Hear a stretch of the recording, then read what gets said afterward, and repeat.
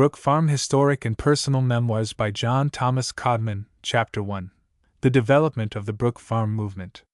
Transcendentalism, explained by Mr. Ripley, the proposition, members of the Transcendental Club, the first persons at the community, Constitution and laws, Articles of Agreement, description of Mr. Ripley, Mr. Pratt, Mr. Dwight, Mrs. Ripley, Mr. Dana, Mr. Bradford, Hawthorne, and others. Chapter 2. The Second Development. Thoughts on Reorganization, Fourier on Social Code, Mr. Ripley's Action, Progress of Society, Theories by Fourier, etc., Closing of the Transcendental Period, Reorganization, and the Industrial Period. Chapter 3.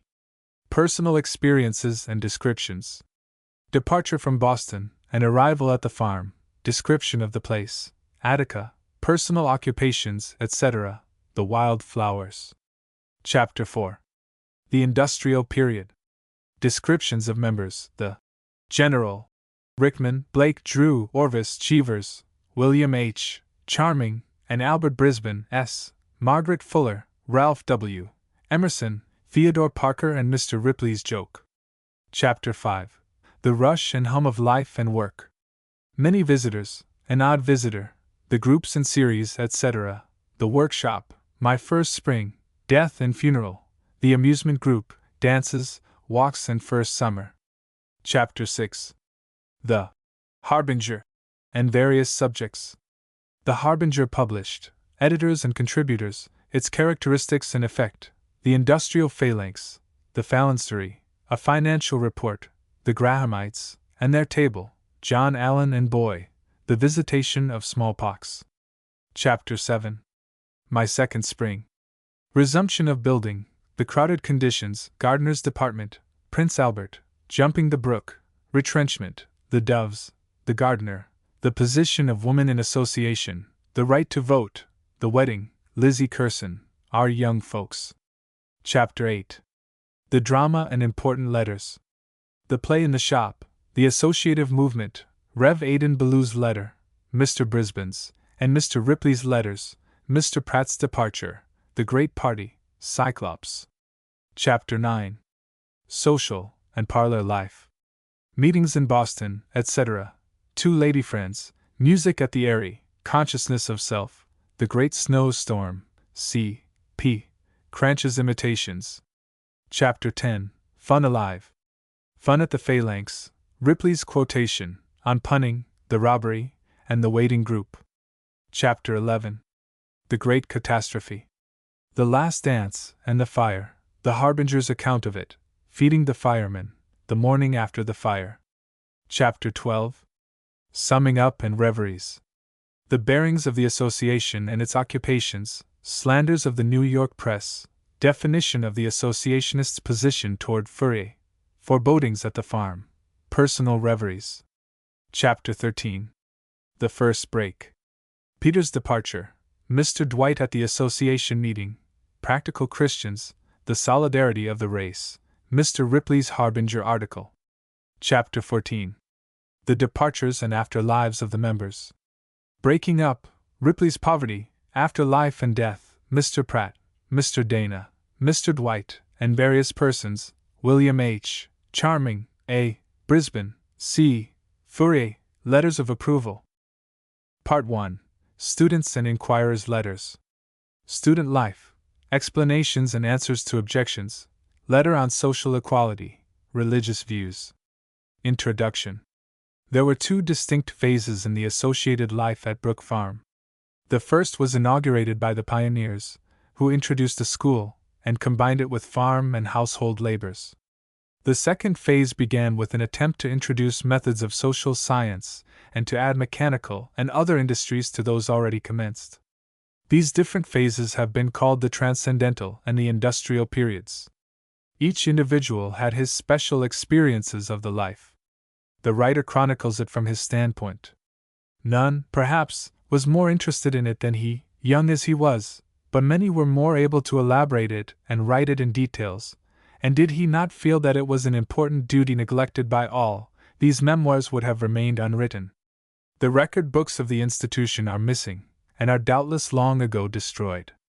These chapters have been compiled and written from few memoranda, at various times, very often after the arduous duties of days of professional life, and with a desire only to present the subject truthfully, faithfully, and simply, and also, not wholly to gratify curiosity, or to record the doings of the noble men and women who were wise before their time, but to whisper courage to those who, like their predecessors, are seeking some solution of the social problems that involves either the two. Sudden surrender of acquired rights, the reckless abandon of old ideas to untried and crude radicalism, or the more to be dreaded feuds between classes, that mean desperation on one side and war on the other, but to aid, if possible, in inspiring a belief that a peaceful adjustment of our surroundings will, in time, bring order out of chaos and harmony out of discord. The reader will have observed long before he lays down this book that the Brook farm life and ideals were purely cooperative and philosophical, that all the elements of true society were recognized, and that the attempt was for the better adjustment of them to the changing and changed relations of their fellow men, brought about by the pervading moral, scientific, and social growth of the past and present centuries. The nation is older, richer, and wiser since the Brook farm experiment began.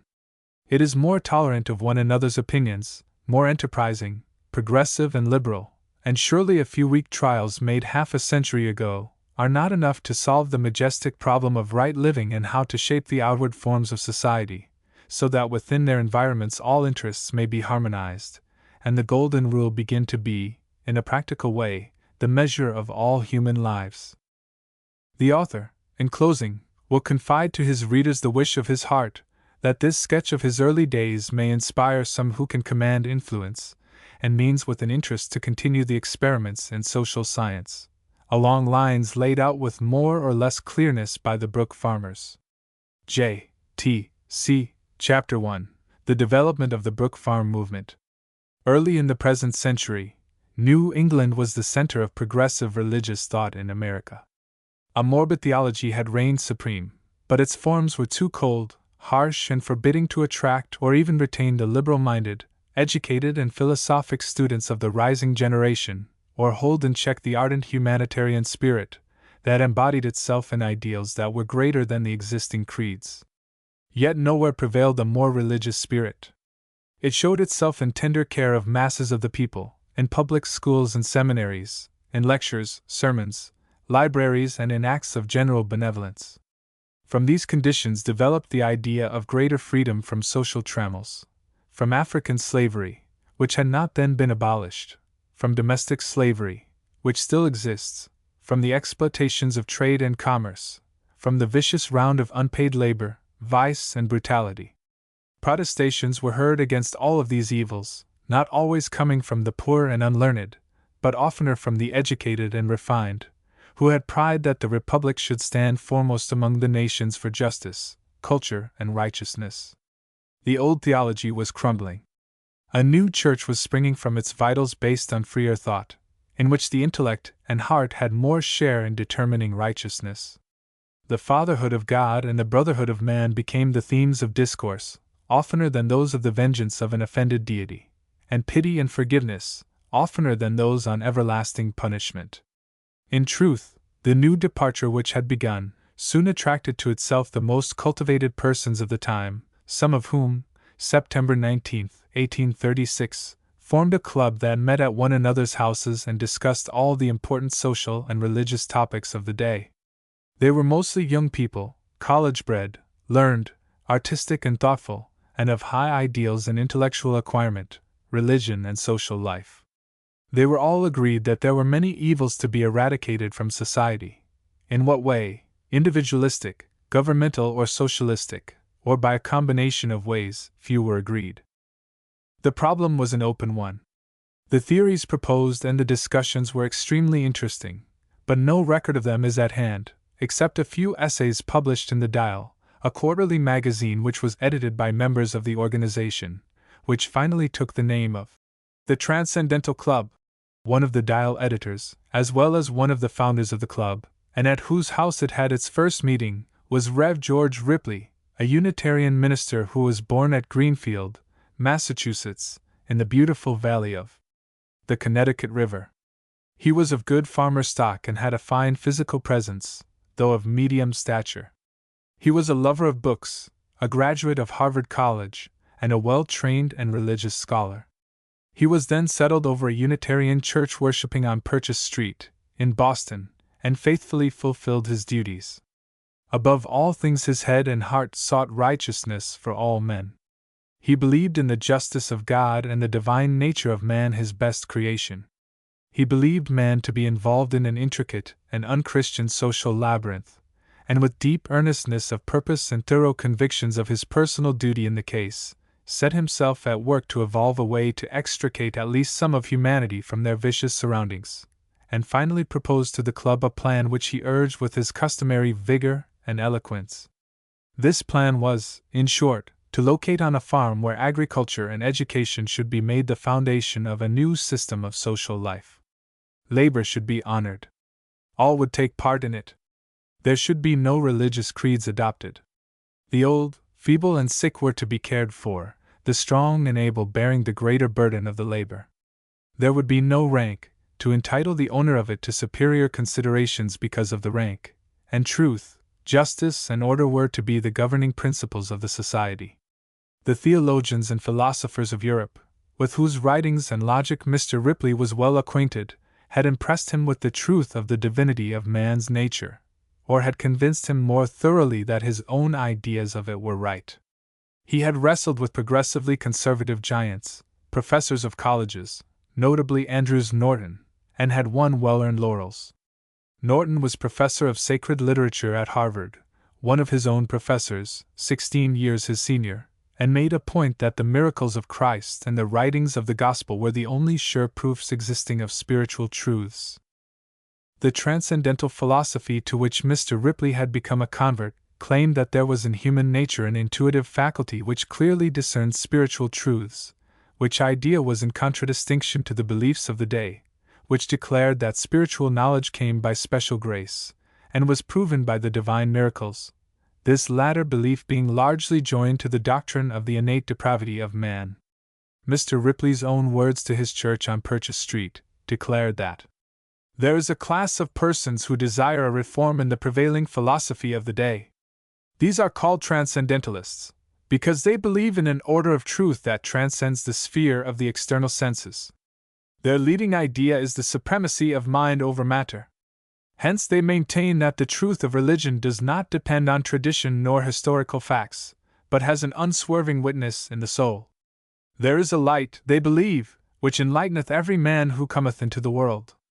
There is a faculty in all, the most degraded, the most ignorant, the most obscure, to perceive spiritual truth when distinctly presented, and the ultimate appeal on all moral questions is not to a jury of scholars, a hierarchy of divines, or the prescriptions of a creed, but to the common sense of the human race.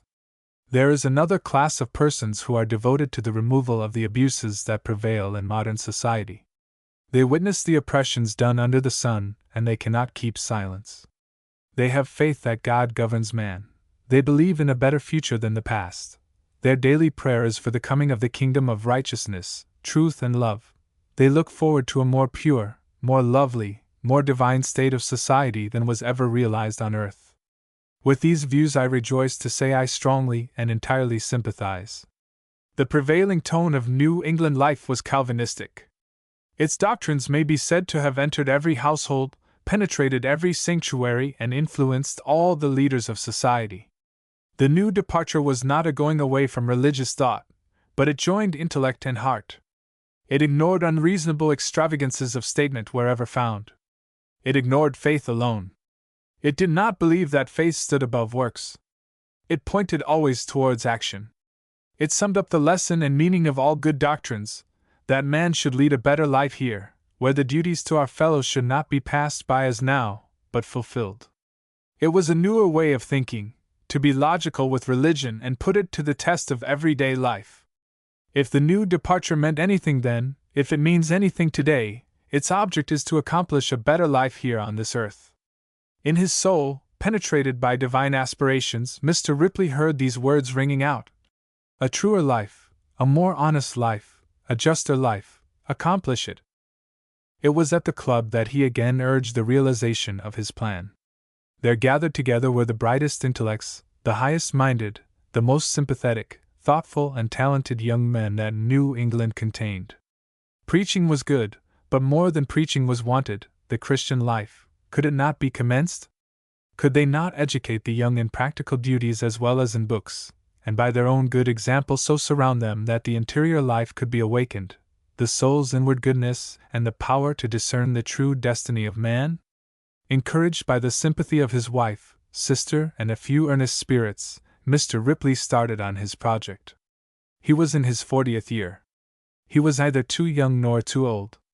A few years of life he could possibly spare for the experiment. He would then be only in his prime. He had no children to embarrass his movements. He could give all his strength of body and mind to it. He loved the country life.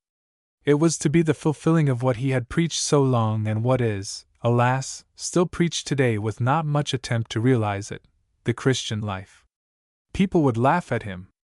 I doubt if that gave him one disturbing thought. It was right, as it was right he would do it. But maybe in his secret heart he thought that more of those who seemed to have been awakened, as he had been, to the divine call, would follow and join with him than did, for, singularly enough, not one of the members of the Transcendental Club, who first met together, joined Mr. Ripley's movement. They were all radical to the prevailing theology, stiff, rigid as it was, and never, in America, was there a group assembled who aimed higher, or did more, first and last, to elevate humanity, for the club contained a galaxy of mental talent. Mr. Ripley led them all in practical endeavor to form the Christian commonwealth that many of them had preached. William Ellery Channing, in whose veins ran the blood of one of the signers of the Declaration of American Independence, a beloved preacher, was there, full of earnestness, tenderness, faith, and love. With vigor he poured out his eloquence to awaken thoughts for an enlarged theology, and with a sympathizing heart criticized chattel slavery, social slavery, and domestic servitude, and afterward became one of the acknowledged leaders of liberal Christendom. Young Ralph Waldo Emerson was there, very late from the ministry, known better as poet, philosopher, and essayist, and James Freeman Clarke, talented writer and preacher, and faithful and independent Rev. Cyrus A. Bartle. Rev. Theodore Parker, son of a Lexington hero, doughty, bold and brave, on whose head fell the anathemas of the orthodox and the curses of the slaveholders at a later day, showed his ever calm, pleasant, and earnest face at the board. Rev. F.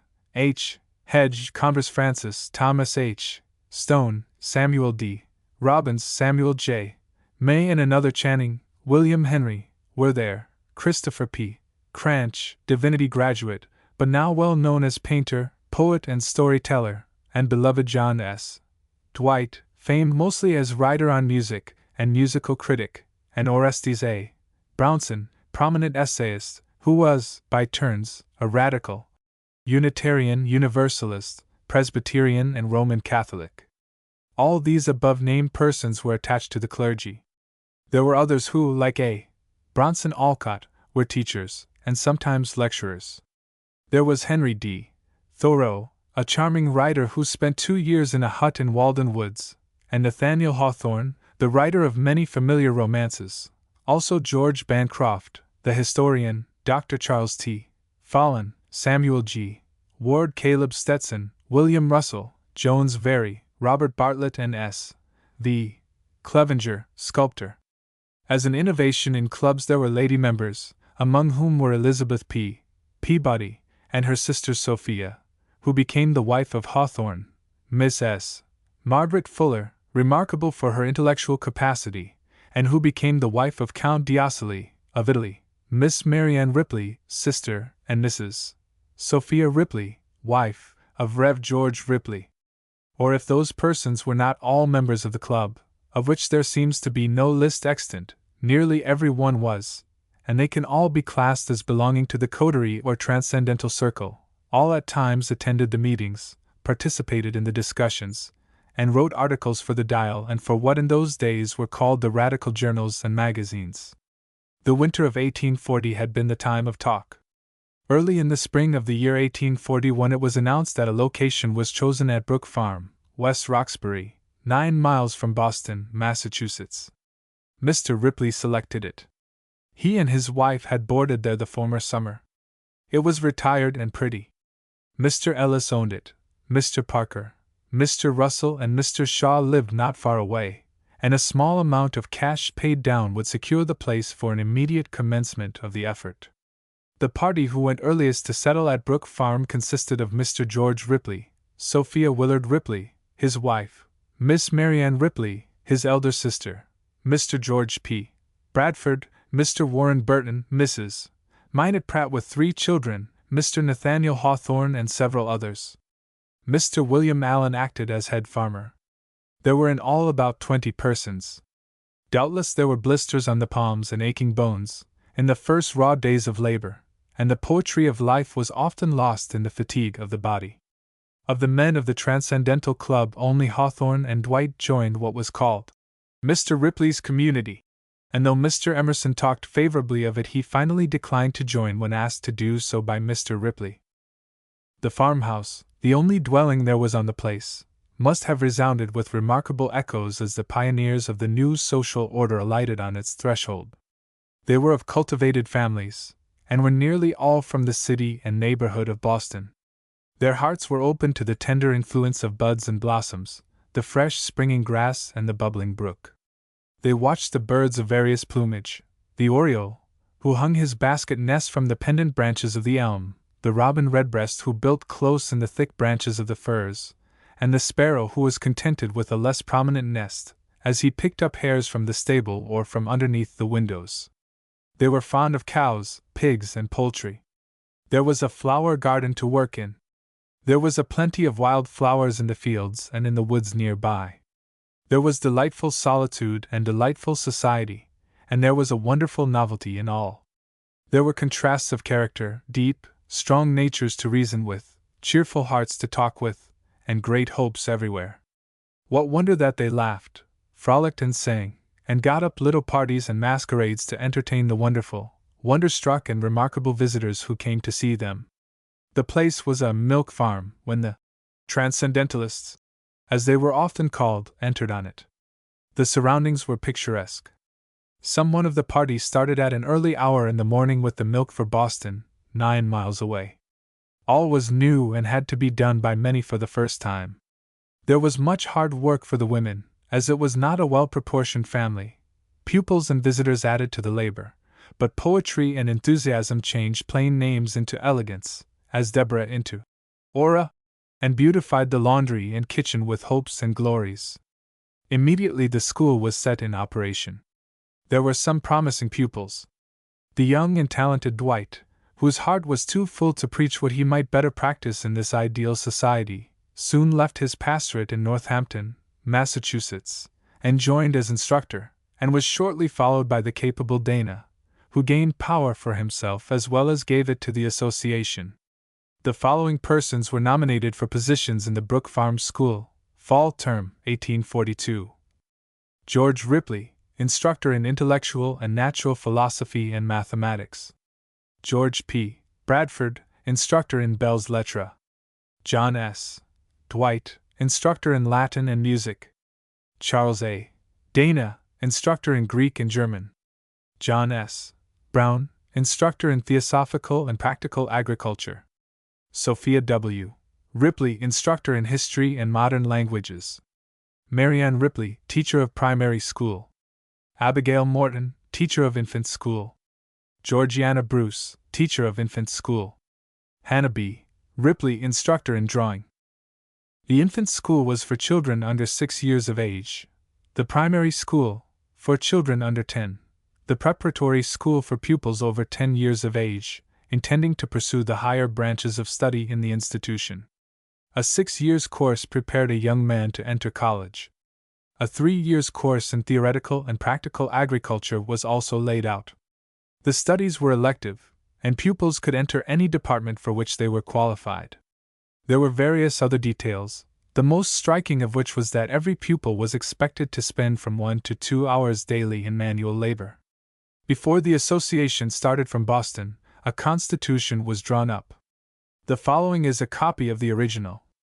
Articles of Agreement and Association between the members of the Institute for Agriculture, and education. In order more effectually to promote the great purposes of human culture, to establish the external relations of life on a basis of wisdom and purity, to apply the principles of justice and love to our social organization in accordance with the laws of divine providence, to substitute a system of brotherly cooperation for one of selfish competition, to secure to our children, and to those who may be entrusted to our care, the benefits of the highest physical, intellectual, and moral education in the present state of human knowledge, the resources at our command will permit, to institute an attractive, efficient, and productive system of industry, to prevent the exercise of worldly anxiety by the competent supply of our necessary wants, to diminish the desire of excessive accumulation by making the acquisition of individual property subservient to upright and disinterested uses, to guarantee to each other the means of physical support and of spiritual progress, and thus to impart a greater freedom, simplicity, truthfulness, refinement, and moral dignity to our mode of life. We, the undersigned, do unite in a voluntary association, to wit. Article 1. The name and style of the association shall be the Brook Farm, Institute of Agriculture and Education. All persons who shall hold one or more shares in the stock of the association, and shall sign the articles of agreement, or who shall hereafter be admitted by the pleasure of the association, shall be members thereof. Art. 2. No religious test shall ever be required of any member of the association, no authority assumed over individual freedom of opinion by the association, nor by any member over another, nor shall anyone be held accountable to the association except for such acts as violate rights of the members, and the essential principles on which the association is founded. And in such cases the relation of any member may be suspended, or discontinued, at the pleasure of the association. Art. 3. The members of this association shall own and manage such real and personal estate, in joint stock proprietorship, as may, from time to time, be agreed on, and establish such branches of industry as may be deemed expedient and desirable. Art. 4. The association shall provide such employment for all of its members as shall be adapted to their capacities, habits, and tastes, and each member shall select and perform such operation of labor, whether corporal or mental, as he shall deem best suited to his own endowments, and the benefit of the association. Art. 5. The members of this association shall be paid for all labor performed under its direction and for its advantage, at a fixed and equal rate, both for men and women. This rate shall not exceed $1 per day, nor shall more than 10 hours in the day be paid for as a day's labor. Art. 6. The association shall furnish to all its members, their children and family dependents, house rent, fuel, food and clothing, and all other comforts and advantages possible, at the actual cost, as nearly as the same can be ascertained, but no charge shall be made for education, medical or nursing attendance, or the use of the library, public rooms or baths to the members, nor shall any charge be paid for food, rent or fuel by those deprived of labor by sickness, nor for food of children under 10 years of age, nor for anything on members over 70 years of age, unless at the special request of the individual by whom the charges are paid, or unless the credits in his favor exceed, or equal, the amount of such charges. Art. 7. All labor performed for the association shall be duly credited, and all articles furnished shall be charged, and a full settlement made with every member once every year. Art. 8. Every child over 10 years of age shall be charged for food, clothing, and articles furnished at cost, and shall be credited for his labor, not exceeding 50 cents per day, and on the completion of his education in the association at the age of 20, shall be entitled to a certificate of stock, to the amount of credits in his favor, and may be admitted a member of the association. Art. 9. Every shareholder in the joint stock proprietorship of the association shall be paid on such stock, at the rate of 5% annually. Art. 10. The net profits of the association remaining in the treasury after the payments of all demands for interest on stock, labor performed, and necessary repairs and improvements, shall be divided into a number of shares corresponding with the number of days' labor, and every member shall be entitled to 1 share for every day's labor performed by him. Art. 11. All payments may be made in certificates of stock at the option of the association, but in any case of need, to be decided by himself, every member may be permitted to draw on the funds of the Treasury to an amount not exceeding the credits in his favor. Art. 12. The association shall hold an annual meeting for the choice of officers, and such other necessary business as shall come before them. Art. 13. The officers of the association shall be 12 directors, divided into 4 departments, as follows: 1st, General Direction; 2nd, Direction of Agriculture; 3rd, Direction of Education; 4th, Direction of Finance, consisting of 3 persons each, provided that the same persons may be a member of each direction at the pleasure of the association. Art. 14. The chairman of the general direction shall be presiding officer in the association, and together with the direction of finance, shall constitute a board of trustees, by whom the property of the association shall be managed. Art. 15. The general direction shall oversee and manage the affairs of the association so that every department shall be carried on in an orderly and efficient manner. Each department shall be under the general supervision of its own direction, which shall select, and in accordance with the general direction, shall appoint, all such overseers, directors, and agents, as shall be necessary to the complete and systematic organization of the department, and shall have full authority to appoint such persons to these stations as they shall judge best qualified for the same.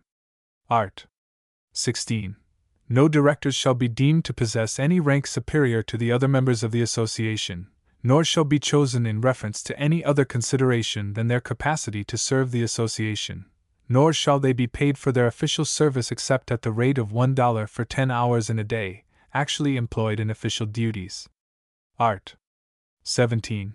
The association may, from time to time, adopt such rules and regulations, not inconsistent with the spirit and purpose of the Articles of Agreement, as shall be found expedient and necessary. This was signed by Geo. Ripley, Warren Burton, Sophia W. Ripley, Minot Pratt, Samuel D. Robbins, Maria J. Pratt D. Mack, G.O.C. Leach, Nath Hawthorne, Marianne Ripley, Lamel Capon, Mary Robbins. Not all who signed this document entered on the work. Mr. David Mack, whose name is attached, for some reason did not, either did Mr. and Mrs. Samuel D. Robbins. Mr. Mack afterward founded the Northampton Association at Northampton, Massachusetts. It would be interesting to give a history of and describe all the persons who signed this original document, but room will not permit it. Mr. Ripley's biography is published. I refer the reader to that book for particulars of his life, but cannot refrain from selecting one pen picture of him by the author, Rev. O. B.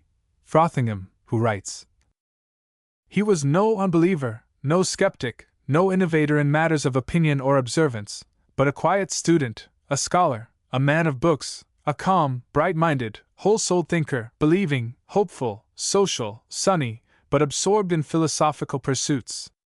Well does the writer of these lines recall the vision of a slender figure wearing in summer the flowing silk robe, in winter the long, dark blue cloak of the profession, walking with measured step from his residence in Rose Street towards the meeting house in Purchase Street. The face was shaven clean, the brown hair curled in close, crisp ringlets. The face was pale as if in thought. The gold-rimmed spectacles concealed black eyes. The head was alternately bent and raised. No one could have guessed that the man had in him the fund of humor in which his friends delighted, or the heroism and social reform which a few years later amazed the community. He seemed a sober, devoted minister of the gospel, formal, punctilious, ascetic, a trifle forbidding to the stranger. But even then the new thoughts of the age were at work within him. Minot Pratt was at one time foreman printer at the office of the Christian Register, a finely formed, large, graceful-featured, modest man. His voice was low, soft, and calm. His presence inspired confidence and respect. Whatever he touched was well done.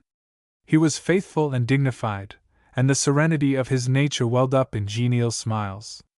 In farm work he was Mr. Ripley's right hand. He was not far from him in age. They agreed in practical matters. Indeed, Mr. Ripley deferred to him. His wife was an earnest, strong, faithful worker. They entered into the scheme with fervor, and it was often said of him that he was first to give Mr. Ripley the hand of fellowship in the practical work of organizing the society.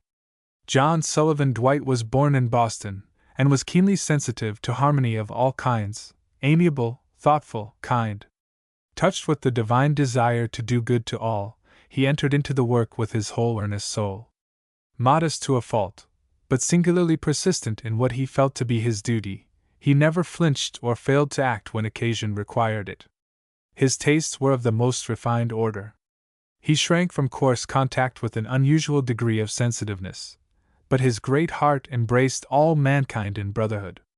He graduated at Harvard College, and rumor says that he had more than ordinarily the goodwill of his classmates. He studied and made some fine translations from French and German authors, and was ordained to the ministry. He soon left the pulpit, feeling that it was better to try to actualize a Christian life, preaching it by deeds himself, than to preach it by words to others. He was supremely musical, though his musical feeling sometimes showed itself in verse, and he stamped Brook Farm with his musical influence. Short in stature, delicate in physical organization, the school claimed the major part of his services. Mrs. Ripley was born under favorable stars and had superior mental talent and training, with hosts of friends and relatives. Her devotion to the community caused a great flutter in her social circle. Her relatives were noted for their position, their personal dignity, and generally for a haughtiness of manner unknown in these days. In person she was tall, slender and graceful, with rather light, smooth hair, worn in the plain style of the day. Being nearsighted, she was obliged to use a glass when looking at a distant person or thing. Her manner was vivacious, and she was a good conversationalist. Mr. Ripley had changed since the description given of his appearance in earlier days, and had grown stouter, had lost his pallor and gained a good, healthy color. He had allowed a vigorous beard to grow, and shaved only his upper lip. A young man of education, culture and marked ability was Charles Anderson Dana when from Harvard College he presented himself at the farm. He was strong of purpose and lithe of frame, and it was not long before Mr. Ripley found it out and gave him a place at the front. He was about 24 years of age, and he took to books, language and literature. Social, good-natured and animated, he readily pleased all with whom he came in contact. He was above medium height, his complexion was light, and his beard, which he wore full but well trimmed, was vigorous and of auburn hue, and his thick head of hair was well cut to moderate shortness. His features were quite regular, his forehead high and full, and his head large. His face was pleasant and animated, and he had a genial smile and greeting for all. His voice was musical and clear, and his language remarkably correct. He loved to spend a portion of his time and work on the farm and in the tree nursery, and you might be sure of finding him there when not otherwise occupied. Enjoying fun and social life, there was always a dignity remaining which gave him influence and commanded respect. If you looked into his room, you saw pleasant volumes in various languages peeping at you from the table, chair, bookcase, and even from the floor, and they gave one the impression that for so young a person he was remarkably studious and well informed. George P. Bradford had the department of belles lettres. Of him, after his decease, his former friend and pupil, George William Curtis, wrote as follows in Harper's Monthly for May, 1890. The recollection of George Bradford is that of a long life as serene and happy as it was blameless and delightful to others. It was a life of affection and many interests and friendly devotion, but it was not that of a recluse scholar like Edward Fitzgerald, with the pensive consciousness of something desired but undone. George Bradford was in full sympathy with the best spirit of his time. He had all the distinctive American interest in public affairs. His conscience was as sensitive to public wrongs and perilous tendencies as to private and personal conduct. He voted with strong convictions, and wondered sometimes that the course so plain to him was not equally plain to others.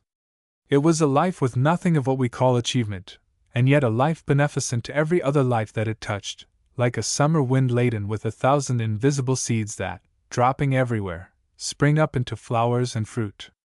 It is a name which to most readers of these words is wholly unknown, and which will not be written, like that of so many of the friends of him who bore it, in our literature and upon the memory of his countrymen. But to those who knew him well, and who therefore loved him, it recalls the most essential human worth and purest charm of character, the truest manhood, the most affectionate fidelity. To those who hear of him now, and perhaps never again, these words may suggest that the personal influences which most envelop and sweeten life may escape fame, but live immortal in the best part of other lives. Among the signers was also Nathaniel Hawthorne, the writer, and it may not be out of place to make here a few comments on his relation to the Brook farm life, so often alluded to by writers. Hawthorne was an idealist in its broad sense. The idea of a juster and more rational social state pleased him. He felt himself honored, and was very grateful for the appreciation of the men and women by whom he was surrounded in the literary circle of the Transcendental Club, but he never surrendered the well-matured plan of his youth, to be a writer of stories. When he went to Brook Farm, he thought that his manual labors might in a small way do a trifle towards aiding the formation of the ideal state, and evidently felt that in his leisure hours he could compose, write for magazines, and the like. But the hard, unwanted though self-imposed labor, the peculiar surroundings, the buzz and hum of the large family in which he could not fail to take an interest, distracted him from his purpose. James T. Fields, the publisher, said of him, "He was a man who had, so to speak, a physical affinity with solitude. He could not put his mind to his special work. The seclusion in which he had worked before, he could not find, and though no one intruded on him, as he says, yet he was not in his best element. Had he stayed longer, this newness of situation would doubtless have worn off, and he would have found a seclusion little dreamed of at first acquaintance with the life. He was in haste to be at his writing, so after a few months of manual labor, bidding adieu to the farm, he found himself back in Boston. There were other interests that carried him there, for we find that in the next year he married Sophia Peabody of Salem, Massachusetts.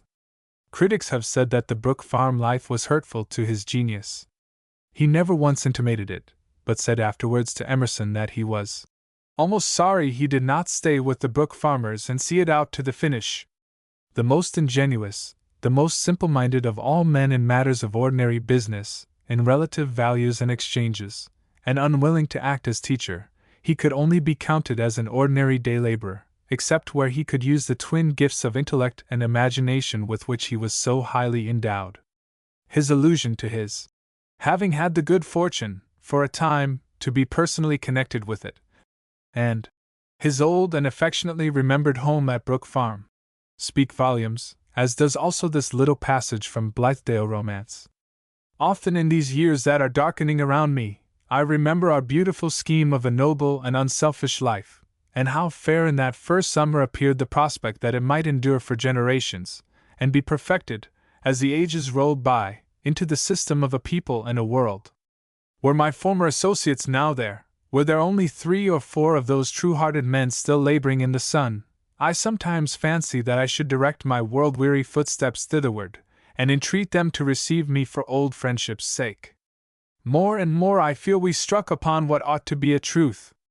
Posterity may dig it up and profit by it. In Years of Experience, the writer Georgiana Bruce Kirby, one of the early associates, says, Hawthorne, after spending a year at the community, had now left. No one could have been more out of place than he in a mixed company, no matter how cultivated, worthy and individualized each member of it might be. He was morbidly shy and reserved, needing to be shielded from his fellows, and obtaining the fruits of observation at second hand. He was therefore not amenable to the democratic influences at the community which enriched the others, and made them declare, in after years, that the years or months spent there had been the most valuable ones in their lives. Messrs. W. B. Allen, Minot Pratt, Warren Burton, Charles Hosmer, Isaac Hecker, and George C. Leach, with Mr. Hawthorne, devoted most of their time to outdoor farm work. Many of the pupils became interested in the new life with which they came in contact. It influenced them for good, and in after years they were full of gratitude and praise for the help and moral tone it imparted to them. An extract from a letter from Mr. Richard F. Fuller, the father of Margaret Fuller, to Mr. Ripley at this time reads as follows. A lady asked me not long since where she should send her daughter to school. I said at once, to the community, for there she would learn for the first time, perhaps, that all these matters of creed and morals are not quite so well settled as to make thinking nowadays a piece of supererogation, and would learn to distinguish between truth and the sense sublime, and the dead dogmas of the past. This is the great benefit I believe you confer upon the young. The pupil who became most prominent was George William Curtis, who always acknowledged the beneficial effect it had upon all his future career. New England and New York sent in their share of pupils until the accommodations were crowded. The school flourished. It was not large but select. It was necessary to have more room, and a neighbor's cottage was hired. Enthusiasts wished to build on the place. Plans of procedure for the association were indefinite. The central idea of justice to all men and women was ever uppermost. Mrs. Alvord, a lady of means, built a small gabled cottage of wood, which, owing to ill health, she was able to occupy but a short time. At the highest point of the domain, on a ledge of pudding stone, the association erected a small, square, wooden building which was named the Eyrie, and at another period a large double or twin house was built to be conjointly occupied by two brothers from Plymouth, Massachusetts, of the name of Morton. It was called the Pilgrim House. The original farmhouse was christened the Hive. The cultivation of the farm proceeded, and some ornamentation in the shape of flower beds was done around the houses. It was soon found that much milk was needed at home, and the sale of it was discontinued. A few individuals making a common family on a farm near a city would seem to be too unimportant a matter to excite much comment now, even though the people who did it were superior in attainments, of high purpose, and above criticism in their moral and social standing. But at this date of our country's history, all thoughtful people in New England seemed to be gaping at them with curiosity and wonder. And comments were unlimited. As they were neither dogmatists, nor active fanatics who brandished anathemas of terror and destruction at those who followed not in their ways, but simply and unostentatiously attended to their own business, and seemed to care very little for what anyone said derogatory to their proceedings, the conditions appeared so unique that interest in their doings increased day by day. Mr. Ripley wrote of it a few months after its commencement. We are now in full operation as a family of workers, teachers, and students. We feel the deepest convictions that, for us, our mode of life is the true one, and no attraction would tempt any one of us to exchange it for that we have quitted lately. And it would be an impertinence now to penetrate into its private circles and bring its members and doings to the gaze of an investigating and curious public, were it not that its doings and its members have become, from their relation to social science, a part of public history. The pressure of life was off at Brook Farm, for the nonce. What anyone did that was out of the common might cause smiles and laughter but no frowns or scoldings. Each felt and believed in the demonstration of his or her own individuality, and, as a first consequence, there was something that was often mistaken, by strangers, for rudeness and want of order. Some forgot that it was especially work they came for, and were anxious to have their theories discussed. Independence in dress was universal. The Misses Grandies were all away, and if the young ladies thought it was prettier to exhibit the grace of flowing tresses than to bind them up in pugs behind their heads, who could object? Prim Margaret Fuller, who was a visitor, and never a member of the community as has often been stated, professed herself disturbed, at first, by the easy and perhaps indifferent manner in which they listened to her long conversations, as they sat on the floor or on crickets.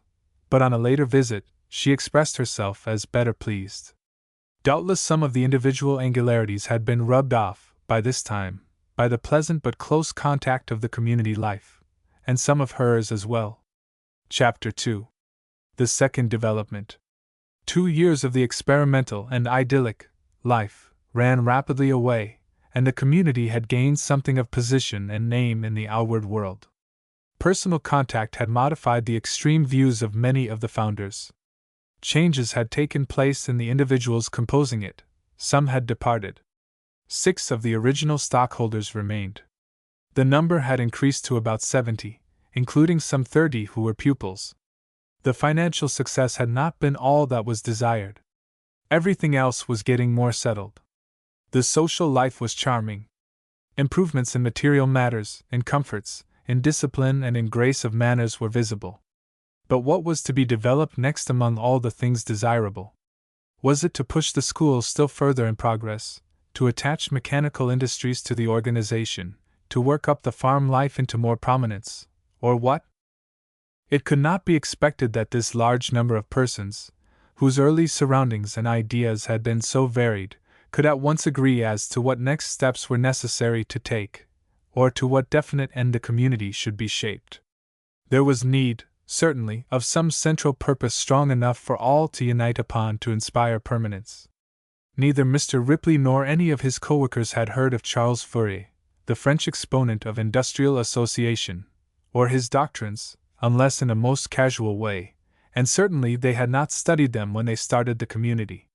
They were independent workers in a field of social science, but when they became acquainted with his ideas, especially his ideas of industry made attractive by organized labor, and its relation to the higher standard of work and liberal belief they had adopted and maintained thus far, their enthusiasm was awakened for them, and they resolved to graft some of his formulas on their institution.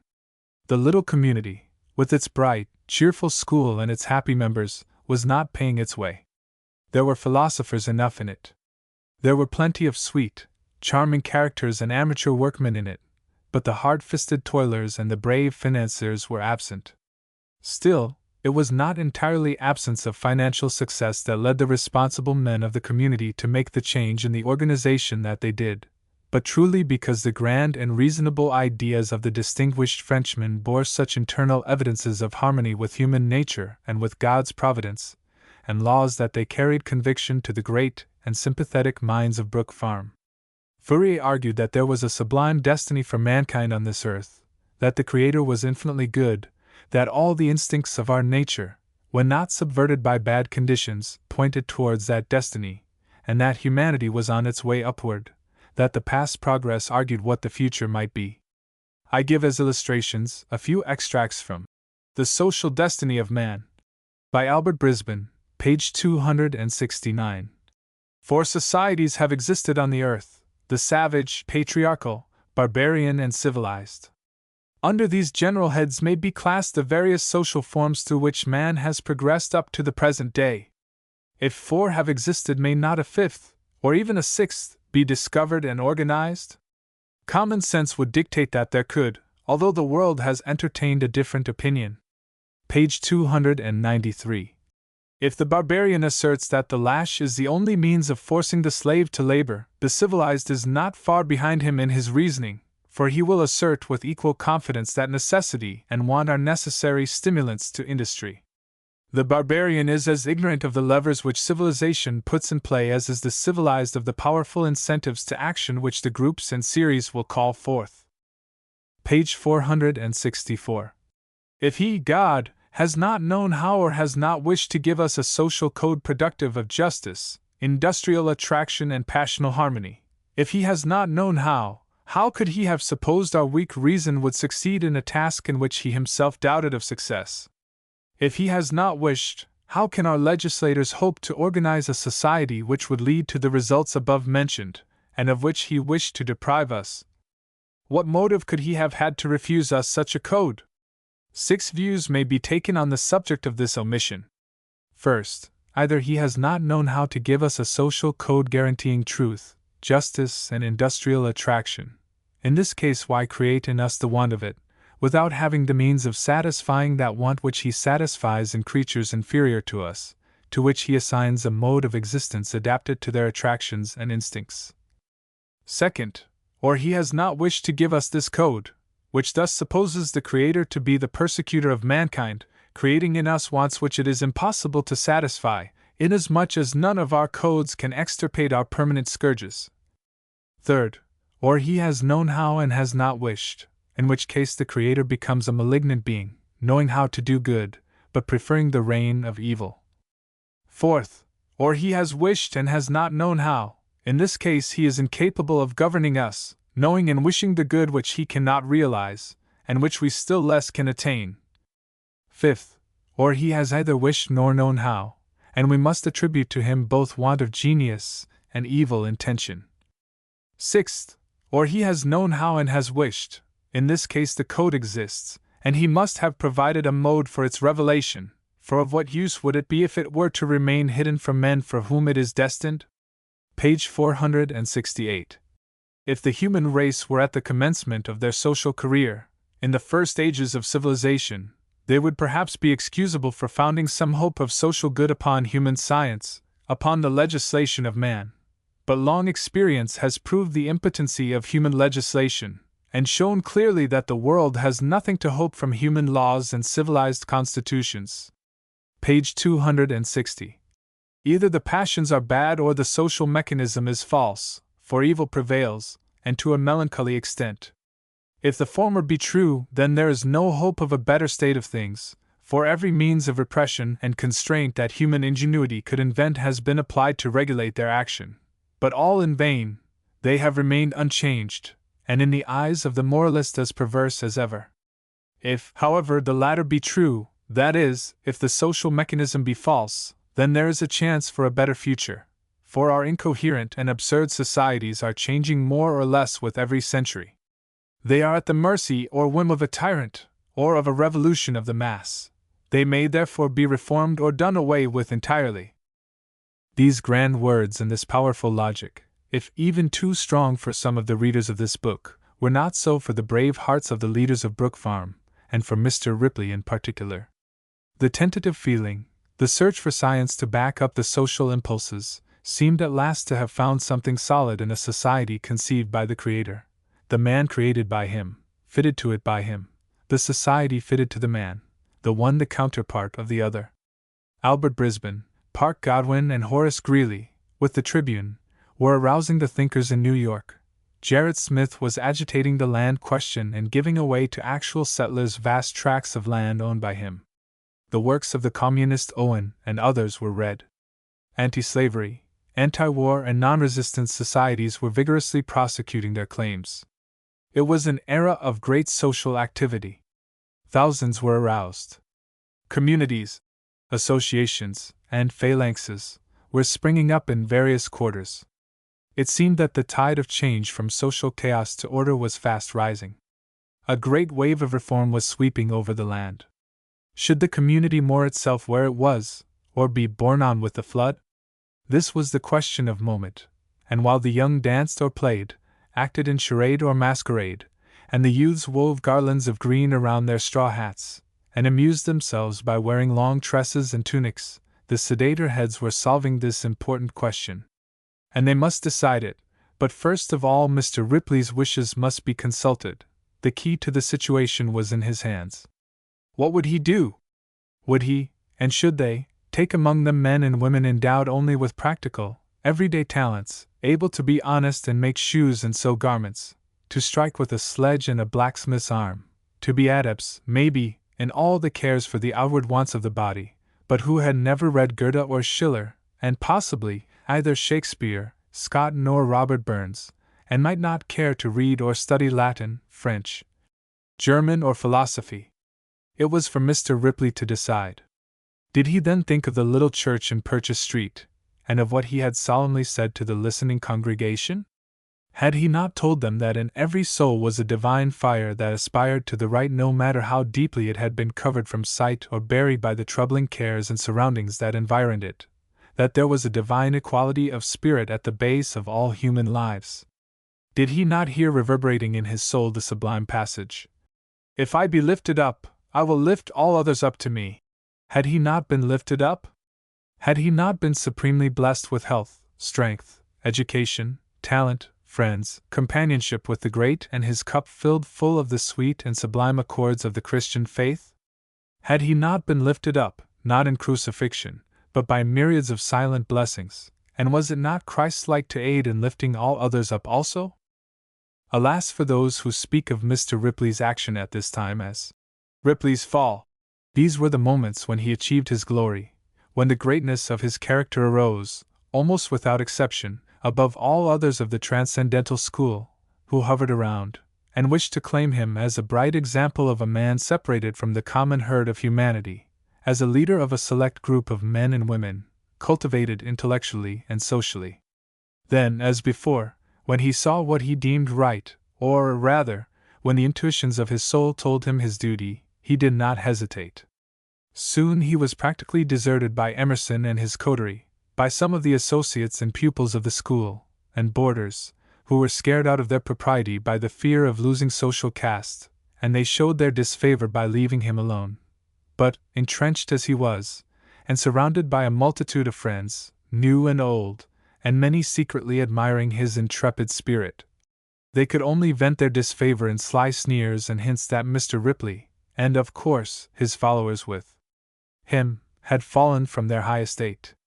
Yes, they who sat near by on the fences and crowed reform the loudest, they who had never soiled their ink-stained fingers with the grass-green sod of old Brook Farm and practical example of work, found most fault with him, because he chose to remain and risk his social standing still more than he had already done, in his magnificent work and experiment.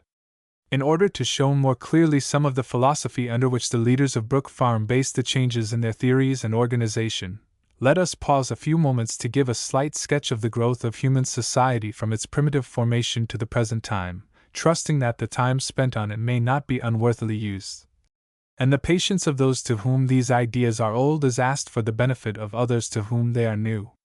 It is evident that, at some time, there was a beginning of social life.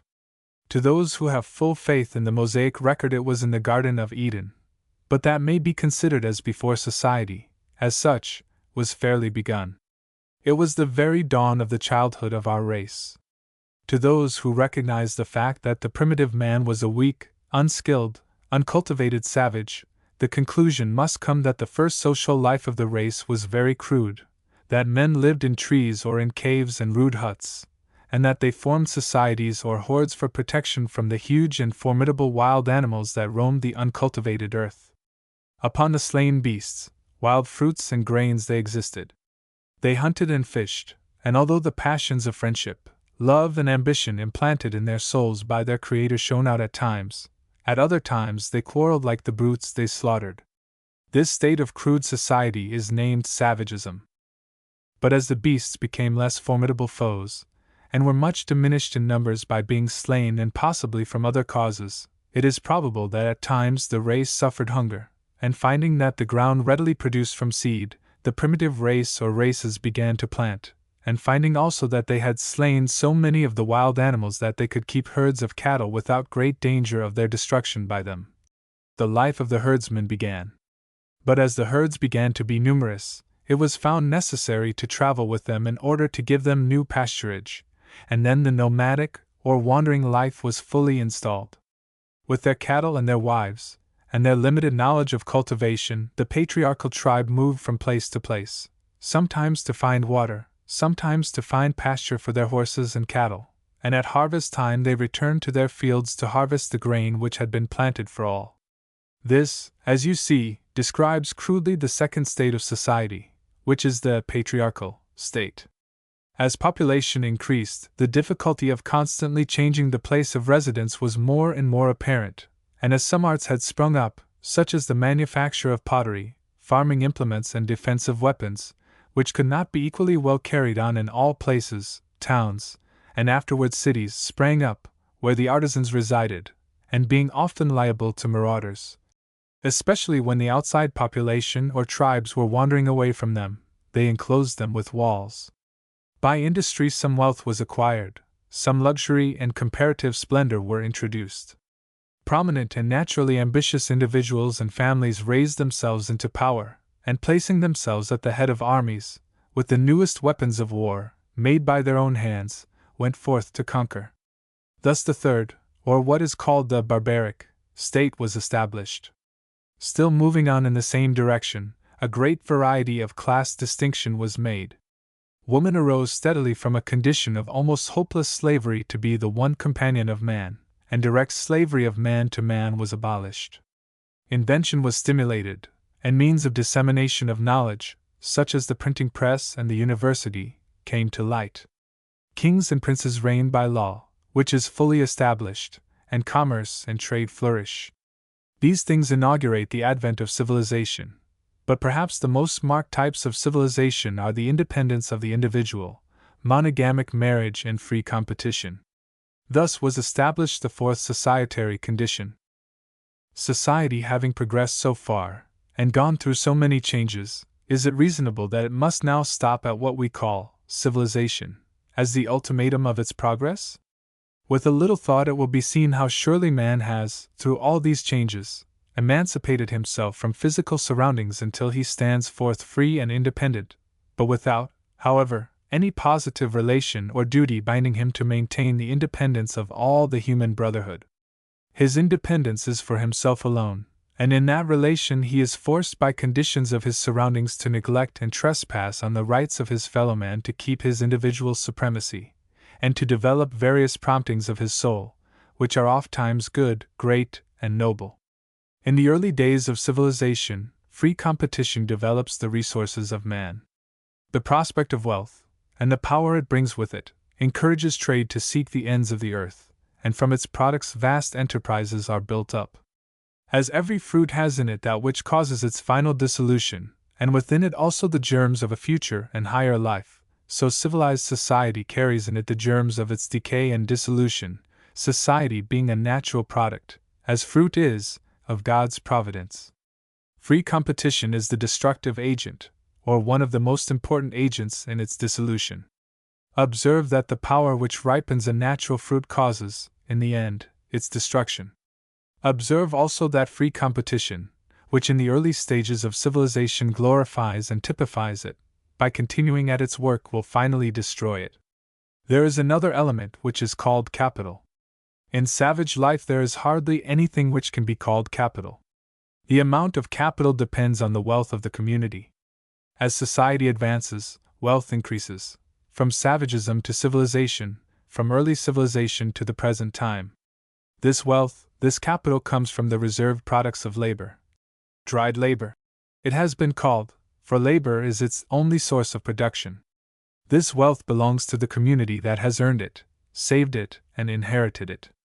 It is the grand moving power of society as it now stands, and without it we would return to the savage state. Society can never be too wealthy, any more than it can be too powerful, and the one is the synonym, to a great extent, of the other. But capital with interest, as the agent and assistant of competition, is destructive. Capital joined with labor builds manufactories, railroads, towns, and is the great moving power of civilization.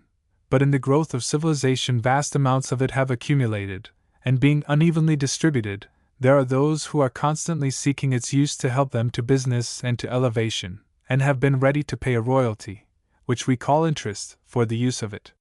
This has made capital a commodity.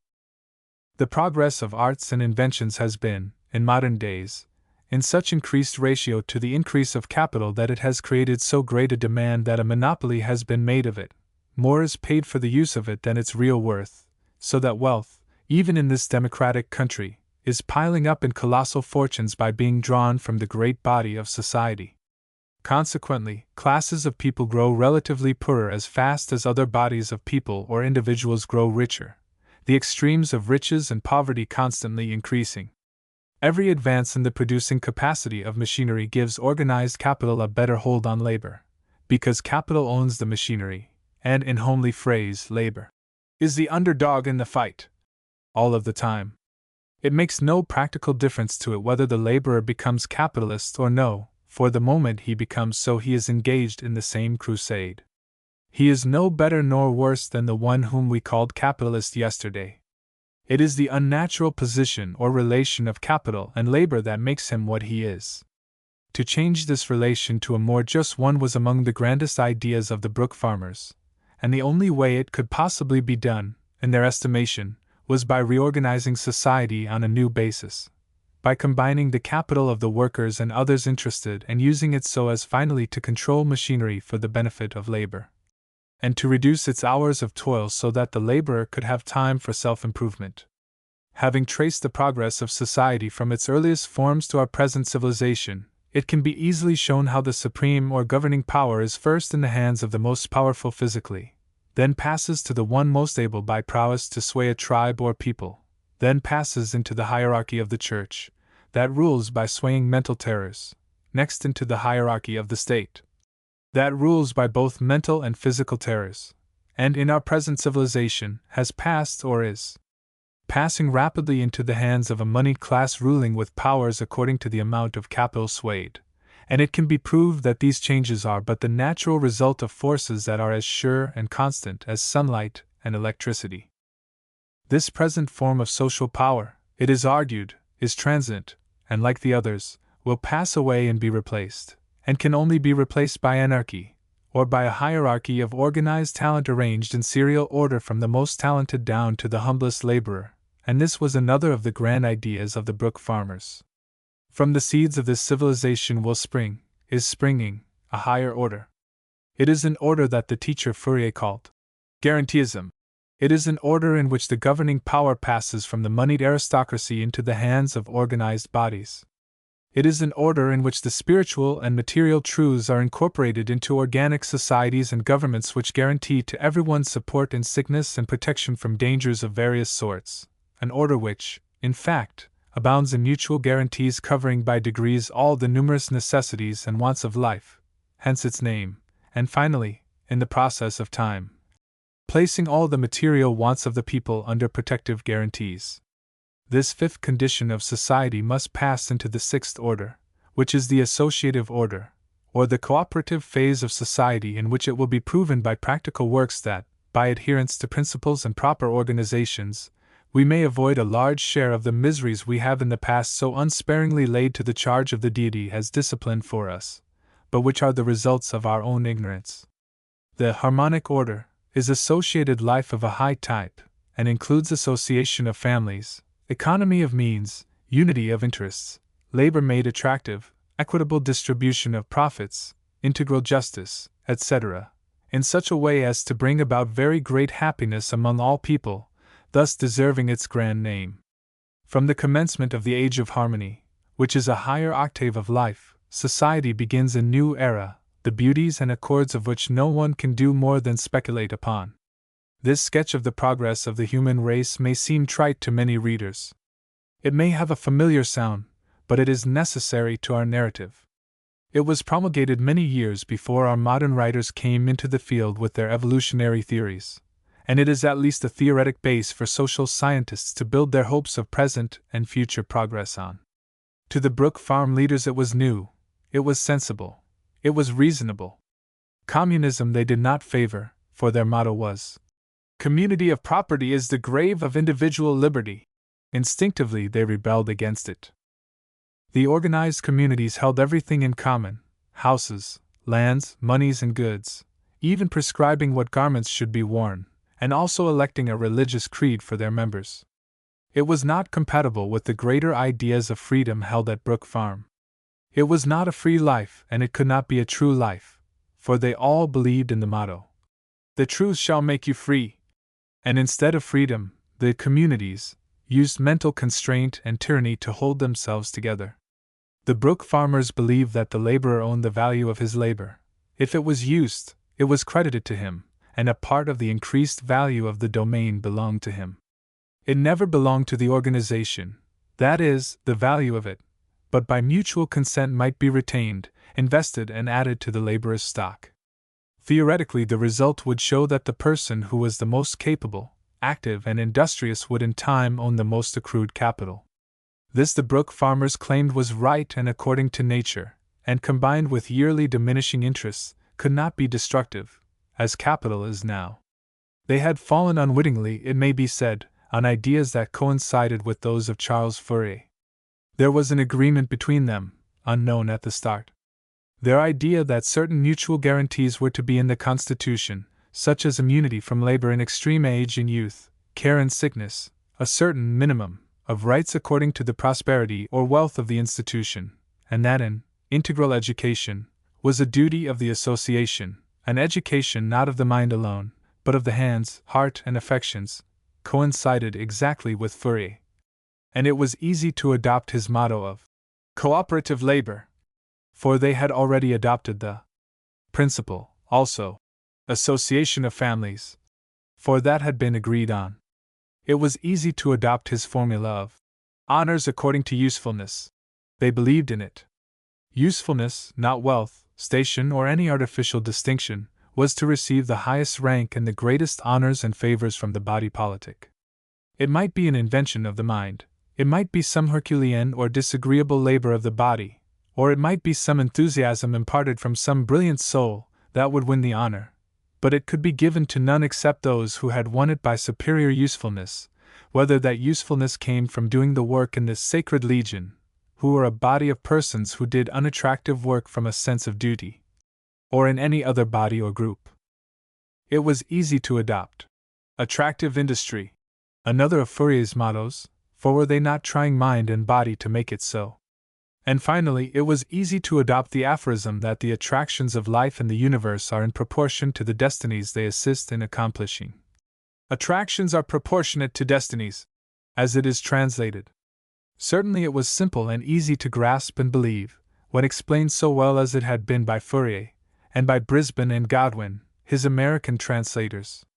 And lastly, if all these things were true, why not say so and adopt them? They were outside and free from modern society. They had one of their own. They were happy in it.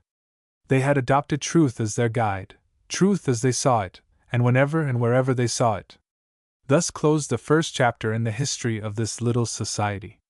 They had gathered together without any idea of scientific organization, but from profound convictions of the present wrong relations of the human brotherhood, from religious convictions of duty, and in the belief that they would increase in love to one another, and draw to themselves by their example the good and wise, believing also that if they planted the seeds of truth and unity they would be watered with deeds of faith, and by degrees overtop and destroy the evil undergrowth that abounded in the so-called civilization all around them. Now came to the leaders a new revelation.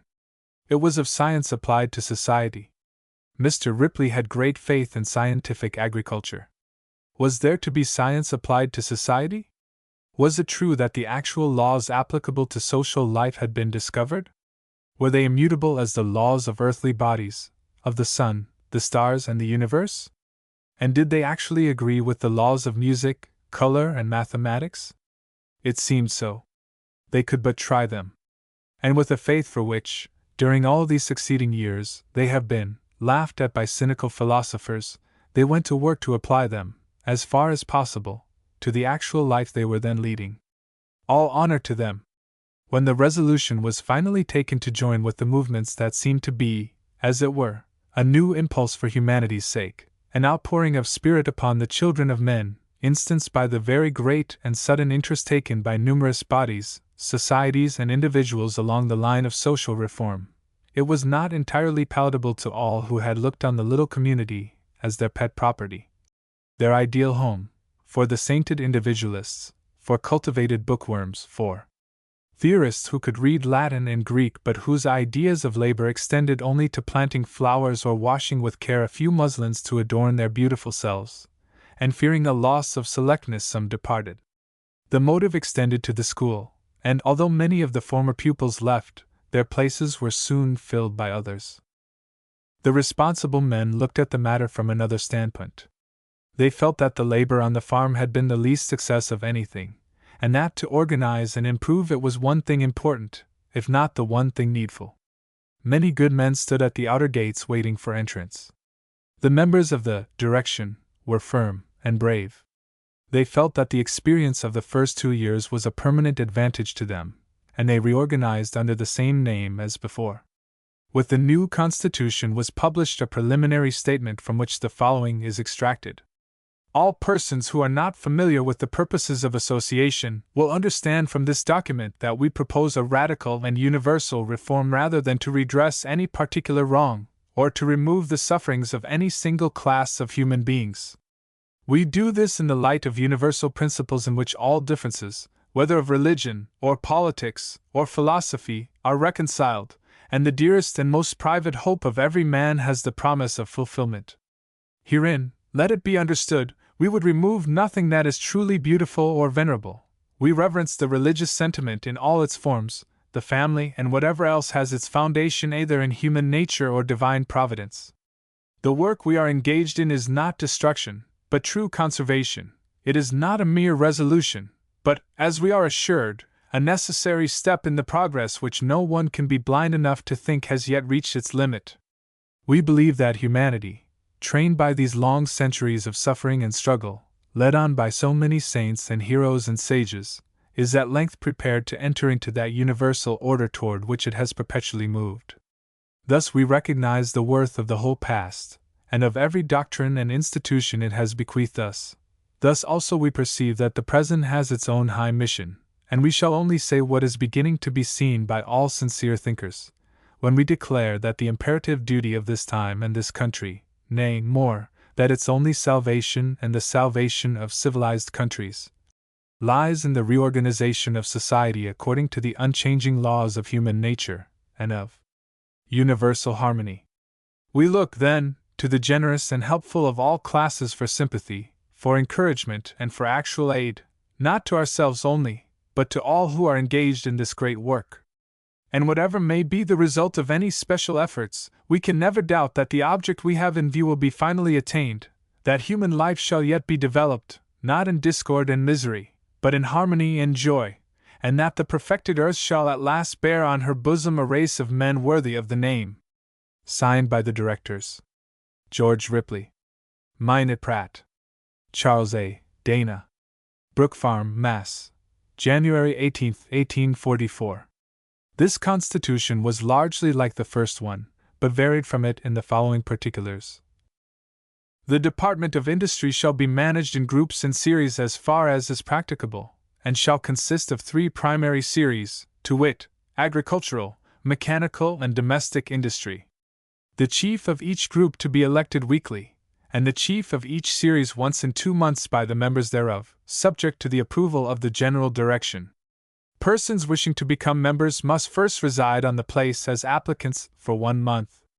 Applicants who have passed acceptably through their term may become candidates, and remain in this new relation a month more, when they may be admitted as associates. Personal property may be received as stock by the direction of finance when it shall be deemed advantageous to the association.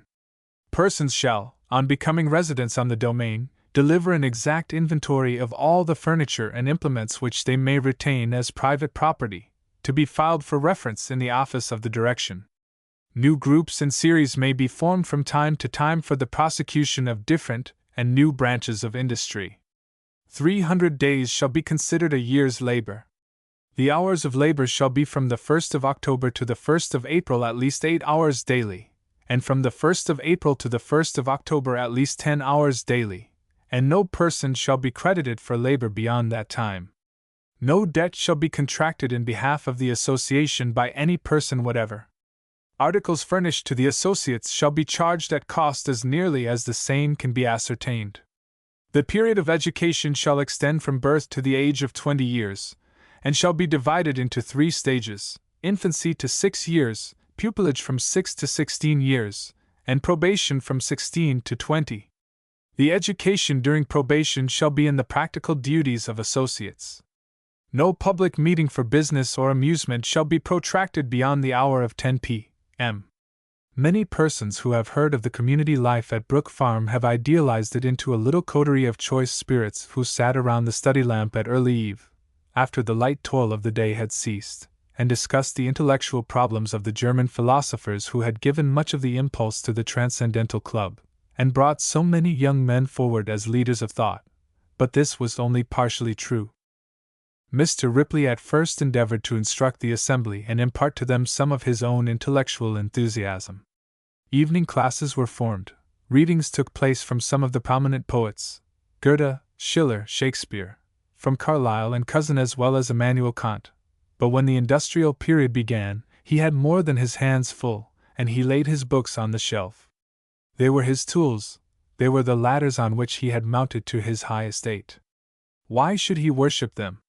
They had taught him, as had the Hebrew writers, faith in the Creator, faith in his best creation, man, faith in reason, faith in right, faith in a magnificent human destiny. Why should he spend his life in singing praises of them? To work. To begin to shape society to higher ends. That was indeed the worthiest end in life, and his worthiest homage to the writers and their books. Chapter 3. Personal Experiences and Descriptions. It was a pleasant afternoon in March, 1843, when I left Boston, in a small omnibus that started from Brattle Street for West Roxbury Village and Brook Farm. My father's family of 3 had preceded me, he remaining behind to close his business. It was a question of but a few days when we should be all embarked in the new and untried life to which we were looking forward with pleasurable emotions. The 9 miles of interval was passed, riding through an undulating country, by pleasant farms surrounded with the stone walls so common in Massachusetts and the eastern states, and by pretty white houses, with green window blinds and little front flower gardens, with fruit and shade trees standing sentinels on their borders. Here and there a ledge of pudding stone cropped out, and the scenery grew more primitive as we neared the vicinity of the farm.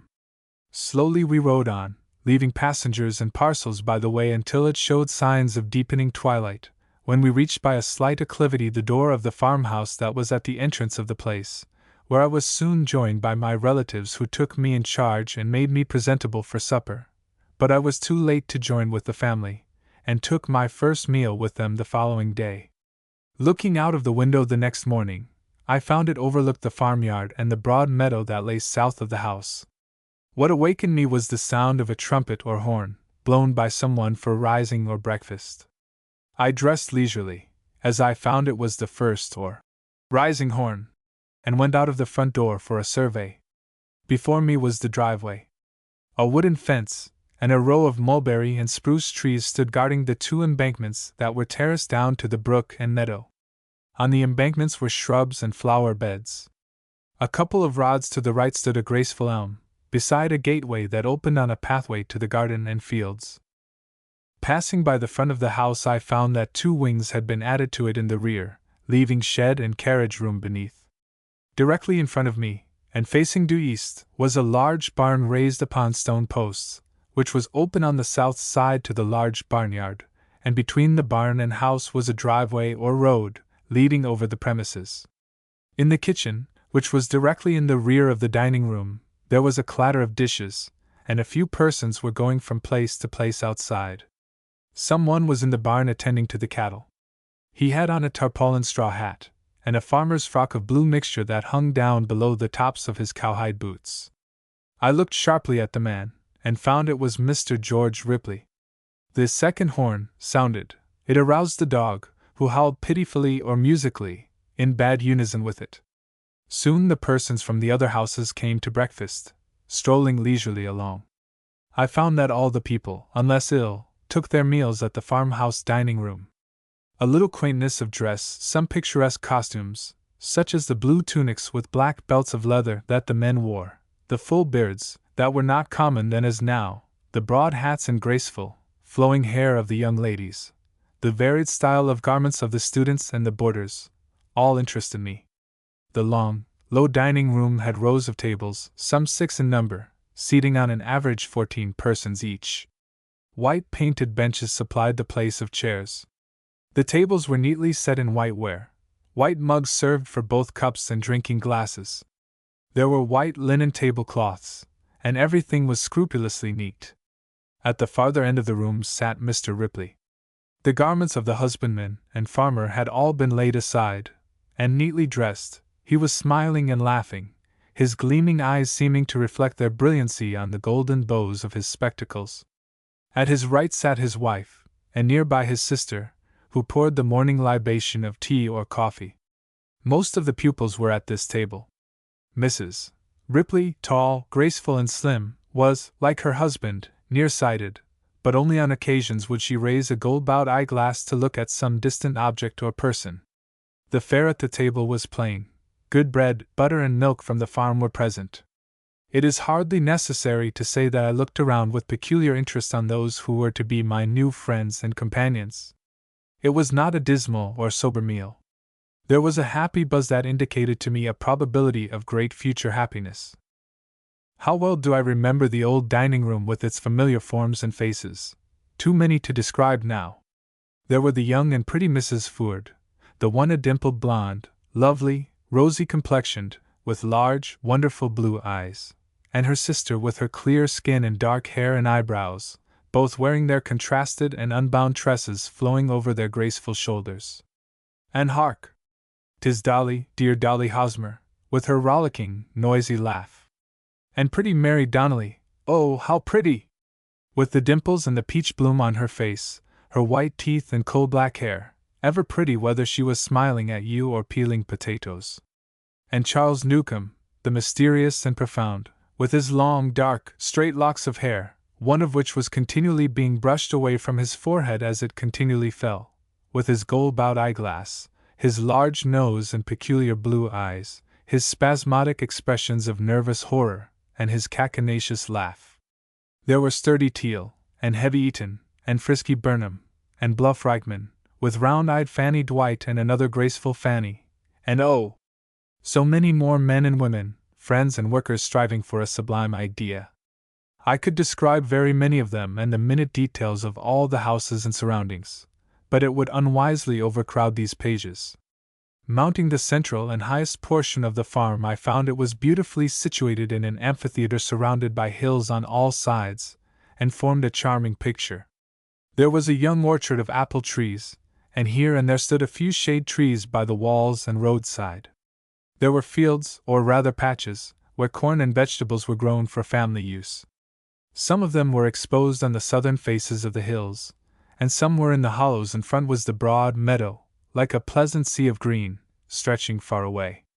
From the first house, the old farmhouse called now the Hive, a pretty and well-chosen name, the driveway led to the other houses. It descended nearly to the level of the meadow, and did not rise again until it neared the Pilgrim House, the most distant one. From that it turned on itself on the high ground toward the cottage, and Airy, the remaining houses.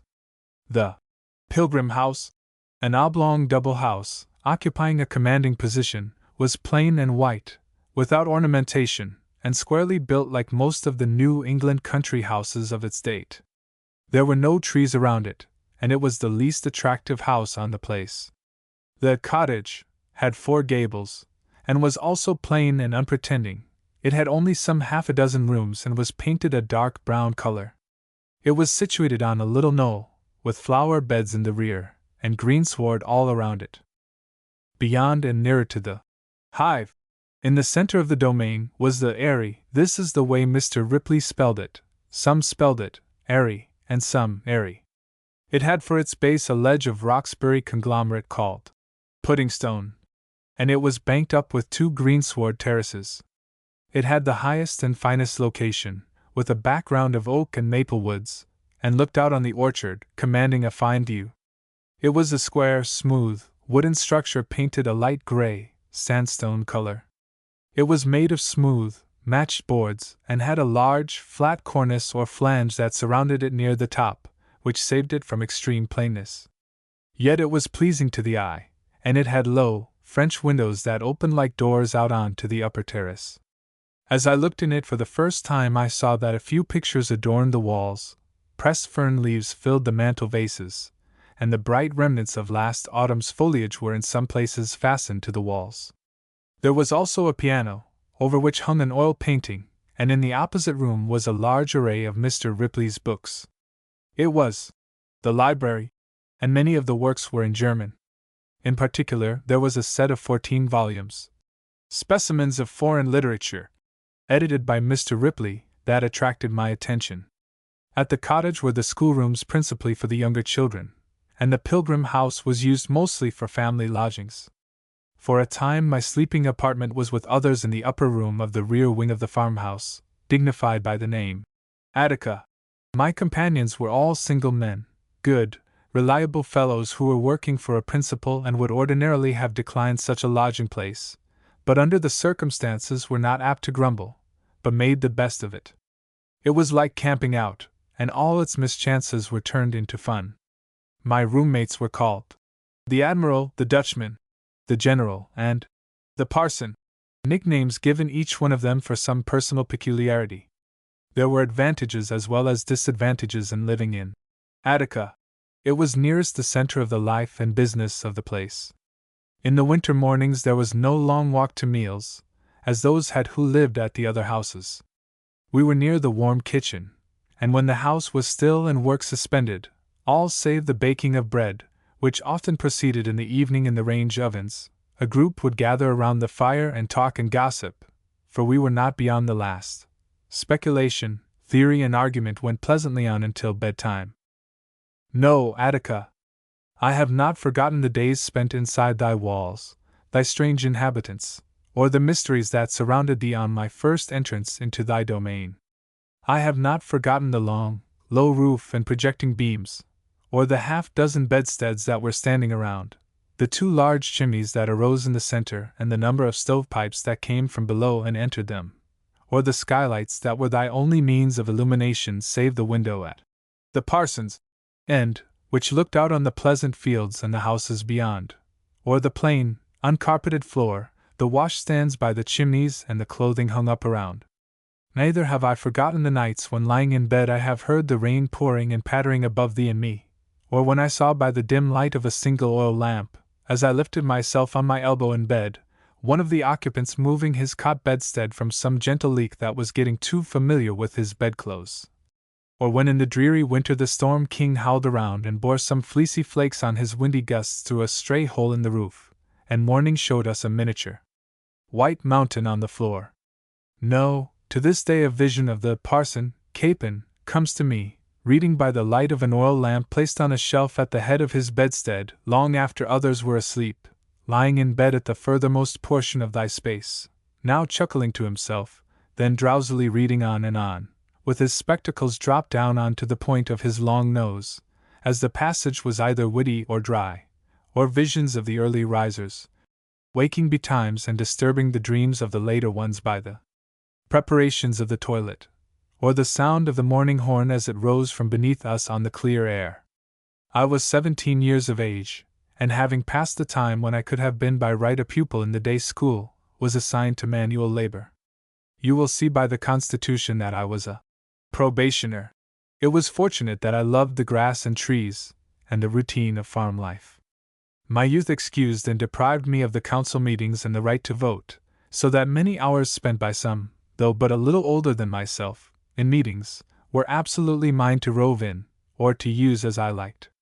Though born to city life and work, I dearly loved the country and a farm, but did not know its duties, nor had I the strength for heavy labor, so I assisted in work in and about the houses in the early hours of the day, and in some of the lighter farming, as planting, hoeing, weeding and driving the oxen, horses and cows, in fact, taking a lad's place in the farm and house employments. Owing to the amount of labor, and the disproportion of female help, some of the young men under age oftentimes assisted after meals in wiping dishes and supplying hot and cold water. It was a matter of rivalry between parties to see which could beat in a match, the washer or wipers. 2 lads of near my own age supplied dishes and hot water as fast as it was needed, and 1 young lady washed the plates, saucers, mugs and the like, the same young men doing the wiping. There was plenty of plain crockery piled up, and it was rushed into a capacious receptacle, and washed with great dexterity. Then wipe, young men, wipe! Will you allow a young lady to wash faster than 2 can wipe? Never, boys, never! And with incredible speed the surface of the plates and dishes was changed into mirrors. There was 1 young lady who was hard to beat. Often when the parties thought they had nearly succeeded she would cry out for hot water, and one would have to supply her with it, and by that time his partner would be overwhelmed with the stock of unwiped crockery. Need I say that at times I was one of those boys? There were none of the modern conveniences for water, and the pump had to do its share of work. The rooms were supplied daily by a water carrier who went from house to house filling the pails and pitchers in the rooms and halls. I was willing and tractable. The fresh air, the simple diet, and the free life began at once to tone up my organization. I soon found that the airy steps and the airy embankments were where the air was freshest of an evening, and the tones of the piano presided over by the poet's sister, Fanny Dwight, attracted me more and more. The pupils and those of their ages grouped naturally together. I did not care to go among the arguers and the disputants who talked anti-this and anti-that, the new sciences of medicine, the water cure and homeopathy, who disputed the doctrines of community of property, Western lands, politics, approaching war with Mexico, etc., etc., nor did I care to group with the few who played euchre and smoked conscience, and the book of nature had very often more charms for me than any other. Our family rooms were small, and as stated I was sandwiched in with others, in rather unpromising quarters. But I almost only slept there. My interested parents often spent the evenings as well as the days in domestic duties, so I was much alone. I cared not. I could thoughtfully contemplate the climbing constellations, and sometimes one of the many who grew friendly to me would point out the planets and name the stars for me, and I would watch the moon rise slowly above the horizon. The beautiful meadow was below me, and above and around the whole eastern hemisphere of sky. Or I would wander around the houses to see what was going on, meeting groups of promenaders by the way. At the cottage the piano would be playing, and likely as not Lucas and Jose or Willard and Charles were waltzing with Anna and Abby or Katie and Agnes to Louise's playing. Or it was singing school, and all joined it, or Mrs. Ripley was going to read Margaret, or the professor, Dana, wanted me in his German class, or it was full moon and we would walk a mile or two down the highway, or make a moonlight visit to the pines. Otherwise I was dreaming daydreams to Fanny's piano playing. Ah! Do you think I was indolent? Not so. In my meditations I was working out social problems and solving theories of life and religion. I was nursing kindliness of heart, love to all men. I was awakening a crushed nature, and absorbing influences that made the mottos of unity of man with man, unity of man with God, unity of man with the universe, seem like real, tangible things. But who can say how much was also due to the low, soothing harmonies that floated out of those graceful windows with parting sashes that opened like doors down to the windowsills? In time I explored every cranny and hollow of ground. I wandered in the woods, found every wild flower, knew every tree, knew where the trailing evergreens grew, could go to the spot where I could find what I wanted for bouquets, and surprised the community with their ample size and beauty. I came in with wreaths and garlands, gathered varieties of grasses untold, picked rhodoras in early spring, sarracenias and orchids in summer, asters and gentians in the late fall, and innumerable flowers in various places of a neighborhood wonderfully rich in botanical specimens. Chapter for the Industrial Period. When I arrived, Hawthorne, Bradford, Hosmer, Hecker, Burton, Leach and Allen had gone, as had also the Curtis brothers, George and Burrell, the Bancroft boys, sons of the historian, and Barlow, since General Barlow, all pupils, as well as some of the ladies, Miss Dora Gannett, niece of Rev. Ezra S. Gannett, Miss Georgiana Bruce, afterwards Mrs. Kirby, Miss Allen, Miss Sarah Stearns, and the phase of the Brook farm life jocosely or seriously alluded to by the aftercomers as the Transcendental Days, or Community Times, gave place to the Associative or Industrial Period. In the place of the Transcendentalists came other men and women, new and untried, with not so much of Greek and Latin, not so much suavity of manners, not so much cultivation, but warm of heart and brave of purpose. The magnificent idea was a revelation of truth to some, but also a great temptation for many shivering poor and impatient outsiders. They could thrive on it. They felt it was their right, their destiny, having failed in the civilized fight for bread and butter and comfort, to have from some source food, shelter and protection, and it struck them that Brook Farm was just the place to go for it. So the association was inundated with applications of all kinds by person and by letter. It is my fortune to possess the originals of a number of these interesting letters, specimens of which may be found in the appendix. The replies by Mr. Ripley were drafts of the letters sent. They are all in his fine handwriting and bona fide documents which the writer personally secured at Brook Farm many years ago, after the organization had broken up. The directors used discretionary power, and if there was any probability that the applicant would be useful, his case was presented for action at a general meeting of the association. I was not long on the farm before I became acquainted with many of the associates besides those before mentioned, those who belonged entirely to the associative period, and among the unique figures there was no one that struck my young fancy more than that of Peter, or, in familiar talk, the General. Peter M. Baldwin was about his work when I was introduced to him, and as he put forth his hand I saw that his arms extended no little way through the sleeves of a common green baize jacket, and that his large feet, which were encased in an old pair of slippers, had descended some 6 inches below a pair of blue overalls before they touched the ground. If he had been inclined to corpulency, his frame was ample to build upon for a man of Websterian proportions, but he was not so inclined. On the contrary, he simulated other great men in his personality, Jackson, or our modern Abraham Lincoln. He was spare, bony, nervous.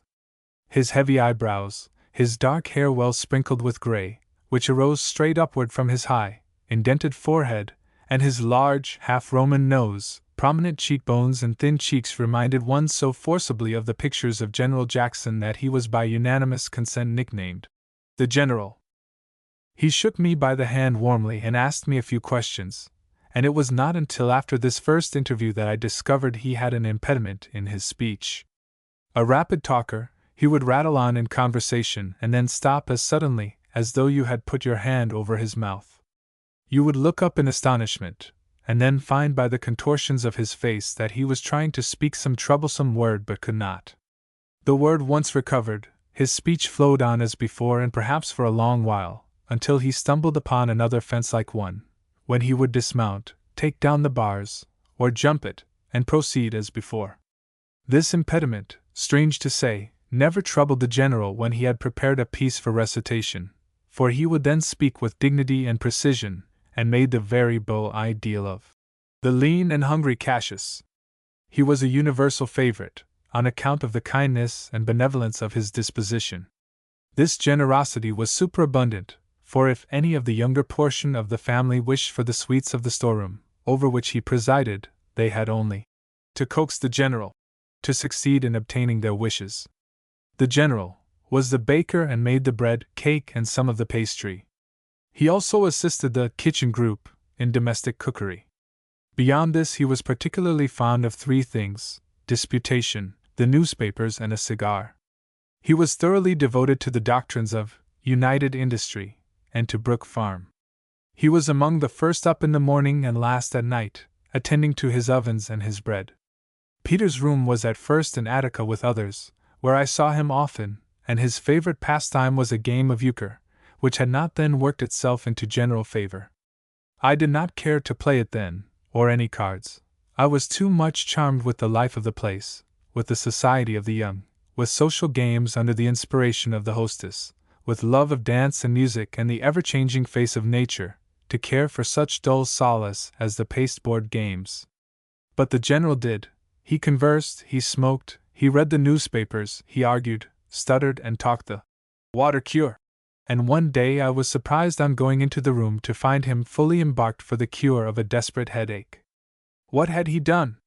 Why, taken the wash-bowl and filled it with water, placed it on the floor, stretched himself out at full length on the floor also, and with a pillow at his shoulders, laid the back of his head into the washbowl. But being of an active temperament, he could not be quiet and idle long, so, calling for a newspaper and lighting a cigar, he gently puffed the weed and read the news, lying still in position while the cure was progressing. It was a funny sight. My attention was soon drawn to a large, portly gentleman who carried his head erect and had an easy, familiar way about him, for he was acting as host, being charged with the reception of guests and strangers who came to visit or to look about the place. He walked with the grandeur of a Falstaff and the dignity of a sachem. His capacious grey coat and broad-brimmed hat might suggest to a stranger that he had been at some time a member of a Shaker community, but his closely cut grey hair and his heavy, overhanging eyebrows and brave visage gave the lie to any such suggestion.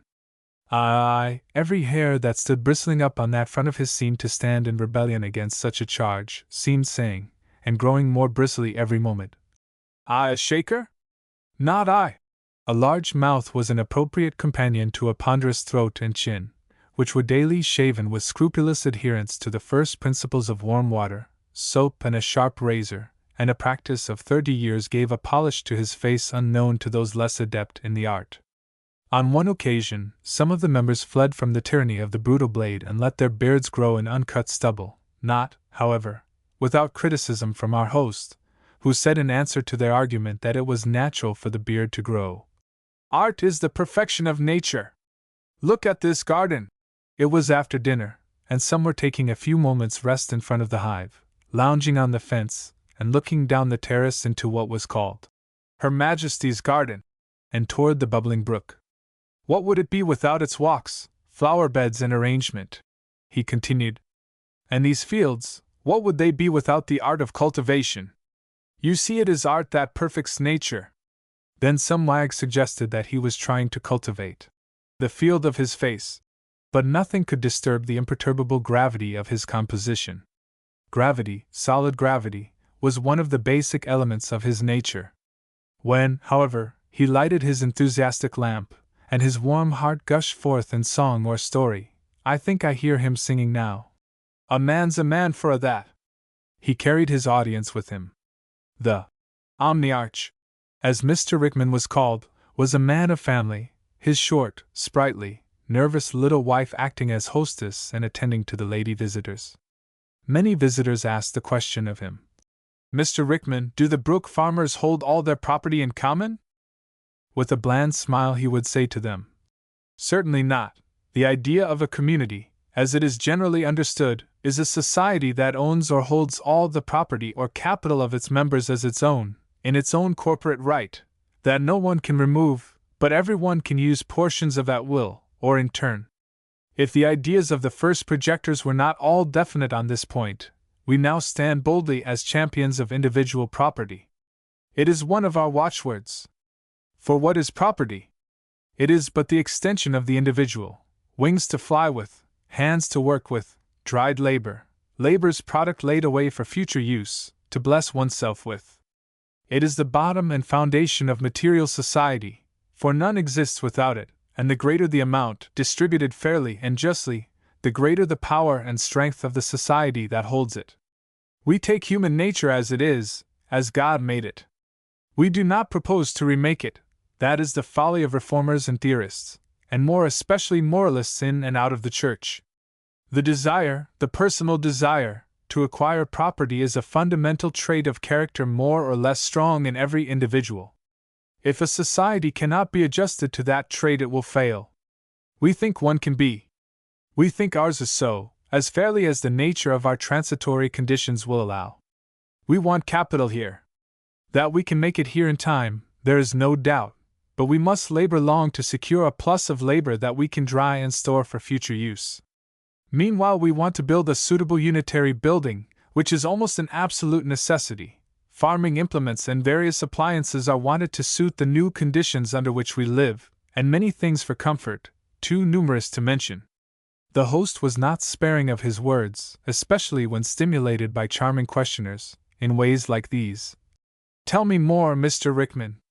What are you living here for? Can you expect anything from this life? Yes, madam, we expect a great deal.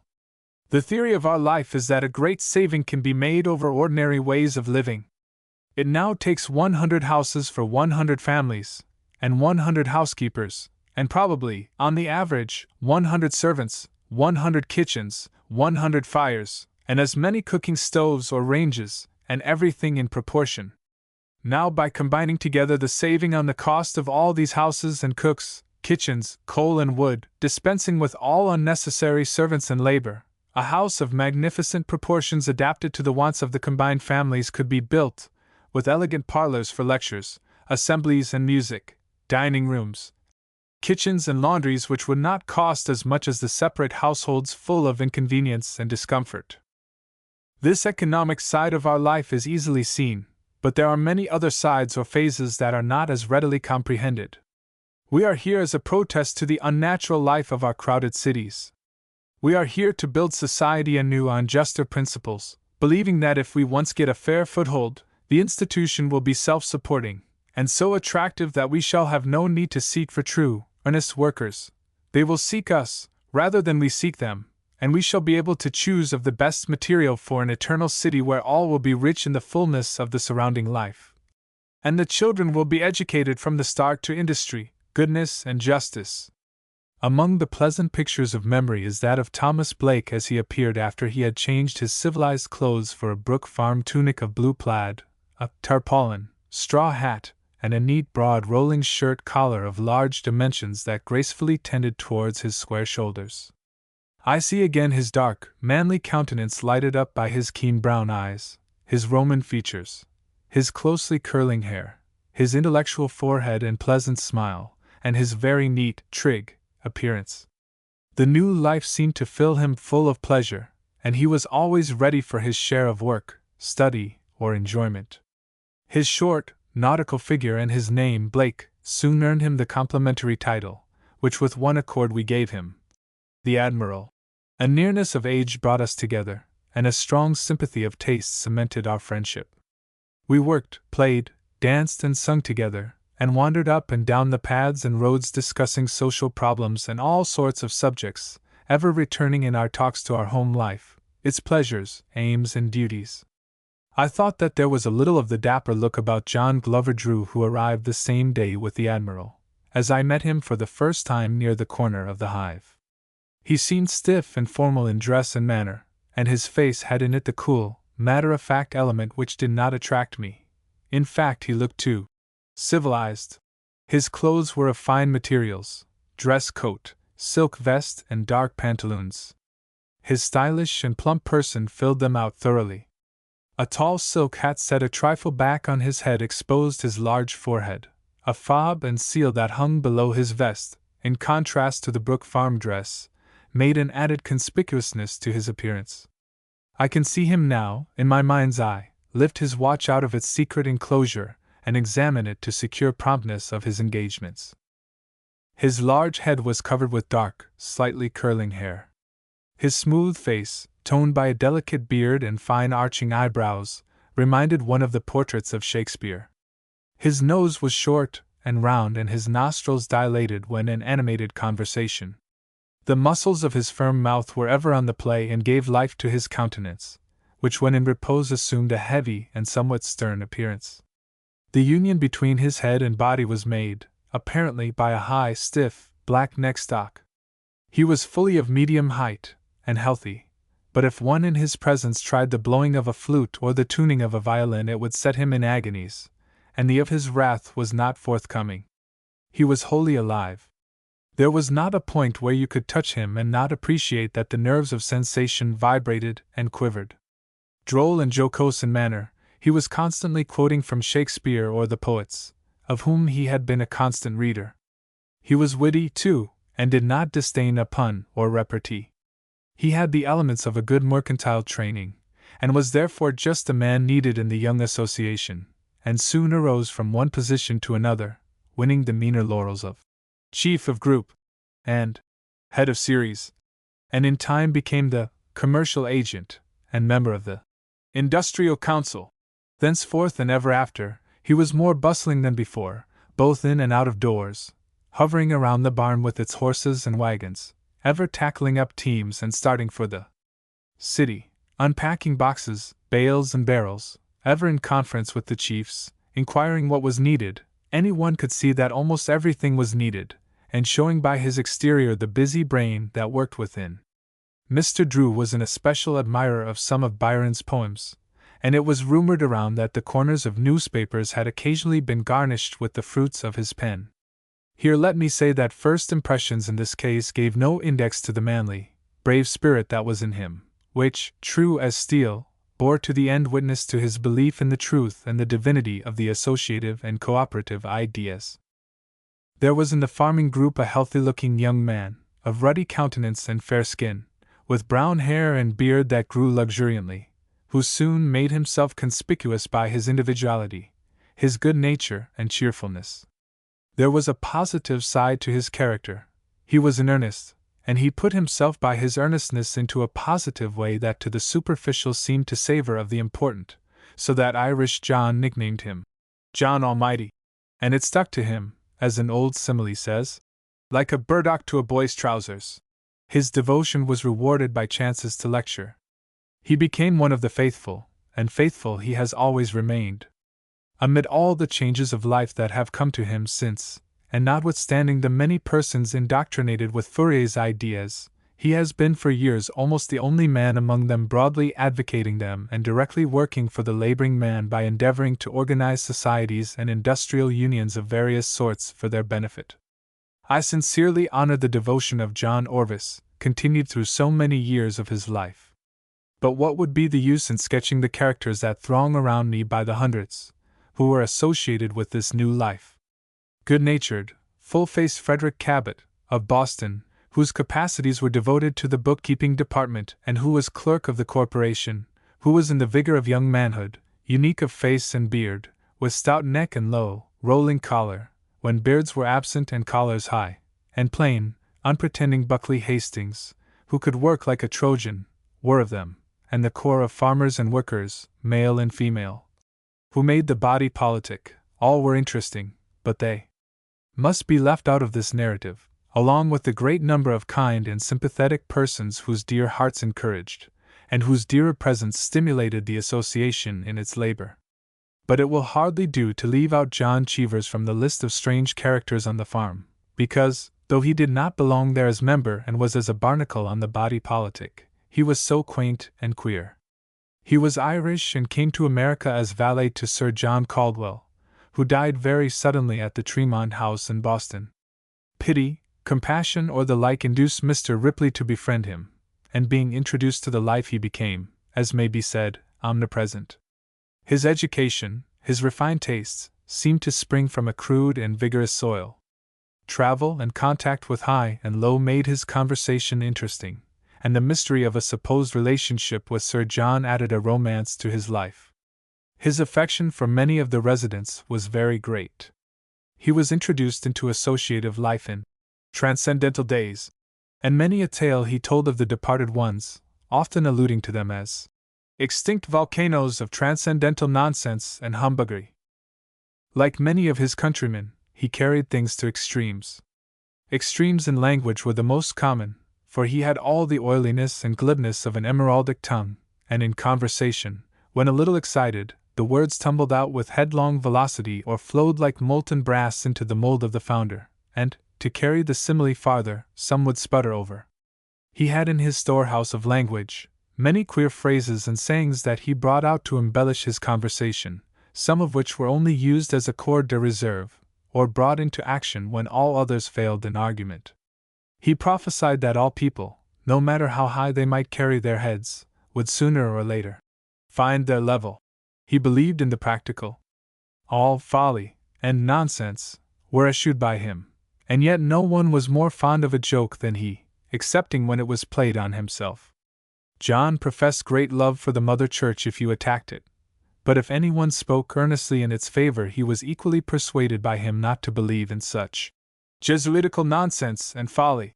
His tunic dress, instead of being a blue one like what most of the men wore, was made of green plaid, but on Sundays a dark blue, swallowtail coat with brass buttons made its appearance, and with shoes newly polished he was ready for church.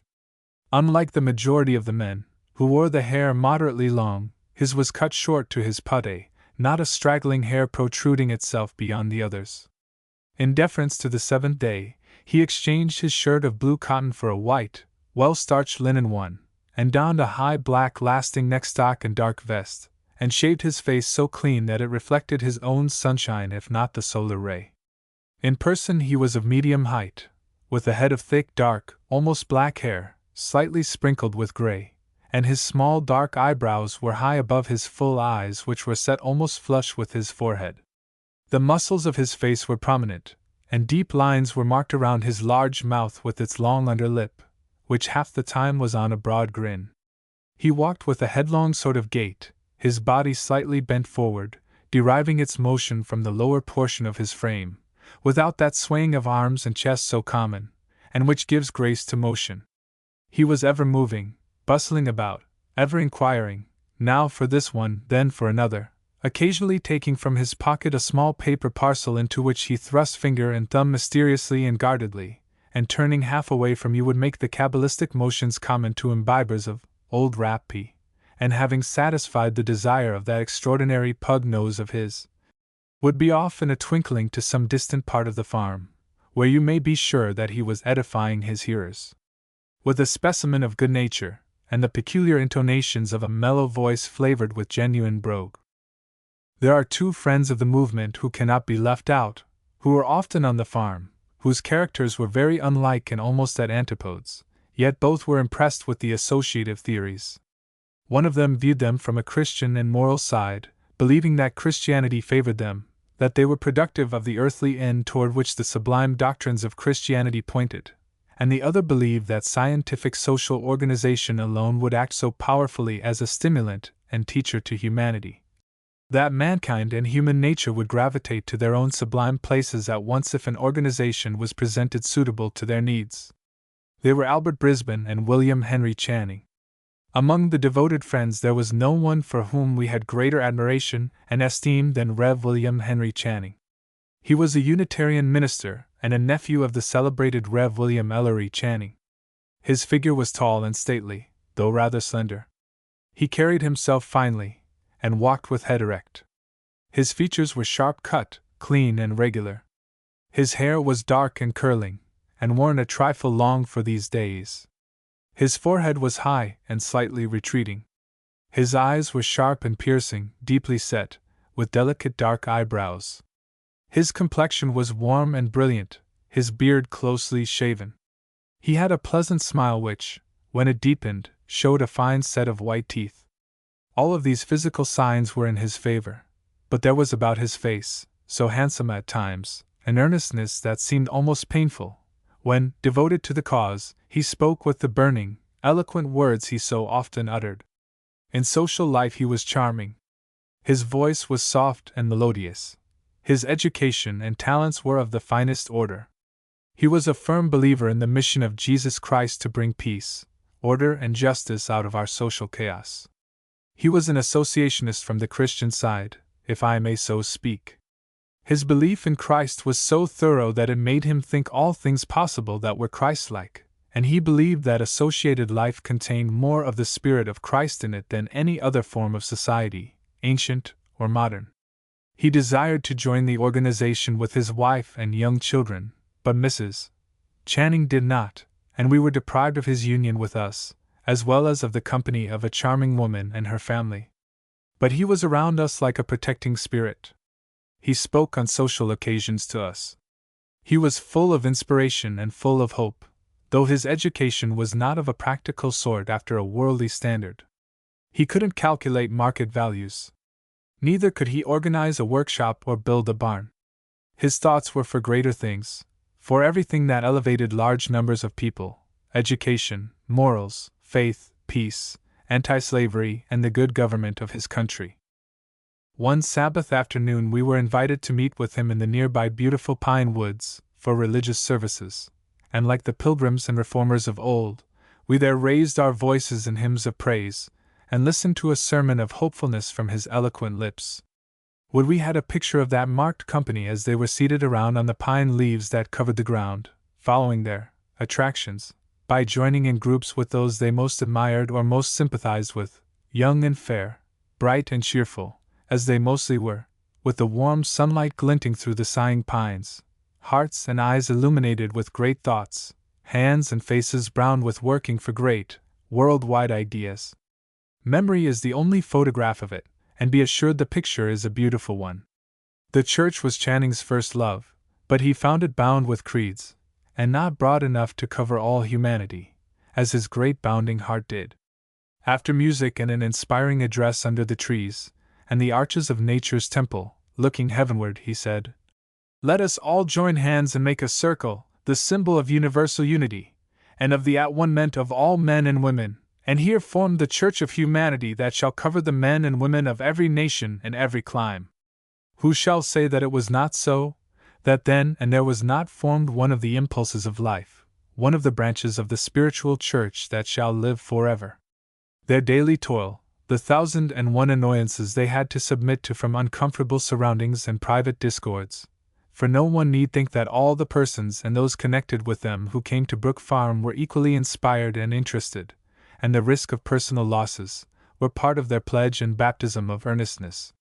Mr. Albert Brisbane, of New York, was equally tall with Mr. Channing, but of a type of features that was ordinarily less pleasing, wearing a full beard closely trimmed, intellectual in forehead and face, with a voice one could hardly call musical, a rapid, earnest talker, the traveled son of a wealthy man, who had spent some years abroad and in France, where he became acquainted personally with Fourier and with his doctrines of association, which had deeply impressed him. On his return to America, he advocated them in the New York Tribune, and by the publication of 2 or more volumes, by active interest in a society, and by various writings for papers and magazines. I do not know whether Mr. Brisbane owned stock in the Brook Farm Association or not. Certainly he never gained any dividend by his labor there, but was an interested observer who boarded at the farm at intervals, sometimes passing a few days only, and finally residing some months, occupied in the study and translation of Fourier's works. He was an enthusiast, but his over-enthusiastic moods influenced the Brook farmers, it seemed to me, oftentimes unwisely. He saw the full-blown phalanstery coming like a comet, and expected every moment we shortly would be in a blaze of glory. He loved to talk of the good things to be, of social problems worked out by science and by harmonic modes, to flatter himself that without great self-sacrifice, devotion and untiring industry, the world was to be regenerated. It seemed to his mind that it could be done all at once by organization and enthusiasm, and it was only necessary to create enough of them to carry everything before them as in a bayonet charge. He labored hard with the society to change its name to Phalanx, and to push the movement as far as possible into the formulas and organization described by Fourier, which did not advance it a single step in material or spiritual progress, and acted, as in the case of the Constitution, as a dead weight, owing to the burdensomeness of its details, which called for too much labor to keep the accounts of so complex an organization. Having described a few of the many persons who were members of the association, I must speak of 3 noted persons who are very often accredited as belonging to the West Roxbury community. They are Miss Margaret Fuller, afterwards Countess d'Ossoli, Ralph Waldo Emerson, and Theodore Parker. They were all personal friends of Mr. and Mrs. Ripley, and belonged to the Transcendental Club. In the first period of the experiment, the 2 former made lengthy visits at the farm, but during the industrial period only one of them, Mr. Parker, that I remember visited the place. I must except a single visit from Miss Fuller, whom I recall as plain-looking, and plainly to old-fashionedly dressed, with a crane-like neck and a long gold chain around it, which reached to her waist. She talked quite easily and freely, and the impression of the blue stocking was left perhaps unfortunately on my mind. Rev. Ralph Waldo Emerson, for he had been an ordained minister, wrote for the Dial, furnished it with queer poems, wrote articles on the wrongs of labor, and agreed fully with Mr. Ripley on so many points that he has been mistaken many times for a Brook farmer. Concord, Massachusetts, Mr. Emerson's home, contained a marked radical center, and some of the Concord people were affiliated by kinship and by sympathy with the Brook Farm people from first to last during the entire experiment. Mr. Ripley invited Mr. Emerson to join it, but he declined in a letter which may be found in Mr. Frothingham's Life of George Ripley, Appendix, page 315. I make the following extract. My dear sir, it is quite time that I made an answer to your proposition that I should venture into your new community. The design appears to me noble and generous, proceeding as I plainly see, from nothing covert or selfish or ambitious, but from a manly heart and mind. So it makes all men its friends and debtors. It becomes a matter to entertain it in a friendly spirit, and examine what it has for us. I have decided not to join it, yet very slowly, and I may almost say with penitence. I am greatly relieved by learning that your coadjutors are now so many that you will no longer attach that importance to the defection of individuals which you hinted, in your letter to me, I or others might possess, the painful power, I mean, of preventing the execution of the plan. Rev. Theodore Parker, the noted liberal Unitarian preacher, of whose close personal relations with Mr. Ripley much might be said, lived 2 miles away, at West Roxbury, where he preached in the village church, and his afternoon walk every few days was over to the farm and back for exercise, and to meet and converse with Mr. Ripley at the Eyrie. At the close of their chat you would see them coming down the hill together towards the barn, where Mr. Ripley's duties as milkman took him at that time of day, when they would part, Mr. Parker for his long walk home. One afternoon they were seen as usual coming down the hill. Theodore Parker had not then become famous, but preached in a little square, wooden church, to his small country congregation, and once on a time, being on a visit to a friend at a distance, we will call the friend's name Smith, For convenience sake, Mr. Smith asked Mr. Parker how Mr. Ripley was getting along with his community. "Oh," said the faithless Parker, "Mr. Ripley reminds me, in that connection, of a new and splendid locomotive dragging along a train of mud cars." Soon after, Mr. Ripley heard what Mr. Parker had said of him, and resolved to pay him in his own coin. So he held him that day in pleasant, lively conversation until he reached the farmyard by the barn at the hive, and the unsprung joke was running all around the pleasant lines of his face and twinkling in the corners of his brilliant eyes. Towards the close of the conversation, as Mr. Parker was about to leave, Mr. Ripley casually said that he had met Mr. Smith, and he had spoken of Mr. Parker and his church.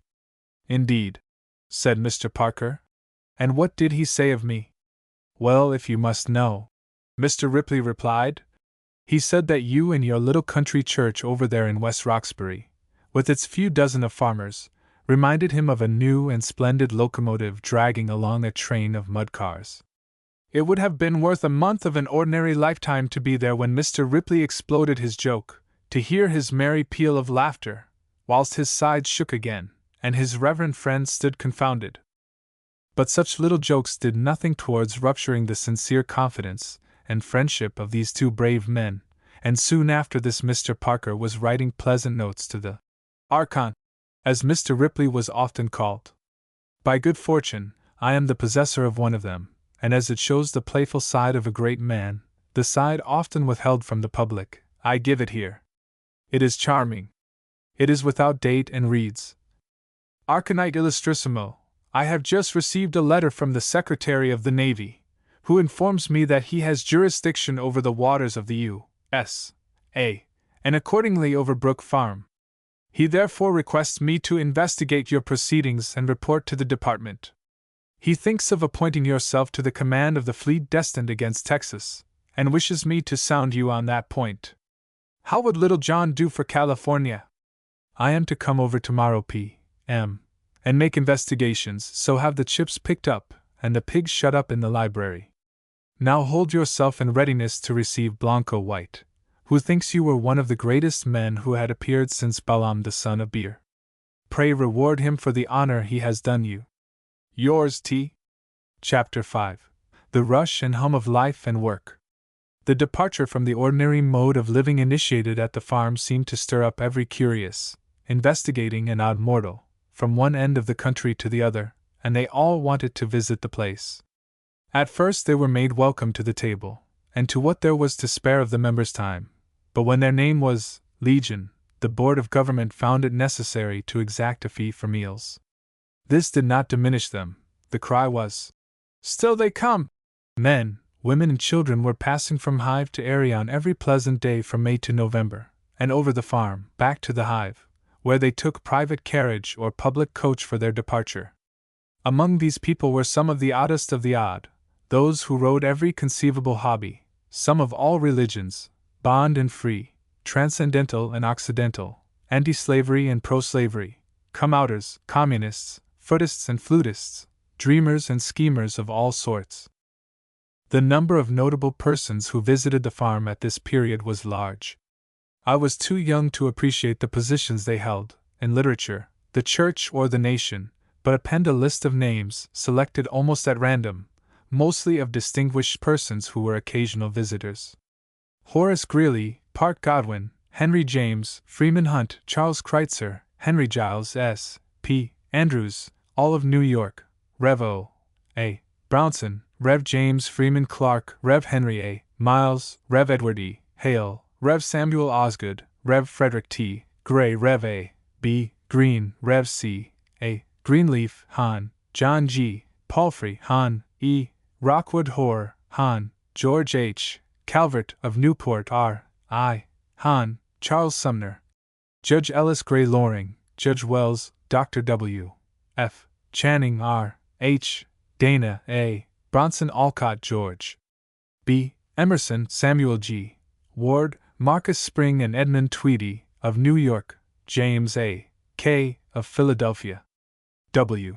W. Story, C. P. Cranch, E. Hicks, Joseph and Thomas Carew, John Sartain, John A. Ordway and Benjamin Champney, were among the many artists who came. The major portion of all the above-named persons were from New England. It will not do to forget young and curly-headed John A. Andrew, who became the war governor of Massachusetts, or Robert Owen, the English communist, well known for his social experiments at New Harmony, Indiana, who, at this time, was a ruddy-faced, almost white-haired person, with a large nose, and carrying well his 70 years on a vigorous frame. George R. Russell, Francis G.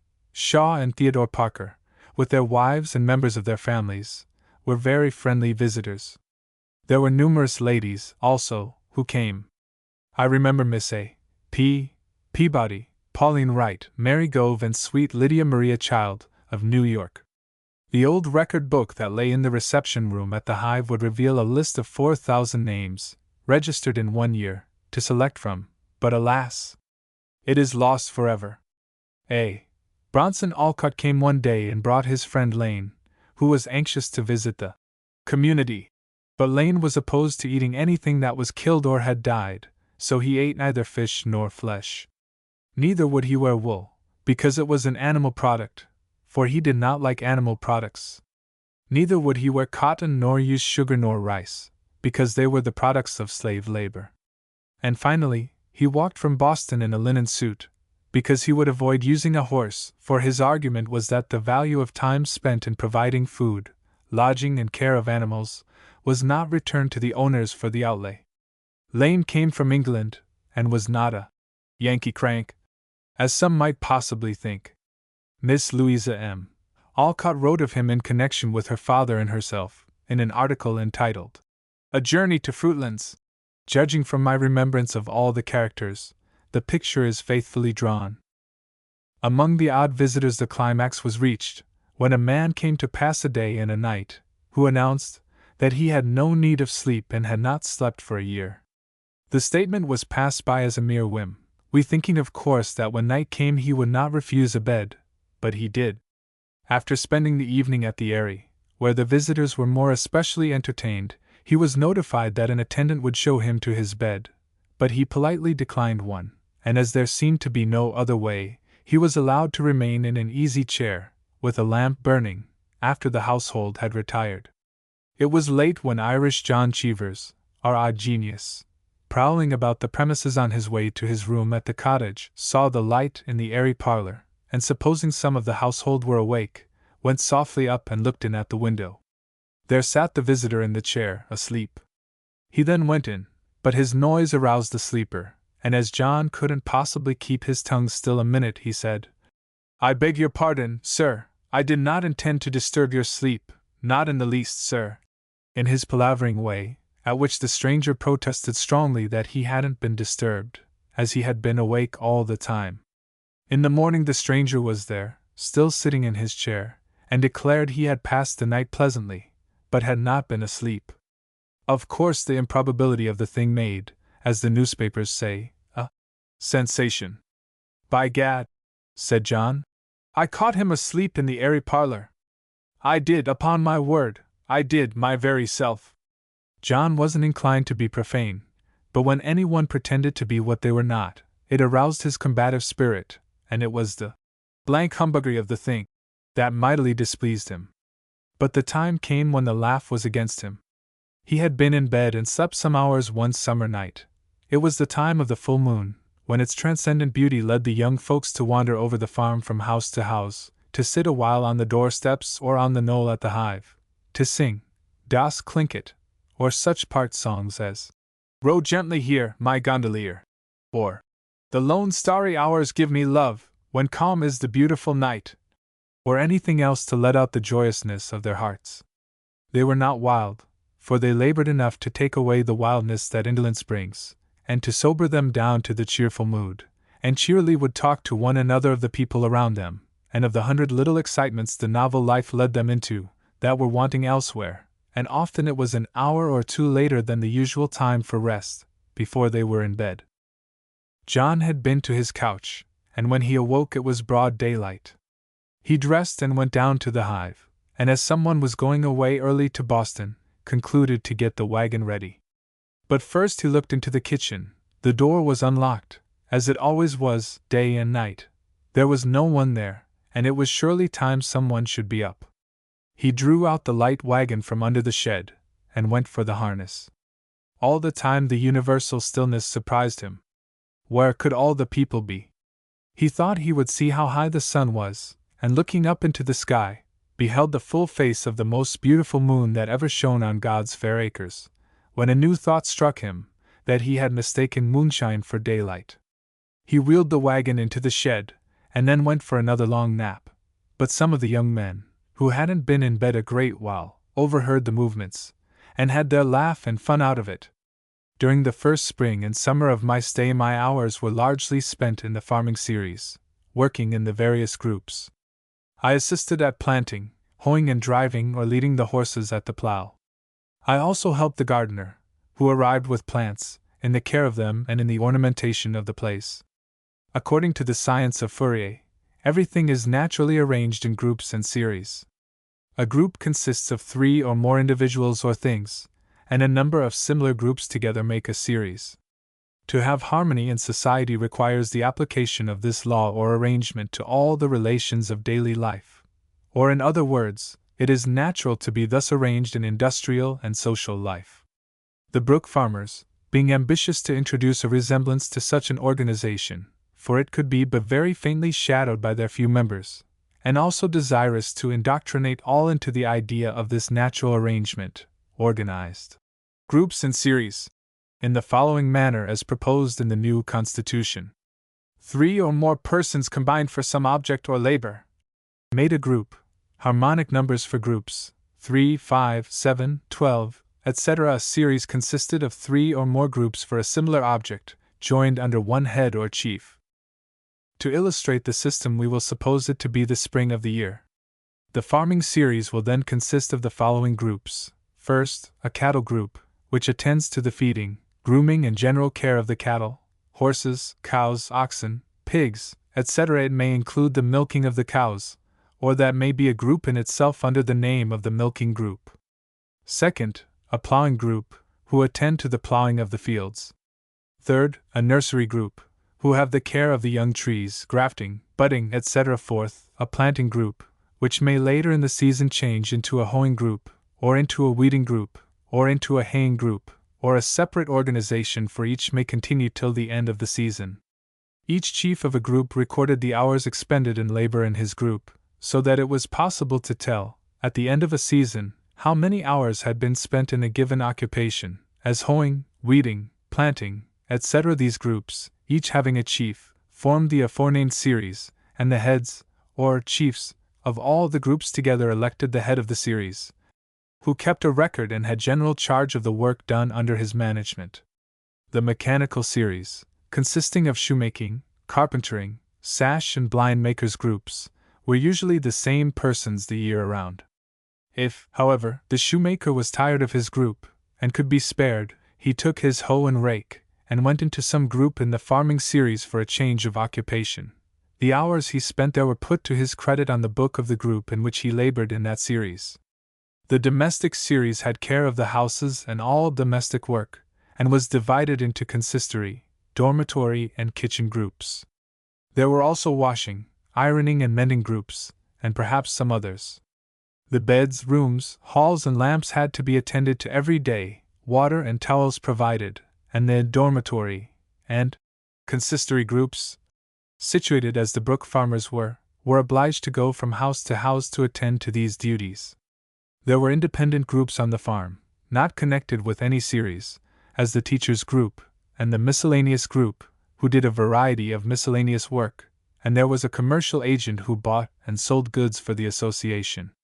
There was also a group called the Sacred Legion, who did exceptionally disagreeable labors, not from the love of them but from the sacred principle of duty. Only occasionally some repugnant task had to be undertaken, and be it to the honor of the leaders, not one of them, even the most fastidious or cultivated, shirked the responsibility of it. The industrial system of Fourier has often been objected to as a mechanical arrangement, by which persons were fixed, automaton-like, and expected to work where they were placed, and has been opposed with the criticism that human beings are not automatic, that they have the restlessness of human nature and will constantly rebel at such conditions. Another and a greater criticism has been that the leveling tendency, as is supposed, of the Fourieristic doctrines, is inimical to everyday experience, and that the natural differences of characters, ambitions, and mental conditions were not recognized in the system. Consequently, there would be no place for all these varied human attributes to work and progress in. These are very great errors, and are entirely attributable to the superficial knowledge of the man and his works. If ever there was a man in this universe who had faith in the supreme power, Fourier was that man. His theology covered the absolute wisdom and absolute goodness of God. Starting from these two fixed standpoints, he believed that the Creator wisely planned the universe and laid out the destiny of the human race from its inception, as a wise and beneficent being, fixing its beginning and its end and all of the intermediate stages between them as parts of the plan. Creating man as a social being, he must, therefore, have created from the first a form of society under which he should, finally, as a race, pass the greatest portion of his sojourn here, and being an absolutely good creator, he must have created absolutely good social conditions as the destiny towards which all mankind is now tending, and which will finally be reached. Having also created man with many varied talents, the society, or the social order in which he intends him to live, must have room in it for the use and development of the variety he has created, a place for the strong, a place for the weak, a place for the proud, a place for the lowly, a place for the penurious, a place for the lavish, a place for the sober, and a place for the gay.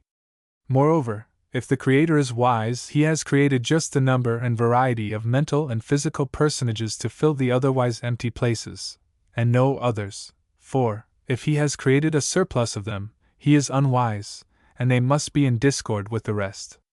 If the movements of the heavenly bodies are not left to chance, neither is the destiny nor the place of any human being in creation left to chance, either here or hereafter. Far from any leveling tendency in Fourier's system, far from any communism, it contains, in itself, room for the completest aristocracy there ever was, the natural and the true aristocracy, ordained by the logical mind of the Creator, implanted in our natures, and which we intuitively admit and admire. But having given man freedom of will, not having made him to associate automatically, as he has, apparently, made the honey bee, the beaver, the ant, and various social creatures, it is necessary for him to go through a period of ignorance, and consequently of some suffering, whilst he is learning by experience to find his powers and his position in creation, even as the little child does, who reaches out its hand for the moon, and stumbles over trifles lying in its way that were easily removed could it, in its undeveloped condition, have sense enough to do it. But the two conditions are not possible, together. Both ignorance and knowledge of a subject cannot dwell in one person at the same time, therefore it is only slowly and painfully that we find, by degrees, our wonderful powers, the bountiful provision for happiness, and the grand destiny that so peacefully lies in the arms of the future, awaiting our embrace and caress. Fourier discovered the arrangement in nature of this serial order, or the law of the groups and series, which on paper seems formal, but is simply one of the mathematical rules of society, and which, under right conditions, does not intrude itself, any more than the rules of arithmetic do when we are buying a few apples, but are nevertheless ever present. The writer does not wish to impose a dissertation on his readers, but felt impelled to answer, in this place, these objections made by many worthy people.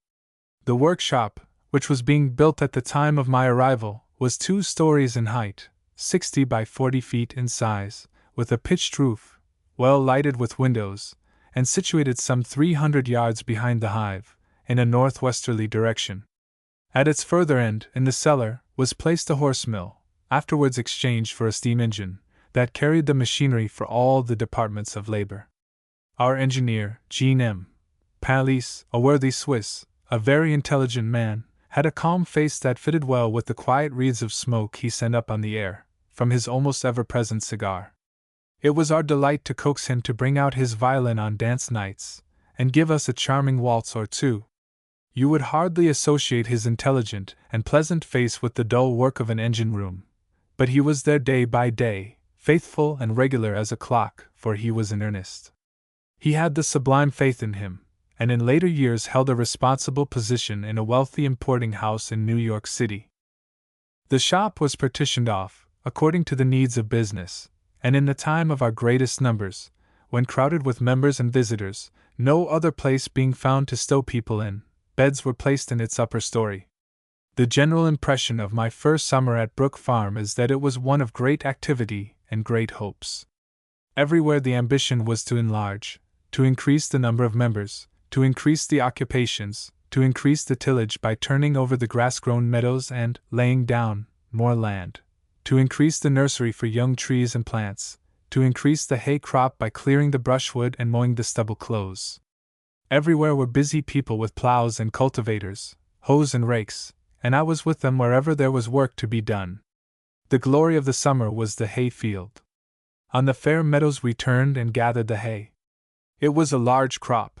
Although the hay was not all of the best, it was mostly of fair quality. And when the hoeing, weeding, and haying were done, the farmers dug meadow muck for compost. Ready and willing as I was to try my hand at whatever came along, I went into the meadow and followed the plow with a bogging hoe, and one day tried digging muck, but the chief of the group thought the labor was too heavy for me. I would have to wait until I grew stronger. Coming home one day, I was told that one of our number had passed away. She had been sick at the hive a long while before my arrival. I could scarcely be called acquainted with her, though I had been into her room and called with others. In health she had been a brave worker, and in sickness bore her severe suffering patiently. Messrs.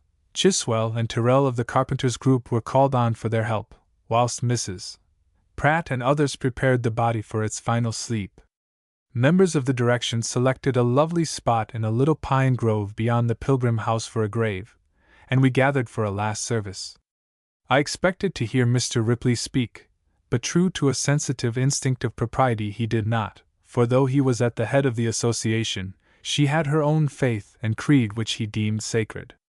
She was an Episcopalian, and after the service was read by one of our number, a solemn procession was formed which followed her body, borne on our light wagon, to the grave, where, singing a hymn, we left her quietly in peace.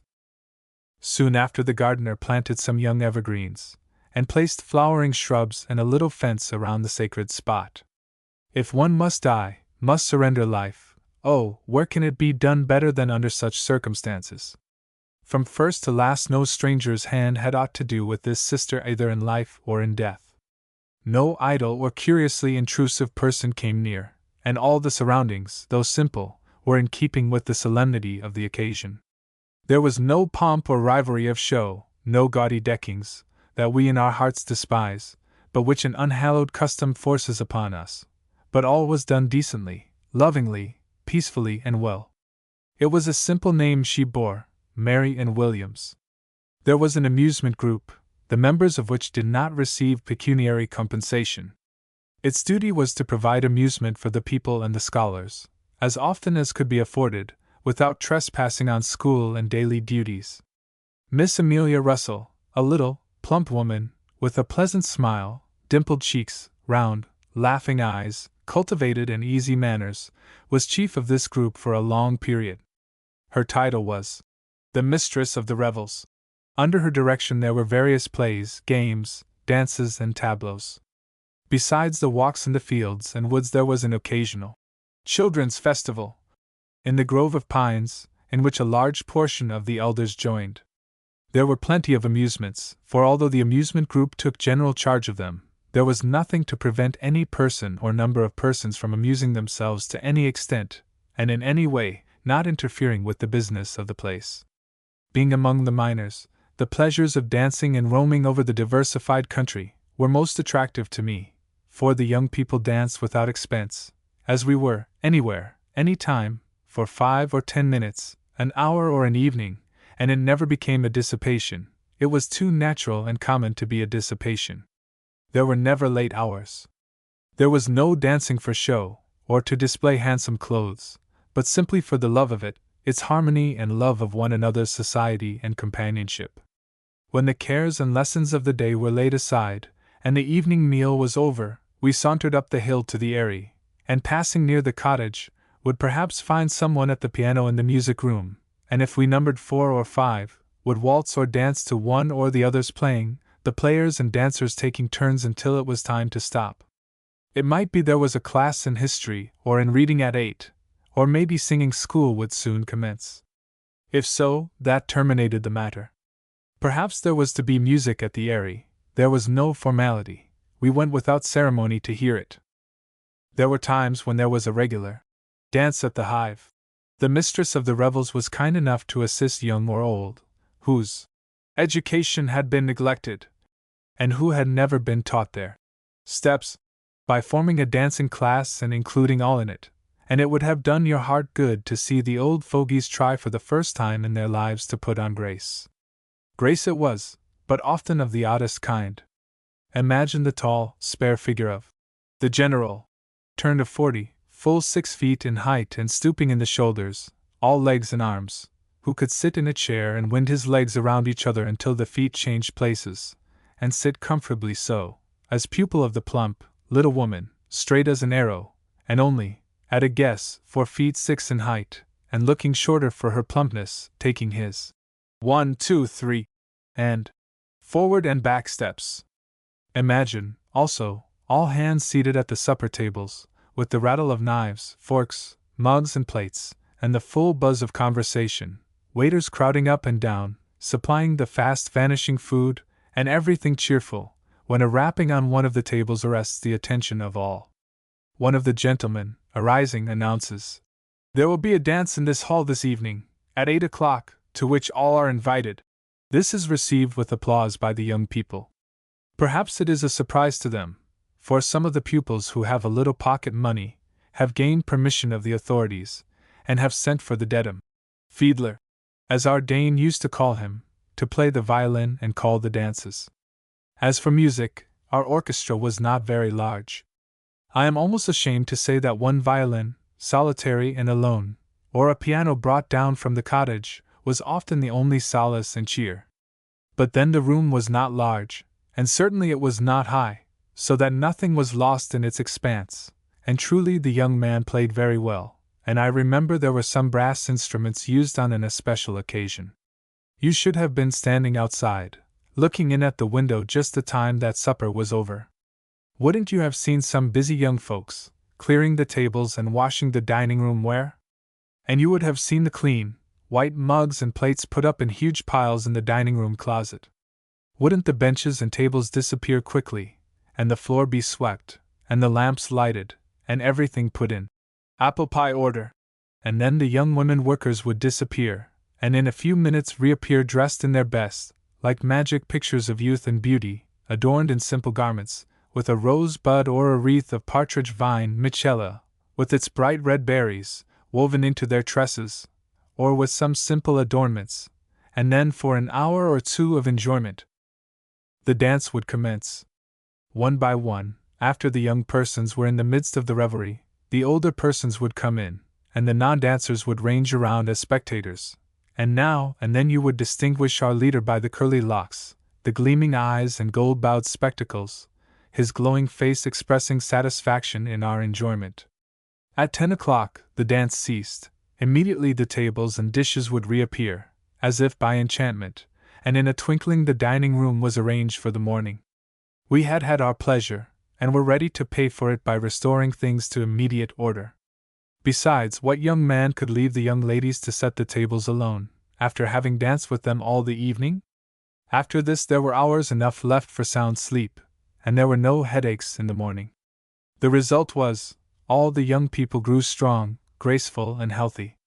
My peculiar temperament and strong love of nature made the walks and wanderings in the fields dear to me. I recall them with the greatest pleasure, and think that some others among the living must do the same. There were no stated, regular hours for walking. The teachers went when their classes for the day were over, the young folks when their tasks were completed, or at twilight, in the long summer days, and often the larger parties were on Sunday afternoons, for then there was greater freedom from care. Some went to West Roxbury to church in the morning, some, maybe, to the Eyrie to read Swedenborg or other writers, and unless Mr. Channing or some other minister who desired to preach was present, there were no set services, and even if there were, a walk might be arranged for a later hour in the summer afternoons. The tall, slim figure of the wife of our president, wearing a leghorn shade hat, with one or two graceful lady pupils by her side, was often present and leading the procession. Then perhaps the manly form of our head farmer, and his stout wife, and his boys and girl, our poet, always beside some fair maiden, in cheerful conversation, a visitor and the visited, groups of young people together, with muslin dresses, blue tunics and straw hats intermingled, children, and maybe the stately form of William Henry Channing, with his regular profile, and his head carried high, looking upward and off, as into far, pleasant and dreamy distances, walking beside a tall, black-haired woman, with a spiritual face of high type, and all some 30 to 40 in number, making a delightfully picturesque group. Such parties would generally make the large and beautiful pine woods that were near us the ultimatum of their walk. Others would take a longer walk, to the thicker woods of Cow Island, now covered with houses, or to the Charles River. Leaving the farm, they dived into the young oak woods, by a small path in the rear of the cottage, and entering the magnificent grove of pines after a short walk, found a grassy wood path that led a long distance through them. Soon the party would begin to straggle and divide, some to gather wild flowers and berries, and more to find materials for wreaths, or ferns and mosses for decorations. The walks ended where walks do that have no definite plan, anywhere in the woods, sitting on the boulders or the pine leaves, or in some shady nook where a topic would be found for discussion, or a pleasant book would be read.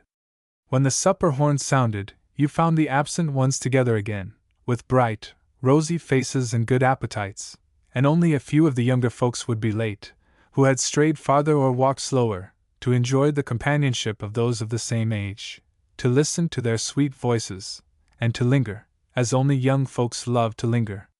The summer came on with joy and beauty.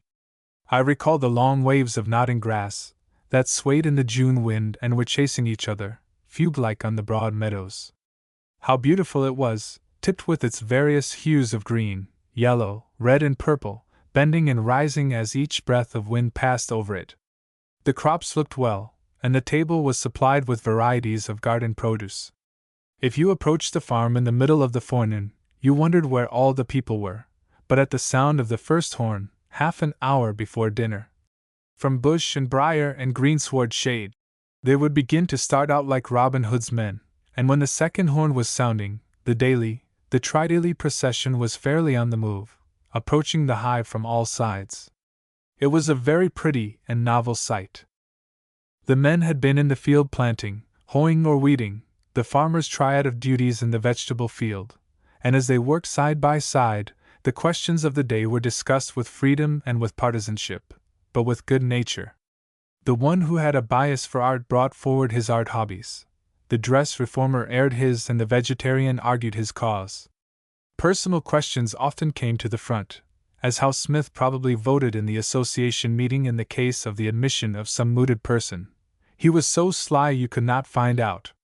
And they quizzed one another, and they laughed and rivaled one another in speed of work, which they did faithfully and interestedly. It was a good school of human nature, and sooner or later each one was sized up with a deal of exactness. With the sounding of the horn, the hoes were left in the field or put on the shoulder for the march to the barn, where, in its little room, the toilet for meals was made. When I think under what disadvantages these toilers worked for 5 years, I wonder at their patience and firmness. What would our city families say to all going out from their apartments, male and female, young and old, and walking from an eighth to a quarter of a mile, often making their own path through the deep snow of our severe New England winters, 3 times each day, for the simple meals we had there to eat? What would they say to living in crowded rooms, without private parlors, and the public one at the Hive not much better than an office in a back country hotel, and the other disadvantages heretofore named and many more, simply for the principle of the thing? Of course there was enthusiasm, and that sweetens many dull dishes, but for those used to home comforts, to be sandwiched in with comparative strangers, squeezed down, as it were, into a press, oftentimes having the family separated into various and disunited parts of the mansion or into different houses, was decidedly uncomfortable to bear. These disadvantages could not but make the association quite early decide that the one thing above all others needed was a new building with suites of rooms, where families could have the comforts and privacy of homes, which with a large kitchen, bakery, dining rooms, parlors, etc., would make a unitary dwelling, approximating to an apartment house of more modern days in many of its details, and improving on it as regards unitary cooking, dining, and social conveniences. The autumn fled rapidly away, and things had to be hurried up and put into shape for the winter. The gardener had no greenhouse, and was growling for fear the early frost might take a fancy to his plants. So the association built him a temporary one in this sandbank, by the side of the farm road, and the plan was to bend their energies towards getting the new dwelling started as early as possible in the spring, and to build a permanent greenhouse near it. I do not know what passed in the general direction during the winter. They were undoubtedly busy in endeavoring to obtain money for constructing the new building, preparing plans for its interior arrangement, and personally lecturing in various places, to aid in awakening the public to the new ideas, hoping also that some benefit might accrue to their organization, as well as to the cause, from their efforts. The winter was mild, and it passed rapidly. There were coasting parties of young and old, but it was not often that the snow was favorable. There were literary societies, and we admired the general when he recited the part of the lean and hungry Cassius. He didn't stammer then, and he received the additional title of Shakespeare's hero. These things, with reading, dancing and singing classes, and occasional, social, at the Hive, with private gatherings and chats around the kitchen fire by Hivites, i.e., those living at the Hive, found us with spring at hand before we could realize it. Among other matters in progress in the spring was the garden. The gardener was urging upon the association the usefulness and profitableness of the growth and sale of garden and greenhouse plants and flowers, the great benefit they would be in adding attractiveness to the place, and also the importance of starting plants so that they might be growing into sizable shrubs, to return an early profit for their outlay. These facts decided the association to commence a flower garden, and they located it on a partially level piece of ground behind the cottage, covering perhaps a half-acre, with a chance of future extension by cutting the wood adjoining and cultivating the untilled ground. There was much labor put on this piece of land, as it was first reduced to a level by removing the soil and subsoil, and leveling the gravelly bottom, then returning the subsoil and soil to the top. Walks were next laid out with great care, and flower beds made. A border was also dug for the expected new greenhouse, and filled with rich soil and compost, and the end of the summer saw it erected. But the most important step taken in the spring was the establishment of a journal devoted to the interests of association and associative life. It is easy to see how naturally, independent of the need of an organ for a new movement, the Brook farmers took to the idea of publishing a journal. In the first place, there were at hand men who were abundant in talent, who were used to writing, and well up in literature and fine arts, to whom the idea was grateful as water to young ducks, and second, there were at least 2 or 3 printers and compositors residing on the farm, who were as able in their department as the first named were in theirs. There was in this connection, also, the possibility at some future time of obtaining printing for the printers' group, should that branch of labor be well established. The scheme cannot be better introduced than by giving here the prospectus of the Harbinger, the beautiful name of the new weekly paper. You will find in its brave words some of the ideas that the leaders of this movement developed, but more particularly the broad faith they had in human nature and in great principles applied to social life, and the greater trust they had that the providence under which we live had ordained man for a sublime destiny. Chapter 6. The Harbinger, and various subjects. The following is the prospectus of the Harbinger, devoted to the social and political progress. Published simultaneously at New York and Boston, by the Brook Farm Phalanx. All things, at the present day, stand provided and prepared, and await the light. Under this title it is proposed to publish a weekly newspaper, for the examination and discussion of the great questions in social science, politics, literature and the arts, which command the attention of all believers in the progress and elevation of humanity. In politics, the Harbinger will be democratic in its principles and tendencies, cherishing the deepest interest in the advancement and happiness of the masses, warring against all exclusive privilege in legislation, political arrangements, and social customs, and striving with the zeal of earnest conviction to promote the triumph of the high democratic faith. which is the chief mission of the 19th century to realize in society. Our devotion to the democratic principle will lead us to take the ground of fearless and absolute independence in regard to all political parties, whether professing attachment to that principle or hostility to it. We know that fidelity to an idea can never be reassured by adherence to a name, and hence we shall criticize all parties with equal severity, though we trust that the sternness of truth will always be blended with the temperance of impartial candor. With tolerance for all opinions, we have no patience with hypocrisy and pretense, least of all with that specious fraud which would make a glorious principle the apology for personal ends. It will therefore be a leading object of the Harbinger to strip the disguise from the prevailing parties, to show them in their true light, to give them due honor, to tender them our grateful reverence whenever we see them true to a noble principle, but at all times, and on every occasion, to expose false professions, to hold up hollow-heartedness and duplicity to just indignation, to warn the people against the demagogue, who would cajole them by honeyed flatteries, no less than against the devotee of Mammon who would make them his slaves. The Harbinger will be devoted to the cause of a radical, organic social reform, as essential to the highest development of man's nature, to the production of those elevated and beautiful forms of character of which he is capable, and to the diffusion of happiness, excellence, and universal harmony upon the earth. The principles of universal unity, as taught by Charles Fourier, in their application to society, we believe are at the foundation of all genuine social progress, and it will ever be our aim to discuss and defend these principles, without any sectarian bigotry, and in the Catholic and comprehensive spirit of their great discoverer. While we bow to no man as an authoritative, infallible master, we revere the genius of Fourier too highly not to accept, with joyful welcome, the light which he has shed on the most intricate problems of human destiny. The social reform of whose advent the signs are everywhere visible, comprehends all others, and in laboring for its speedy accomplishment, we are conscious that we are devoting our best ability to the removal of oppression and injustice among men, to the complete emancipation of the enslaved, to the promotion of genuine temperance, and to the elevation of the toiling and downtrodden masses to the inborn rights of humanity. In literature, the Harbinger will exercise a firm and impartial criticism, without respect of persons or parties. It will be made a vehicle for the freest thought, though not of random speculations, and with a generous appreciation of the various forms of truth and beauty, it will not fail to expose such instances of false sentiment, perverted taste, and erroneous opinion, as may tend to vitiate the public mind or degrade the individual character. Nor will the literary department of the Harbinger be limited to criticism alone. It will receive contributions from various pens, in different spheres of thought, and free from dogmatic exclusiveness, will accept all that in any way indicates the unity of man, with nature, and with God.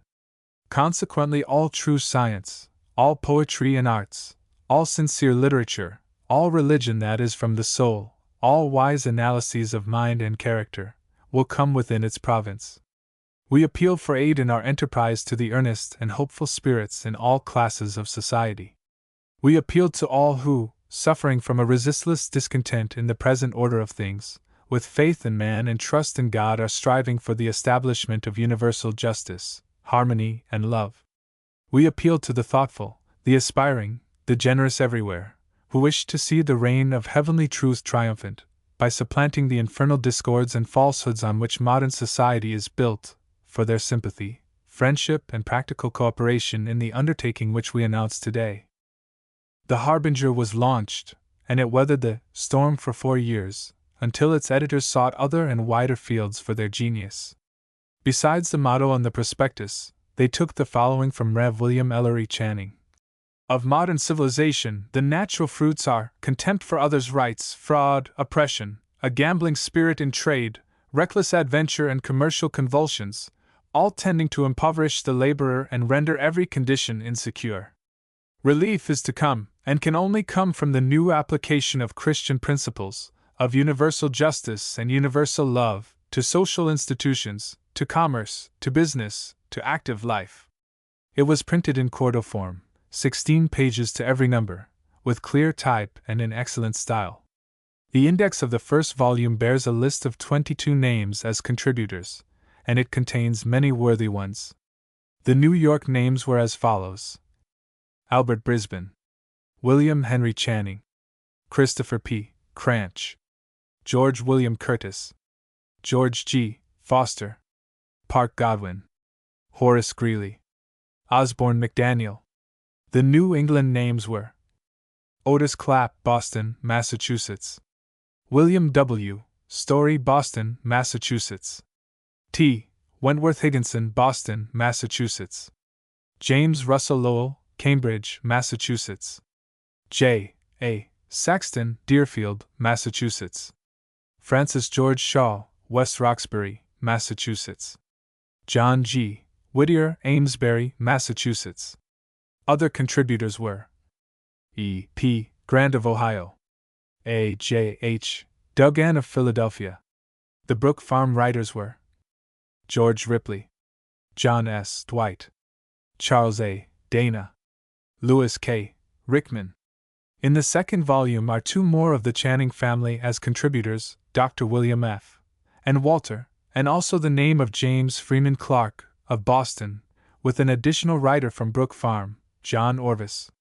Mr. Ripley and Mr. Dana wrote most of the editorial associative articles. Mr. Dana was the principal reviewer, and noticed the new books. Mr. Dwight wrote an occasional article on association, reviewed, and attended to the musical and poetical department. He also earnestly advocated the doctrines of social and industrial life suggested by Fourier. Translations in prose and poetry were common. Park Godwin and W. H. Channing assisted in translations or selections from Fourier's writings. George William Curtis wrote the musical correspondence from New York, and among the poetical contributions in the first volume is one from J. G. Whittier, To My Friend on the Death of His Sister, and 5 poems by Cranch, Higginson, Story, Lowell, and Duggan, also poetic translations from the German by Dwight and Dana, as well as original poems by them. The paper was not local. It aimed high as a purely literary and critical as well as progressive journal, and I must ever consider it a fault that it did not chronicle more of Brook Farm life. We look almost in vain through its pages for one word of its situation, finding none except in some allusions to it in the correspondence from abroad. Occasionally the school was advertised in a corner, but for the rest it might as well have been published elsewhere as at Brook Farm. The leaders, feeling that the life there was an experiment, and perhaps a doubtful one, were not disposed to gratify a curiosity which they probably considered morbid, by yielding to it. This was a mistake. It was a mistake, as much as it would be for us to leave out of our letters to our friends the petty incidents of daily life, and describe only grand principles and outside events. It is only to those loved most by us that we recite the trivial things, for we know that those trivialities link us closer than anything else, filling all the chinks in our friendship or love. It was a disappointment to those who desired to know often of the spirit of the workers, and of the little events that happened there, not to find more notices of them. In many other respects the Harbinger was a grand success. In all that pertained to music, criticism, poetry, and progress no journal stood higher. I cannot tell of its pecuniary success, for I do not find any memorandum of its finances. The first number commenced with a story translated from the French of George Sand, Madame Dudevant, entitled Consuelo, in some respects the sweetest story she ever wrote. It was translated by our neighbor, Mr. Francis G. Shaw, who would oftentimes mount his horse, and with his little boy, a tiny fellow, on a pony by his side, gallop over to see us. How hard it is for me to realize that afterward the same little fellow, as Colonel Robert G. Shaw led his colored regiment through fire and smoke and the whizzing bullets up to the cannon's mouth of bloody Fort Wagner, and there laid down his life for his country. Francis George Shaw was of a Boston family and a gentleman of means. He took great interest in our experiment and its hope for results. I have not words to praise his kindness, and his gentlemanly manner and bearing towards us all. He looked on life from a high standpoint. Wealth did not corrupt him. He was a Christian in large-heartedness and philanthropy. He recognized his Maker's image in all men, the garment he saw through, the color he saw through, and he desired above all things the education, progress, and culture of all the human family. Appended is an additional list of all the advertised contributors of the Harbinger, during its publication at Brook Farm, not including those already mentioned. John Allen, Brook Farm. Jean M. Palise, Brook Farm. S. P. Andrews, New York, N. Y. William Ellery Channing, Concord, Massachusetts. Joseph J. Cook, Providence, R. I. Fred. Henry Hedge, Bangor, Maine.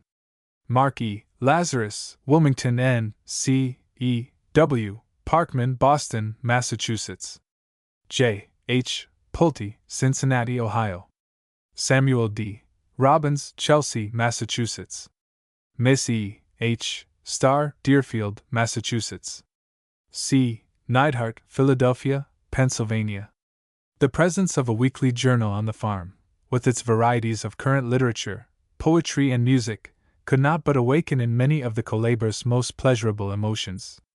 Prose articles and poetry from it were discussed by daylight, and by the fireside, by the roadside, in the shops, on the farm, in fact, everywhere. The Admiral was wild over Hood's Bridge of Sighs. It was so quaint, the rhythm was so unique, it was so full of sentiment, it was so tender, it displayed so touchingly the sorrows of a young heart, and was so in harmony with the humanitarian sentiment of our lives, that he and others could but repeat it over and over, and the poet's rhymes kept ringing both in our physical and mental ears. The lines, "One more unfortunate, rashly importunate, gone to her death. Take her up tenderly, fashioned so slenderly young and so fair," were repeated times without number. Cranch's, Stories, and Degan's poems were favorably criticized, the authors being friendly to the association, and the verses of our own members touched tender spots. When Mr. Emerson's poems were published, there was quite a desire to know what his sonnet to our friend William H. Channing was like. The disappointment was great when, instead of a grand, glowing sonnet to a great-souled man, it took up only an exceptional point of feeling in his mind on the abolition question, on which they were not quite agreed. Quite a little discussion took place between two young persons as to the propriety of the lines. "What boots thy zeal, old glowing friend, that would indignant rend the Northland from the South?" The one party contended that boots was entirely inadmissible in poetic phrase. "What boots? Cowhides or patent leathers?" said he, whilst the other contended that the whole scope of the meaning made the poetry. But still the first stuck to his point, that a grand sentiment needed grand words as well as grand ideas, and boots was a homely and inadmissible word with which to express a high sentiment. Among the many volumes noticed, Festus, by Philip James Bailey, was a constant source of admiration and criticism in some of our circles, and we had many varied ones. Listen to what Mr. Dwight said of it at the time in the Harbinger. "There are more original and magnificent images on a single page of Festus than would endow a dozen of the handsome volumes most in vogue. The conclusion you come to as you read on is that his wealth of imagination is illimitable, and that you might as well cut a cloud out of the purple sunset atmosphere as a figure from the boundless atmospheric beauty of this poem. Festus still retains its charm for me." The Harbinger, as may be seen, was to be published by the Brook Farm Phalanx, not Association. The reason why the name was changed was because Association was not a definite one, conveying distinct impressions to the public mind, like community, and the name Phalanx, although to American ears new in its connection, was expressive, and was also adopted by a number of social experiments just starting, and it was desirable to have them all associated in name as well as in general doctrine. The name, community, was rejected because all the societies organized under that name held their property in common, which the association distinctly did not. There were other changes made at this time, more important in idea than in practice. The name, Areopagus, was applied to an enlarged general council, and our leader got in this connection, without warrant, the name of the Archon.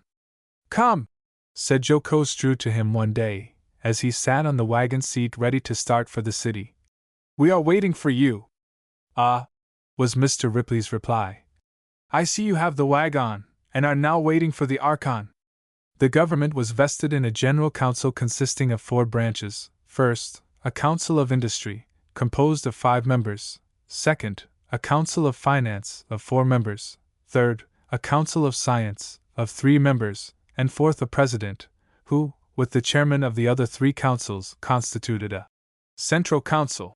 The Council of Industry was appointed by the chiefs of the several series devoted to manual industry, the Council of Finance, by the stockholders, the Council of Science, by chiefs of the series devoted to educational, literary, and scientific matters, and the President by the concurrent vote of the 3 series. The Areopagus, whose duty was advisory, consisted of the General Council, the chiefs of the several groups and series, stockholders holding stock to the amount of $1,000 or more, all members of the phalanx over the age of 45 who had resided on the place for 2 years or longer, and of such other persons as might be elected by this council on account of their superior wisdom, merit, or devotion to the interests of the association, no person voting who was not a member of the phalanx. There was a curious and interesting addition to the Constitution in the Council of Arbiters, which was to consist of 7 persons, the majority of whom shall be women. To this council individuals and departments were to bring all complaints, charges, and grievances not provided for in other ways. They were to take cognizance of all matters relating to morals and manners, and to report to the General Council all cases wherein their decision was not complied with. The reader can judge by this that there were men and women who understood woman's sphere, and were ready to assist her to it quietly and naturally, long years ago in this little band. A considerable number of arrangements were made to secure what was considered justice in the relation of capital to the phalanx, its members, and its stockholders. The capital stock was divided into 3 classes, namely, loan stock, or that which received a fixed percentage for use, partnership stock, depending on the general product of the phalanx for its dividend, and labor stock, that represented the dividend to labor. The arrangements for the dividends on stock of the several kinds were quite complicated, and under the light of after events seemed farcical, but the Constitution makers believed they were arranging matters not only for the Brook Farm experiment, but for all who might adopt the social life of the phalanxes, present and future. Looking at it in this light, the Constitution might deserve more thought than can be given to it now. There was a preliminary article, written and signed by George Ripley, President, from which the following extracts are made. At the last session of the Legislature of Massachusetts, our association was incorporated under the name which it now assumes, with the right to hold real estate to the amount of $100,000. This confers upon us all the usual powers and privileges of chartered companies. We have introduced several branches of profitable industry, and established a market for their products, and finally, in the Constitution which follows, we have applied the principles of social justice to the distribution of profits in such a manner that the best results are to be expected. Nothing is now necessary to the greatest possible measure of success but capital to furnish sufficient means to enable us to develop every department to advantage. This capital we can now apply profitably and without danger of loss. We are well aware that there must be risk in investing money in an infant association as well as in any other untried business, but with the labors of nearly 4 years, we have arrived at a point where this risk hardly exists. Not that we have surmounted all the difficulties of the enterprise, these are still sufficiently abundant. But we have, by no means with ease, laid the foundation, and now stand ready to do our part in rearing a superstructure, which approaches more nearly to the ideal of human society than any that has as yet existed, a society which shall establish justice between all interests and all men, which shall guarantee education, the right to labor, and the rights of property to all, and which by actual demonstration of a state of things every way better and more advantageous, will put an end to the great evils which at present burden even the most fortunate classes. What we have already been able to accomplish ought to give weight to our words. We speak not from abstract conviction, but from experience, not as mere enthusiasts, but as men of practical common sense, holding in our hands the means of escape from the present condition of society, and from that still more frightful state to which in all civilized countries it is hurrying. Accordingly, we calmly and earnestly invite the aid of those who perceive how little security existing institutions offer against the growth of commercial feudalism on the one hand, and pauperism on the other, of those whose sympathies are with the unfortunate, and uneducated masses, of those who long for the establishment of more true and genial conditions of life, as well as of those who are made restless and fiery-souled by the universal necessities of reform, but by the increasing number, whose most ardent desire is to see the experiment of association fairly tried, we are confident that the appeal we now make will not be received without the most generous response in their power. As far as their means and their utmost exertions can go, they will not suffer so favorable an opportunity for the realization of their hopes to pass unimproved. I cannot say that I think all parties in the association were pleased with the changes in the Constitution. They were not simple enough to be easily applied and quickly comprehended, and were too weighty and cumbersome for the little society. Early in the second spring, 1844, of my sojourn at the farm, it was decided to build a large unitary building on the high ground, almost directly in front of the Eyrie, though at some distance from it, on the eastern verge of the slope facing the meadow, and nearly in line with the distant town road. It was late when the preparations were concluded and the work was commenced.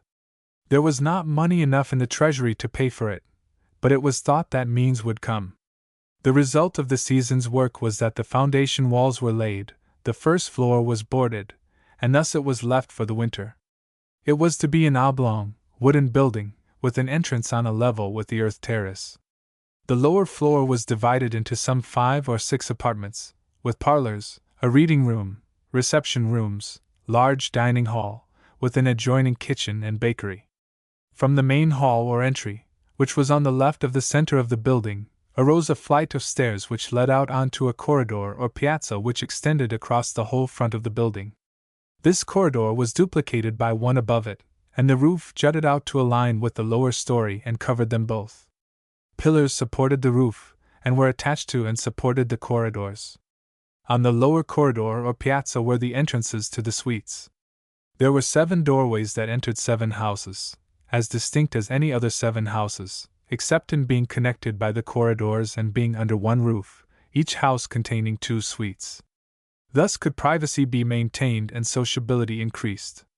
The building would add wonderfully to the advantages of the association, and being near the center of the domain, would diminish the travel which consumed a great deal of time. It would give room for increased numbers, would furnish a suitable assembly room, and more especially would it give to the larger families a chance to place their members together in the natural family order. It would also allow the other buildings to be used exclusively for family purposes, and if success increased the resources of the association, the main building would be enlarged by adding wings to it. The proportion of unmarried persons in the association was large, and young men predominated. They had, in a general sense, a good home in the association, but there was lacking the family circle to draw around at night, and a good deal of motherly care and sympathy. They were reliable young men, and many of the families would not have objected to having them join to their evening circles, had they not been crowded themselves, to having a sympathizing care over them, and to looking after many of those trifling things that make the difference between comfort and discomfort. It was a theory that all should have a home, that the association, as a general home, should not take the place of the private family, and it was also considered a duty by many to join to their family circles one or more of these single persons. It was proposed in the apportionment of the rooms in the new building, to place a family in each house and proportionately distribute the young men, when desirable to do so, among them. This would give all a more equal chance, and not doom the young and productive members to reside in attics, or in groups in any place convenient for the association, in its crowded state, to put them. Extracts from the financial report to the association. The Direction of Finance respectfully submit their annual report for the year ending October 31, 1844. The income of the association during the year from all sources whatever has been $11,854.41, and its expenditures for all purposes, including interest, losses by bad debts, and damage of buildings, tools and furniture, $10,409.14, leaving a balance of $1,445.27, from which deducting the amount of doubtful debts contracted this year, $284.43, we have $1,160.84, which is to be divided according to the Constitution. By the last yearly report of this direction, it appears that the association has been a loser up to November 1, 1843, to the amount of $2,748.83. In this amount was included sundry debts against associates amounting to $924.38, which should not have been included. There were also some small discrepancies which were afterwards discovered, so that on settling the books, the entire deficit appeared to be $1,837. To this amount should be added the proportion of the damage done to the tools, furniture, and general fixtures and depreciation in the livestock, by the use of the 2 years which the association has been in operation previous to that time. The whole damage of this property by the use of these years has been ascertained by inventory to be $365.54, according to the estimates and statements prepared by Messrs. Rickman and Hastings, which are herewith submitted. Of this sum, $365.54, we have charged 1/3, $121.85, to the account of the current year, and 2/3, $243.69, to the account of the 2 preceding years. To the same amount should also be added sundry debts which have since proved to be bad, amounting in all to $678.08, and also an error in favor of I. Morton amounting to $17.74, which has since been discovered in his account, so that the total deficit of the preceding years will appear to be as follows. Deficit on settling the books, $1,837 damage on furniture and fixtures. 243.69 bad debts, including debts of associates considered doubtful. 678.08 I. Morton. 17.74. Total, $2,776.51. From this amount is to be deducted the value of the farm produce consisting of hay, roots, manures, etc., on hand November 1, 1843, which was not taken into the amount of last year, but which has been ascertained to be $762.50, as well as the value, $49.13, of the family stores which were on hand at the same time, but were also omitted from the amount. Deducting these two amounts, $762.50 plus $49.13 equals $811.63, from the deficit as above stated we have. Deficit, $2,776.51 farm produce and family stores. 811.63. Real deficit for 1842 and 1843. $1,964.88. It was the opinion of a majority at least of this board that this sum must be chargeable upon the future industry of the association, and that no dividend could be declared until it had been made up. Accordingly, the quarterly statement for the quarter ending August 1, 1844, was based upon this opinion, and a deficit of $526.78 declared to exist at that time. It is but justice to say that that statement was made up in the absence of one of the members of the direction, Mr. Rickman, who on seeing it objected entirely to the principle which it embodied. Subsequent consideration has convinced the direction that the statement was in that respect erroneous, and that the transactions of previous years ought not to affect the operations of this, in the way proposed in the statement. It should be borne in mind that the deficit before spoken of is not a debt in itself, but is the difference between the amount of our debts and our joint stock, and the nominal value of our assets. The association is not bound to pay the sum or to make it good in any way. It pays interest upon it, but can never be called on to pay the principal. The sum total of the actual liabilities of the association, that is, of debts and obligations which it is bound at some time or other to pay, is much exceeded by the cost value of its property. Its joint stock, which it is not bound to pay, much exceeds the deficit we are speaking of, so that clearly the deficit is not to be paid, but only the interest upon it, that is, 5% per annum forever. So that it is evident that the principal is by no means chargeable upon the industry of the present or of future years, but only the interest. And even if the said deficit were a debt to be paid, it would still, as we conceive, be perfectly just and legitimate to issue stock for its amount to those members by whose labors it was made up. because in that case we should merely, in consideration of such labor, bind the association to the yearly payment of the interest aforesaid according to the terms of our joint stock compact. This is, as we are persuaded, the only way whereby labor can receive justice. If $100 in money is invested in our stock, we issue certificates for that amount, and why must we not do the same with an investment of $100 worth of labor? The claim in the latter case seems to us even more imperative than in the former. The dividend of each year ought, as we are convinced, to be made with reference solely to the difference between its gains on the one hand, and its expenditures and losses on the other. The earlier losses of the establishment must be regarded as the price of much valuable experience, and as inevitable in starting such an institution. Almost every business fails to pay its expenses at the commencement. It always costs something to set the wheels in operation. This is not, however, to be regarded as absolute loss. This is the view which is to be taken of the condition of the association at the beginning of the present year. The true value of any property is precisely the sum on which, in the use for which it was designed or which it may be put to, it pays the requisite interest. The price of railroad stock, for example, is not regulated either by its original cost or by the present intrinsic worth of the property it represents, but by the dividend it pays and by the condition and durability of the railroad. For any other use than as a railroad, the property of the road is of course comparatively worthless, but that consideration has no effect upon its value.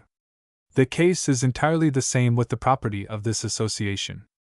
As long as it is able, in the use and under the management of the association, to pay the stipulated interest, 5% per annum, upon the stock shares by which it is represented, so long those stock shares will be worth par, whatever may be the nominal cost of the property, or its value for any other purposes than those of the association.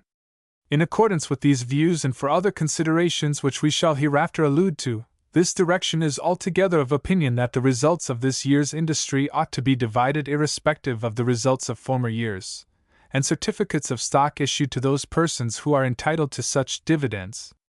To some persons it may perhaps seem remarkable that a dividend should be declared when the association is so much in want of ready money as at present, but a little reflection will show anyone that it is a perfectly legitimate proceeding. A very large part of our industry has been engaged in the production of permanent property such as the shop, the phalanstery, and the improvements upon the farm.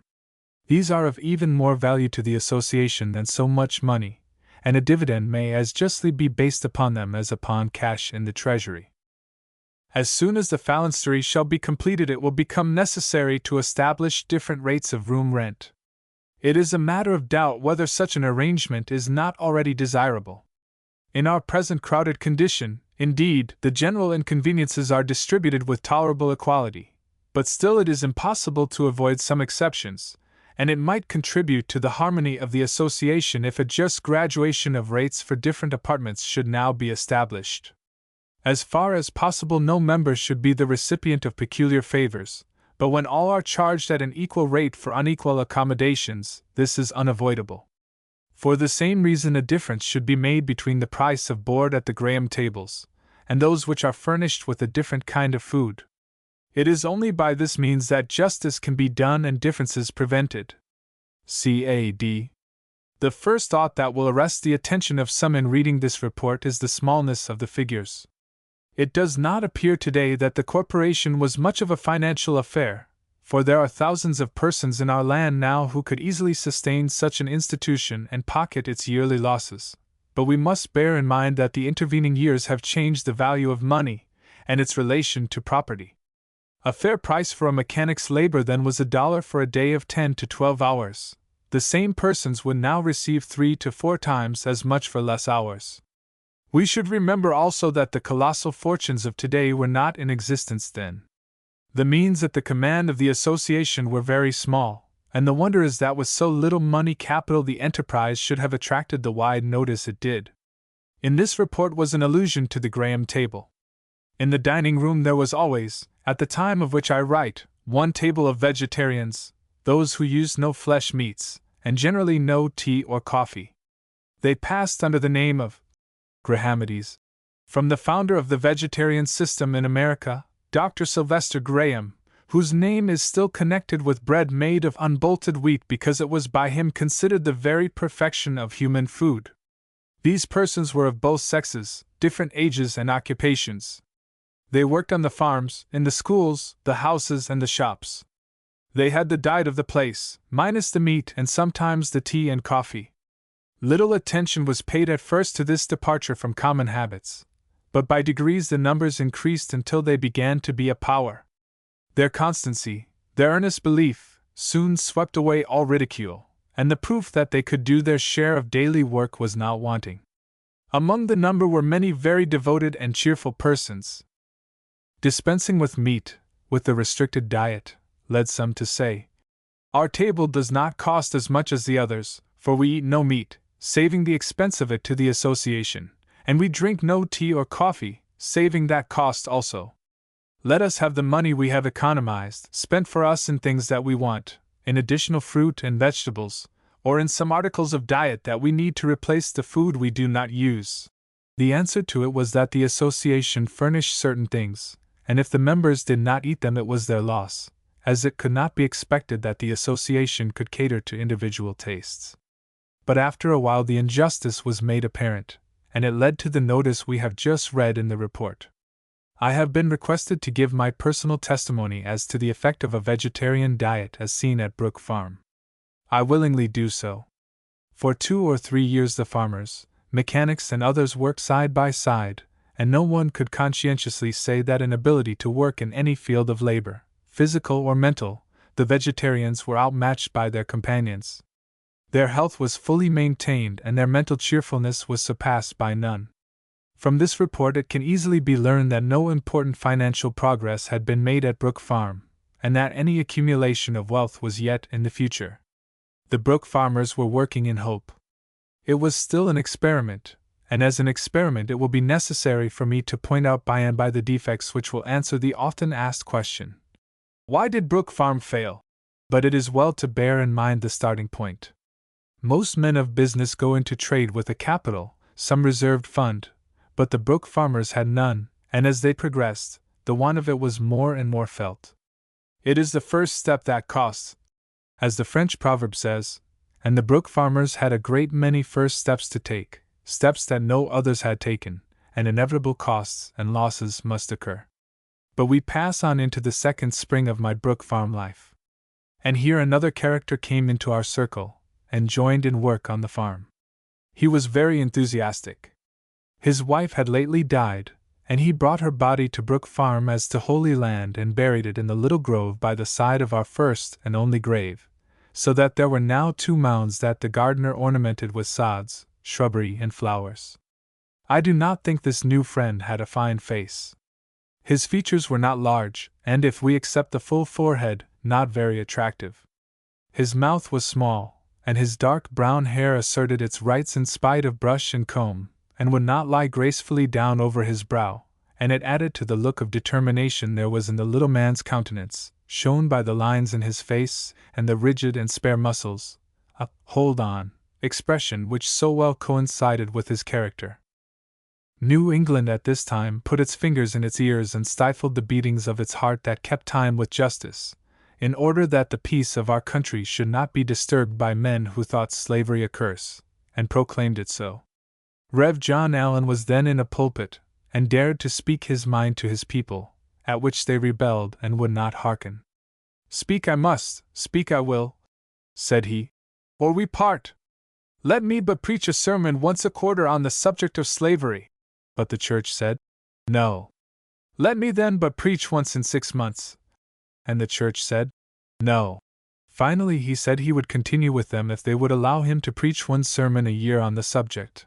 I doubt not that one would have carried flint and steel enough to set fire to all the tinder in the congregation, but the church would not listen, and they parted. He had 1 little child, an infant a year or 2 old, who, deprived of his mother, was brought to the farm and had a great deal of attention and pity bestowed upon it. This little boy brought a misfortune which threatened the lives of the members, the business and life of the association. He was the pet of his father, who took him to Boston on his lecture tours and brought him back, for Mr. Allen was engaged to lecture for the cause. The child had never been vaccinated, and being ill at the hive, it was discovered that he had symptoms of smallpox, which disease he had taken somewhere in the city. Imagine the commotion among the persons who had handled and fondled the young darling, and in the association in general. But the bravery of men and women who had dared to leave their homes and share the fortune and fate of this young community was everywhere displayed. The child was isolated and cared for, but in due time backaches and headaches foretold the coming of the dreaded disease, and preparations were made for anticipated results. The cottage was vacated, and the sick were conveyed thither. The disease took a variety of forms. There were those who had nothing but the symptoms, or a pustule or two. Some had a few dozen on them, scattered from head to foot. They were almost absolutely well. They refused to be made invalids of. They kept at work on the farm or were only disabled for a day or two when the disease was at its height. The lighter cases increased in number, and finally the direction saw it was useless to try to isolate all, and that the disease must have its run, and they must trust to fate for final results.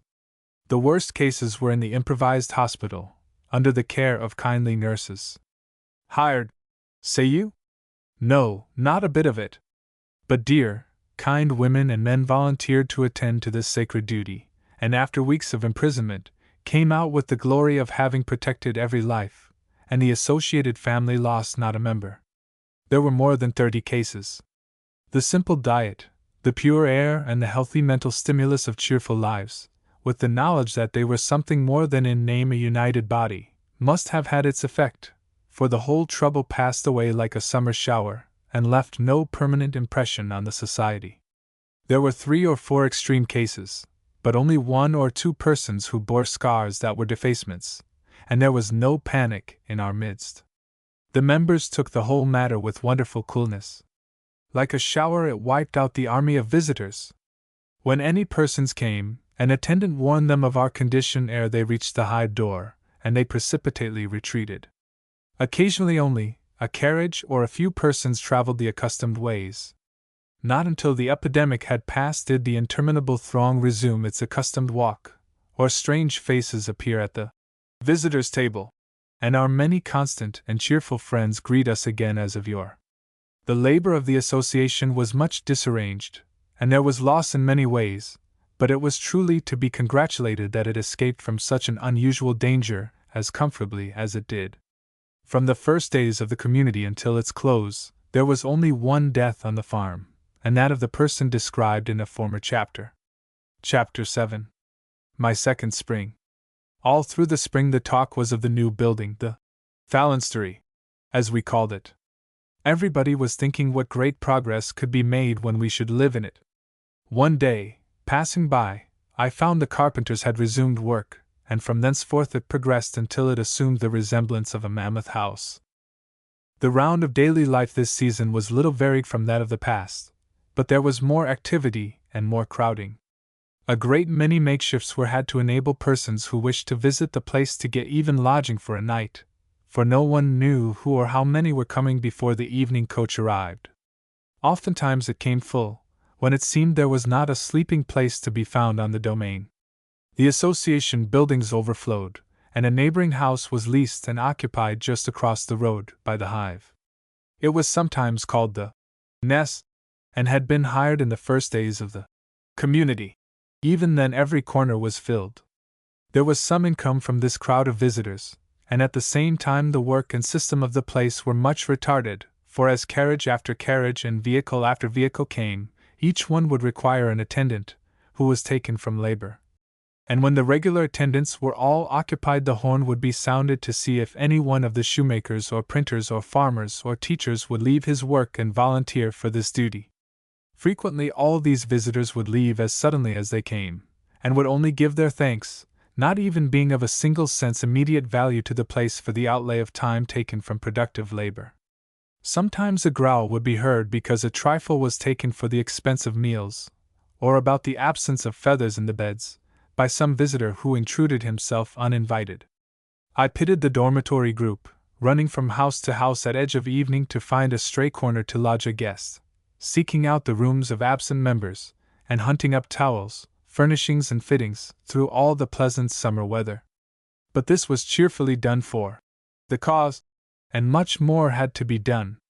Our lecturers were wanted, men who were in practical associative life, and they were taken from remunerative work to speak to the public. Thus we entered into the summer, and the beautiful grass waved again on the meadow, the pleasant lights gleamed again from the airy windows, the pure moon looked down on the summer fields, the merry voices of the young and happy folks were heard as the farmers came up from the fields, and the horns sounded its toot-toot, as a signal for all to join at meals. I was in the gardener's department, assisting him in the care of the greenhouse plants and making flower beds, but our especial work was laying out and planting a large garden which should be a permanent addition to the beauty of the place, and a future source of income. On the farm was a fine imported bull who did not seem to be doing his share of work in our very industrious place, so a ring was put in his nose and he was my especial charge in the way of a team. It appears cruel to one who for the first time sees a bull led by the nose, but there seems to be no reason why a bull should complain, when there are so many humans continually led through life in the same fashion. In fact, the bull throve and had in some ways considerable sense. He was harnessed into a tipcart, and we made him work for us. He was a strong, powerful fellow, and has carried his 80 loads of gravel a day, from one part of the garden to the other. At noon I would relieve him of his harness, and mount his back for a ride to the barn. I would then be the observed of all observers. Sometimes, for the frolic, I would load my cart with young misses and dump them at the hive door, backing up to it in the most approved style of an old Jee-haw farmer. Prince Albert, the bull, was a gem. He worked admirably. He never gave me any trouble, or anyone else human, but when stalled near the oxen he had a peculiar fancy to poke his horns into them. Early one morning, by some mischance, he got loose in the barn, and going for one of them frightened him so much that he also broke loose, and in trying to make his escape from the bull, backed into the barnroom. There was a large trap door in it, and the ox ventured on it, breaking it, and fell through. The bull was so close behind that he could not escape, and they dropped together into the little room below, the door of which was open. The ox escaped into the yard, and ran for dear life around the front of the hive, pursued by the bull. Whether the jar of the fall, his escape, or his quiet disposition sobered him I know not, but he soon fell into a jog-trot pursuit, and was caught and returned by a neighboring farmer. There was great roaring and noise in the fracas, which was of short duration, but long enough to bring out the men from the hive to witness the affair. The general, who had been sleeping a little late, probably he had been baking bread the night before, made his appearance from his little room on the ground floor, with boot on one foot and shoe on the other, just as it was all over, with the impatient inquiry, "W. what is it all about?" On an explanation of the affair being made, the next question he asked, in all earnestness, soberness, and simplicity, was, "W. Choich came out ahead?" The personal appearance and manner of the general, and the absurd question, uttered in a vehement and stammering way, touched a ludicrous spot in the minds of the spectators so permanently that should you ask one of them today, "Which came out ahead?" he will smile or give you a shout of laughter in return. It took but little to amuse, sometimes, for on one of the beautiful summer days at nooning time, a group of men were resting in the shade of the arbor that was on an island artificially made in the brook below the terraces in front of the hive, breathing the pure, balmy air of outdoors instead of the indoor air of the workshop, reclining on the thick greensward, when some 2 or 3 essayed the not very difficult feat of jumping the merrily running brook, from embankment to embankment, and dared Tyrrell, one of the number, to follow.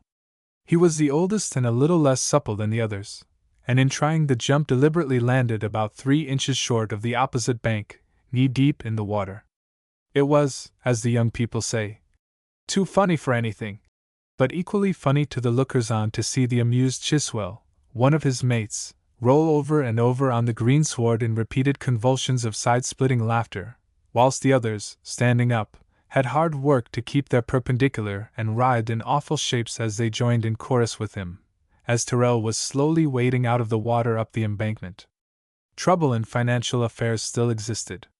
Cash in large amount was not received, and it was perilous times with the direction. When the fall of the year came, It was announced that we must retrench our meager diet, to enable us to go on until our labor could pay us better, until we could improve our employments and enlarge the institutions so that there could be more producers, and it was submitted to without much complaint. The work on the new building ceased, so that all hope of entering into it before the coming spring was abandoned. There was one motto: retrenchment, and it was echoed from all sides with all manner of fun and mock solemnity. But those who were in the inner circle doubtless felt, more than the youngsters did, the seriousness of matters. A more strict account of everything was kept. Indeed, it seemed that the time spent in keeping all the various items was out of proportion to the work done. I shall not soon forget, in this connection, the joke of the parson, Capon, who, holding up a pair of pantaloons that he had just received from the mending group, said sharply, "I have just gotten a receipt in full for these pantaloons." It will not be necessary to go into details of changes made to secure more prosperity. I was undisturbed by them. I could go with crust of good bread all day and be satisfied, growing strong and healthy. I could endure the cold and heat without trouble, and have often braved the winter wind, taking no pains to keep it from being blown on my bare chest, and without discomfort. The new greenhouse was built in the autumn, just in time to save the plants from frost. It was situated back of the cottage and garden, almost parallel with our boundary wall, and about 15 feet from it. There was a little sleeping room connected with it, where I lodged summer and winter. Above me in the gable, a variety of beautiful doves, consisting of pouters, tumblers, ruffs, carriers, and fantails, was installed. They were very tame, and were much admired by our family and visitors. They came at my call, alighted on my hands, head, and shoulders, and picked corn from out my hands and from between my lips. We planted grapevines that bore promises, but were too young for fruit, and we made bouquets and sold them to Boston and West Roxbury parties. Peter N. Cleanstrup, the gardener, was under the spell of the powerful weed, tobacco, and he tried time and again to break from the habit of using it, but as often returned to its enchantment and its witchery. "This is my last piece," I have heard him say many times, showing me the fragment of a hand, and when that was gone, and for some 2 or 3 weeks afterwards, everything soured him. He was as cross as a bear, but after that time his nerves would gradually become calmer, and his complexion clearer. The gardener would persevere in the disuse of tobacco until the enchanter's spell seemed broken, when some disturbing thing would upset him, and he would turn his pockets inside out, and fumble with his thumb and finger in their extreme corners for the least particle of the luxury. "John, I must have some tobacco," he would say, and in a day or 2 would be again under the full influence of the weed. I pitied the old man, as I do the thousands of younger men who are today under the same enchantment. Swept into this little nook in the industries of the place, I left the farming group forever. It is often stated that the home circle is the sphere of women, but at times it is a very narrow circle, a very narrowing circle to its occupants. There are thousands who enter it as brilliant young ladies, and come from it at the end of a few years morbid, harassed, depressed, sunk in all the graces and powers that make a woman's life beautiful and distinct from a man's. The circle in many cases is so narrow that there is no room for growth. The humdrum toils, the petty cares and rude contact with hired help, sink many a charming woman into a domestic drudge and scold. It has been asserted that associations and communities may do well for men, but that women can never get along in them. The experience of Brook Farm testifies against the assertion. If ever there was a clear record of faithfulness and devotion, of sacrifice, of love of principle, and earnest, unselfish work for unselfish ends, the women toilers of Brook Farm can claim it and secure it without cavil. Morning and evening, in season and out of season, in heat and cold, they were ever at their posts. And the self-imposed toil made them grow great. It opened their hearts as they daily saw the devotion of others. It was for the meanest a life above humdrum, and for the greatest something far, infinitely far beyond. They looked into the gates of life and saw beyond charming visions, and hopes springing up for all. They saw protection for all, even to the meanest of God's creatures, a life beyond cold charity, up among the attributes of the Creator's justice, an even garment for all, protecting the weak children of life against the strong against the machinations of the weak. How could they grow otherwise than great? Wherever woman's hands were wanted to work, wherever woman's head was wanted to plan, and wherever woman's care and sympathy were needed, they were always forthcoming. Some were witty, too. One of our ladies, with her hands full of apple blossoms and her eyes bright as stars, was met by Mr. Ripley, who said to her, "You have been foraging, I see." "Oh, no," she said with an arch smile. "I do not go foraging." The pupils of the school took the infection of labor. At first often haughty and distant, they soon mellowed, and were ready to assist the young associate of friends, with whom they became acquainted, in various little works, and enjoyed the labor. The prevailing tone was health. Sickness was a rarity to either sex. The pupils mingled with the games and sporty walks, rides, and parties, and many seemed as devoted as though belonging to the body, and when they returned from vacations, it was with happy greetings to all and from all, and like returning home, rather than to tasks. Separate and distinct from the school was a room for the young at the Hive, where mothers could leave their children in the care of the nursery group whilst they were engaged in industrial work, or as a kindly relief to themselves when fatigued by the care of them, for a primary doctrine was alternation of employments. It was believed that more and better work could be done by not being confined to one employment all the day of labor, that it was better for the mental as well as the physical system to have a change, in theory as often as once in 2 hours. In practice, under the conditions which governed our life, an attempt only could be made to alternate labor and to relieve the mothers from the excess of burden that the care of young children often is. Some very sweet and choice ladies attended to this employment, choosing it from their attraction towards it, thus inaugurating the day nursery system, now coming into vogue in our large cities. In the matter of dress, the women who chose had made for themselves a short gown with an undergarment, bound at the ankles and of the same material. With this dress they could walk well and work well. It was somewhat similar to the dress worn by Mrs. Bloomer and called by her name years after this date. The question of the right to vote for women was not one that troubled the politicians of Brook Farm. At all of the meetings for the acceptance or rejection of applicants and other purposes, women cast their votes without criticism, for were they not mutually interested? And now, nearly half a century since, we are asked to form a party to secure similar rights. Why, men and women, the party was formed when a majority of persons now living was not born. Only it was a very small party, and need I add, select. Only once did we have a wedding ceremony at the farm, though the friendships commenced outlasted the association. The financial conditions for marriage were not inviting.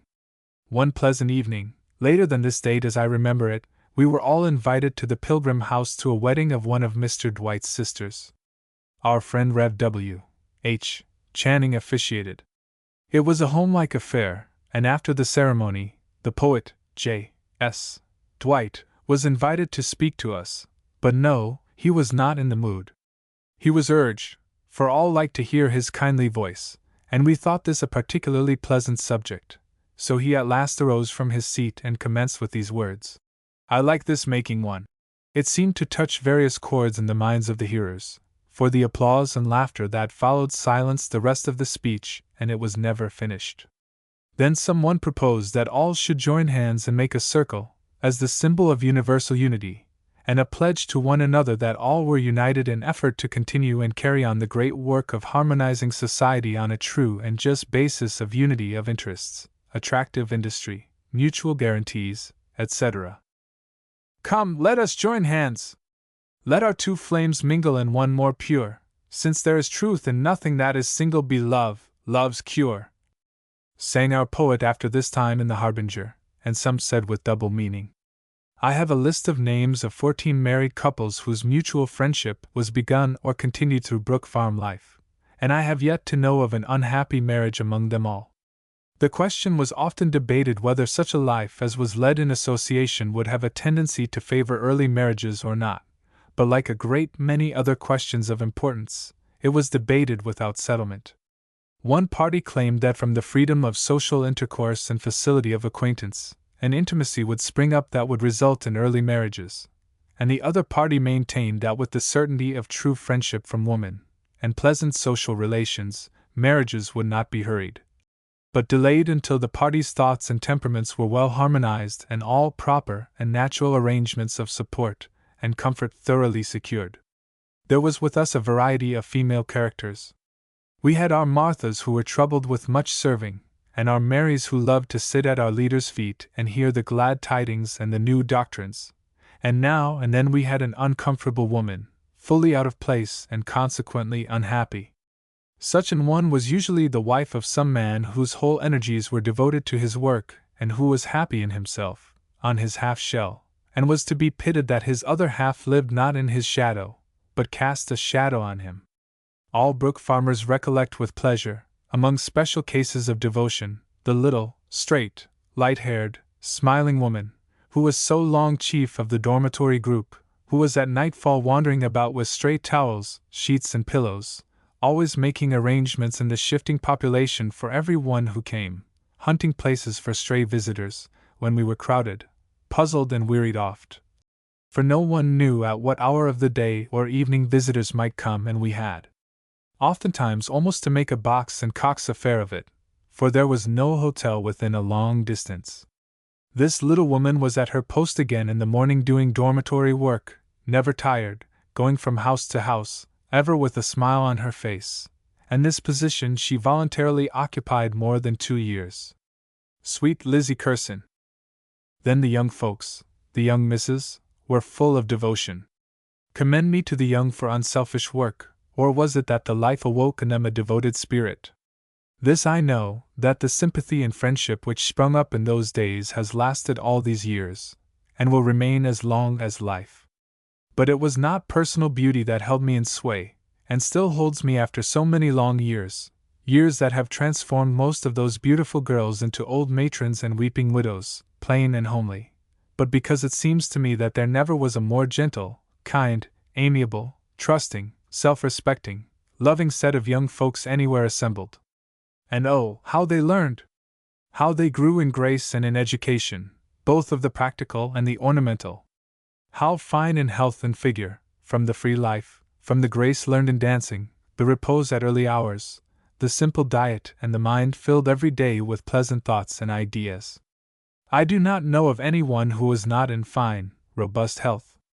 They all, without exception, developed into healthy men and women, or, to be a little more exact, as long as they remained on the farm they continued to develop in health, strength, grace and beauty. Chapter 8. The Drama, and Important Letters. The need of especial amusements was not particularly felt at the farm, but sometimes a set, inspired by an active mind, would venture out of the common course and try to do a big thing, which, like many big things, would prove a failure.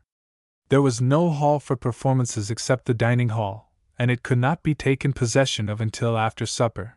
Consequently, for a dramatic performance where it was important to have the hall prepared beforehand, it was useless, and so the amusement group secured the lower floor of the shop for a special occasion, and Chiswell, the carpenter, made a portable stage which could be arranged for rehearsals and taken down easily, and all hands went to work, some to learn their parts and others to make dresses, properties and scenery. The influence of a strong, active mind and persuasive tongue like that of Drew was felt on this occasion, for he induced the amusement group to allow a portion of his favorite poem, Byron's Corsair, to be acted. With pencil and scissors he went to work, cutting and slashing the Corsair, with these ungodly weapons until I fear he could not, had he been in the flesh, have fought a brave fight. I cannot at this late day describe the dresses worn on the occasion, but Glover was the Corsair, and burnt cork had to suffer, and I know that there was quite a pretty miss whom he had no especial objection to embracing as Medora. When he said, "My own Medora," it was quite pathetic, enough to cause a titter among the younger portion of the audience. Apropos of the audience, it was noised abroad that there was to be a performance at the farm, and there was more than the usual number of outsiders present. Even the Reverend Theodore, who never ventured out in our vicinity in the evening, was tempted to come over for this great occasion. Some round-faced, pretty daughters of a well-to-do neighboring farmer from Spring Street were there also, and with friends and neighbors the shop was full, for us a large audience. Well, the Corsair, clipped as it was, dragged its slow length along to an end. We then ventured to start our great drama, Pizarro, or the Death of Rolla. But here again I am foiled in my remembrance. I know it took the whole strength of the company to fill out the many characters needed. Carpenters, shoemakers, and farmers were turned into Spanish chieftains and Peruvians. Our young maidens were changed into sun worshippers, and our musical man adapted a portion of one of Mozart's masses to sing to these words: "The sun is in his holy temple," etc., at which some of our people cavilled, but which portion, sung by the maidens in white, was perhaps the best of all the performance. I remember, however, that the Admiral, or someone else, was stationed behind the scenes with a gun to fire at Hala when he runs away with Alonso's child. That one of the great points made was, "By heaven, it is Alonso's child!" and that rushing over scenic rocks he should in imagination be shot. But the pesky gun behind the scenes would not go off until many desperate attempts were made, no report being heard until the play had further progressed, when all of a sudden the gun was fired, and frightened individuals had the temerity to ask what that gun was for. I remember this also, that long before the play was ended, the Reverend Theodore and others of the visitors had departed, thinking their own thoughts, and that the curative effects of that performance lasted so long the like was never attempted again. And although some were a trifle disheartened by the failure to reach the summit of their hopes, yet it was a source of merriment to others, and there are those whose eyes may meet these pages, who will still smile if you quote these lines to them. "O'er the glad waters of the deep blue sea, list, 'tis the bugle! I can vouch that it was nothing but the old trumpet we blew for dinner. Ha! It sure cannot be day! What star, what sun is bursting on the bay?"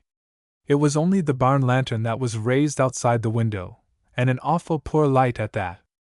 "Well, how was Drew's play?" said one wag. "All blood and thunder, eh?" "No, all thud and blunder," was the rejoinder. The associative movement had now touched thousands of hearts in this country. The Brook Farm community, at its formation, was the only community founded in America on the principle of freedom in religion and social life, all others being founded on special religious creeds. The agitation of social questions, the doctrines of Fourier and others, brought many societies into existence, but like enthusiasts in other schemes, the founders of them preached unity, but did not unite. The leaders of Brook Farm urged upon the prominent men in the social belief to take part with them in their already established society, with all the power they could command. But Mr. Greeley and the New York men joined hands with the North American Phalanx, an association founded at Red Bank, New Jersey, and lent their influence and means to its development. Mr. Greeley thought the land at Brook Farm was of too poor quality, that the debts of the organization were heavier than they should be for a beginning, and that by starting anew, a better chance for thrift could be had, especially if a location could be selected with an excellent soil, and he desired it should be located near the great market of New York. This departure from a true idea, the idea of concentration, was certainly a great mistake, and the end proved that the young societies, with little means, and needing much, should all have joined together for financial success. At a very early date in the movement, there was a community formed at Hopedale, Milford, Massachusetts, under the leadership of Rev. Aidan Ballou, a man of considerable ability, whose tenets were those of peace and absolute distinction to those of war. The community was pledged by its members not to enter into any hostile act, and to use its influence for universal peace, they being all of a sect called non-resistance. Our leader, wisely, I think, made overtures to them to unite with the West Roxbury community, but the proposition was declined in the following letter. Mendon, Massachusetts, NOV. 3/1842. Dear Brother Ripley, since our last interview I have met our brethren and had a full consultation with them on the points of difficulty on which we are at issue with your friends. We are unanimous in the solemn conviction that we could not enlist for the formation of a community not based on the distinguishing principles of the standard of practical Christianity so called, especially non-resistance, etc. We trust you will do us the justice to think that we are conscientious and not bigoted. The temptation is strong to severe, but we dare not hazard the cause we have espoused by yielding our scruples. We love you all, and shall be happy to see you go on and prosper, though we fear the final issue. We are few and poor, and therefore you can do without us better than we without you, your means and your learning. But we shall try to do something in our humble way if God favor us. We beseech you and your friends not to think us unkind or unfriendly on account of our stiff notions, as they may seem, and to regard us always as ready to rejoice in your good success. Let me hear from you occasionally, and believe me and those for whom I speak, sincerely your brethren in every good work. Affectionately yours, Aidan Ballou. I remember that the association, through its leaders, urged upon all the principal men who came within their sphere, with considerable zeal, to unite in their movement. This is a matter of record that should be placed to their credit. A little later than this I find a letter from Mr. Brisbane, who showed his characteristics so well in it, that I present all its important parts for reading. New York, the December 9th, 1845. My dear Ripley, yours of the 3d just received, the 5th came to hand yesterday. I note all its contents in relation to your views upon the necessity of developing Brook Farm. The reason why I have spoken in some of my last letters of the best means of bringing Brook Farm to a close, and making preparations for a trial under more favorable circumstances, is this. In the middle of November I received a letter from Charles in which, in speaking of the Verilud, he stated the difficulties you have to contend with, and expressed fears for the future in such a way that I decided you had made up your minds to bring things to a close. I feared that Morton might be foreclosing his mortgage, which would be a most serious affair. This is the cause of my adverting to a possible dissolution and the necessity of looking ahead to meet in the best and most proper manner such a contingency.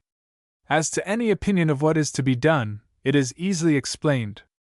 First, we must raise a sufficient amount of capital, and the amount must not be small. Second, when that is secured we must prepare and work out a plan of scientific organization sufficiently complete in its details to serve as a guide in organizing an association. For my own part, I feel no capability whatever of directing an association by discipline, by ideas of duty, moral suasion, and any other similar means. I want organization. I want a mechanism suited and adapted to human nature, so that human nature can follow its laws and attractions and go rightly, and be its own guide.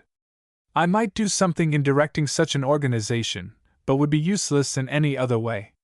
As we all like to be active, I would like exceedingly to take part in and help construct a scientific organization. How can we raise the capital necessary to do something effectual? I see but two ways. The first is for C. and I, and if he will not do it, then for you and I, if you would possibly engage in it, to lecture patiently and perseveringly in various parts of the country, having the translation of Fourier with us, and continue at the work until we have enlisted and interested men enough who will subscribe each a certain sum sufficient to form the fund we deem necessary. Patience and perseverance would do this. 100 men who would subscribe $1,000 cash would give us a fine capital. Something effectual, I think, might be done with such an amount. Less than that would, I fear, be patchwork. Second, if C. or you cannot engage in this enterprise, then I shall see what I can do alone. I shall make first the trial of the steel business. That will now soon be determined, probably in a few weeks. There are chances that it may be a great thing. If that turns out nothing, then I shall take Fourier's work and do something of what I propose you or C. and I should do together. If the capital can be had, where shall we organize, you will ask? That is a thing to be carefully considered, and which we cannot decide at present. Placed under the circumstances you are, all these speculations will appear foreign to the subject that interests you, and useless. You want capital, and immediately, for Brook Farm. Now it seems to me a problem as perplexing to get $15,000 for Brook Farm as it does to raise $100,000. Where can it be had? The New Yorkers who have money, G, T, S, etc., are all interested in and pledged to raise $10,000 for the North American phalanx, to pay off its mortgage. You might as well undertake to raise dead men, as to attain any considerable amount of capital from the people here. I have tried it so often that I know the difficulties. The fact is, we have a great work to accomplish, that of organizing an association, and to do it we must have the means adequate to the task, and to get these means we must make the most persevering and Herculean efforts. We must go at the thing in earnest, and labor until we have secured the means. I really see no other way or avenue to success. If you do, I should be glad to hear your explanation of it. $15,000 might do a great deal at Brook Farm, but would it do the thing effectually? Would it make a trial that would impress the public? And for anything short of that, none of us, I suppose, would labor. We are surrounded by great difficulties. I see no immediate chance of obtaining a capital sufficient for a good experiment, and until we have the capital to organize upon quite a complete scale, I should say that it would be a very great misfortune to dissolve Brook Farm. No uncertain prospects should exercise any influence. The means must be had in hand before we made any decisive movement towards a removal or organizing in a more favorable location, even if you were perfectly willing to leave New England and the neighborhood of Boston. As I said, I spoke of it, and should be urged to make at once the greatest efforts to obtain capital only under the fear that circumstances might force a crisis upon you. I have touched merely upon generalities today. After further correspondence I will write you more in detail. I will also come on and see you if you deem it advisable. The other experiment keeps me here at present. I think that next week I shall test it. I am greatly rejoiced to hear that you are getting on well with the translation. A. Brisbane. I present in contrast the draft of a letter by Mr. Ripley, showing the difference in the ideas of the two men. Among the social organizations at this date was the community founded by Mr. John A. Collins, at Skaneateles, New York, to whose friend the letter was addressed. This movement was based on community of property, which was denounced by the school of Fourier as a fallacy. I commend the letter to careful perusal. It is beautiful in language, its spirit is transcendent. Brook Farm, Mass. My dear Sir, I thank you for sending me the circular, calling a convention at Skaneateles for the promotion of the community movement. I had just enjoyed a short visit from Mr. Collins, who explained to me very fully the purposes of the enterprise, and described the advantages of the situation which had been selected as the scene of the initiatory experiment. I hardly need to say that the movers in this noble effort have my warmest sympathy, and that if circumstances permitted, I could not deprive myself of the privilege of being present at their deliberations. I am, however, just now so involved in cares and labors that I could not be absent for so long a time without neglect of duty. Although my present strong convictions are in favor of cooperative association rather than of communities of property, I look with an indescribable interest on every attempt to redeem society from its corruptions, and establish the intercourse of men on a basis of love instead of competition. The evils arising from trade and money, it appears to me, grow out of the defects of our social organization, not an intrinsic vice in themselves, and the abolition of private property, I fear, would so far destroy the independence of the individual, as to interfere with the great object of all social reform, namely, the development of humanity, the substitution of a race of free, noble, holy men and women, instead of the dwarfish and mutilated specimens which now cover the earth. The great problem is to guarantee individualism against the masses, on the one hand, and the masses against the individual, on the other. In society as now organized, the many are slaves to a few favored individuals in a community. I should dread the bondage of individuals to the power of the mass, while association, by identifying the interests of the many and the few, the less gifted and the highly gifted, secures the sacred personality of all, gives to each individual the largest liberty of the children of God. Such are my present views, subject to any modification which farther light may produce. Still I consider the great question of the means of human regeneration still open, indeed, hardly touched as yet, and heaven forbid that I should not at least give you my best wishes for the success of your important enterprise. In our own little association we practically adopt many community elements. We are eclectics and learners, but day by day increases our faith and joy in the principle of combined industry, and of bearing each other's burdens, instead of seeking every man his own. It will give me great pleasure to hear from you whenever you have anything to communicate interesting to the general movement.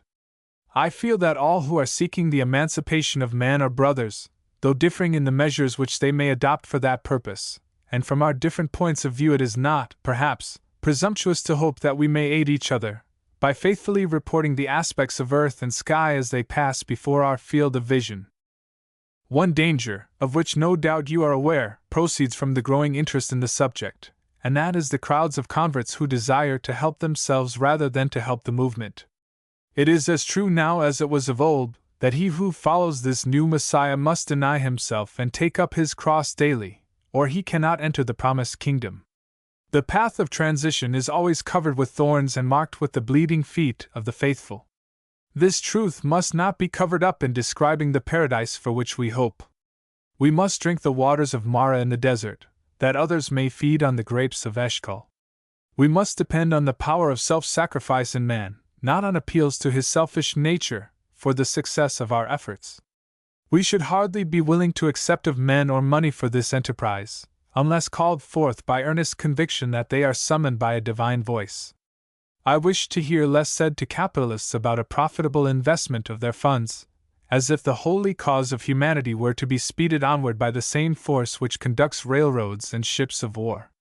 Rather preach to the rich, sell all that you have and give to the poor, and you shall have treasure in heaven. George Ripley.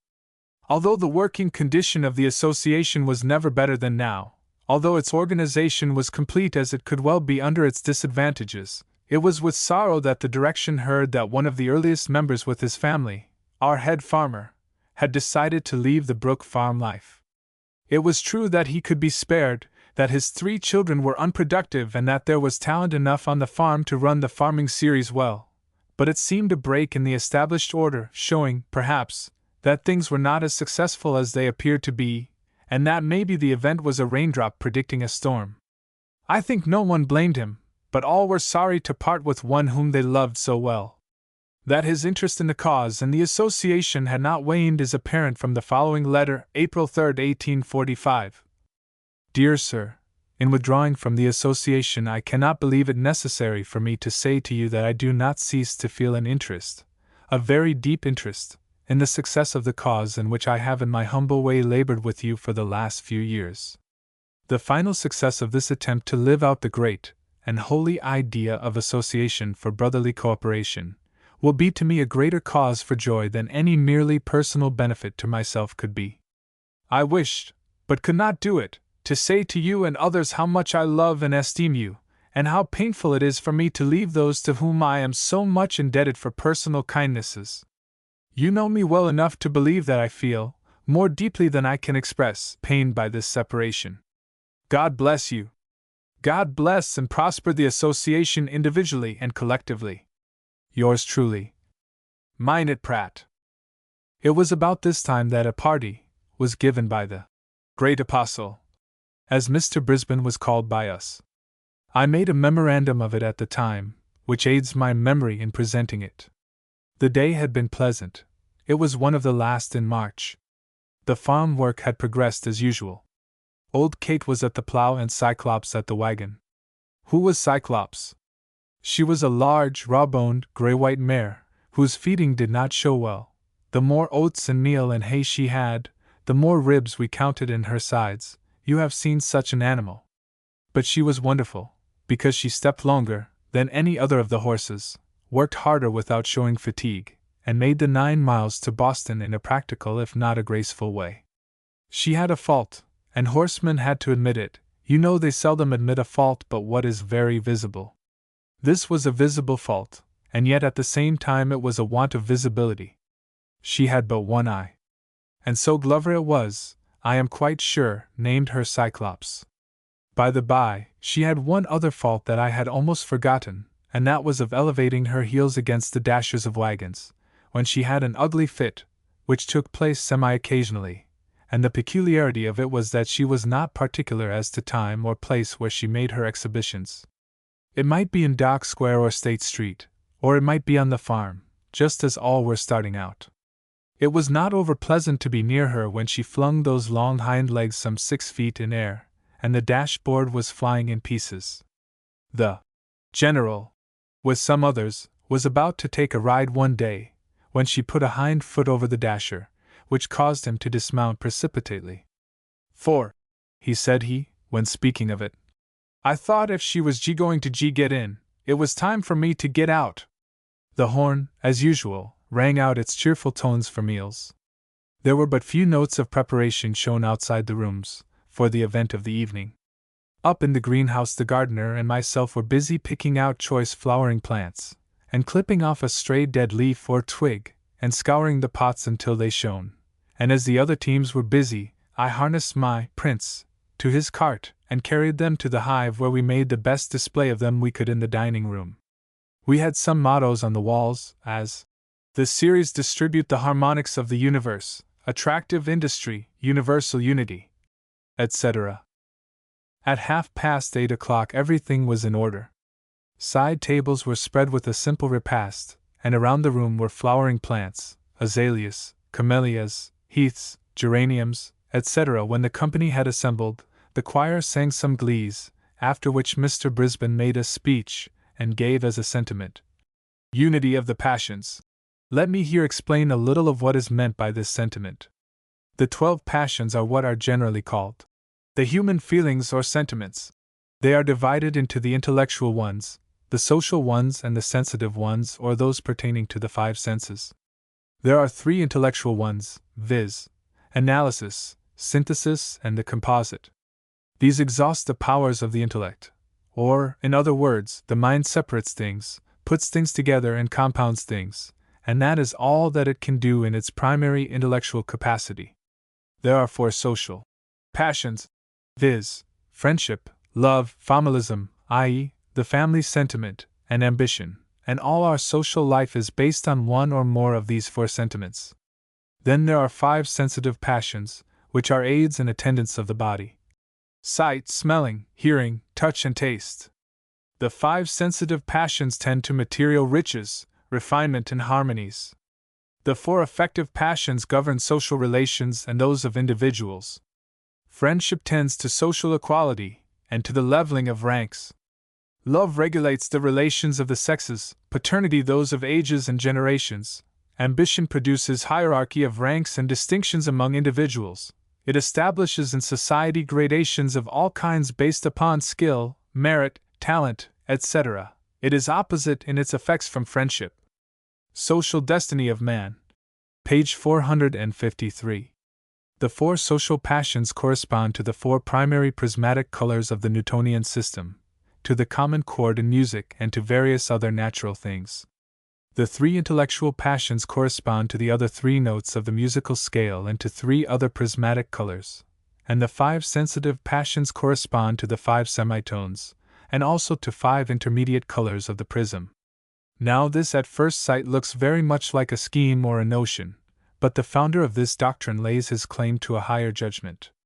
He says practically, "These are facts founded in nature by God Himself." Let me give you his own words, often reiterated. "I give no theory of my own, I deduce. If I have deduced erroneously, let others establish the true deduction." Can words be more simple or more modest? These passions, or faculties, if you like the last word better, as taught in the general schools of theology, are all at war with one another, but as taught by the school of Fourier will all work harmoniously together when right material conditions exist. Or in other words, there is no inherent discord among these 12 sister faculties residing in the nature of man. It is the duty of man on this earth, and his destiny also, to bring them into harmonious relations, first by organizing industry, and bringing man into right relation with nature and his fellows, so that they can commence their natural action, and this is what is meant by the unity of the passions, and is the first step towards universal happiness. Let me give a quotation from the same author. "The impulses, passions, have a right and a wrong development. The right development produces harmony, good, justice, unity. The wrong development produces selfishness, injustice, duplicity." I have no memorandum of what was said by the speaker, but I remember he was enthusiastic beyond bounds, and that he went in fancy from this earth up into the starry vault of spheres that he fancied were peopled by living beings, Jupiter and Saturn being in harmony, and in his enthusiasm cried out, "I love those great worlds up there," looking upwards with outstretched arms and uplifted hands, and it was telling, for he was eloquent as well as enthusiastic. After this warm gush of rapture came quiet Dwight in one of those sweet, calm, choice, dignified, exact speeches for which he was noted, and gave as a sentiment the marriage of love and wisdom. The idea being that present society, however much it may be filled with love for the poor, the needy, the slave, and the outcast, can never avail much towards universal happiness until it marries itself to wisdom to do justice, to adapt means to ends, to exchange charity, which is a curse. To him that gives and him that takes, for even-handed justice, divine law, and social order, so that pauperism and its kindred vices may be done away with forever, and in its place the reign of peace and harmony prevail. Mr. Dwight was an admirer of Swedenborg's poetic fancies. He thought many of them more than fancies. He believed that he gained through unknown sources some glimpses of a higher life, and some of his doctrines, as that of correspondences, bore so strong a resemblance to Fourier's universal analogy that it was quite striking, but his claims to special theological inspiration he did not admit. I speak of this because someone might accuse him of plagiarism, the phrase of Mr. Dwight's sentiment being similar to Swedenborg's words. Pardon this digression, and we will return to our party. Mr. Ripley followed in his free and graceful style, and brought things slowly down to our own door with pleasant word and wit. Ripley was a punster with the rest. One of our wags one day called him a pumpkin, punking, a paraphrase on New England pronunciation of the word, and in conclusion gave us a sentiment. The hive! May it be a hive, full of working bees, who make a little noise, a great deal of honey, and sting not at all. Mr. Dana, the youngest of the four, then followed with a glowing speech, in earnest, clear, and chosen words. Not as fluent as either of the other speakers, he yet commanded full attention, and we all knew he meant what he said. There was no doubt about it. The frank manner, the natural gesture, the glowing face, proved it.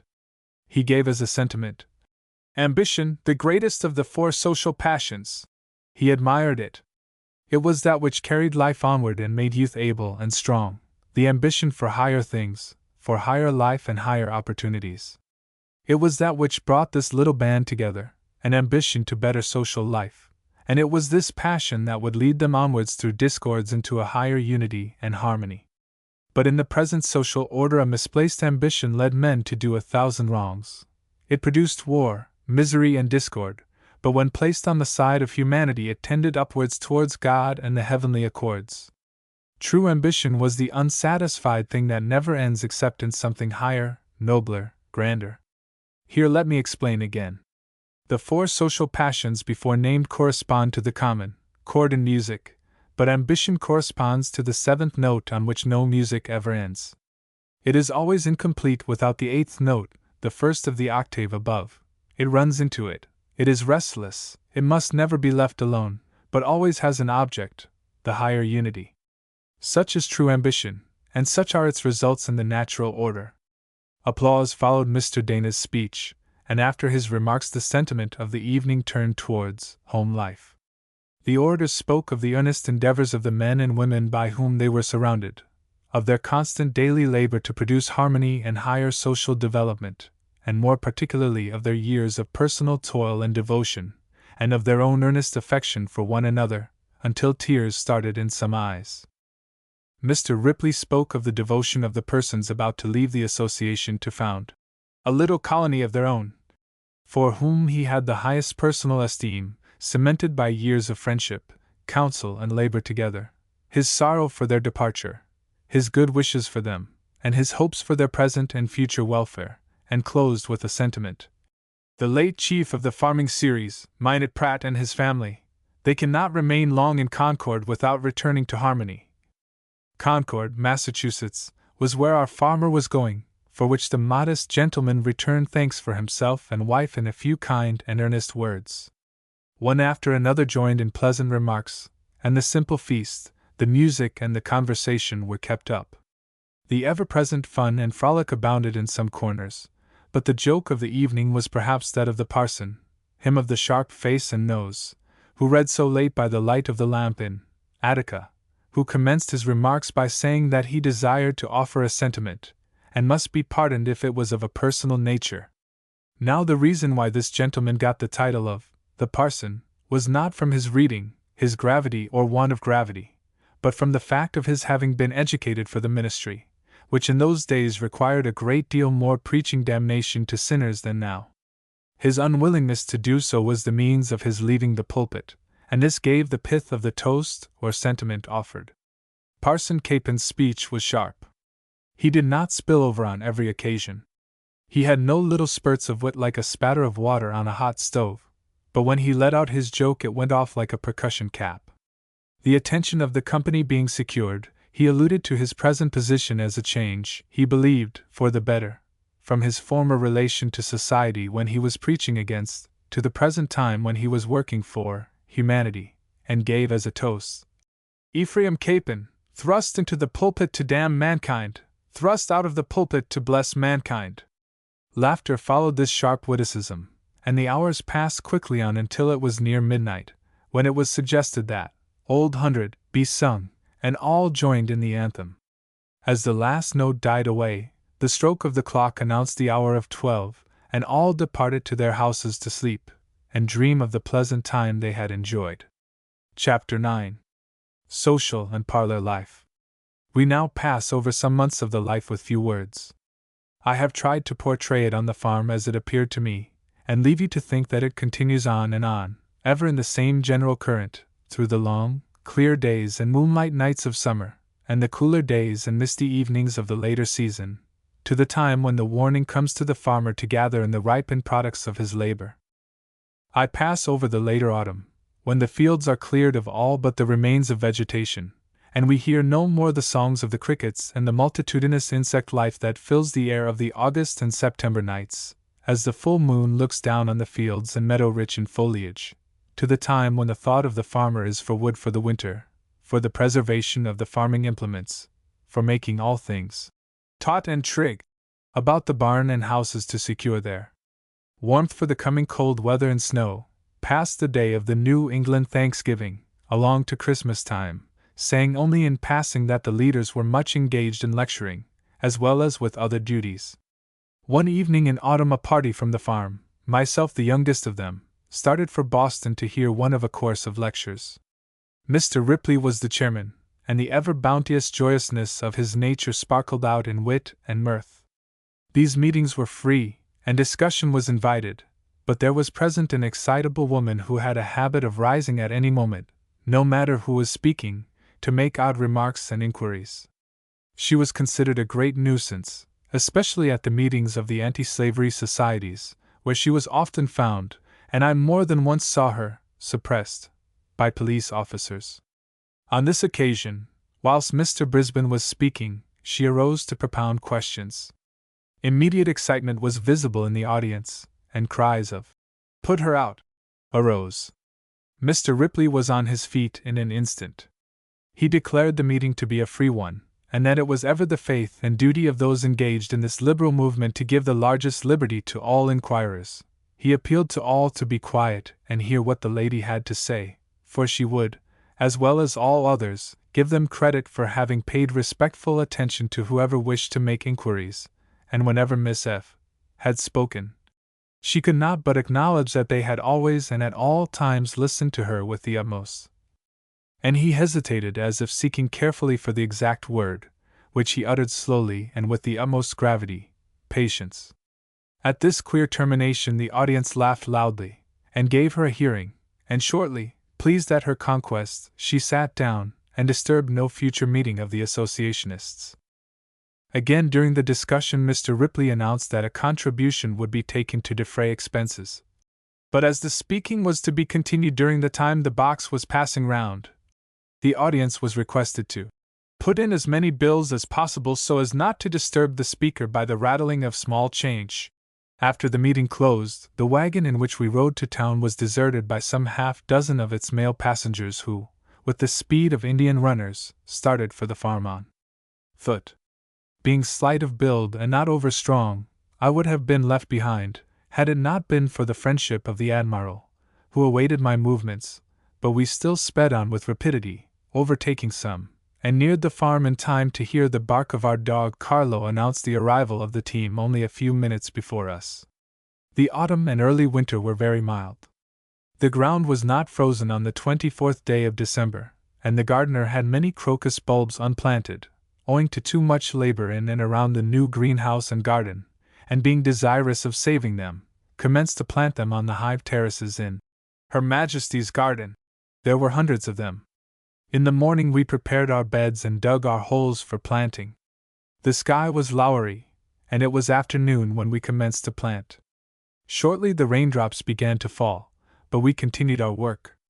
It rained harder and harder. I had on only ordinary woolen clothing, cotton shirt, no undershirt, and wore over it only an old green baize jacket. Wet to the skin, the rain ran off of me in streams. With my wet hands I assorted and handed the bulbs, 4 or 5 at a time, to the gardener, and as they touched the ground or his fingers, the earth stuck to them and mixed mud and plants together. The rain began to grow colder and colder, and our work was not done, but as the shades of night began to fall we finished it. Chilled and cold we wended our way towards the greenhouse, where I changed wet clothes for dry ones. The night came on cold, the wind howled, the rain turned into snow, and on Christmas morning the ground was covered with a rough, hard conglomerate of snow and ice. But the next day neither chill nor cold resulted from the long exposure. Was it because our lives were more in harmony with nature than is usual? At the Eyrie all through the winter, in its cozy little parlor, reigned our queens and kings of art and music. I was partial to the room and the company, yet neither felt nor understood the deep music. It is true that I sang songs of my own and made my own harmonies as I wandered over the fields and meadows. The mystic measure of the sunny waltz haunted me happily at times, and my heart kept time to its rhythm even as my feet had kept time in the merry dance. But it seemed to me as though there was a lack of sense in the jingle, and a depth of feeling untouched in me that the music of the parlor had not or could not reach. I did not appreciate it. It was a pleasure for Mr. Dwight to secure a quartet of singers from the city. I could mention names, but I forbear, yet there are 2 faces so indelibly linked with those most happy hours, that I must, in order to be true to this sketch of Brook Farm life, twine them into my narrative. The first face was serene, charming, and dignified. Its cheeks were round and gracefully full, and colored with delicious pink, and a dimple rounded in them when the kindly face smiled. Above them reigned a queenly forehead, and over the brown eyes a fine brow. The nose was straight, the upper lip short, and the features were regular. The owner of this face was tall and graceful, and her dark, glossy hair was combed plainly back. She was ever neatly dressed, and her favorite decoration was a wreath of the wild partridge vine, rich with its red berries, which added to her graceful presence. It was her sweet voice, soft and low, that chimed in our quartet. She came and went and seemed one of us, as in spirit she was, though in fact only a friendly visitor. The other face was different, and not as pretty, yet it grew upon you more and more. There was no blue like those eyes of blue, if they were delicately small, and if there was a little drooping expression as though the sun above was a trifle too powerful for them. This was no detriment, however. It lent them a mildness, a soft haze, like that we so much admire in a landscape, and made them more in keeping with the mild, tranquil countenance. The eyebrows were softly penciled, not bold, not prominent, and were not much arched, and the nose, that was Grecian, was full between the eyes. The lips were of good size as well as the mouth, and the upper lip long enough to indicate strength of character. The chin was finely drawn, and the throat rather large and full. About the mouth, even in repose, seemed to rest the faint semblance of a smile, as though it could not leave its pleasant dwelling place, as though it was akin to the features themselves, as the color of the eyes or hair. The forehead was pure, womanly, intellectual enough, full enough, high enough, but toned down to the sweet, womanly features. It was a fine face, a vigorous, womanly one, unmarked with a single manly symptom, but independent, pure, and serene. And what could set off this face better than that soft, light, blonde hair, that wound into full, large ringlets, looped up in Grecian style? In vain it is for me to describe the tints of it. It seemed as though the divine artist had taken the beautiful colors from his palette and mixed them for this especial head. There was a touch of sunshine in it also, and it seems but yesterday that I saw the old gardener take a stray one from the sleeve of his baize jacket, where by chance it had strayed and caught, for the fair owner liked to visit the greenhouse, and hold it admiringly and enthusiastically up in the morning sunlight, and I remember the golden shimmer it had in it, for he called my attention to it. A French writer's words seemed to meet its description better than my own. Non pas rouges, mais blondes avec de reflets d'ors, en délicatement essayent la lumière du soleil. In distinction to the lady named before, the present one was short, of fairly full figure, and not above the average grace. You might even say that the large head was carried a little too far forward for elegance. In distinction also to the calm, quiet manner of the other, she was vivacious, quick and sprightly, was fond of conversation, but no matter how trivial the subject of discourse, it grew into earnestness in her mind unless she was wholly playful. But her chief distinction was her love and talent for music, and in the capacity of beautiful singer she was first introduced to us. I cannot tell how this pure soul first took to the sublime idea of society founded on justice to all, the Christianity of the idea, and the truths of industry, or how the idea came to her that in this one way and only in this one way could the kingdom of God prayed for 18 centuries come to us on earth. But I think it was born in her as jewels are born in the earth, and sparkle when they come to the sun. But this I know, that when they took possession of her she could not withstand their power. More than St. Paul could the heavenly influences that brought his Jewish heart to love all, and live and die for all the races of God's humanity. Friends, relatives, companions were opposed to her visits among the Brook farmers. It was intimated to her that there were suspicious persons residing there. She bravely pinned her informers to facts, she made searching inquiries, and convincing herself, boldly stood by the idea and the Brook farmers as living symbols of a better and more Christian life, and triumphed over all in her sublime truthfulness and dignity.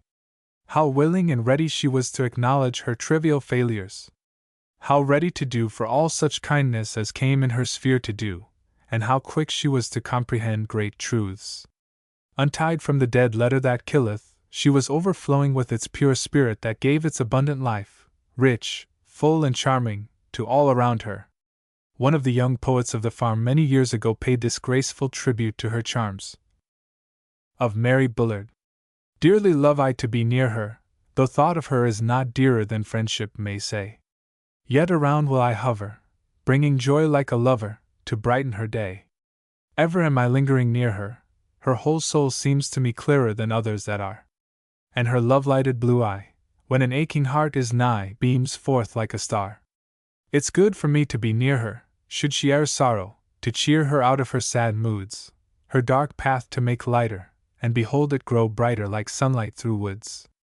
Still stay I lovingly near her, enraptured. Sometimes I fear her soul is on its wings, and ask will it yet return, seems it so pure, so lost and gone, whenever she sings. Lingering and waiting near her, the words that she speaks are dearer than birds' songs in May. With sweet thoughts will I surround her, as on the day I first found her, forever, for I have been particular in my description of this lady and friend, because they became the encouragers of the later movement in Boston, where those who remained true to the Brook Farm ideas formed themselves into a society of zealots to propagate the faith, she giving her splendid talents and her warm enthusiasm freely to the movement, and because they were as truly united with us as if enrolled as members on the farm. It was in the latter part of the month of January that we had the fulfillment of a promise of a long visit from the fair singer. The winter had grown cold and stormy. The white snow covered the fields, and at times we gleefully slid down the hills over its frozen crust on sleds and improvised vehicles. And there were days of transcendent beauty. I remember especially a solitary visit to the pine woods after a deep snowstorm, and the lifelong impression of it remains. The evergreens were bowed heavily with the weight of the snow, and across the wood path birches and various trees bent as if in prayer, obstructing the way. The clear air, which was not very cold, for it was one of those subdued days of winter, when the glare of the sun was obstructed by a cloudy mantle, the intense quiet, the strong contrasts of the dark trunks of trees with the heavy evergreens, and the immaculate purity of whiteness laid on by the greatest and sublimest painter were so marked and so lovely that I seemed to be drinking the nectar of the god of beauty, and was soul subdued. Up to the Eyrie in the evening, I went with others to hear the singing, when Mary The nightingale, as we sometimes called her, came. I went often and stayed long. Some were at the Hive, reading, some were, perhaps, engaged in Shakespeare, some in their rooms with their families, some at the cottage practicing the piano, and all, following their attractions, to use our common phrase, in their own little sphere, whether it was reading the papers and journals of the day in the improvised reading room at the Hive, or commenting on the last articles in the Harbinger, or doing a little work out of hours for amusement or profit, or attending one of the interminable number of meetings for consultation and arrangement held almost nightly. There the quartet sang the Kyrie and Gloria in Excelsis from the masses of Mozart and Haydn. An edition had just been published and forwarded from London, and by degrees they became familiar to us as household words. Did it not seem strange, you may ask, that these radical thinkers and come-outers from ordinary forms of society should turn with pleasure to the emanations of a profoundly conservative church? I answer that, having freed their minds from sectarian prejudices, they recognized beauty and genius wherever found, and did not care what church or creed they had served, so that they found the gift of beauty from the infinite Father to man in them. With one glorious soprano voice and boundless talent, how much of joy was added to the circle! How we reveled in the choice creations of the masters of harmony, and how, slowly but surely, the missing link that was wanting in my mind to realize that music could cover the void that separated sound from feeling, came to its place, I am tempted to tell.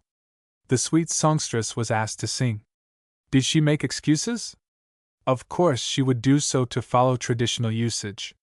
She must have a slight cold, she must think she won't, must be coaxed, and then, why, do it with a grace. But here was a woman so touched with the divine fire of genius and truth, that no excuse came from her lips. She was always ready if you desired it. In her I first learned that music was not a put-on art, an accomplishment, but the outpouring of soul.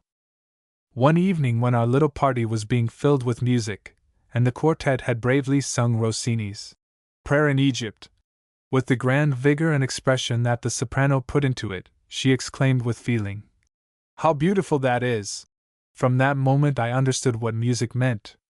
She had translated it for me. But instead of inspiring me with joy, it made me sad. It aroused that terrible feeling, consciousness of self. It waked me to new ideas of duty and destiny, to wondrous thoughts and aspirations, and they would not down at my bidding. Over and over again I tried to banish them, but the inward and spiritual ear was open, and the sad strains of Schubert's Elegy of Tears, and The Wanderer, and the Ave Maria seemed my sorrow, my wanderings and my prayers. Sadness was not my nature. I was as cheerful as the bird that sings, save a mighty something which clung to me and overshadowed me like the enormous wings of a terrible genius. One day it began again to snow. A million feathers from the Frost King's fleece were flying in the air. It snowed all day, and in the evening it snowed and whirled and blew around the eyrie, with its little party of choice spirits in its cozy parlor making merry and singing. Perhaps it was the wood robin, or the skylark, or one of Calcutt's glees, or one of Mendelssohn's two-part songs, or Schubert's serenade, or Beethoven's Adelaide, or maybe an interlude of piano, one of Mozart's sonatas, or Der Freischütz, and then a Kyrie, Dona Nobis, Gloria, or Agnus Dei, one or all, until it was time to retire. And still it snowed and snowed. From the airy parlor I would go to my quarters in the greenhouse, and there the old man would be anxious for the flowers, that the fire be either too hot nor too cold, and with a long story to tell me of manners and customs of his youth in Denmark, some of them quaint and strange enough, would slowly finish out the evening, and it was often midnight before we retired. All the next day it snowed, and piled up its pure whiteness over every projecting thing, whirling and tossing its feathers about, unlike anything else in nature, and at night it snowed still. It snowed steadily for 3 days and nights, but when the fourth morning broke, it was on one of the clearest and most beautiful days ever known, and to my surprise I awoke full of renewed cheerfulness, and physically like my former self. The youthful storm of my life was over. But the ego had changed. I was living in a poetic atmosphere and imbibing its qualities and its stimulants. Born with artistic tastes, I had imagined an artistic future, but as the procession of realistic lives passed before me, I seemed to see the inward side of the real and the ideal. An artistic life, a triumph after long years of labor, awarded by the hand-clapping of a few admirers, most of whom had no appreciation of the work, and no sympathy with its higher motives. Would it not be cold? Would it not slowly freeze my heart to the warm love of human beings, with every one of whom I had now something in common? A real life, taking part in active work, in plain, daily toil, touching the great, full, seething heart of humanity on its warm side, working for them, working with them, being one with many, one with her. Which was best? Which was the supremest ideal? I think the latter. There were other visitors who came, attracted by the little group of singers. There was a young lady, Miss Grotner from Boston, who touched the piano with the grace of a master. Her German name indicated the stock from whence she sprung, and the training she received from her musical father.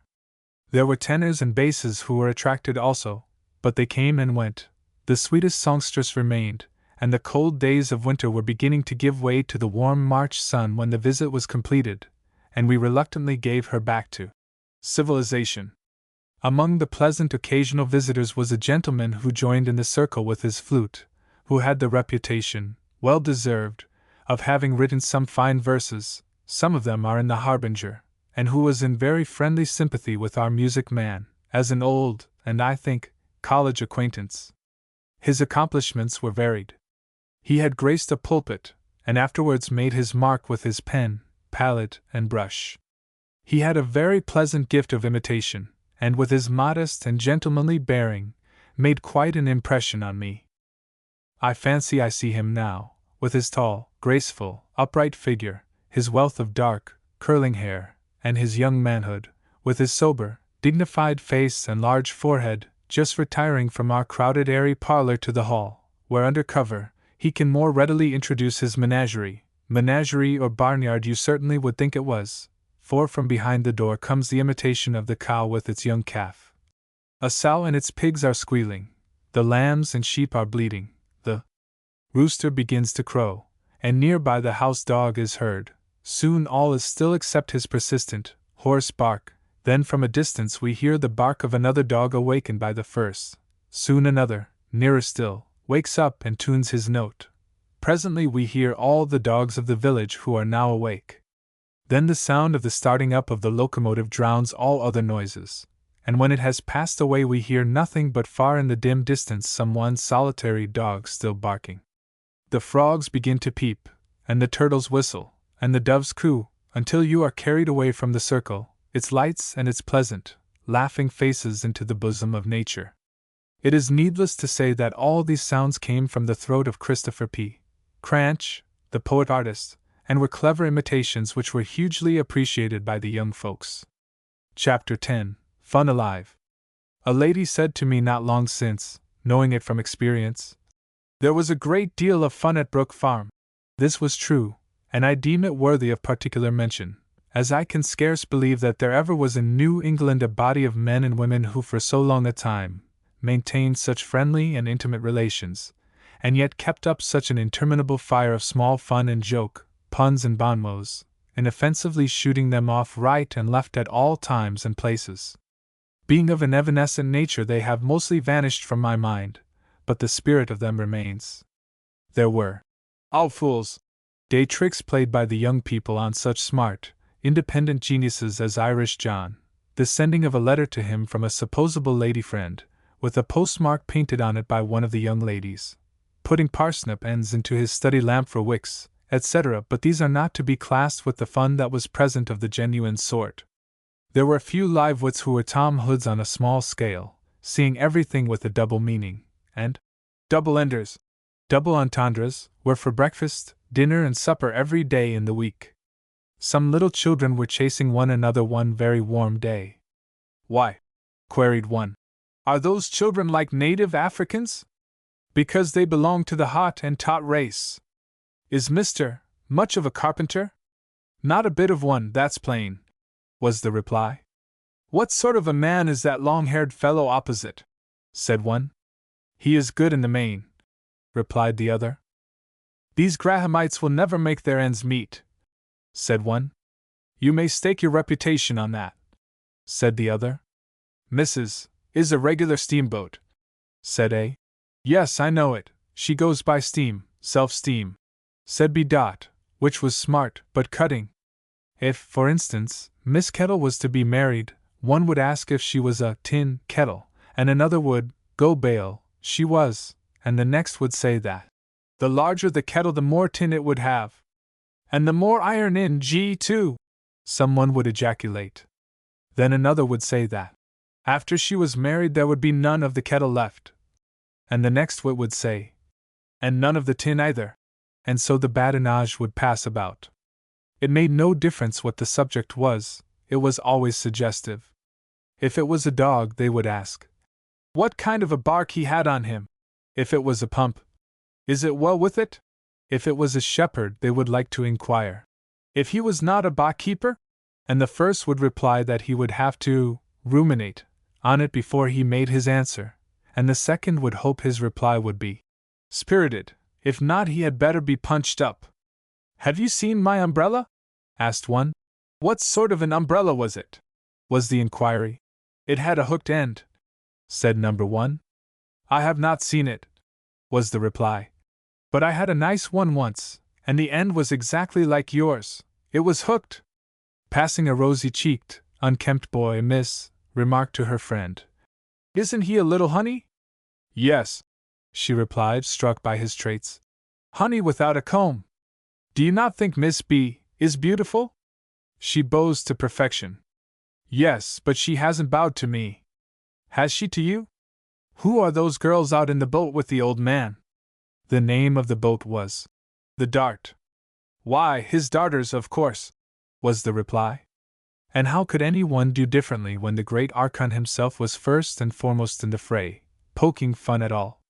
Don't do that, he said one day to me when I put something unusual in the swine's mess. The hogs will all die after it, with a most serious look on his pleasant face. In my seat at the table, looking down the hall to where the Archon was, I saw him full of frolic, and oftentimes wondered what he could joke so much about. There was one occasion when he quoted Watts in a comical way to an offending member which brought him to terms. It was at the Eyrie.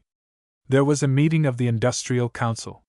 It was necessary to have a quorum to pass certain important votes, and one of the members, being a trifle weary of business, had stepped out to converse with a friend in the vestibule. After a while, hearing someone coming, he slipped behind the vestibule door. It was the Archon, who came for the member to make a quorum. Presently, discovering his retreat, he hailed him, as he remembered it, thus: And are you there, you sinner D, and do you fare so well? Were it not for redeeming grace, you'd long since been in hell. The unworthy member succumbed and returned to the meeting, wondering whether the verse was an impromptu or whether it was part of one of the inspiring Sunday hymns our grandfathers sang in their cheerless, unwarmed meeting-houses. In a version of Watts' hymns this verse is found. And are we wretches still alive, and do we yet rebel? 'Tis boundless, 'tis amazing love that bears us up from hell. It might have been the one Mr. Ripley quoted. I have heard it said that a prominent literary man could not understand the condition of mind it required to make a pun. It would be out of place here to try to explain that condition to him, or to anyone else. It is certainly not an unhappy frame of mind, and I am not aware that it indicates any depraved condition. I don't know of any very bad men who make puns, but I have known of many good men who make bad puns. It is not an avaricious state of the mind, for who ever heard of puns for sale or manufacture to order? Or of a man getting rich in the wholesale or retail pun trade? In fact, a pun is like an egg. The moment you crack it, the meat is out. Some men carry things to extremes. I wouldn't myself like to be a punster in toto, but only now and then to have a finger in one. But really, the condition of mind seems to be the same as that of some of our criminals who profess they committed the deed because they couldn't help it. Or the boy who was asked angrily why he whistled. He didn't, he replied. It whistled itself. I imagine our literary friend thinks that a punster draws the steel blade of his intellect, discovers some close-mouthed, hard-fisted sort of a word or sentence doubled up like an oyster and deliberately splits it apart, one shell on one side, one on the other, and the soft thing drops out between. I could only despise the sort of brain that would do such a deed. A pun is a part of the sunshine of words. It gives a sparkle and a glow to language. It is a big pendulum that swings from torrid to frigid zone quicker than a telegram goes.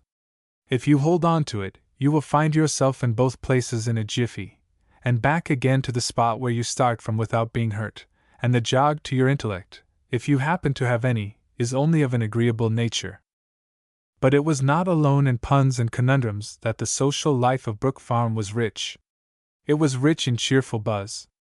The bumblebees had no more melodious hum than the Brook farmers. They had thrown aside the forms that bind outside humanity. They were sailing on a voyage of discovery, seeking a modern El Dorado, but they did not carry with them the lust for gold.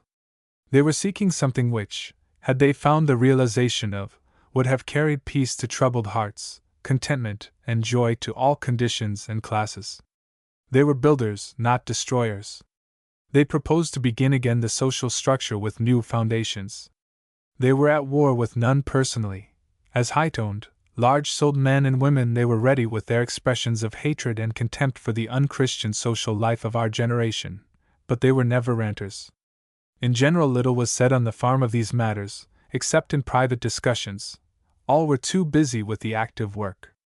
We felt that we had put our ears down to the earth and heard nature's whisperings of harmony, that we had gone back from the uncertain and flimsy foundations of present society, and placed our cornerstone on the eternal rock of science and justice, that the social laws God ordained from the beginning had been discovered.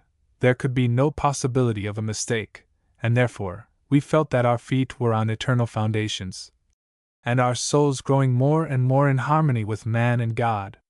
Imagine, indifferent reader of my story, the state of mind you would be in if you could feel that you were placed in a position of positive harmony with all your race, that you carried with you a balm that could heal every earthly wound, an earthly gospel, even as the Church thinks it has a heavenly gospel, a remedy for poverty, crime, outrage, and overtaxed hand, heart, and brain.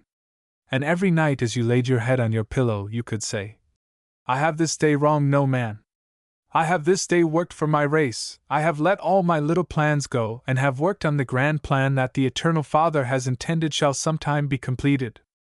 I feel that I am in harmony with Him. Now I know He is truly our Father. With an unending list of crimes and social wrongs staring me in the face, I doubted, and my heart was cast down. Now the light is given me by which I see the way through the labyrinth. It is our Father's beautiful garden in which we are. I have learned that all is intended for order and beauty, but as children we cannot yet walk so as not to stumble.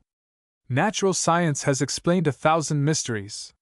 Social science, understand the word, not schemes, plans, or guessing, but genuine science, as far from guess or scheme as astronomy or chemistry is, will reveal to us as many truths and beauties as ever any other science has done. I now see clearly. Blessed be God for the light. And after sound sleep, waking in the rosy morning, with the fresh air from balmy fields blowing into your window, penetrated still with the afflatus of last night's thoughts and reveries, wouldn't you be cheerful? Wouldn't the unity of all things come to you, and wouldn't you chirp like a bird, and buzz like a bee, and turn imaginary somersaults and dance and sing, and feel like cutting up didos, and talk a little high-strung, and be chipper with the lowliest and level with the highest? Wouldn't your heart flow over with ever so much love and gratitude? Wouldn't it infuse so much spirit into your poor, weak life that your words would sparkle with cheeriness, frolic, and wit? I believe so. I know so. Such was to me the secret of the fun, wit, and frolic of the Brook farmers. The jokes were, it is true, largely superficial, but they were inseparable from the position. The bottom fact was, the associates there were leading a just life, and could go to their labor, hard beds and simple fare, down to plain bread and sometimes mythical butter, with cheerfulness just in proportion as they were penetrated by these great ideas.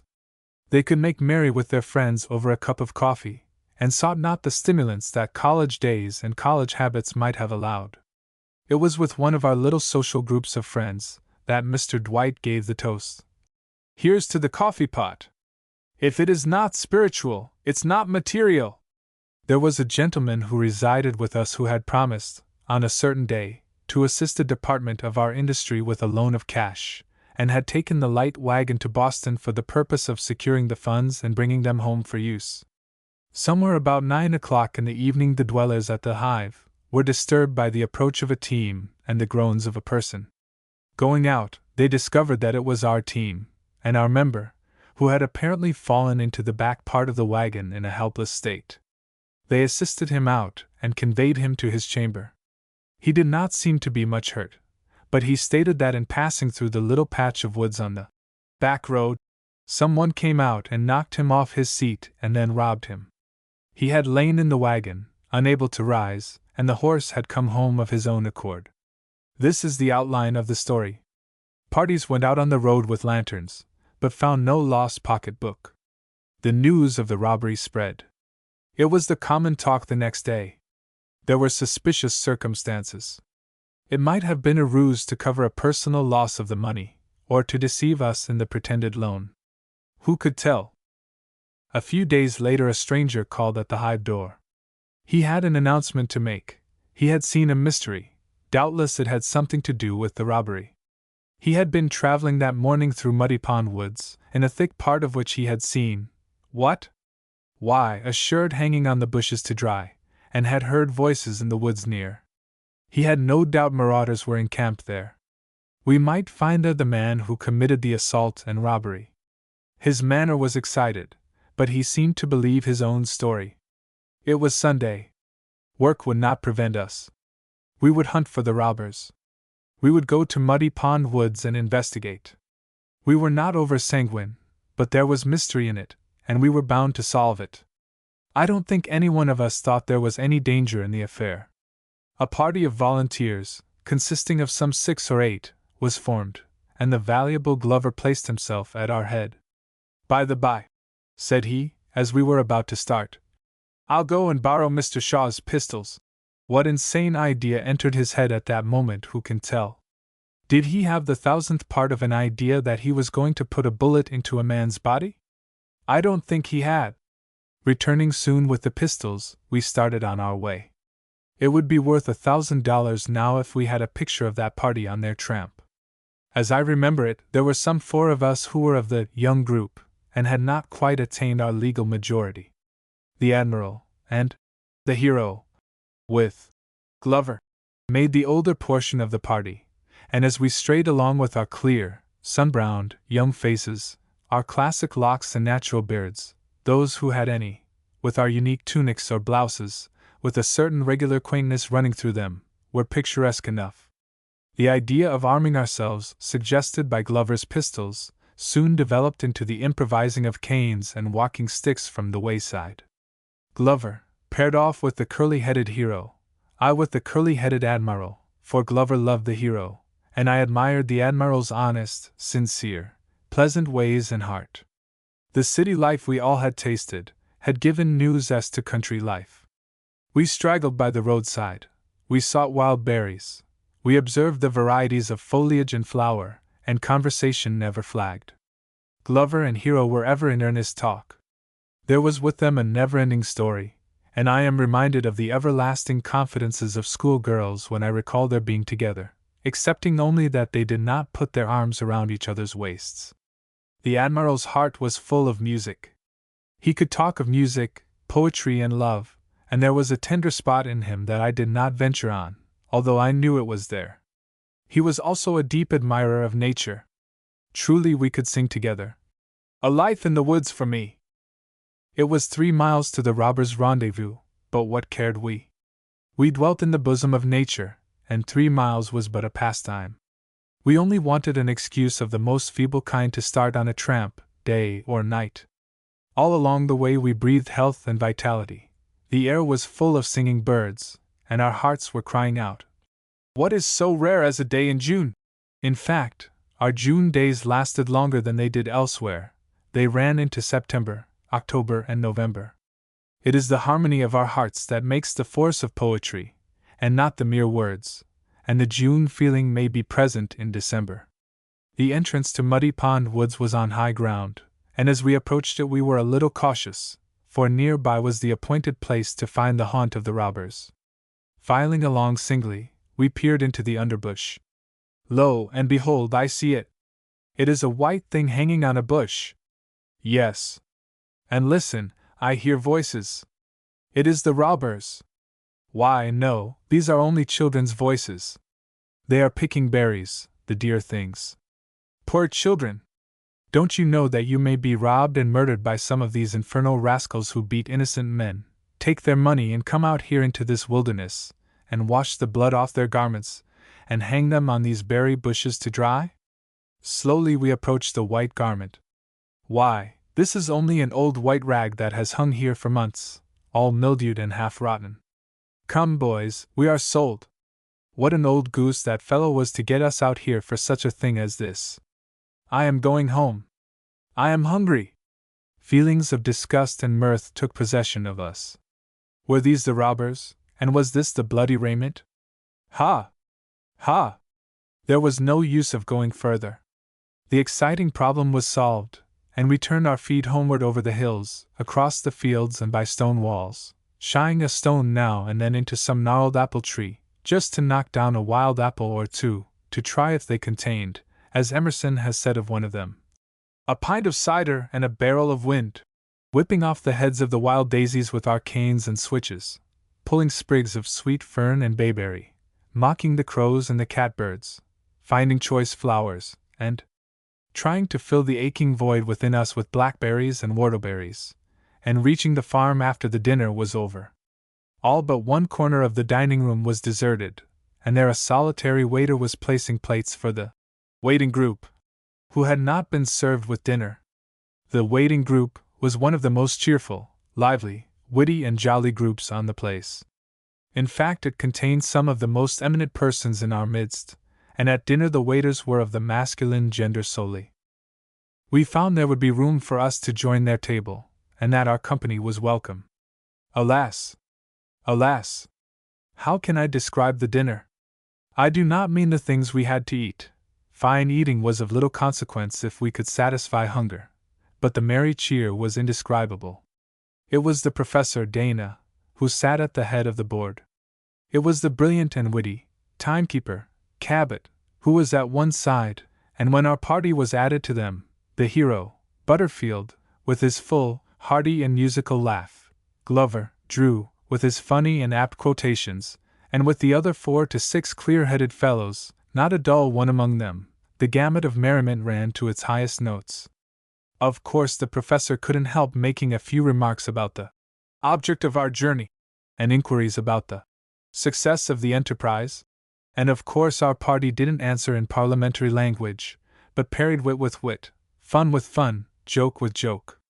The story had to be told and embellished. The shirt, it was nothing but a rag, and the children were probably ragamuffins, and hot muffins at that. The robber, where could he be? Probably dead, for there was burying going on, and the children were continually turning pale. But the borrowing of the pistols was the occasion of the most absurdities. Was Glover half-cocked when he borrowed them? Did he barrel against any man? Was he going to brace up his courage? He wanted a little more stock in hand, eh? It was the only way he had of getting a little pop. And if he had popped, the robber, would there have been any pop beer there? If I had killed him, he said, there wouldn't have been any champagne. Pooh, pooh, you could only have hocked him. I would have made him wine anyhow. You might have made him wine, but, did you say? Interrupting. Glover didn't intend to make any excitement, for where he took the pistols he left the holster behind. But when he took them, another said, he thought he was going to need 'em. Ah, no, said another. When he took them he felt sure he was going to dead 'em. Dead 'em. You will appreciate the difficulty I have in making any one realize the snap, the vivacity and the quickness of the repartees. Things that seem frivolous when written down, separate from all their connections, with the personality dropped out of them, with the connection unbroken, with youth, friendship and love to join them together, and all the surroundings in keeping, were lively and bright, and added a glow to the toil that made all the difficult surroundings easier to bear.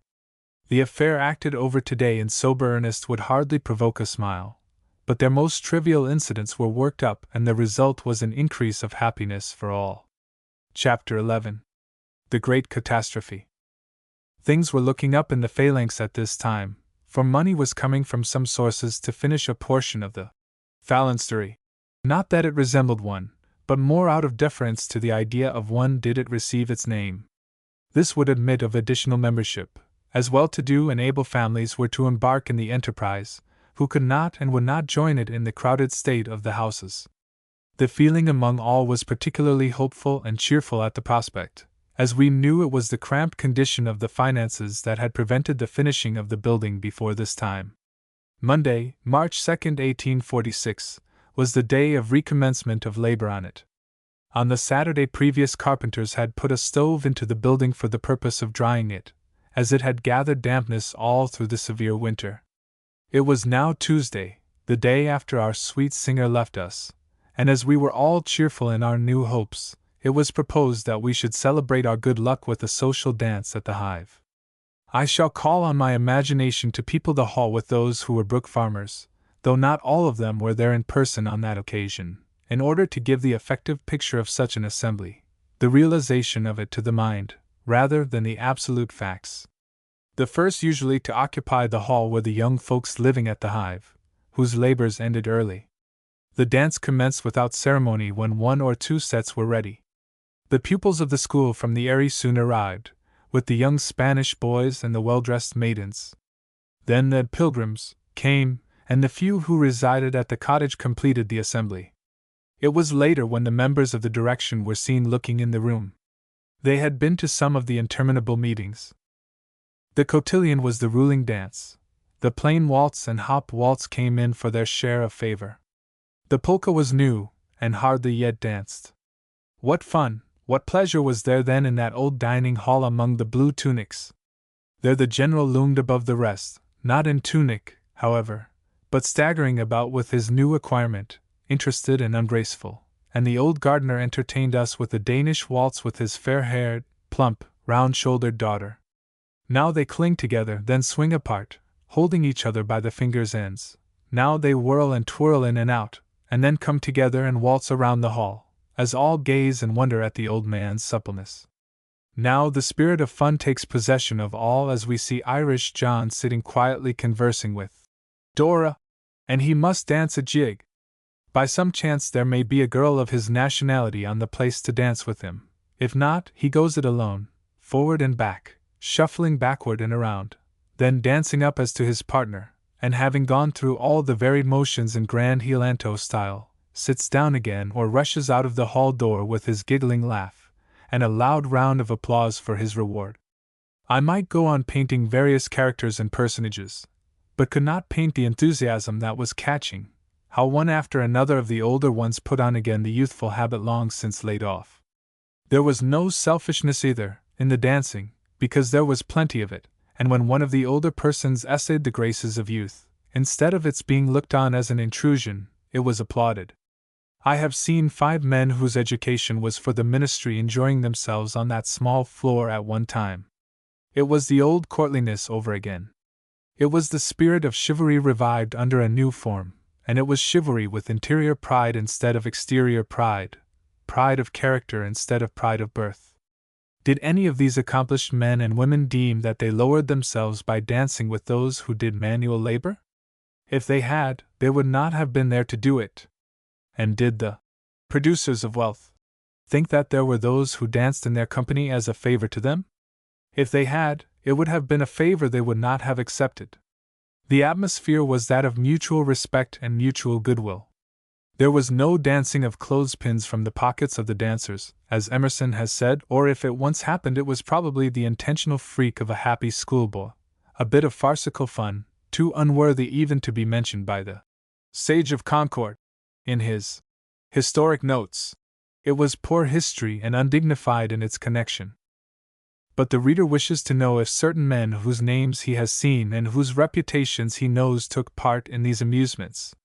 He may be sure that the Professor, Dana, was there, for those charming black eyes and raven hair, and the quick, nervous, volatile, lovely owner of them, with her southern accent, was there to charm him. And he may be sure that the poet, Dwight, was there, for the man of music and song could not despise the poetry of motion, either could his social soul neglect the opportunity of seeing so much enjoyment, and feasting his eyes on those developing buds of womanhood, those fair-haired, clear-eyed, joyous young girls who were present. And the curly-headed, witty timekeeper, Cabot, was there because he enjoyed dancing and fun. And the tall, manly, handsome-faced, clear-complexioned hero, Butterfield, whose curls more than rivaled the other, looking for a dark-eyed girl who afterwards became his faithful and loving wife. And the little, thin-faced shoemaker, Coulson, with his amiable spouse was there, as also that other one, with head and forehead large enough for Daniel Webster, Hosmer, with his wife.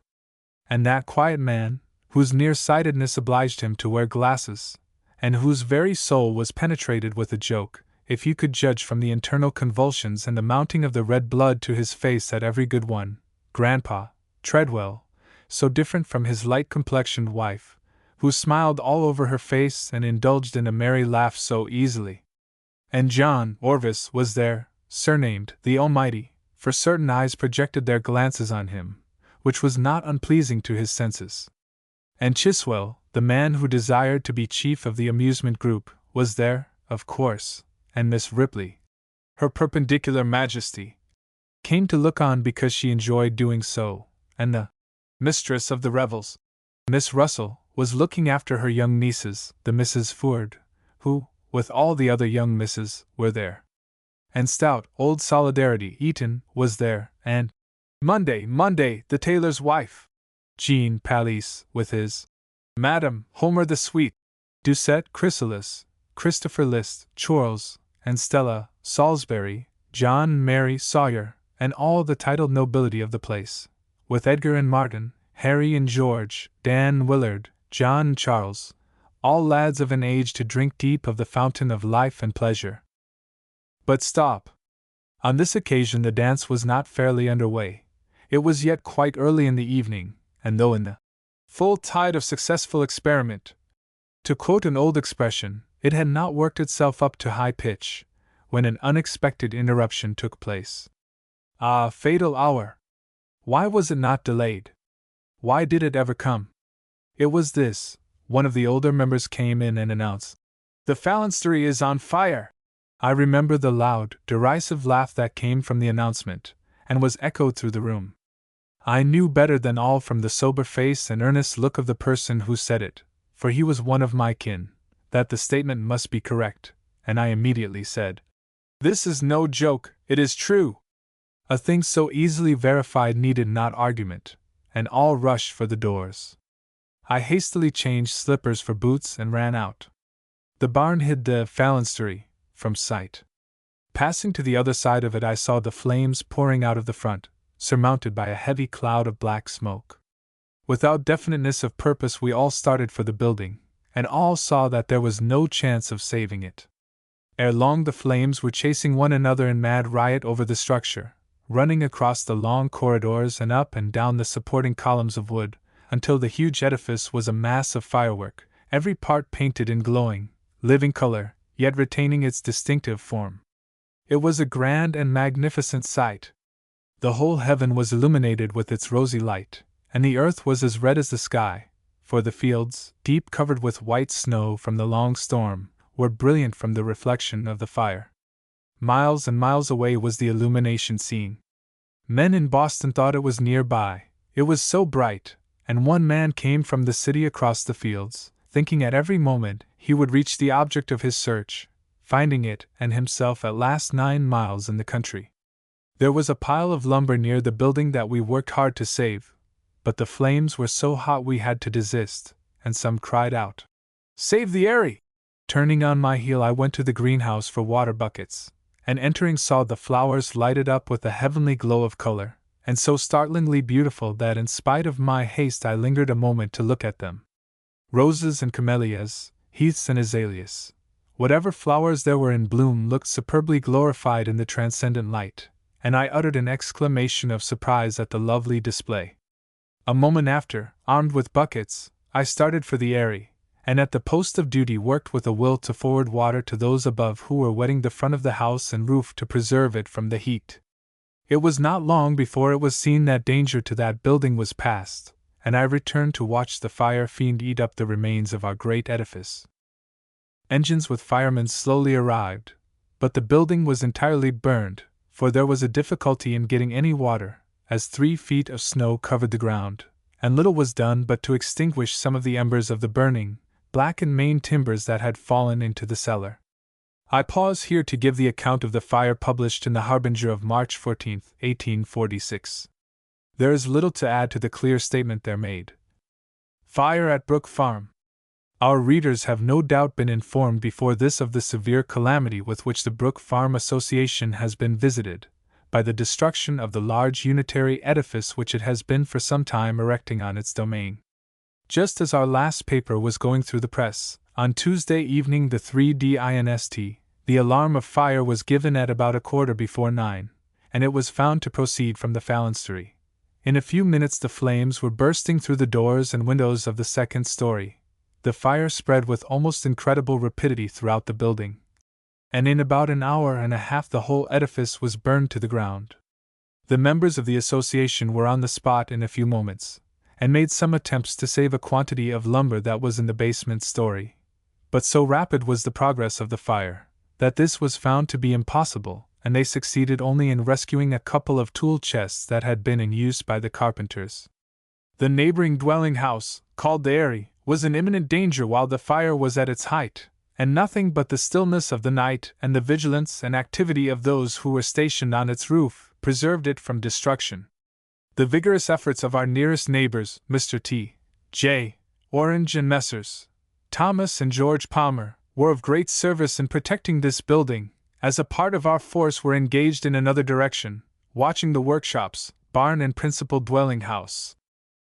In a short time our neighbors from the village of West Roxbury, 1.5 miles distant, arrived in great numbers with their engine, which together with the engines from Jamaica Plain, Newton and Brookline, rendered valuable assistance in subduing the flaming ruins, although it was impossible to check the progress of the fire until the building was completely destroyed. We are under the deepest obligations to the fire companies which came, some of them 5 or 6 miles, through deep snow, on cross roads, and did everything in the power of skill or energy to preserve our other buildings from ruin. Many of the engines from Boston came 4 or 5 miles from the city, but finding the fire going down, returned without reaching the spot. The engines from Dedham, we understood, made an unsuccessful attempt to come to our aid, but were obliged to turn back on account of the condition of the roads. No efforts, however, would have probably been successful in arresting the progress of the flames. The building was divided into nearly 100 rooms in the upper stories, most of which had been laved for several months without plaster, and being almost as dry as tinder, the fire flashed through them with terrific rapidity. There had been no work performed on the building during the winter months, and arrangements had just been made to complete 4 out of the 14 distinct suites of apartments into which it was divided, by the 1st of May. It was hoped that the remainder would be finished during the summer, and that by the 1st of October the edifice would be prepared for the reception of 150 persons, with ample accommodations for families, and spacious and convenient public halls and saloons. A portion of the 2nd story had been set apart for a church or chapel, which was to be finished in a style of simplicity and elegance, by private subscription, and in which it was expected that religious services would be performed by our friend William H. Channing, whose presence with us, until obliged to retire on account of ill health, had been a source of unmingled satisfaction and benefit. On the Saturday previous to the fire, a stove was put up in the basement story, for the accommodation of the carpenters, who were to work on the outside. A fire was kindled in it on Tuesday morning, which burned till 4 o'clock in the afternoon. At 8:30 in the evening the building was visited by the night watch, who found everything apparently safe, and at about 9:15 a faint light was discovered in the 2nd story, which was supposed at first to have proceeded from a lamp, but on entering, to ascertain the fact, the smoke at once showed that the interior was on fire. The alarm was immediately given, but almost before the people had time to assemble, the whole edifice was wrapped in flames. From a defect in the construction of the chimney, A spark from the stovepipe had probably communicated with the surrounding woodwork, and from the combustible nature of the materials, the flames spread with a celerity that made every effort to arrest their violence without effect. This edifice was commenced in the summer of 1844, and has been in progress from that time until November last, when the work was suspended for the winter, and resumed, as before stated, on the day in which it was consumed. It was built of wood, 175 feet long, 3 stories high, with spacious attics, divided into pleasant and convenient rooms for single persons. The second and third stories were divided into 14 houses, independent of each other, with a parlor and 3 sleeping rooms in each, connected by piazzas which ran the whole length of the building on both stories. The basement contained a large and commodious kitchen, a dining hall capable of seating from 300 to 400 persons, 2 public saloons, and a spacious hall and lecture room. Although by no means a model for the phalanstery, or unitary edifice of a phalanx, it was well adapted for our purposes at present, situated on a delightful eminence which commanded a most extensive and picturesque view, and affording accommodations and conveniences in the combined order, which in many respects would gratify even a fastidious taste. The actual expenditures upon the building, including the labor performed by the associates, amounted to about $7,000, and $3,000 more, it was estimated, would be sufficient for its completion. As it was not yet in use by the association, and until the day of its destruction, not exposed to fire, no insurance had been effected. It was built by investments in our loan stock, and the loss falls upon the holders of partnership stock and the members of the association. It is some alleviation of the great calamity which we have sustained that it came upon us at this time, rather than at a later period. The house was not endeared to us by any grateful recollections. The tender and hallowed associations of home had not yet begun to cluster around it, and although we looked upon it with joy and hope as destined to occupy an important sphere in the social movement to which it was consecrated, its destruction does not rend asunder those sacred ties which bind us to the dwellings that have thus far been the scene of our toils and of our satisfactions. We could not part with either of the houses in which we have lived at Brook Farm, without a sadness like that which we should feel at the departure of a bosom friend. The destruction of our edifice makes no essential change in our pursuits.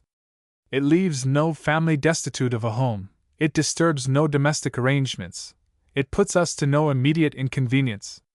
The morning after the disaster, if a stranger had not seen the smoking pile of ruins, he would not have suspected that anything extraordinary had taken place. Our schools were attended as usual, our industry in full operation, and not a look or expression of despondency could have been perceived. The calamity is felt to be great. We do not attempt to conceal from ourselves its consequences, but it has been met with a calmness and high trust, which gives us a new proof of the power of associated life to quicken the best elements of character, and to prepare men for every emergency. We shall be pardoned for entering into these almost personal details, for we know that the numerous friends of association, in every part of our land, will feel our misfortune as if it were a private grief of their own. We have received nothing but expressions of the most generous sympathy from every quarter, even from those who might be supposed to take the least interest in our purposes, and we are sure that our friends in the cause of social unity will share with us the affliction that has visited a branch of their own fraternity. We have no wish to keep out of sight the magnitude of our loss. In our present infant state it is a severe trial of our strength. We cannot now calculate its ultimate effect. It may prove more than we are able to bear, or like other previous calamities, it may serve to bind us more closely to each other, and to the holy cause to which we are devoted. We await the result with calm hope, sustained by our faith in the universal providence, whose social laws we have endeavored to ascertain and embody in our daily lives. It may not be improper to state, as we are speaking of our own affairs more fully than we have felt at liberty to do before in the columns of our paper, that, whatever be our trials of an external character, we have every reason to rejoice in the internal condition of our association. For the few last months it has more nearly than ever approached the idea of a true social order.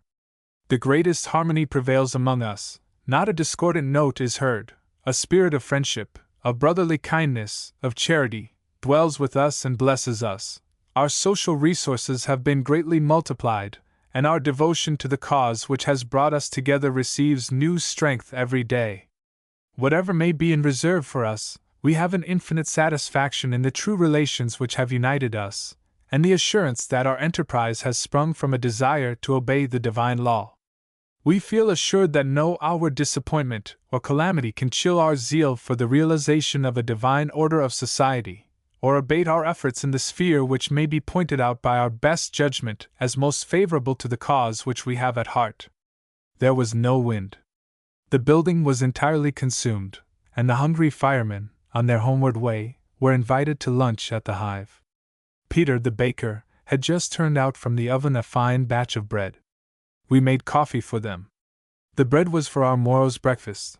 They ate it all, and Peter worked all night to supply the deficiency.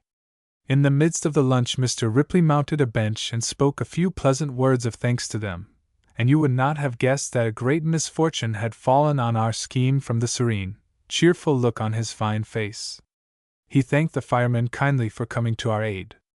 Their visit, he said, was very unexpected to us, but he was glad to give them the poor hospitality we had.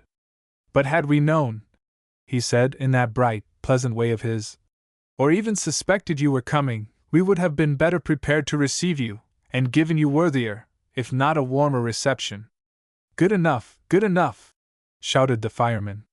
This calamity did not affect any belief that the Brook farmers had in social science, and it did not break up the association. Certainly no one departed from the place at once in fear of disorganization. It called forth kindly letters from all parts of the country, and our immediate friends gathered around us as if to shield us from further harm. The sweet singer returned to pass a few days with us, and our noble friend Channing spoke earnest words to all. It was Sunday. The direction broke its rule and decided to call the association together in the evening to talk over everything connected with its prospects. There was one reason for doing so, and that was, one of our prominent members was going next day to New York to deliver a course of lectures on music, and they desired he should be present at the consultation. I do not remember that the meeting talked facts and figures, but that it was a meeting of goodwill and resolution, where all expressed their sympathies or convictions regarding the life then and there led, their desire for its continuance, and their hopes and wishes for the future prosperity of the little band.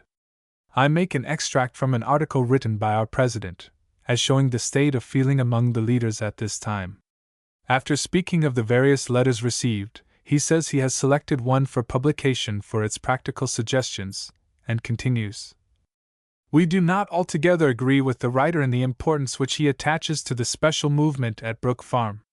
We have never professed to be able to represent the idea of association with the scanty resources at our command, nor would the discontinuance of our establishment, or of any of the partial attempts now in progress, in the slightest degree weaken our faith in the associative system or our conviction that it will sooner or later be adopted as the only form of society suited to the nature of man, and in accordance with the divine will.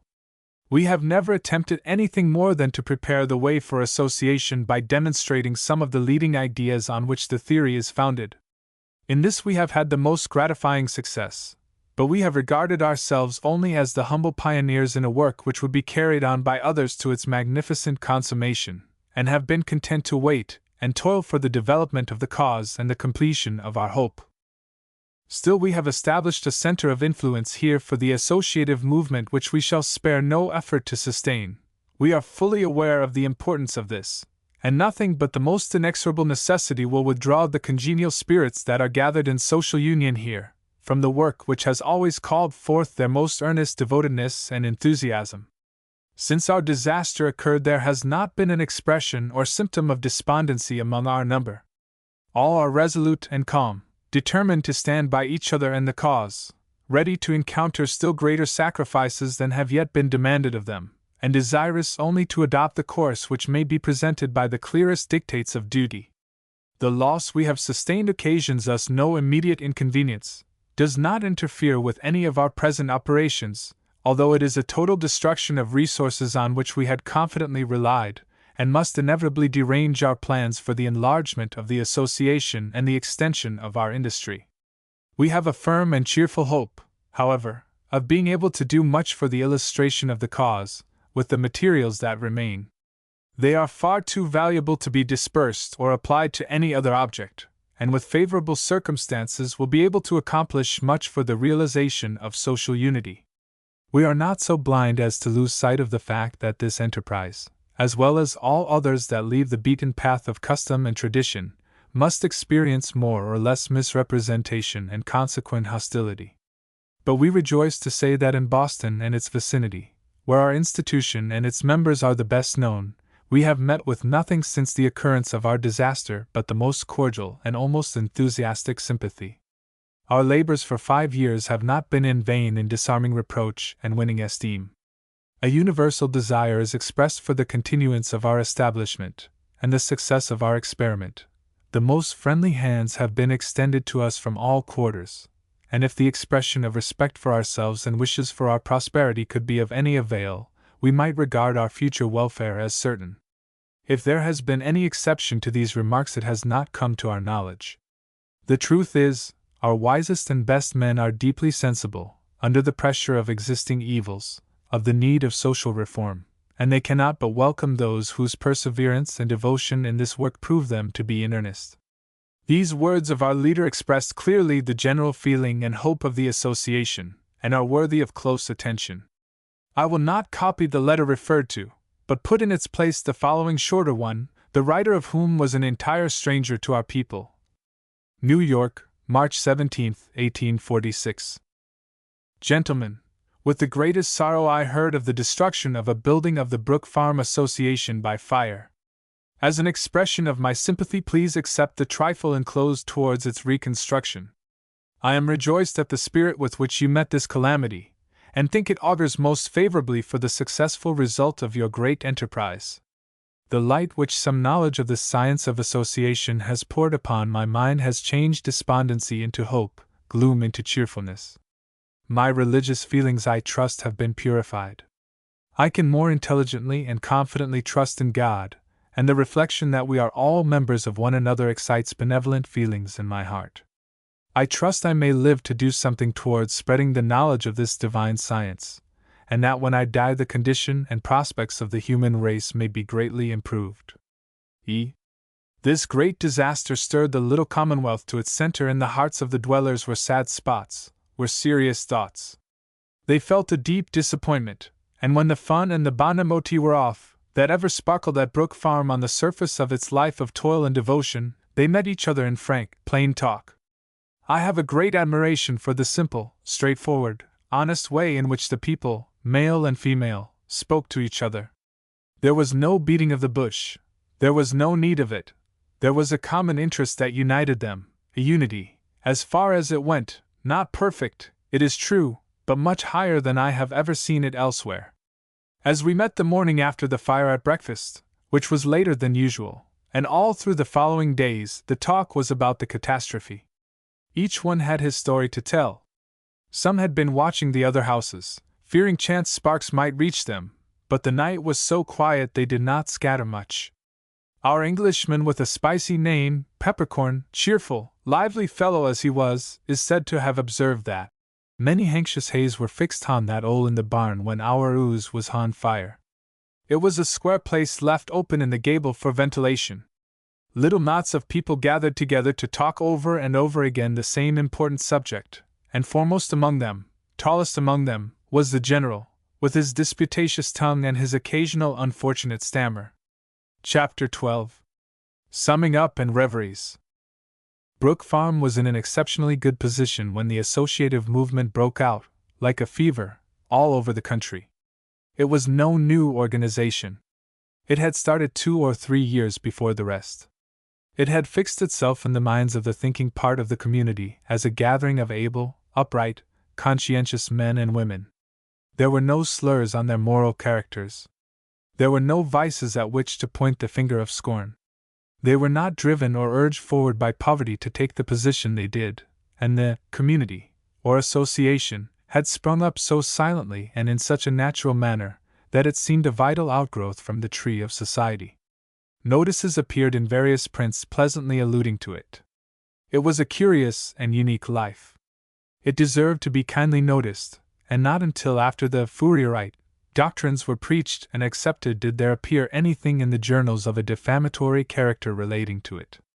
Truth compels me to say that Brook Farm and its associates were singularly free from the rude comments and public assaults that reformers of all kinds are apt to receive. But while Brook Farm was thus free, it had to bear its share in the general assaults upon the doctrines of associative life and Fourierism that were made elsewhere. Mr. Greeley, in the Tribune, had gone into the work manfully, striking heavy blows for the organization of labor, announcing himself as an advocate of the doctrines of associated industry, with the freedom of manner and boldness of pen and purpose for which he was noted.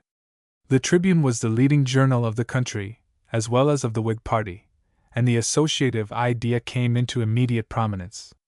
Mr. Greeley was a man who was not ruled by any party. He had too much of genuine independence to allow himself to follow strict party lines. He was ambitious. He had political enemies ready to strike him in any way that they could to reduce his political power, who did not dare to attack him or his party openly, and they went about seeking flaws in his honest coat of mail, into which they could thrust their lances, caring not how envenomed they were if they could but wound him, thinking by this means to reduce his hold on his party and the public. I am satisfied that this was the reason of the commencement of the principal attacks on the associative doctrines, but having commenced them, many may finally have believed they were doing justice to society by continuing in their unjust course. The principal ground of attack was that the Fourierites were disorganizers, that they were unsettling the foundations of society, and that they wished to make their associations entering wedges to disrupt the marriage relation and produce promiscuity and general anarchy. Their opponents even went so far as to call the leaders infidels, and made other outrageous and absurd charges against them. The New York Express was early in the field. The Courier and Inquirer and the Buffalo Advertiser soon made themselves conspicuous, and finally the New York Observer, a religious newspaper of the Calvinistic school, of large circulation and great influence, actuated in the present case, as must be hoped, by other motives than those that envenomed its associates, says a writer in the Harbinger, added its ability and its power to crush the social reformers. These attacks, long continued, created great distrust and produced strong suspicions in the public mind derogatory to the morality of the movement. The associationists on their part denied that they were Fourierists, or that they had advocated or proposed any change in the marriage relation. They were united for the organization of industry, and had nothing to do or propose in relation to the marriage system. This denial was not enough for their opponents.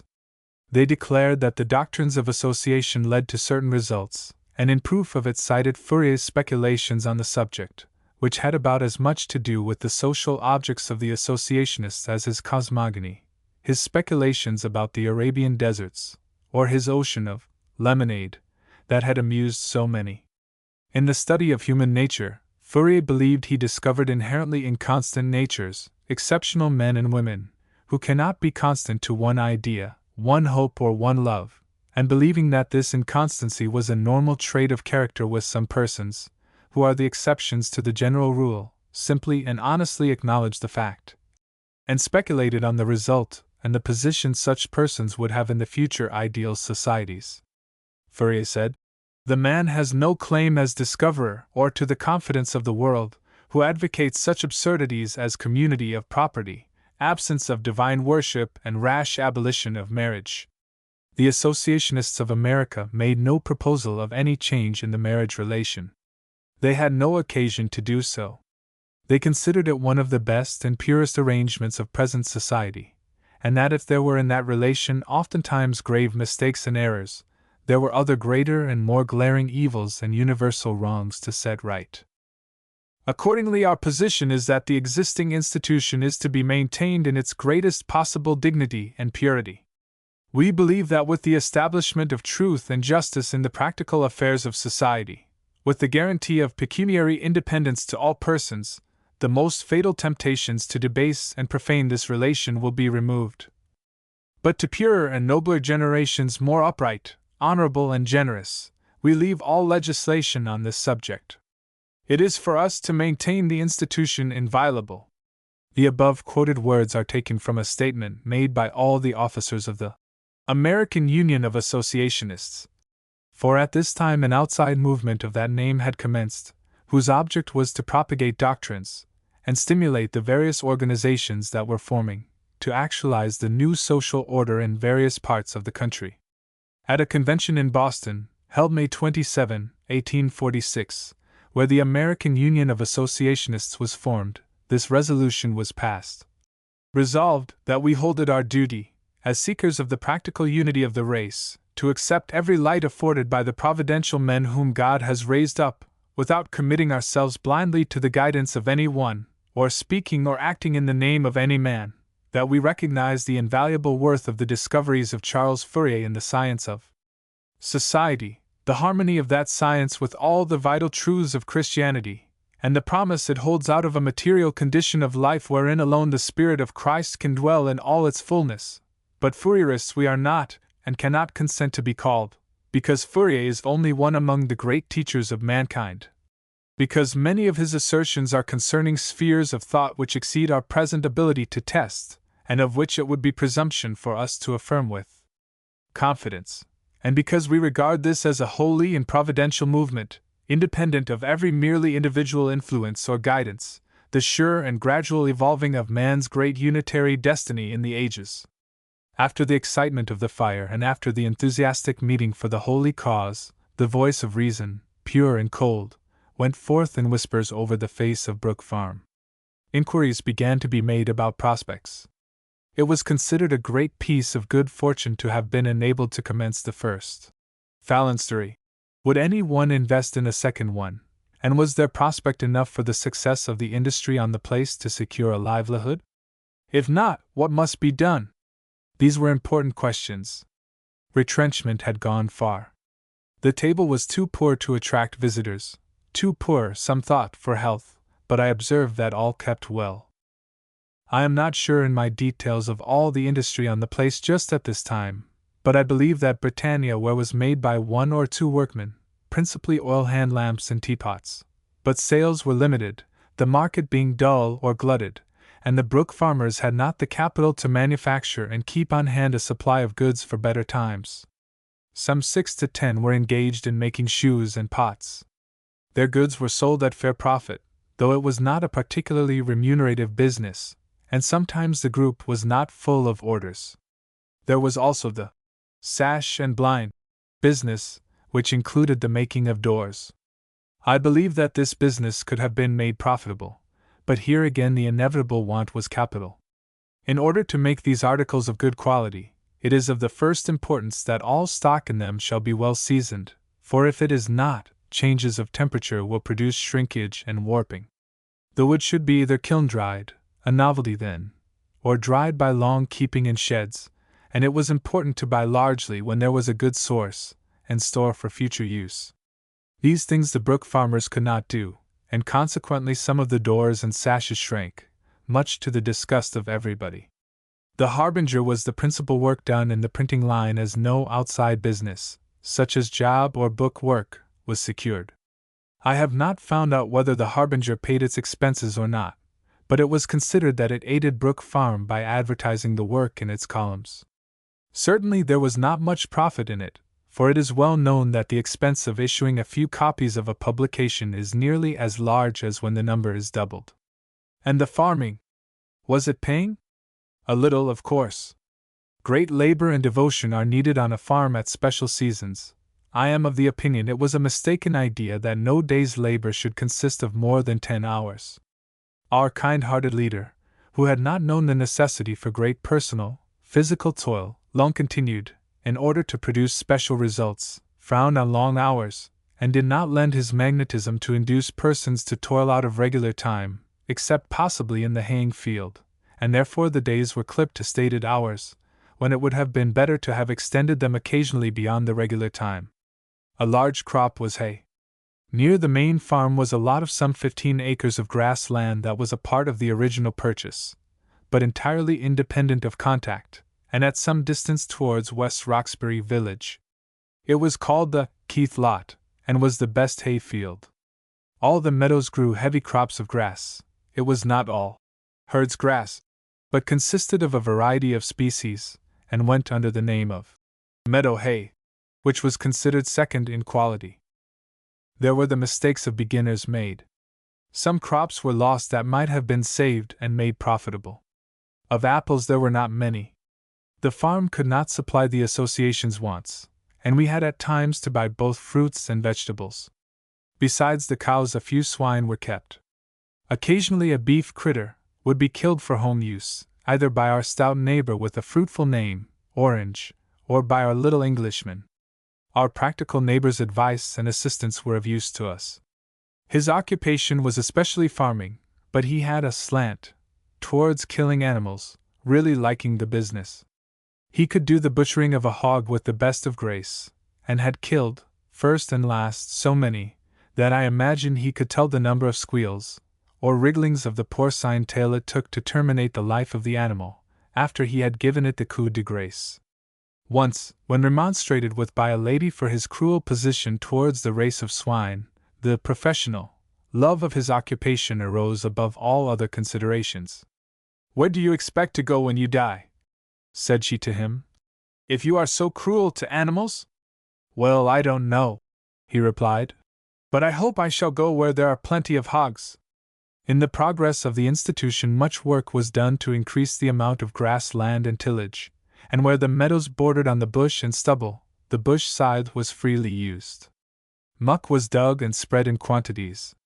Mr. Ripley rather prided himself on the knowledge of the composition and improvement of soils, and when the experiment ceased, the farm had improved in amount of tillable surface and capacity of production. This progress was, much of it, to the association's cost, and added but little to the immediate income. I have alluded to the tree nursery. There were thousands of young trees bought and transplanted for a nursery, and seedlings raised that had to be budded or grafted, and this was faithfully and carefully done by an experienced man, assisted by the professor and other native talent, and the grounds kept continually in order.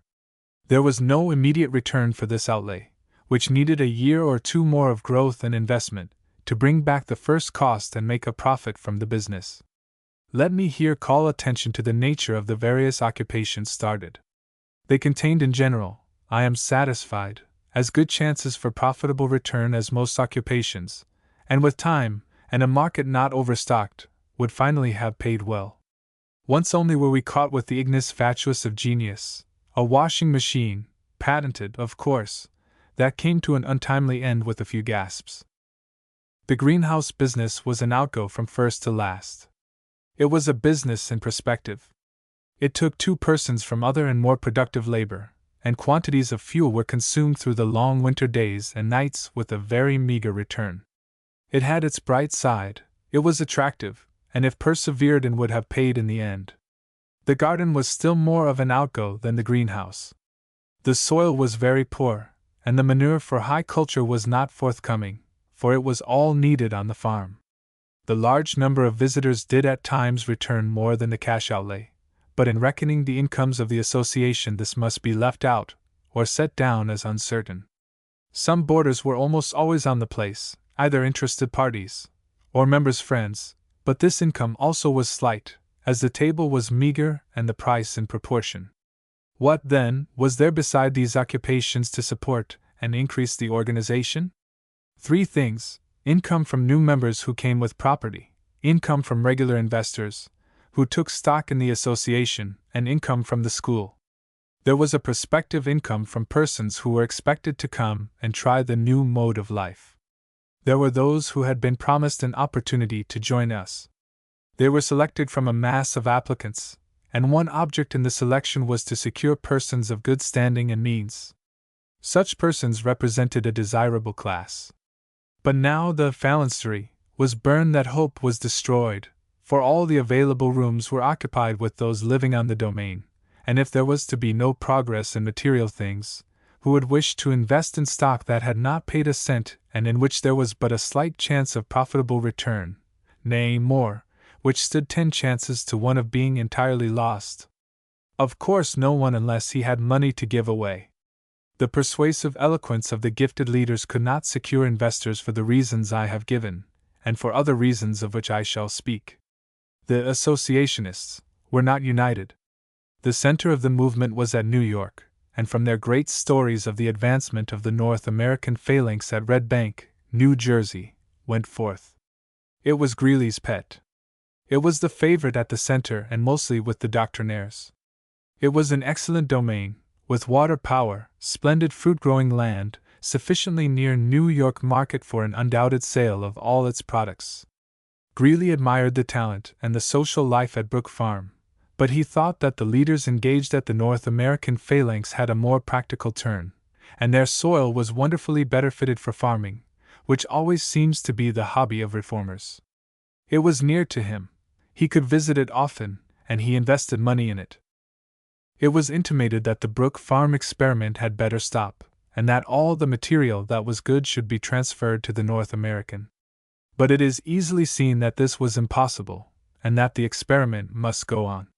The leaders and members had pledged themselves too faithfully to carry out the association's ideas, and none among them would be bold enough to announce such a project. It would seem like selling out to another organization. Who would dare to propose to break into the charmed circle by such discordant words? And so it went on. Much talent was used in the school. As the association took to itself a variety of industries, as it added shoemakers, carpenters, and farmers to its original stock of intellectual workers, a change took place in the selectness of its society. Although the members were chosen by the organization, yet practical farmers and practical shoemakers, with their wives and children, are not supposed to have the easy grace of manners, the elegant language, and the fluency and charm of cultivated and scholarly men and women. The little, scarcely organized community had increased into a goodly number, so that its dining room was like a small hotel, and it was no longer held by the transcendentalists, but had become a portion of a large and increasing body of men who followed the wild ideas of a Frenchman named Fourier, and called itself the Brook Farm Phalanx. And who was this Fourier? It was just at this time, it was just as this question was asked by anxious mothers, that the slanders of the New York press, copied into other papers, far and wide, worked mischief to the Brook Farm School. I never knew a pupil who was not pleased and delighted with the school, but the mother who sends a child away from home to an educational institution, especially if the child is a girl, will send it where there are no intimations connected with it of the character of those brought so prominently forward by the New York newspapers. It matters not so much to her that she believes the stories are slanders. Her duty seems plain to take no risks. The association, or phalanx, now overlapped the school, and it could no longer have the prominence as an industry that it did at first. The school, from being so intimately connected with the association, began to lose caste. Although conducted with as much talent as ever, and with as much devotion on the part of its teachers, from the fact of the unfortunate odium cast on it, and its peculiar surroundings, was declining, and the high talent, the culture, and the knowledge of its teachers could not retain it in its proud position. Thus I have gathered together, as in a bouquet, the sources of all the income of the once famous Brook Farm. How slight they were! It has often been stated that Brook Farm was a well-chosen location for the experiment made there. It was 9 miles from Boston. There were no surrounding industries. There was no water power at hand, the little brook being too small for any purpose but ornament. There was no available railroad station, the nearest was 4 miles away. This necessitated the teaming of lumber, fertilizers, coal, family stores, and all stock for manufacturing purposes, from Boston, as it was not practical to send part way by rail and transfer it to teams. A portion of the time we were obliged to go to the city by the way of West Roxbury village, as the nearest way, over the hills, was blocked by snow during our long New England winters, and this increased the distance. 1 or 2 teams, with men, were ever on the road. This was expensive and tedious. After the manufacturing stock had been teamed thus far into the country, it was carted back in the shape of goods over the same road. I must praise the men who were engaged in this business, for they were not only teamsters, but errand boys, expressmen we would call them now, as well as purchasers of provender and general commercial agents of the association, and their combined tasks were hard and difficult. Busy, driving Glover Drew and Buckley Hastings filled this office faithfully and long. For the original purpose of an industrial school the farm was attractive, but for an experiment such as was foreshadowed by the name Phalanx, the place was not at all fitted, and the good sense of Mr. Greeley saw that the domain of the North American Phalanx was vastly superior.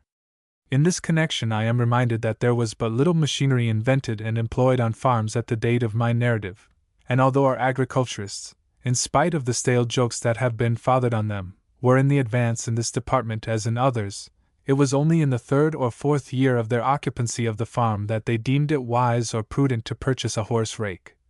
And I recall no other modern implement used, unless it was a seed drill, taken on trial. It was the same in the domestic department. There was not even a dish washer or a clothes wringer, and the most extensive and valuable aid in the laundry was a pounding barrel in which the soiled clothes were placed and put under discipline. There was enough reason and brave common sense among the people to ponder on the condition of things as I have presented them to you. The outlook was not encouraging.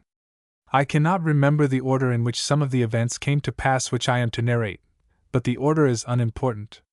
Certainly there were association meetings in which prospects were talked over and counsel was demanded and taken from one and another. Unfortunately for this story I was not at them.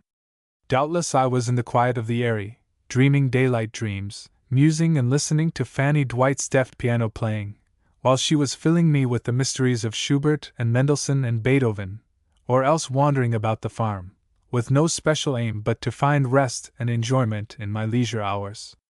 These meetings were serious, grave, and often protracted. There were some who thought matters could be better managed. This is not strange, for it is always so. There were those who thought that some, particularly among the earlier members, though not absolutely non-producers, should be turned off or made more productive, but this was difficult to do. Expansion was the only true policy, and the fates seemed to be against it. Outside of the meetings and in daily life all seemed to be in harmony. I had now lived more than 2 years at the farm. I, the pale city lad, had grown brown under the sun's warm kisses. I fancy I was not rosy, but the bright eyes and the clear complexion, free from speck or blemish, gave the certain indications of health. I had tasted of the actual farm work. I had planted beans, potatoes, and melons. I had hoed corn, and on my knees weeded, in the broiling sun, the young onions. I had driven horse to plow, and side by side with others, trying to hoe my row with them, disputed, discussed social questions and ideas, and chaffed one another on our personal gifts and peculiarities while working together in the different groups. I had not hewed wood, but I had chopped brush. I had yoked and driven the oxen, and the first time had a difficulty with them because I tried to yoke the off-ox on the nigh side, and when I graduated into the greenhouse group I learned all the mysteries of the care of plants, potting, transplanting, making leaf mold and doing spade and rake work to perfection, and in the laying out of beds and walks did a full share of shovel work on the sandy and gravelly soil, and drove the dump cart. Oh, the independence of it! To be able to do everything, and with love of it, knowing no high or low of work, all of it honor, and no shame in any of it. It is the surroundings that develop the manhood. Was I working for myself? Was I working for any other man or person? No, it was for all of us that I did it. Did I and we not have the example of great minds and greater hearts? We did. One day whilst the shop was erecting, our mason, who was on the roof building the chimney, was waiting for his helper, who had not returned from his dinner or had been called away, and as he wanted bricks very much, I carried some hodsful up the ladder to him in the genuine emeraldic fashion. Arise not from shades profound, to frown on me, Abraham, thou honest rail splitter! Arise not, warlike Ulysses, thou tanner! Hide thyself away! Shake not thy cottony locks at me, thou pale-faced bobbin boy! Be not too jealous of your unique titles. I shall never aspire to so glorious a one as hod carrier. I have not earned it. I did it but once, and shall never do it again. Rest easy. And now, at eventide, whilst the Solons of the little commonwealth were making laws, solving problems and building defenses against the common enemy, the wolf of penury and hunger, I was sitting on the steps or on the low windowsills at the Eyrie, meditating and thinking ever of the beautiful things with which I was surrounded, thinking of the glowworms I found in the path to Cow Island, their wonderful beauty. And how like illuminated pearls were their tiny lamps, and when I touched them how they rolled themselves into a coil that resembled the pin of pearls my mother wore on her bosom, only they were more beautiful, thinking that their lights translated into words were even more beautiful than their phosphorescent hues, for they said, "Come to me, my love!" I was thinking of the bobolinks that twittered and sung, and seemed to tumble upward as well as downward in the air over the waving grass on the meadow, or I heard behind in the dim oak woods the whiplash sound of the notes of the whippoorwill, repeated 100 times on the air, while the round face of the moon looked down and made the shadows of the trees and the forest grow deeper and darker. Now and then I heard, when all was still, from his nesting place, the brave yet delicate notes of the song sparrow, singing in his dreams from out a happy, overflowing heart. Dear little fluff of feathers! I was thinking of the brood of young partridges I scared in the woods, and how like a flash, mysteriously and totally, they disappeared in the underbrush. I was thinking of the tiny newts and wonderful creatures I found in the shallow water in the meadow ditch. I was thinking that if the Sarrasinas were in bloom I would go to find some of them on the morrow, or if the brilliant cardinals were, I would hunt for them at the brookside, or if there were any yellow violets to be had I wanted to find them, as I had found many varieties. Then I turned my head and listened more earnestly to the music or to the conversation in the parlor, of inspired men and women, talking in low, conversational tones, with now and then a spice of wit, on art, religion, science, or the lives of great painters, musicians, artists, and reformers. Or I was looking to see if the Northern Cross had appeared among the constellations above the horizon. Or maybe I heard George W. Curtis, who had come to visit his old teachers, singing the Earl King, or Good Night to Julia, or plaintive Kathleen Mavourneen, in his inimitable way. Perhaps I was deep in social science, or restudying some of Fourier's pleasant fancies, such as the rivalries of groups of nice children with his little hordes of brats and rushers, to use a modern word, and how in nature's scheme their different talents so balance one another as to make complete harmony. I was thinking of the big boulders that join and make a hole we called the cave, over which Hawthorne's fancy made the Apostle Eliot preach to the Indians, giving it the name of Eliot's Pulpit, and describing it afterwards so prettily in his Blithedale Romance, a book of which Emerson speaks, and truly, as that disagreeable story, and of some of the sketches in it as quite unworthy of his genius. And I was thinking of the retired little dell in the far Wisconsin lot, where doubtless he and others have taken their volumes and notebooks, writing and reading to the music of the hum of the bees, the sighing pines, and the redbreasts. I was thinking of the unfortunate humanity who lived outside of our charmed circle, and how little they knew of the magnificent future the Infinite Father has prepared for them and their descendants, and how from the beginning the plan has been coordinate with man's help to his brother man and his sister woman, and my whole soul was penetrated, even as it is now, with pity for the blindness, mental and physical, that cannot see how to use the gifts the Infinite holds out, patiently waiting for us to take from his indulgent hands. I was thinking how much, how very much, of all our suffering comes from human ignorance only. I heard all the songs of nature beside the birds.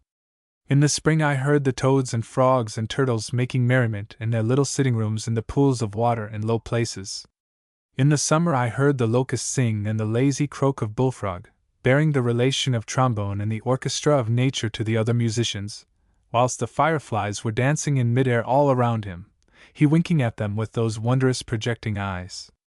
In the autumn the cricket was my favorite, and he was kind enough at times to come into our musical parlor to rival Mary and Jenny and Helen. But in the winter it was only the kindly birds that came to us, sweet chickadee and the talkative crows.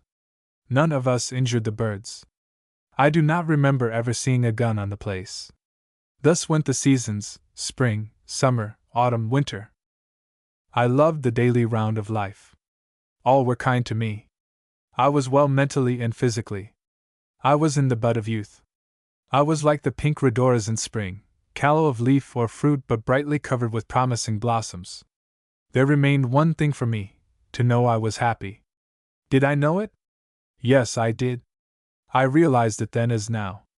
I was not a victim of unconscious joy, to awaken to it at some future period. It was not to me a dream. The cup was full. I was truly happy. Chapter 13. The First Break. I do not know when or where it was first announced, but the announcement came like a clap of thunder from a clear sky. Someone was going to leave us. Who? Was it the Archon, or the Professor? Certainly this was not expected, but would it be strange if some of the leaders, feeling too much the pressure and the burden of the financial and executive business of the society, should grow weary, depart, and leave their places unfilled forever? Was it any one of the grumblers or the known discontented or disconcerted ones? No, it was no less than Peter, the general. Why, if the elm tree in the yard of the hive had walked off in the night, it would not have caused more talk or greater consternation. Could it be possible? From that day to this I have wondered how that man could have had such a hold on our hearts. There was not a handsome feature in him. He had a large but uneven forehead. His eyes were small, grayish-blue and deep-set. His nose was homely, his teeth were discolored, and he was ungainly and awkward. His best feature was his height, but he stooped in his shoulders, and his dress when about his work was of the plainest description. His baize jacket and slipshod shoes did not become him. Ever since then I have believed in the effect of virtue and kindness. He was a living sermon, nay, 100 sermons to me. He was patient, long-suffering, and kind. A spontaneous regret came from all. Some of the women, who certainly could not be accused of any amatory love for him, shed tears to think that he should go, for he was full of kindness to them. Constantly in contact with their department, he was as gentle as a child, never complaining and yet full of work. Industrious as the day was long, he seemed so like a portion of the very atmosphere of the house, and of the life, that it did not seem that he could be away and the association be as it was. The morale to the fact of the general's departure also disturbed our people. He was discouraged at the attempt at realization of the new order at Brook Farm. As long as all clung together there seemed to be hope, but the first break was dangerous to our well-being, dangerous to our existence. Mr. Dwight had gone to New York to deliver lectures on music. When he went away all was enthusiasm, all was harmony. The great loss by fire had shaken no one's faith in the principles or the organization, and as yet the balance of probabilities had not been made or adjusted in men's minds. The word was then to go on at all cost. When he returned he found discussion of means, doubts and fears uppermost everywhere. As a truth the association had not prospered financially. Beginning with no real capital, and mortgaged to the debts of the former community, it had come to a point where without more means or more money in ready cash it was very difficult to see how it could go on. The change of social atmosphere in so short a time grated on the sensitive soul of the man of music, and it was my fortune to be present at a general meeting of all the association where I heard his remarks. He began by stating, as I have done, that when he went away all was harmony and peace. All seemed united by bonds deep and strong, by a common purpose and for a common end. We were all striving for a worthy object, a higher, nobler life than that which surrounded us. He had been away from this quiet, cheerful, peaceful and just life, among the noise, dust and discord of a great, unwieldy city, and when there he had looked forward to his coming home to this devoted little band with the greatest possible pleasure. He had expected to find them as harmonious and as united as when he left. He trod the precious soil and found all external things glowing in beauty. He mounted the hill, and there came 2 beautiful white doves flying close to him as he walked on, circling around and around his head and seeming to rejoice in his coming. He regarded it as a symbol of the unity and peace that were with us, as well as a token of welcome. But when he came to talk with the members, all was doubt, all was distrust. What could it mean? It filled his heart with sad forebodings. Why could we not be as before? Why doubt? Why distrust? Why not push on? Certainly there would be a way opened for us. It could not be that the years of devotion to one another, and to this just cause and just life could end thus. And in pleading tones born out of the depths of his heart, and living sentences to which I can do no manner of justice, he waxed eloquent, and all could not but be touched and moved with his words. How beautiful it is in looking back to this time, when coming events were casting their sad shadows before them, to think that no one took the opposite side, and that none among all the number argued before us that we had met with a miserable failure, that no one was ready with a rude word to break the bonds of friendship and to use his eloquence to destroy our habit of life, our trust in one another, our faith in God and the eternal justice of his providence, or to hasten in any way the disruption of the institution, and that in those trying hours the strong ties of friendship, love, and daily communion were uppermost. All felt that we wished to keep on with our labor, and that Mr. Dwight only spoke the wishes of all hearts. But the inevitable mathematics of finance were against us. The poet, as the young folks called Mr. Dwight, wished that we could manage it somehow, in some manner. He himself would go away. He would go where his services could command higher fees. He would give them to the association for the privilege only of being sometimes on the domain, and finding there others whom he loved, working still for their sublime purposes. These well-expressed desires, though availing nothing in the way of adding money to the treasury, stimulated the hearts anew to good fellowship, and helped to keep up the activity of the place to the last. It seems a wonder to me that, in spite of all the changes that took place after this time, as one and another departed, the industry of the place was still kept in decent working order. It was on the 3rd of March that the fire took place, and the spring and summer were fast passing away, the beautiful summer, beautiful ever with its fields of waving grass and its wild flowers, its sunlight and moonlight glow, its varied charms of growth and verdure, especially beautiful to us, the young, who watched one another's countenances glowing with health, innocence, and pleasure, who clasped hands together and danced with nimble feet, and saw the lithe young forms grow fairer and more womanly and more manly. With the frank outpourings of friendship and confidence, with the lavishness of mutual praise and youth, we enjoyed and joined in merry badinage, in miffs and flattery. The starry nights echoed our young voices singing in the clear air.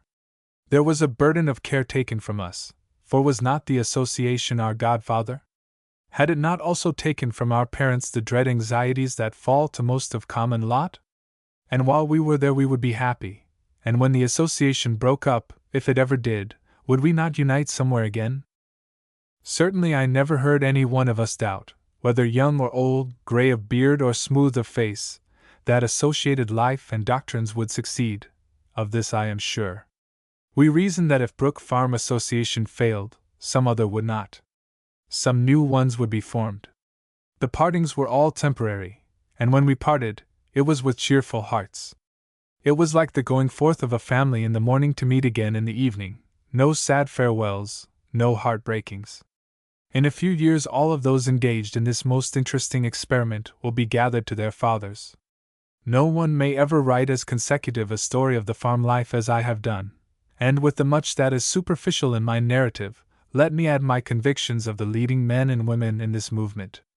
They were, in the highest sense, Christians, not technically bound to creeds, but their hearts and intellects were filled to overflowing with the good precepts that are proclaimed as the foundation, aside from technical beliefs, of the Christian doctrine: to love their neighbors as themselves, to do good to all, to seek first righteousness in life, to uphold honesty and honest dealing in all earthly relations, to do unto others as we would they should do unto us, to teach honor to parents, to make all men love one another, to inspire a trust in God as a provident Father who stands ready to reconcile all conflicts, with the way open and plain for us, thus doing away with infidelity, unbelief, narrowness of mind and spirit. The doctrine they taught above all others was the solidarity of the race. This was ever repeated. It was their religion that the human race was one creation, bound together by indissoluble ties, links stronger than iron and unbreakable. It was one body. It should be of one heart, one brain, one purpose. Whenever one of its members suffered, all suffered. When there was a criminal, all had part in his crime. When there was a debauchee, all partook in his debasement. When there was one diseased, all were affected by it. When one was poor, all bore some of the sting of his poverty. If any one took shelter behind his possessions, wretchedness, poverty, and disease found him out. Ever is Lazarus at the king's gate haunting him, and he cannot avoid it. At his banquets the ghosts of the wronged appear to him. Hollow-eyed women and children point the finger of scorn at him, and phantoms in his dreams shriek out at him, "Where is thy brother?" And he has no excuse but the cowardly question, "Am I my brother's keeper?" His children inherit the emanations from his cowardly soul and will not rise up to call him blessed. His mind is not at ease, because the atmosphere of envy is all around him. He knows he is the cause of evil thoughts, and that he holds his position by keeping comfort away from many around him, and his fine surroundings become to him as tinsel and dross. Dyspepsia, ennui, and weariness of spirit claim him. He is a poverty-haunted coward, ashamed that he is so, and saddest of all, he is not a Christian. He does not believe that if he seeks the kingdom of God, which means only to do aright, all things of material beauty will be added to him, purifying, comforting, sustaining him, strengthening him, glorifying him beyond his present power to dream of. But the Brook farmers did. They believed that the infinite power ordained social laws so universal and equitable that the fulfillment of them would make all unqualifiedly happy, and that it is the mission of this race of beings to be attached to this earth, to this universe, until their happy human destiny is accomplished, which destiny must be for all, otherwise the infinite would be partially, and not wholly good and just. I do not say that all men are conscious of this as I have pictured it, but the burdens are lying heavily on their souls and bodies, and they can be truly happy only when they are taken off from them. Human nature is too buoyant, too elastic, to be conscious of their pressure all of the time, but often, in every soul, is the keen perception that there must be an accounting somewhere, sometime, for all the injustice and wrong done to any one and to every one, and it brings the dread hereafter uncomfortably close to their daily lives. It is too early yet to judge of the result of the work of the Brook Farm socialists. They were progressively ahead of their race. They lived before their time. They existed in the future as well as in the present, and the future will be their judge. But these are my conclusions justified by actual contact, seeing these men and women under every variety of circumstances of daily life, for the full 2.5 years of my actual sojourn at the farm.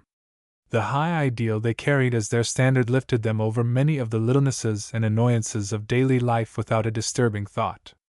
I find in the Harbinger of December 20th, 1845, one of the very few special allusions to Brook farm life, and it is so much to the point that I copy it entire. We speak no less for the whole associative movement in this country than for ourselves when we beseech our friends who are looking upon our operations not to judge of our principles or our purposes by any immediate results which they may have witnessed. The question is often asked of us whether our present mode of life answers our expectations, whether association is found to be valuable in practice as it seems to be correct in theory, and the like. But all such inquiries betray an ignorance of the actual condition of the enterprise. They suppose the organizations which have gone into effect in different parts of the country are true specimens of the plans of association. This is far from being the case. We do not profess to be able to present a true picture of associative life. We cannot give the remotest idea of the advantages which the combined order possesses over the ordinary arrangements of society. The benefits we now actually enjoy are of another character. The life we now lead, though, to a hasty and superficial observer surrounded with so great imperfections and embarrassments, is far superior to what we have been able to attain under the most favorable circumstances in civilization. There is a freedom from the frivolities of fashion, from arbitrary restrictions, and from the frenzy of competition. We meet our fellow men in more hearty, sincere, and genial relations. Kindred spirits are not separated by artificial conventional barriers. There is more personal independence and a wider sphere for its exercise. The soul is warmed in the sunshine of a true social equality. We are not brought into the rough and disgusting contact with uncongenial persons which is such a genuine source of misery in the common intercourse of society. There is a greater variety of employment, a more constant demand for the exertion of all the faculties, and a more exquisite pleasure and effort from the consciousness that we are not working for personal ends, but for a holy principle. And even the external sacrifices, which the pioneers in every enterprise are obliged to make, are not without a sort of romantic charm, which effectually prevents us from enjoying the luxuries of Egypt, though we should be blessed with neither the manna nor the quails which once cheered a table in the desert, so that for ourselves we have reason to be content. We are conscious of a happiness we never knew until we embarked in this career. A new strength is given to our arms, a new fire enkindles our souls. But great as may be our satisfactions of this nature, they do not proceed from the actual application of associative principles to outward arrangements. The time has not yet come for that. The means have not been brought together to attempt the realization of the associative theory, even on the humblest scale. At present, then, we are only preparing the way for a better order. We are gathering materials that we hope one day we may use with effect. If otherwise, they will not be lost. They will help those who come after us, and accomplish what they were intended for in the designs of Providence. No association as yet has the number of persons, or the amount of capital, to make a fair experiment of the principles of attractive industry. They are all deficient in material resources, in edifices, in machinery, and above all, in floating capital, and although in their present state they may prove a blessing to the individuals concerned in them, such as the whole earth has not to give, they are not prepared to exhibit that demonstration of the superior benefits of associative life which will at once introduce a new era and install humanity in the position for which it was created. But, brothers, patience and hope. We know what we are working for. We know that the truth of God is on our side, that He has no attributes that can favor the existing order of fraud, oppression, carnage, and consequent wretchedness. We may be sure of the triumph of our cause. The grass may grow over our graves before it will be accomplished, but as certain as God reigns, will the dominion of justice and truth be established in the order of society. Every plant which the Heavenly Father has not planted will be plucked up, and the earth will yet rejoice in the greenness and beauty of the garden of God. These are George Ripley's words. Could any one add a word to improve these splendid paragraphs? Chapter 14. The Departures and After Lives of Members. I am now to chronicle the last scene in our history, and I know not how to do it, for of all the events of the life it is to me the most dreamy and unreal. The figures of our drama flit before me like shadows. It was like a knotted skein slowly unraveling. It was as the ice becomes water, and runs silently away.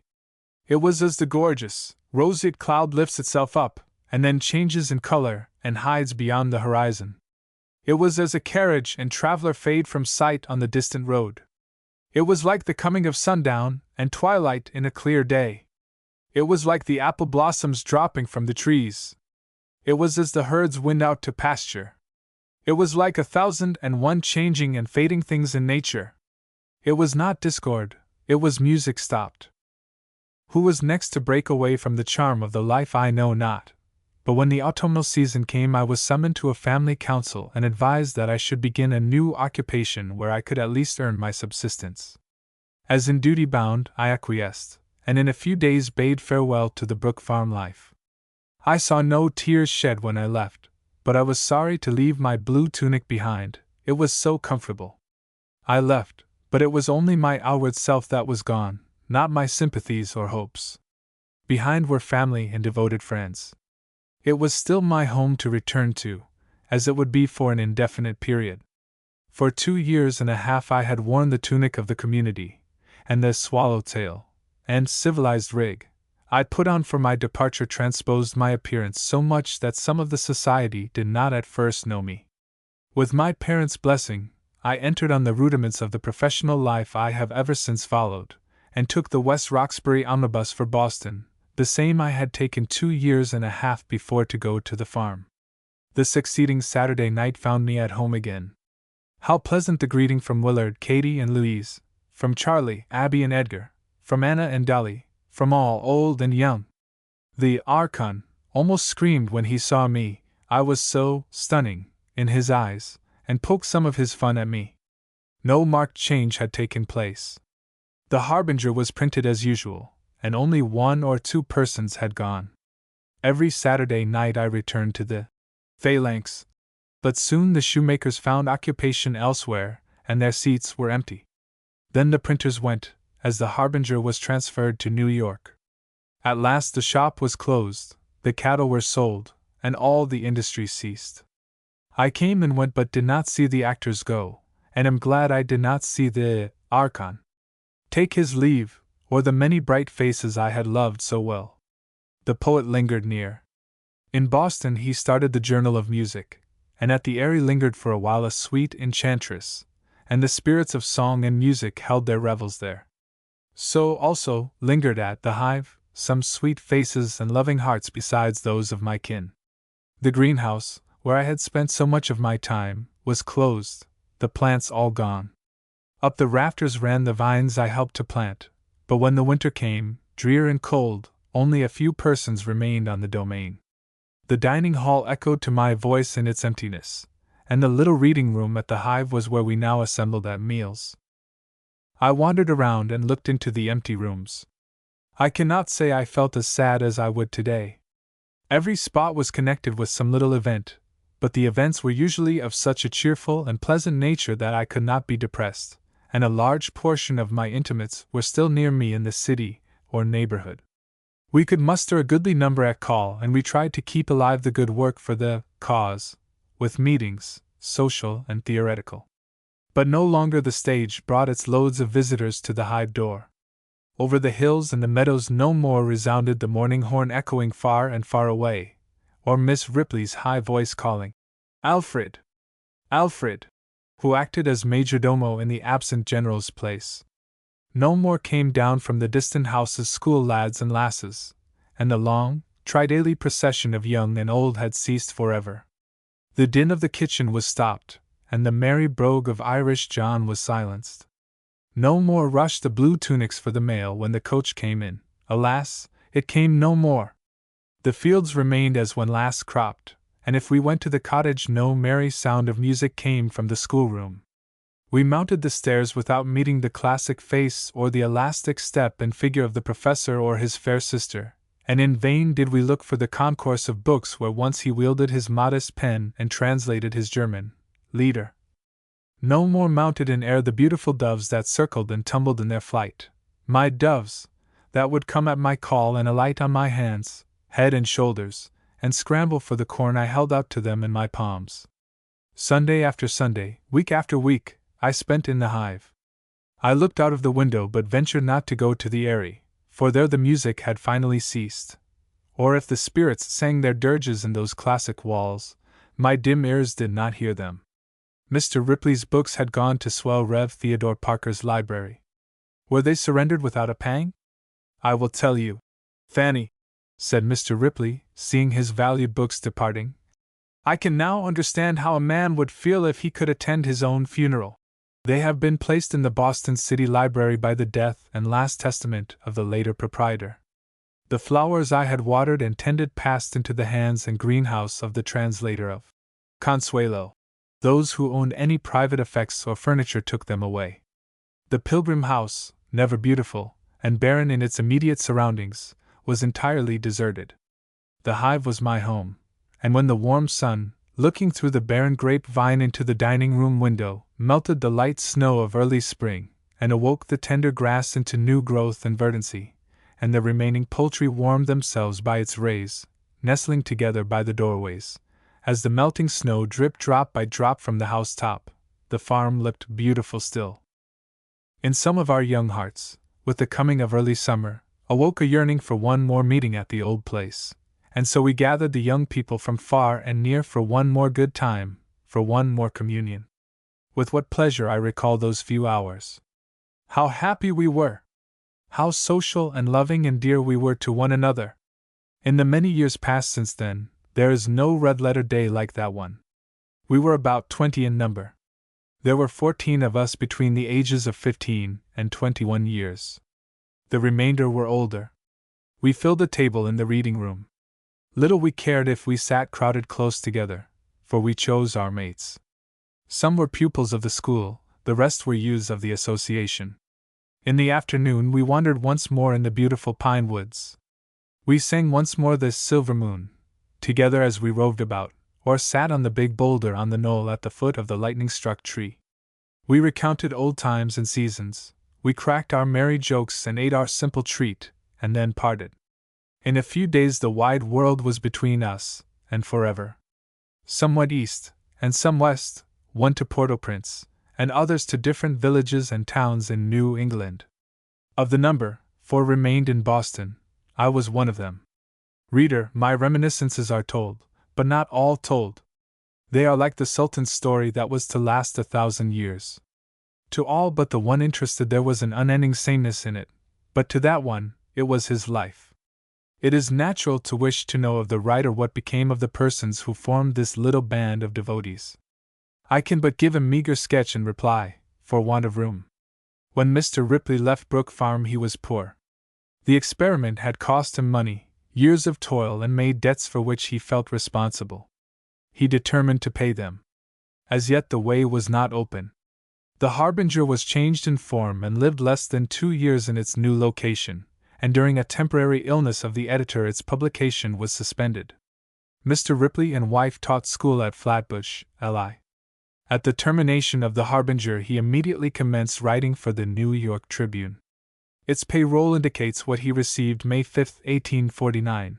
It was $5 for the previous week's work. In July, same year, he was paid $10 per week. April 6, 1850, $15. September 21, 1851, $25 per week.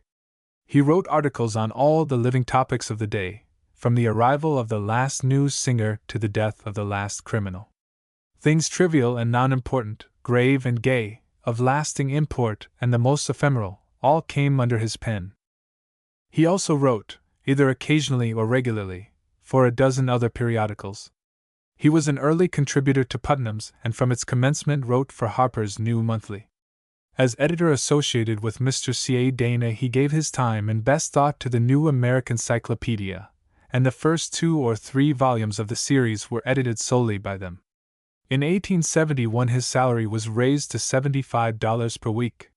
When the Cyclopedia was revised he was paid $250 per month for extra work on it. More than 1,460,000 volumes of the 2 editions have been sold, and a small royalty secured to the editors on each volume. With prosperity Mr. Ripley never forgot his obligations. The old score of debt was wiped out and paid. He was free, and as a man of letters reveled in that which had been his youthful ideal. When a student at Harvard College he wrote to his father, "I know that my peculiar habits of mind, imperfect as they are, strongly impel me to the path of intellectual effort, and if I am to be at any time of use to society or a satisfaction to myself or my friends, it will be in the way of some retired literary situation where a fondness for books will be more requisite than the busy, calculating mind of a man in the business part of the community." Thus was one of his youthful dreams fulfilled. His capacity for work seemed unbounded. He gave all his time and all his energy to literary criticism, and spending on it, too, the full resources of a richly furnished mind and infusing into it the spirit of a broad and noble training. He passed away July 4, 1880. A great concourse of people attended the obsequies. Distinguished men, divines, critics, scholars, editors, architects, scientists, journalists, publicists, artists, and men of affairs were in the assembly. The pallbearers were the president of Columbia College, the editor of Harper's Weekly, an Italian professor, the editor of the Popular Science Monthly, the editor of the New York Observer, an eminent German lawyer, a distinguished college professor, a popular poet, and the editor of the Tribune. His wife Sophia passed from this life 19 years before him. The story of his romantic after marriage, and many details of his career from birth to death, will be found in Mr. O. B. Frothingham's Life of George Ripley, told by his kindly biographer. Deeply interested in his daily toil, thoroughly immersed in it body and brain, yet cheerfully responding to all calls on his unbounded stock of information and good nature, no one knows how often his mind wandered over the intervening distance, and saw the old farm with its mingled incidents of pathos, philosophy, and heroism, or what regrets were covered up. But the joking allusions he sometimes made to it when speaking of it to those who came to quiz him, were more than repaid to his few intimate friends when he opened his heart to them, and the earnestness of his spirit and the solemnity of his faith in the brotherhood of humanity shone forth. He unveiled to them that he did with undying faith still see in its ideas the elements of the true and heavenly society, that he carried deep down in his bosom intense love for those who were associated with him, and that if it had been founded at this later period, so much has the interest in social problems increased, all the financial support needed would have been freely given.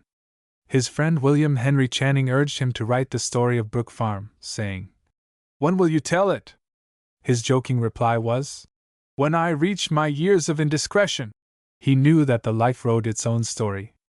Of the many dear ones I have known whose lives have added to my life faith and trust in the Divine Father and His plans for the good future of the human race, after years of thought and years of life, I give to Mr. Ripley, the leader, the daring man, the brave Christian heart, the torch-bearer, himself the harbinger of the bright future of social justice, the first place, the highest seat, the noblest position among them all. Mr. Ripley paid off the debts of the community. I do not know all of them. There was an amount due to Hawthorne at one time, probably his original investment, which he growled about, and there was another due to one of the brothers Morton, who built the Pilgrim House. I am indebted to his daughter, Miss Morton, for the statement that her father received from Mr. Ripley a check in payment of the community debt to him. Calling her to his side and showing it to her, he said, "There, Hannah, there is an honest man." After the institution was incorporated, the debts and responsibilities were shared by the incorporators and stockholders. It has often been stated that it was the influence of Rev. William Ellery Channing that started the West Roxbury community. His nephew, William Henry Channing, alluding to this in a letter to Rev. J. H. Noyes, author of the History of American Socialisms, contradicts the statement as follows. "Of course, my uncle deeply sympathized with his younger friend's heroic effort, and wished all success to the movement, but he did not encourage it, so far as I can understand, for in his judgment he distrusted the prudence of the enterprise," etc. But it was George Ripley, aided by his noble wife Sophia, it was George Ripley, and Ripley alone, who truly originated Brook Farm, and his should be the honor through all time. And a very high honor it will be sooner or later. The head farmer, with his wife and family, who were so early in the experiment, spent many years in the quiet town of Concord, Massachusetts. It was he who gave Mr. Ripley courage in his work. He was practical, honest, brave, and had enough of poetry in his composition to take the dry edge off of his daily routine of toil. When plowing the fields, it was with regret he turned under the lovely wild flowers and the wild rose bushes, and it often struck his fancy to transplant them from the fields to the roadside where they blessed the eyes of the wayfarer. Finally the heavenly voice called him, and he went thitherward, deeply loved, honored, and respected by all. Minot Pratt's name was a synonym of all that was pure, good, and lovely. His wife survived him many years, but in May, 1891, she passed away at an advanced age, the last of the signers to the original agreement. The ambitious professor lives. The trenchant blade of his intellect is still keen. Sometimes it seems that to overcome obstacles is all with him. His wife was one of the dear girls of the association. Method in business and masterly activity have wrung from fate a fortune, and the editorial and governmental offices he has held have been more than ably filled. Blessed with a charming family, deeply immersed in political as well as other writing, it would almost seem as if the olden days were forgotten by him, were it not that now and then he writes, as he did shortly after Mr. Ripley's decease, as follows. "It is not too much to say that every person who was at Brook Farm for any length of time has ever since looked back to it with a feeling of satisfaction. The healthy mixture of manual and intellectual labor, the kindly and unaffected social relations, the absence of everything like assumptions or servility, the amusements, the discussions, the friendships, the ideal and poetical atmosphere which gave a charm to life. All these continue to create a picture toward which the mind turns back with pleasure as to something distant and beautiful not elsewhere met with amid the routine of this world." Whatever may be said of the tone of the articles that come from his pen, their ability is unquestioned, and it is not a secret that in Mr. Ripley's judgment Charles A. Dana, of the New York Sun, was the ablest editor in the world. The poet, as we called him, as editor of Dwight's Journal of Music, and also as critic, was deserving of a special credit for his services in musical culture. Earnest, refined, always endeavoring to do right, but strict in his pleasant criticisms, he pointed upward to higher ideals. Living alone in his latter years like a bachelor, he sought solace in his refined tastes with cultivated people. Married to Mary Bullard, the sweet singer of my story, kindred sympathies united them more firmly than marriage vows, but her early death deprived the world of one of the noblest and choicest of womanhood, and his life of its sweetest charm. He went abroad for a short trip, leaving her in full health and beauty. He returned, she had passed from mortal sight. A number of the members, male and female, joined the association in New Jersey near Red Bank, the North American phalanx. There they renewed the social life and experiment, with such result as some other pen can tell. It was about the time of the closing of the Brook Farm experiment that the California fever broke out, or the rush for the gold mines. Some of our theorists argued that the country was too poor for the establishment of the social organizations proposed, and that more wealth was needed. A number of the Brook farmers went to the new country for gold. The gardener, Peter Cleanstrup, was one. I am sorry to say that disappointment awaited him. A foreigner, and sensitive, partly deaf and past middle life, he was not the man for the country or the life. He died there poor. His charming, tuneful daughter, with the beautiful complexion and lovely rounded shoulders, did not long survive him. His wife survived, but one day I stood with only a few who knew her, at the door of an open tomb, and a strange thrill passed over me when one by my side said, as her body was placed within, "This is the last of her race, the family is extinct." The good, kind-hearted general sleeps within sound of the Pacific waves, for he, too, was one of the early Californians. And the admiral, the pure-hearted, high-minded and keen-eyed admiral, has long since laid down his burdens and his aspirations. And so also with many, too many for me here to recount. The two sisters that I have described with flowing hair grew in loveliness to full womanly beauty and then passed to the angelic world. Mr. Rickman, surnamed the Omniarch, reigns no more in this sphere. Peace to his memory. The downfall of the association was the wrecking of Irish John. He seemed homeless and aimless. The constant smiles on that remarkable face gave way to soberness profound. Old habits crept back upon him. He had a friend, one of our number, who took a kindly interest in him, but could not follow all his waywardness. He departed for New York, ostensibly for business. Not long after this his friend received a note from there in John's handwriting, saying that if he would send to a certain number and street he would find something for him. It was a trunk, and appeared to contain all of John's effects except the suit of clothes he had on. What end he made no one knows. How grand it would be if the social fabric could keep and guard all its weak ones, surround them by influences that could prevent them from falling into evil ways, and bear them up until the end comes peacefully and naturally. Marianne Ripley, Mr. Ripley's sister, the devoted soul who reigned over the kitchen group and cultivated the flowers on the terraces, spent her later hours in the West, and passed away at Madison, Wisconsin. John Allen, the firm preacher, has gone also.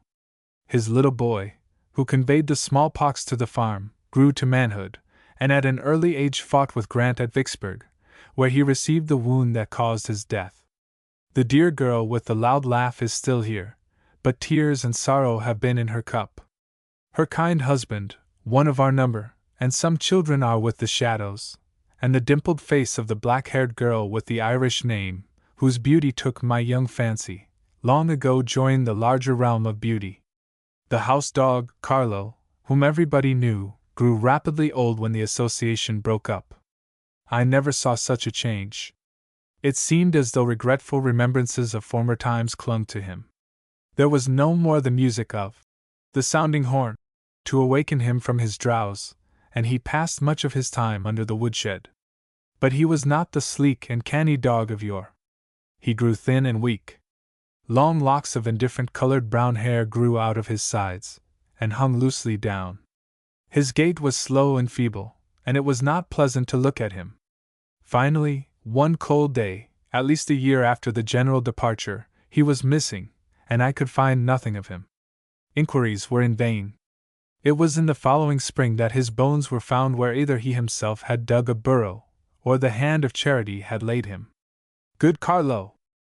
Some very happy marriages sprang from the acquaintance at Brook Farm. There, in a few weeks or months, a better knowledge could be formed, a truer and more absolute and certain estimate of character, than by years of fashionable flirtation. And here let me add that the women were always well dressed. There were no party dresses, all shine, lace and glitter, and household wrappers all slouched, torn and drabbled. The situation of woman was such as to stimulate her ever to neatness in personal appearance, even if the material was but a ninepenny calico, and the same may be said to a marked extent of the men. And many others who stood shoulder to shoulder in the ranks have shared the common lot. Scattered through the country, in city, town and hamlet, those who survive are doing their humble duties, and filling their stations honorably. There are those among them who have gained wealth, and none whom I know that are in poverty. In the circles they occupy, their influence has been felt towards a liberal judgment in all matters pertaining to government, religion, and society. Our friend Rev. William Henry Channing spent a major portion of his afterlife abroad. The war brought him back to America. He was at one time chaplain of the House of Representatives of the United States, and served the country at the front. But he returned to Liverpool, England, where he preached and educated his family, passing away beloved by members of all the prominent churches, both conservative and radical. There were some 4 and possibly more who joined the Catholic Church. This created at the time many remarks, but it is only an episode for a class of minds to find themselves at the other end, at the opposite side, at the bottom instead of the top, when they have swung themselves, pendulum-like, far away from ordinary moorings. The community, people were at the extreme of society, unorganized, without creeds, without science, and only morality and faith to guide them, and having given the lie to ordinary social forms, having lost their faith and trust in society as it was, is it strange that some should swing to the extreme of conservatism, that they should try a new departure when met by seeming failure in their radical moves? But why continue the list? The very boys have become gray-haired men, but proud to say, each one of them, "I was one of the Brook farmers." In closing this picturesque drama, it would not be strange if someone should ask if this is all that is left of the life. Has it been only a failure and a dream that I have chronicled, or has it resulted in something worthy of the aspiration that preceded it? Has it added strength to the lives of individuals, and has it done something for society? As chronicler, I stand in the shade and let my readers judge, but the few words of comment that follow, from well-known individuals, bear strong testimony to an effect that must have been duplicated in a great many other instances, and indeed, if its influence had gone no farther than to a few persons, that alone would justify the laudable attempt of this venture in philanthropy. My conviction is that it reached farther than to single individuals, and that it still reaches into and influences more or less all the deep undercurrents of society. I am confirmed in this opinion by the following statement made by Mr. George P. Bradford in the Century magazine for May, 1892. I cannot but think that the brief and imperfect experiment, with the theory and discussion that grew out of it, had no small influence in teaching more impressively the relation of universal brotherhood and the ties that bind us to all, a deeper feeling of the rights and claims of others, and so in diffusing, enlarging, deepening and giving emphasis to the growing spirit of true democracy. But if I were to leave my position as narrator, and speak from my individual standpoint, I would say Brook Farm and what it stood for was to world-benighted travelers, seeking for sustenance, like a city set on a hill. It was a small, glimmering light of social truth, shining amid universal darkness. It was a dim foregleam of the great sun of social life and science, that will yet rise and shine gloriously on our earth. It was a spark of that divine justice that, like electricity, has been stored for humanity from the beginning of things, abundant in quantity and power to bless all men, stowed away by the hand of God for us, awaiting only our awakening from the sleep of ignorance and childishness, to use and cherish it. It was an example of trust, a tribute to faith. It was a realization of poetry. It was in touch with the wishes, hopes and prayers of millions of humanity, of untold numbers of saints and martyrs of all nations and climes, and its mission was the highest on earth, universal justice to all mankind. Albert Brisbane, the doctrinaire, has departed also. Although allusion has been made to him in the former pages of this book somewhat in contrast with Mr. Ripley's spiritual gifts, let no person think that I underestimate the mission he undertook or the work he accomplished in his devotion to the master, Fourier. Certainly he deserves very great credit, and there are those who, deep in their hearts, cherish most profound gratitude to him and his memory. Whatever any one may believe of the feasibility of the carrying out of Fourier's doctrines of united industry or the practicality of any of his theories, they must stand amazed at the bold and often extremely beautiful conceptions of his brain, such as the actual forecasting of the development theory before Darwin, Spencer, and Huxley were born, though not exactly in detail with them. His bolder conception still of the destiny of man, and his cosmogony, of the progress of present civilization towards an oligarchy of capital, foretold so exactly, as is now seen by thinking minds 3/4 of a century ago, his profound analysis of the human springs of action, his discovery of the divine laws applicable to the future as well as to the present wants of the human race. For the presentation of all this to the American people, for all these things and more, we are first indebted to Albert Brisbane, and it is a great debt which the future will certainly appreciate and pay. My work would not be finished without alluding more fully to the wonderful genius whose works and life made such an impression on the Brook farmers as to induce them to brave all the misconception, sarcasm, and obloquy that they must have felt would be heaped on them when they concluded to follow his formulas, and bowed their intellects to him in acknowledgment of his leadership in the field of social science. The reader will decide, if I have portrayed truly the men and the principles actuating them, that whoever they thus acknowledged as worthy of that sublime place must have been endowed with intellectual, moral, and spiritual capacities, and intuitions of the highest order.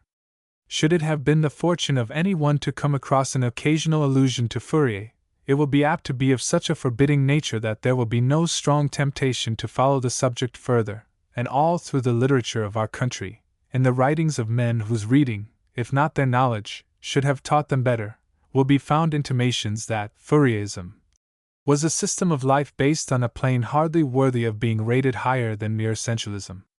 Against this accusation I place the record of the man whom especially spiritual-minded and liberally educated men like George Ripley, John S.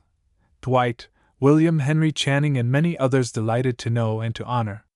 Charles Fourier was born at Besançon, France, April 7, 1772. The son of a merchant, he had a collegiate education, and took prizes for French and Latin themes and verses. He was fond of geography but more fond of cultivating flowers, and of music. At 18 years he entered into commercial pursuits. By the siege of Lyons he lost the fortune his father left him, and was forced into the army, where he served 2 years. This portion of his life was involved in the romance of war and revolution, during which he was doomed to death, but made a fortunate escape from it. He was always noted for the avidity with which he sought knowledge, and his honesty was outraged at an early age, being punished by his father for telling the truth of goods on sale, thereby losing a purchaser. Again his soul revolted when at Marseilles in 1799, where he was employed, for he was selected to superintend a body of men who secretly cast an immense quantity of rice into the sea, which monopolists had allowed to spoil in a time of famine rather than to sell at a reasonable profit.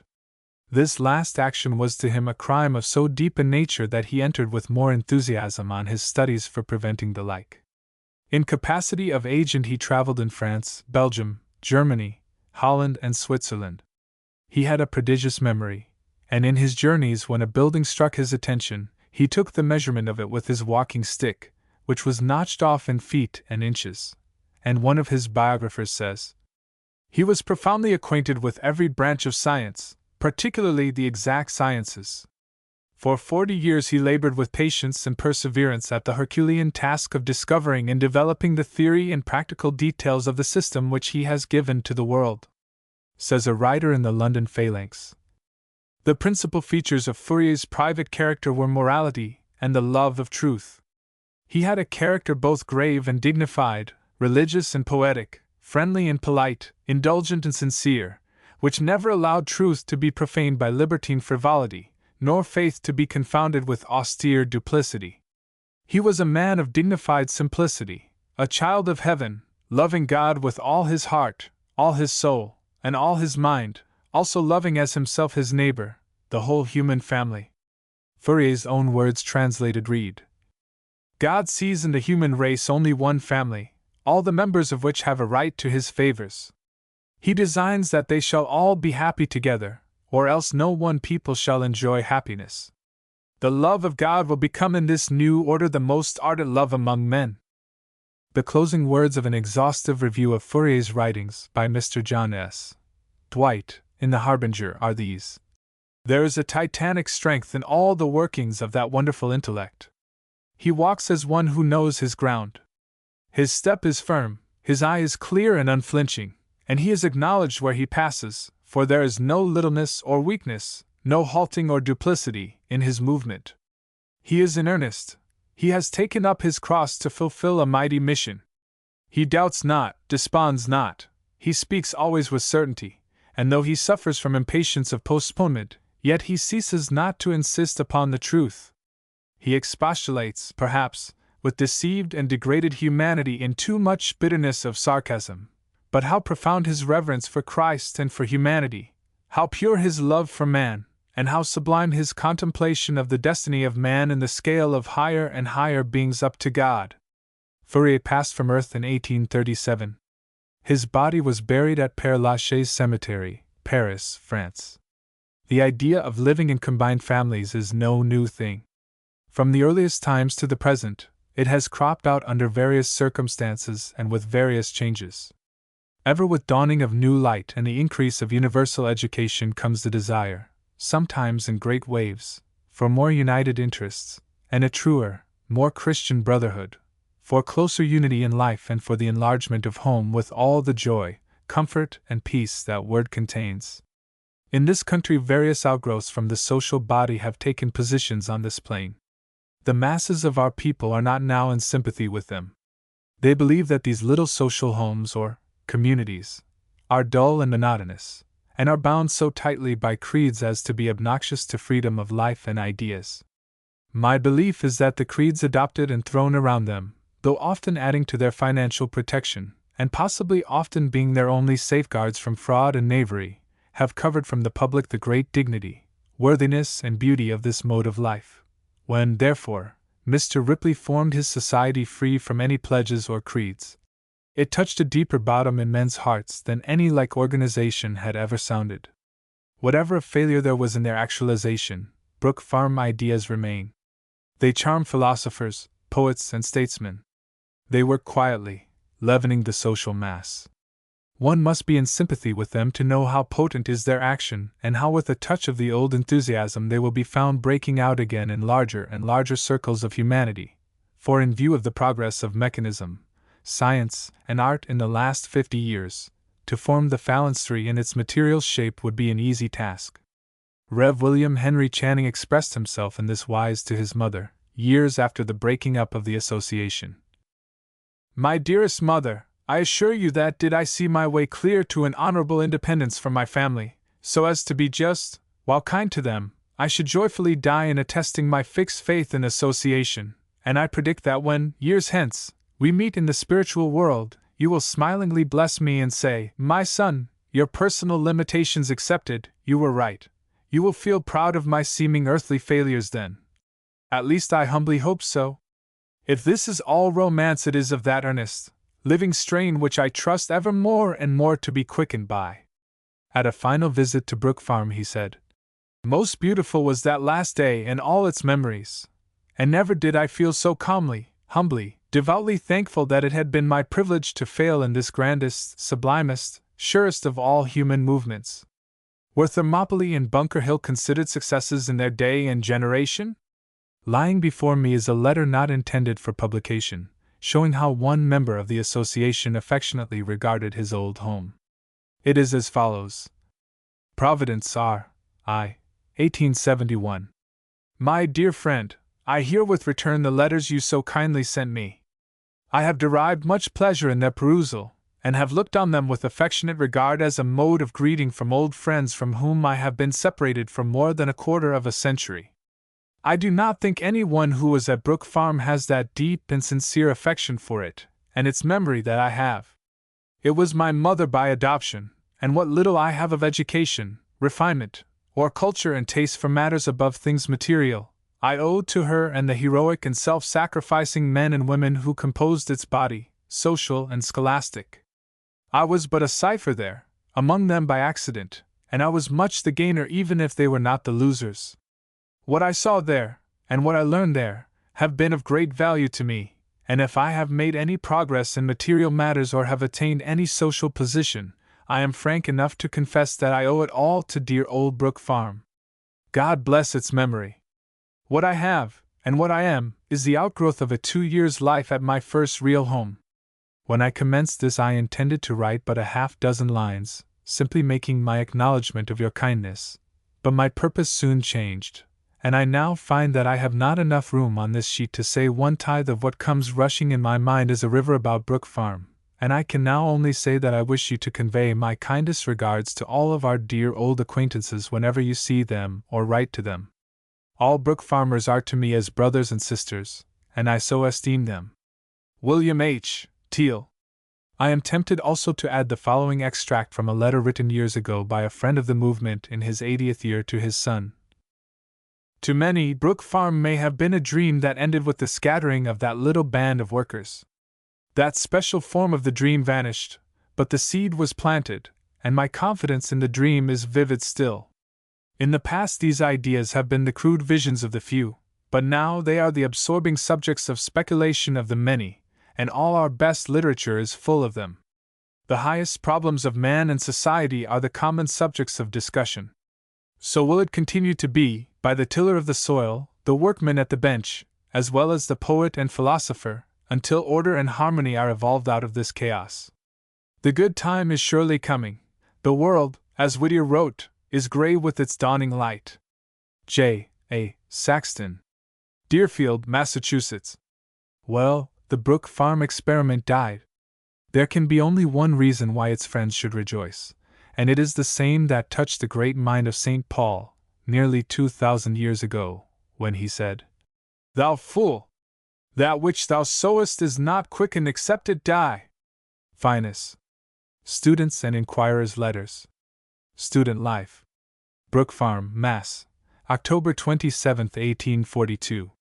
My dear friend, pardon my delay in writing you in reply to yours of the 15th ultimate, but there have been matters of interest that have occupied my leisure, and so much so that only now do I find myself free to exchange good wishes with you and to answer the important questions you put to me as to what I think of, and how I like, the Brook Farm life. To reply to these questions I might write a long dissertation explaining what I like and what I do not like, or I could answer them by a few brief words. But my inclination is to do neither, and to give you in place of both a little sketch of the proceedings here and make you the judge of what my feelings would be likely to be under the circumstances that I shall narrate. I am still a student, and most of my time has been spent in studies of various sorts, the languages, ancient and modern, attracting me a great deal, but the German and the French the most. I do not burn the midnight oil, and yet I think I am progressing well. Our teachers are all very approachable men and really seem in dead earnest. You might suppose from rumors that reach you that they would be very notional people, but they are not so, or, to say the least, if they are they keep their notions to themselves. Mr. Dana, Mr. Bradford and Mr. Dwight are particularly kind to me, and all the teachers go out of the way to explain points that come up in the lessons. After hours, we have had many interesting conversations, class readings, dramatic readings, etc., and visitors come who entertain us in various ways. Miss Frances Austenelli, for one, who has a wonderful soprano voice, and Miss S. Margaret Fuller from Concord, there is no end to her talk, and also Mr. Emerson from Concord, to whom a good many pay deference. Whilst he was here there was a masquerading wood party. It was quite a bright idea. Miss Amelia Russell was one of the persons who planned it. Her father has been minister to Sweden, and was one of the commissioners who signed the Treaty of Ghent. It was an open-air masquerade in the pine woods, and the affair was worked up splendidly. Masquerades have been, in New England, of a private nature and held indoors. To hold one out, in the garish light of day, was a new sensation, and attracted some of the friends of the community. The day was lovely, and in the woods the privacy was complete. Barring one or two friendly neighbors of farmer stock who looked on, it was truly a select party. One of the ladies personated Diana, and any one entering her wooded precincts was liable to be shot with one of her arrows. Further in the woods a gypsy, personated by Miss Ora Gannett, niece to Rev. Ezra Gannett, was ready to tell your fortune. Miss Georgie Bruce was an Indian squaw, and George William Curtis, a young man, carried off the palm as Fanny Elsler, the dancer. There was a mixed variety of characters that made up the tout ensemble, a Tyrolean songster, sailors, Africans, lackeys, backwoods men and the like. The children enjoyed the day much. A large portion of the dresses were homemade. Dances and conversation by the elders filled the day and evening. Sometimes we have the serious business. Some of the singular persons here affect vagaries and discuss pruderies or church matters, ethics and the like. Or we have some of the Concord people who give us parlor talks. Once in a while they arouse the gifted brothers, and then we have a genuine treat. Mr. Dwight and Mr. Bradford, Mr. Ripley, Mr. Capon, Burton and all hands get dragged in, and in the earnest discussion that follows one cannot but be edified and often very much instructed. Subjects relating to a more rational life and education for the poor and unlearned interest me and arouse my enthusiasm. There are some fine lady as well as gentlemen readers, who show their ability in poetry and prose, and for the amusement of the young people, some devote their talents on occasions to tableaux, which are delightful and display fine historic scenes and characters. I rise in the morning at 6 to half past, breakfast at 7, chat with the people, get to my studies at 8, work an hour in the garden, recite, dine at noon, take an hour in the afternoon on the farm, drive team, cut hay in the barn, study or recite, walk, dress up for tea at 6. In long days the sunsets and twilights are delightful and pass pleasantly with a set of us who chum together. I am so near Boston that I go to concerts and lectures with others, or to the theaters, or to the conventions, the anti-slavery ones being most exciting. In summer I join the haymakers. In winter we coast, boys and girls, down the steep though not high hills, in the afternoons, or by moonlight, or by the light of the clear sky and the bright stars. Or we drive one of the horses for a ride, or we skate on the frozen meadow or brook to the Charles River where its broad surface gives plenty of room. One thing I like here, everything but in my lessons I have perfect freedom to come or go and to join in and be one with the good people or not. I am not hampered. I go to church or not, as I desire, and I can do anything that does not violate the rules of good breeding, but I am expected to be in my room at a seasonable hour at night, 10 o'clock, sure. Thus have I given you my program. Can you think I would do better elsewhere? I might have more style, a better table, and more room to see my friends in, though the parlors here are good enough, but where could I have more genuine comfort? I expect to go home by New Year's, returning, if I can, by March, and am so in love with the life I may try to attach myself to it permanently. In the meantime I will see you, and hope to enjoy with you many hours of conversation after the old-time way at our house. As ever, your student brother, Charles. Explanations and answers to objections. Brook Farm, Mass. December 11, 1845. Friend Harris, as you are a stranger to the associative ideas, and have but little knowledge of our life here, no doubt many questions arise in your mind that you wish answered, and might be answered by me if I knew what they were. But knowing what questions usually appear most prominent to the average mind, I will try my hand at a few of them as they present themselves to me. Number 1 is, what were my first impressions of the idea of associative life? That is, did the idea strike me pleasantly or not? I frankly replied to this that the idea was decidedly unpleasant. It so connected itself in my mind with some sort of an institution, as a great hospital or infirmary or Duthaba's school, where smikes or incipient smikes went daily to a restricted routine, and thrice daily, with the rest of imprisoned souls, to the special amount of grub and rations provided by some personal or impersonal squeers, that I could not but at once reply to the person speaking of it that I should not like any such institution. The next question is, how did my mind change on this subject? I answer, by reflection and continued conversation with those who were intimate with the ideas. Mark this. There is nothing so absurd as the first presentation of great facts to the mind. The greater the fact, the greater its apparent absurdity, and the greater will be our hate or want of welcome to it if it runs contrary to our preconceived ideas. Every visible thing is presented to the retina of the eye, the looking glass of the brain, upside down, and it is by study that begins at birth, and is finished ere remembrance commences, that the child of God and man is able to detect the true relation of material things to himself. We have not yet learned the importance or significance of this arrangement, but why may not we find in future investigations that the mental vision is governed by the same law, and that thoughts strike the brain or mental sensorium in the same inverted way? So universally do law and life differ from their semblances, that it appears to me to be one of our supreme duties to learn to reverse primitive ideas. A question also comes to you in this wise: how could one make up his mind to associate with all sorts of people that they might meet in one of these communities? A man in the ordinary chances of life has to meet all sorts of persons, does he not? Ignorant dependents are in your house, sleeping under your roof. Your tradesmen may be rude, unkind, and unlettered. Passing from your door you jostle, it may be, the murderer and highwayman on the street. You enter a car, and the driver's breath is perhaps reeking from his last night's debauch. You sit, possibly, between the pickpocket on one side and the patient yet uncured from some epidemic on the other. You pass to your business through a street full of roughs, and in your own store are men wishing you to die that they may take your place, seeking every opportunity to overreach you, and then wonder if I smile when you ask me how I could mix up.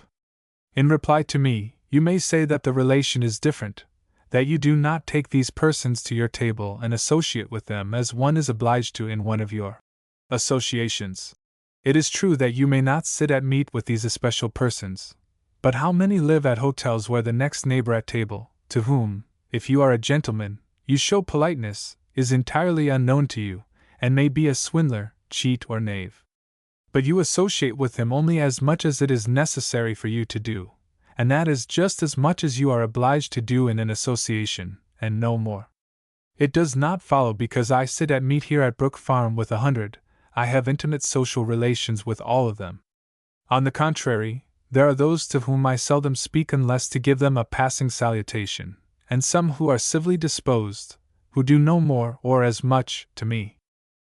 In a society of which you might be a member, with a full privilege to assist in its organization, you will be better able to choose those of congenial qualities for associates than you ever can in your present position, so that your life, after a while, may be select in its chosen companions, and a great deal more so in its general social features than now.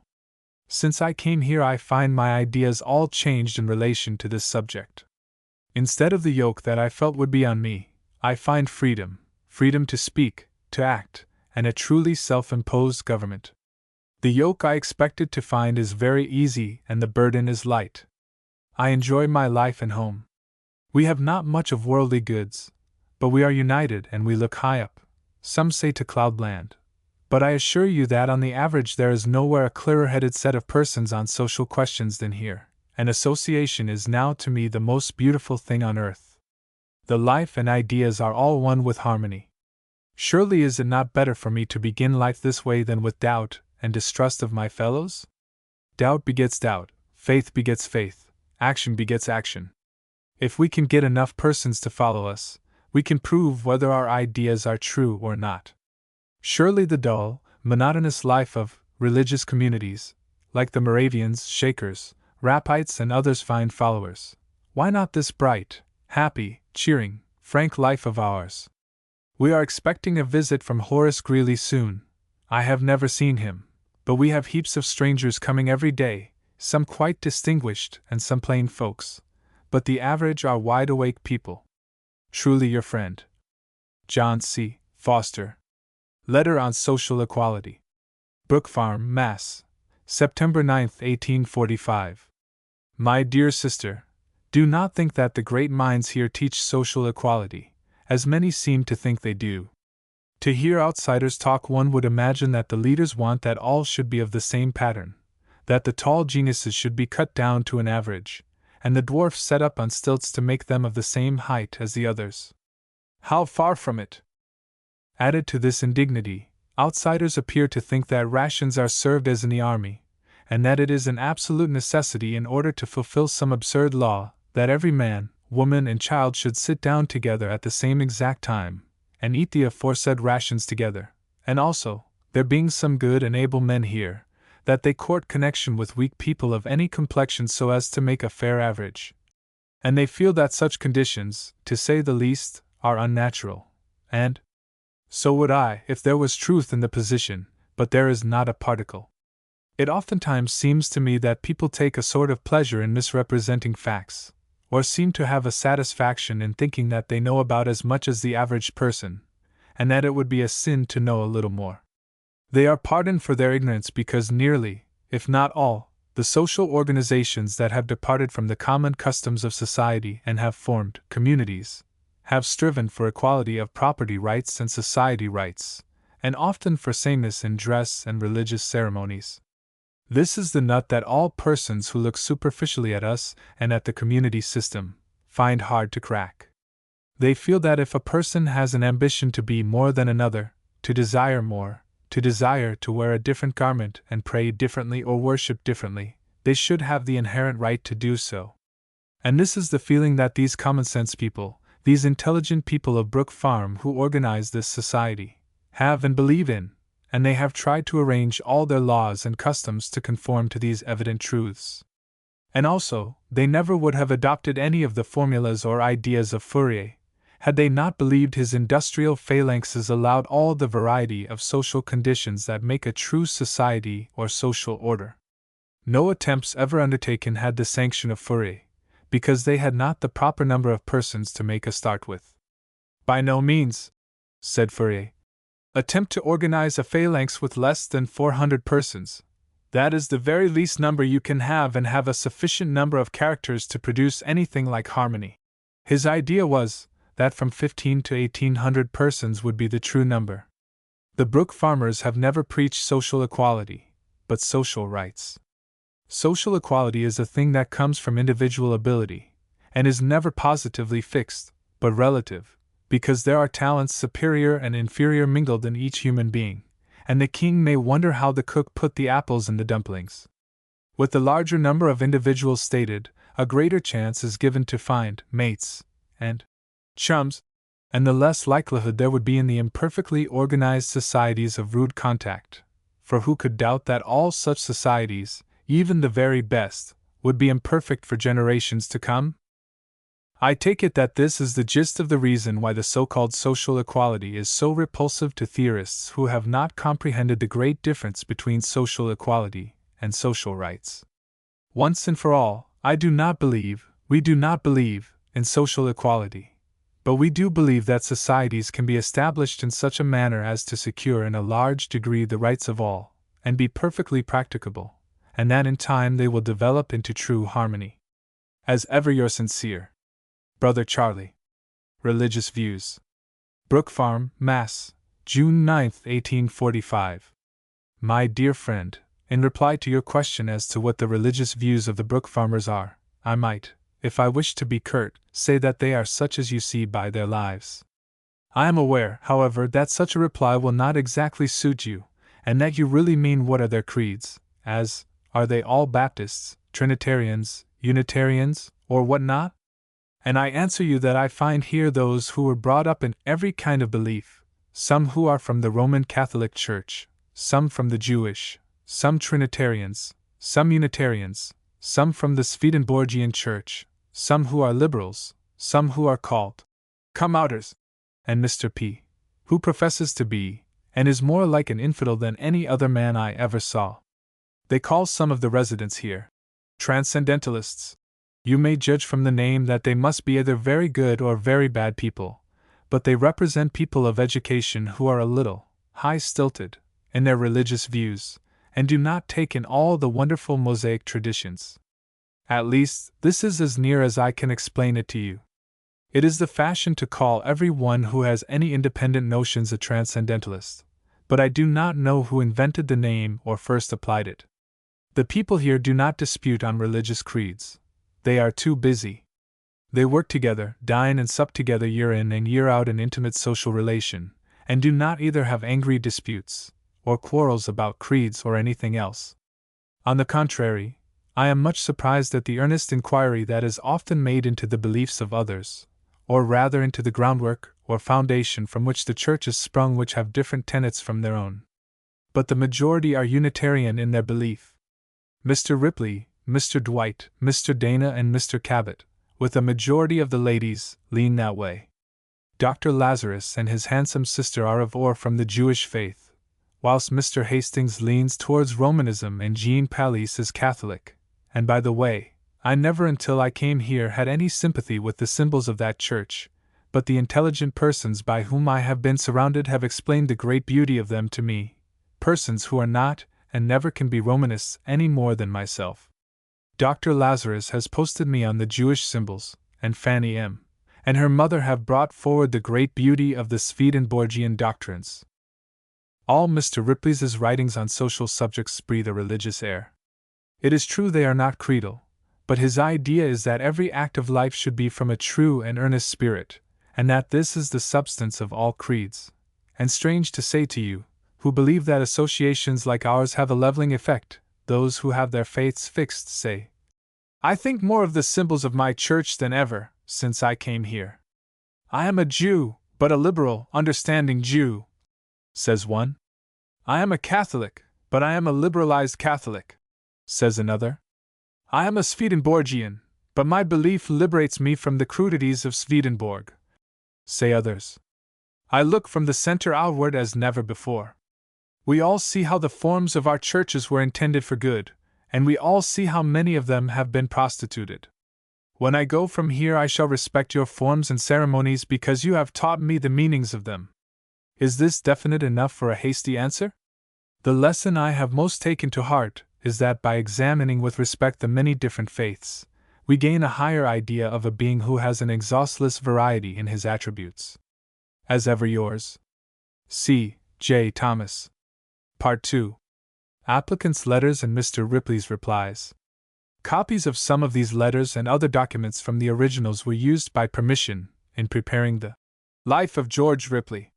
From a Theological Student. Longmeadow, February 25, 1845. Rev. George Ripley. Dear Sir, probably you have forgotten the Andover student who spent Thanksgiving with you a year ago, and who made you a short call last September. But he has not forgotten Brook Farm. I write now for the purpose of asking a single question. Are you so full that it will be impossible for you to take one more in the course of a few weeks? I recollect you asked me last fall if I intended to go to preaching against sin in the church. I agree with you, sir, that there is emphatically sin in the church that ought to be preached against, if anywhere.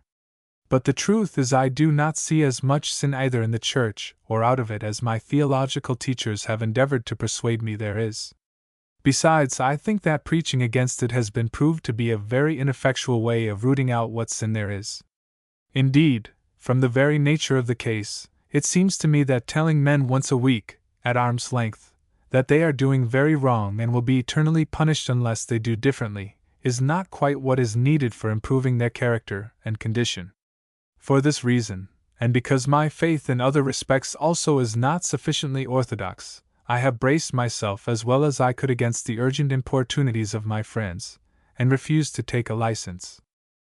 My strongest sympathies are with the cause in which you are laboring, and I am not wholly without hope that I shall yet find something to do in it. I am utterly alone here. I think often of what Carlyle says, "Invisible yet impenetrable walls as of enchantment divided me from all living." Will you do me the kindness, sir, to answer the inquiry I have made of you as soon as convenient? Yours most respectfully, D. B. Colton. Letter from a young man. Colchester, Connecticut, Nov. 1, 1843. Rev. George Ripley. Sir, my ideas of the principles of industrial association have been obtained by reading the New York Tribune. I am convinced that these principles are the elements out of which may be constructed that true social order which shall develop man's physical well-being, and call forth the mental and moral faculties of the soul. My intention is to join some association of the kind now forming or already in operation. Your community has been spoken of as one of the first and best in the country. My object in writing to you is to ascertain the peculiar nature of this organization and management, the terms of membership, the amount of capital required, or whether one without capital would be received, and whether a young man of the following description would find opportunity to work and receive a fair remuneration for his labor. What I can do you can judge. I am 25 years of age, have lived 8 years in New York, 6 years in one of the best wholesale dry goods houses there. Brought up at this place a mechanic and farmer, and am now engaged in wagon making and blacksmithing, for which I don't get a red cent beyond a good living. The capital that I intended to invest in association gone to Davy Jones' locker in the wreck of the commercial world. An answer to these few inquiries would much oblige. Your obedient servant, Horatio N. Otis. Reply to preceding letter. The preceding letter has the following draft of a reply to it on a letter sheet in the handwriting of Mr. Ripley. My dear sir, yours of the 1st inst is this day received. I dare say that you have received a correct impression of our establishment from the article in the Tribune. We are laboring with cheerfulness and hope, in the midst of great obstacles, for the organization of society and the benefit of man. Whoever wishes to join us must be willing to make great sacrifices, to endure severe toil patiently, to live in comparative poverty, to suffer many deprivations for the sake of realizing justice and charity in the social state. We are at present on a small scale, but we are making arrangements to enlarge our number and our branches of industry. We should like to establish your branch of business, and could do so to advantage with an efficient and skillful workman and a small increase of capital. An answer to the following questions will decide whether we can have any further negotiations with you. 1. Are you ready from an interest in the cause of association to endure the sacrifices which all persons must suffer? 2. Could you by yourself, or your friends, command a few $100 sufficient to start your business? 3. Could you, without help, make and iron off ox carts, horse carts, one-horse wagons, etc., in a style that would ensure their sale in the neighborhood of Boston? Can you shoe horses and oxen? 4. Are you single or married? 5. In fine, have you confidence that by your manual labor in the branches you have mentioned, you could do more than earn your living in association? I shall be happy to hear from you as soon as convenient. I am, yours truly, George Ripley. A model questioner, a woman. Utica, January 18, 1844. Sir, I have the happiness of being acquainted with a lady who has some knowledge of you, from whose representations I am encouraged to hope that you will not only excuse the liberty I, being a stranger, thus take in addressing you, but will also kindly answer a number of questions I am desirous of being informed upon relative to the Society for Social Reform to which you belong. I have a daughter, having 5 children, who, with her husband, much wishes to join a society of this kind. They have had thoughts of engaging with a society now forming in Rochester, but their friends advise them to go to one that has been some time in operation, because those connected with it will be able to speak with certainty as to whether the working of the system in any way realizes the theory. The first question I would put is: 1. Have you room in your association to admit the above family? 2. And if so, upon what terms would they be received? 3. Would a pianoforte, which 2 years ago cost $350, be taken at its present value in payment for shares? 4. Would any household furniture be taken in the same way? 5. Do you carry out Mr. Fourier's idea of diversity of employment? 6. How many members have you at this time? 7. Do the people, generally speaking, appear happy? 8. Does the system work well with the children? 9. Would a young man, mechanic of unexceptionable character, be received having no capital? 10. Have you more than one church, and if so, what are its tenets? 11. Have parties opportunities of enjoying any other religion? 12. What number of hours generally employed in labor? 13. What chance for study? 14. Do you meet with society suitable to your taste? Although my questions are so numerous that I fear tiring you, yet I still feel that I may have omitted some inquiry of importance. If so, will you do me the favor to supply the deficiency? Please to answer my questions by number, as they are put. Hoping you will write as soon as possible, and do me the kindness I ask. I remain, yours respectfully, A. Hudson. From a Minister. North Bramford, Con, June 1, 1843. Mr. G. Ripley. Dear Sir, I have an earnest and well-matured desire to join your community, with my family, if I can do it under satisfactory circumstances. I mean satisfactory to all parties. I am pastor of the First Congregational Church in this town. My congregation is quiet, and in many respects very pleasant, but I have felt that my views of late are not sufficiently in accordance with the forms under which I have undertaken to conduct the ministry of Christian truth. This want of accordance increases, and I feel that a crisis is at hand. I must follow the light that guides me, or renounce it to become false and dead. The latter I cannot do. I have thought of joining your association ever since its commencement. Is it possible for me to do so under satisfactory circumstances? I have deep and, I believe, an intelligent sympathy with your idea. I have a wife and 4 children, the oldest 10, the youngest 7 years old. Our habits of life are very simple, very independent of slavery to the common forms of gigmanity, and our bodies have not been made to waste and pine by the fashionable follies of this generation. It is our creed that life is greater than all forms, and that the soul's life is diviner than convenances of fashion. As to property, we can bring you little more than ourselves. But we can bring a hearty goodwill to work, and in work we have some skill. I have unimpaired health, and an amount of muscular strength beyond what ordinarily falls to the lot of mortals. In the early part of my life I labored on a farm, filling up my leisure time with study, until I entered my present profession. My hands have some skill for many things, and if I join you I wish to live a true life. My selfish aims are two: first, I wish to be under circumstances where I may live truly, and second, and chiefly, I wish to do the best thing I can for my children. Be so good as to reply to this at your earliest convenience. Yours sincerely, John D. Baldwin. From an Ohioan. Cheviot, Hamilton Company, O. September 23, 1845. Mr. Ripley.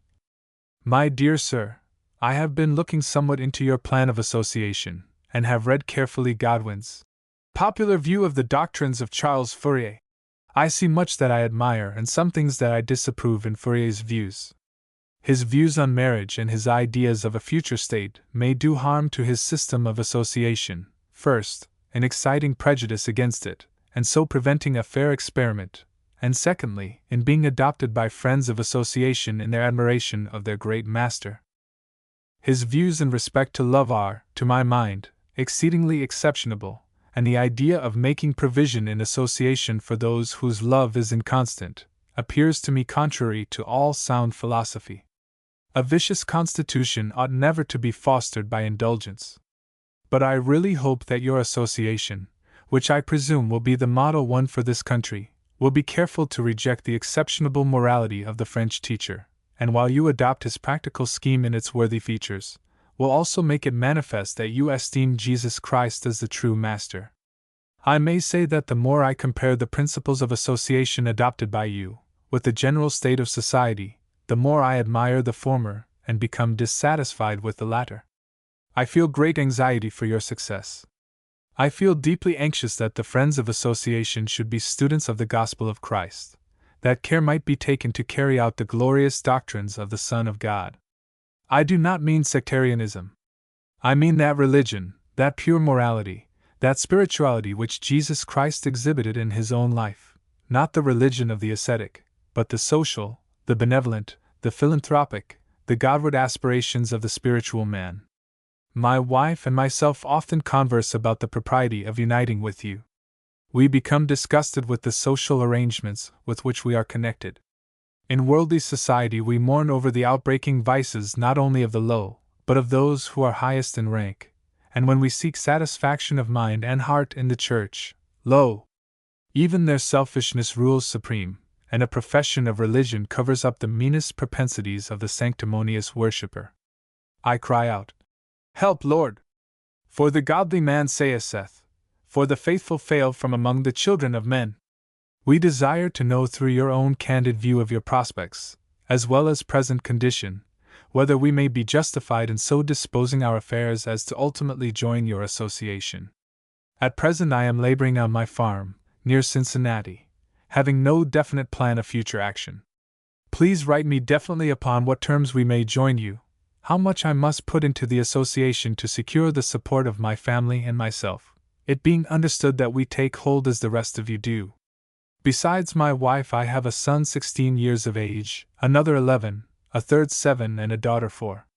We are all healthy, and I believe are about as well disposed as most families to live by our own personal exertions. Yours very respectfully, William H. Brisbane. Verbatim letter. Boston, Massachusetts. February 23, 1844. Mr. Ripley Dr. Sir, I was requested to put the following on paper for the consideration of your society. R. H. Wife and 4 children, the oldest 10, the youngest THRE, the 2 eldest boys, the 2 youngest girls. Furniture will consist of THRE beds and bedding, 1 bedstead, 1 table and workstand, 6 or 8 chairs, crockery ware, and c. Tools and machinery as follows: 1 planing machine, 1 upright boring machine, 1 circular saw, irons for an upright saw, mortising machine, 1 turning lathe and belting, 1 dozen of hand screws, 1 copper pot to make varnish in, 2 dimejohns 3 to 5 gls. Each for varnish, and oil tools for cutting bench screws, and see likewise 1 cow, 3 cosset sheep, 1 ewe and 2 wethers, the cow 11 years old and little lame in 1 foot, otherways a very good cow, also a very light handcart. There are other articles not mentioned perhaps that might be useful to the association that would be thrown in for the benefit of all. The association can consider the above articles and select what articles would be useful or beneficial, and let me know their action thereon at the next meeting of the association. If I should be called to visit my family before the next meeting, you will please direct a line to me. Yours, Robert Day. The Brook farm wits would say that the writer of the above letter should go to college. For a spell. Seeking success in life. Lockport, October 28, 1842. Dear friends, if I may so call you, I read in the New York Tribune a piece taken from the Dial, headed, "The West Roxbury Community." Now what I want to know is, can I and my children be admitted into your society, and be better off than we are here? I have enough of the plainest kind to eat and wear. I have no home but what we hire from year to year. I have no property but movables, and not a cent to spare when the year comes round. I have 3 children, 2 boys and 1 girl, the oldest 14, the youngest 9. Now I want to educate them. How shall I do it in the country?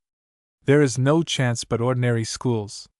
To move into the village I could not bring the year round, and the danger they would be exposed to without a father to restrain their wanderings would be an undertaking more than I dare attempt.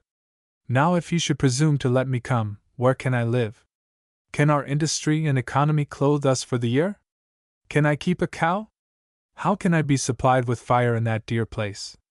How can I pay my school bills? How can I find all the necessary requisites for my children to advance in learning? If I should wish to leave in 2 or 3 or 5 years, could I and mine, if I paid my way whilst there? If you should let me come, and I think best to go, how shall I get there? What would be my best and cheapest route? How should I proceed with what I have here, sell all off or bring a part? I have 3 beds and bedding, 1 cow and ordinary things enough to keep house. My children are all called tolerable scholars. My daughter is the youngest. The neighbors call her an interesting child. I have no pretensions to make. My only object is to enjoy the good of the society, and have my children educated and accomplished. Am I to send my boys off to work alone, or will they have a kind person to say, "Come, boys," and relieve me from the heavy task of bringing up my boys with nothing to do it with? If your religion has a name, I should like well enough to know it. If not, and the substance is love to God and goodwill to men, my mind is well enough satisfied. I have reflected on this subject ever since I read the article alluded to, and now I want you to write me every particular, Then if you and I think best, in the spring I will come to you. We are none of us what may be called weakly.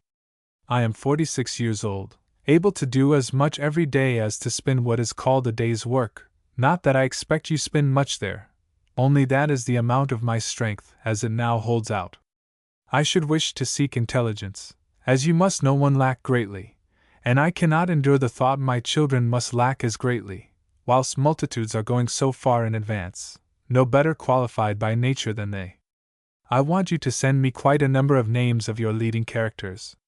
If it should seem strange to you that I make the demand, I will explain it to you when I get there. I want you to answer every item of this letter, and as much more as can have any bearing on my mind either way, whether you accept this letter kindly or not. I want you to write an answer without delay.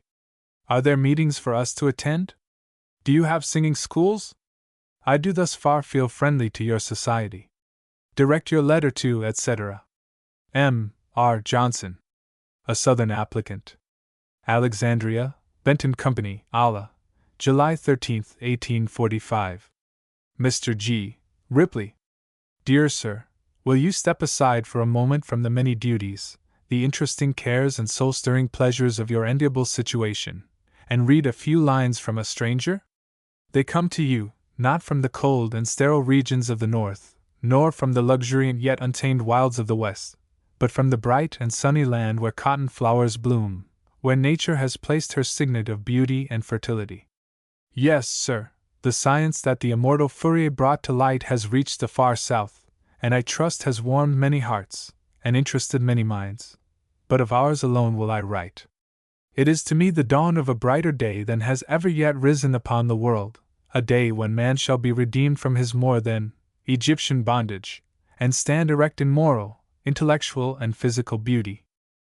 I have lived 40 years in the world, and divided that time between the eastern, middle, and southern states, have seen life as exhibited, in city and country, have mingled with the most intelligent and with the unlettered rustic, have marked society in a variety of phases, and find, amid all, that selfishness has warped the judgment, chilled the affections, and blunted all the finer feelings of the soul. I am weary and worn with the heartless folly, the wicked vanity and shameless iniquity which the civilized world everywhere presents.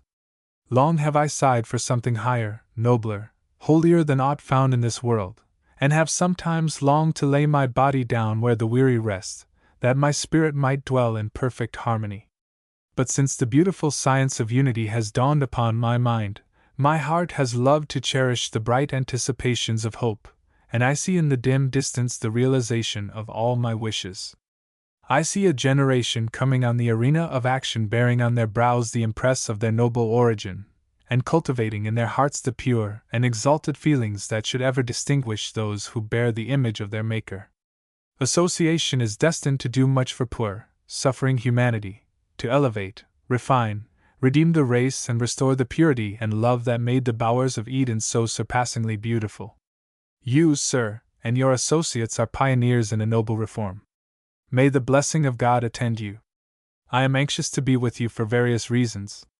The first is, I have 2 little daughters whom I wish to bring up amid healthful influences, with healthful and untrammeled bodies, pure minds, and all their young affections and sympathies clustering around their hearts.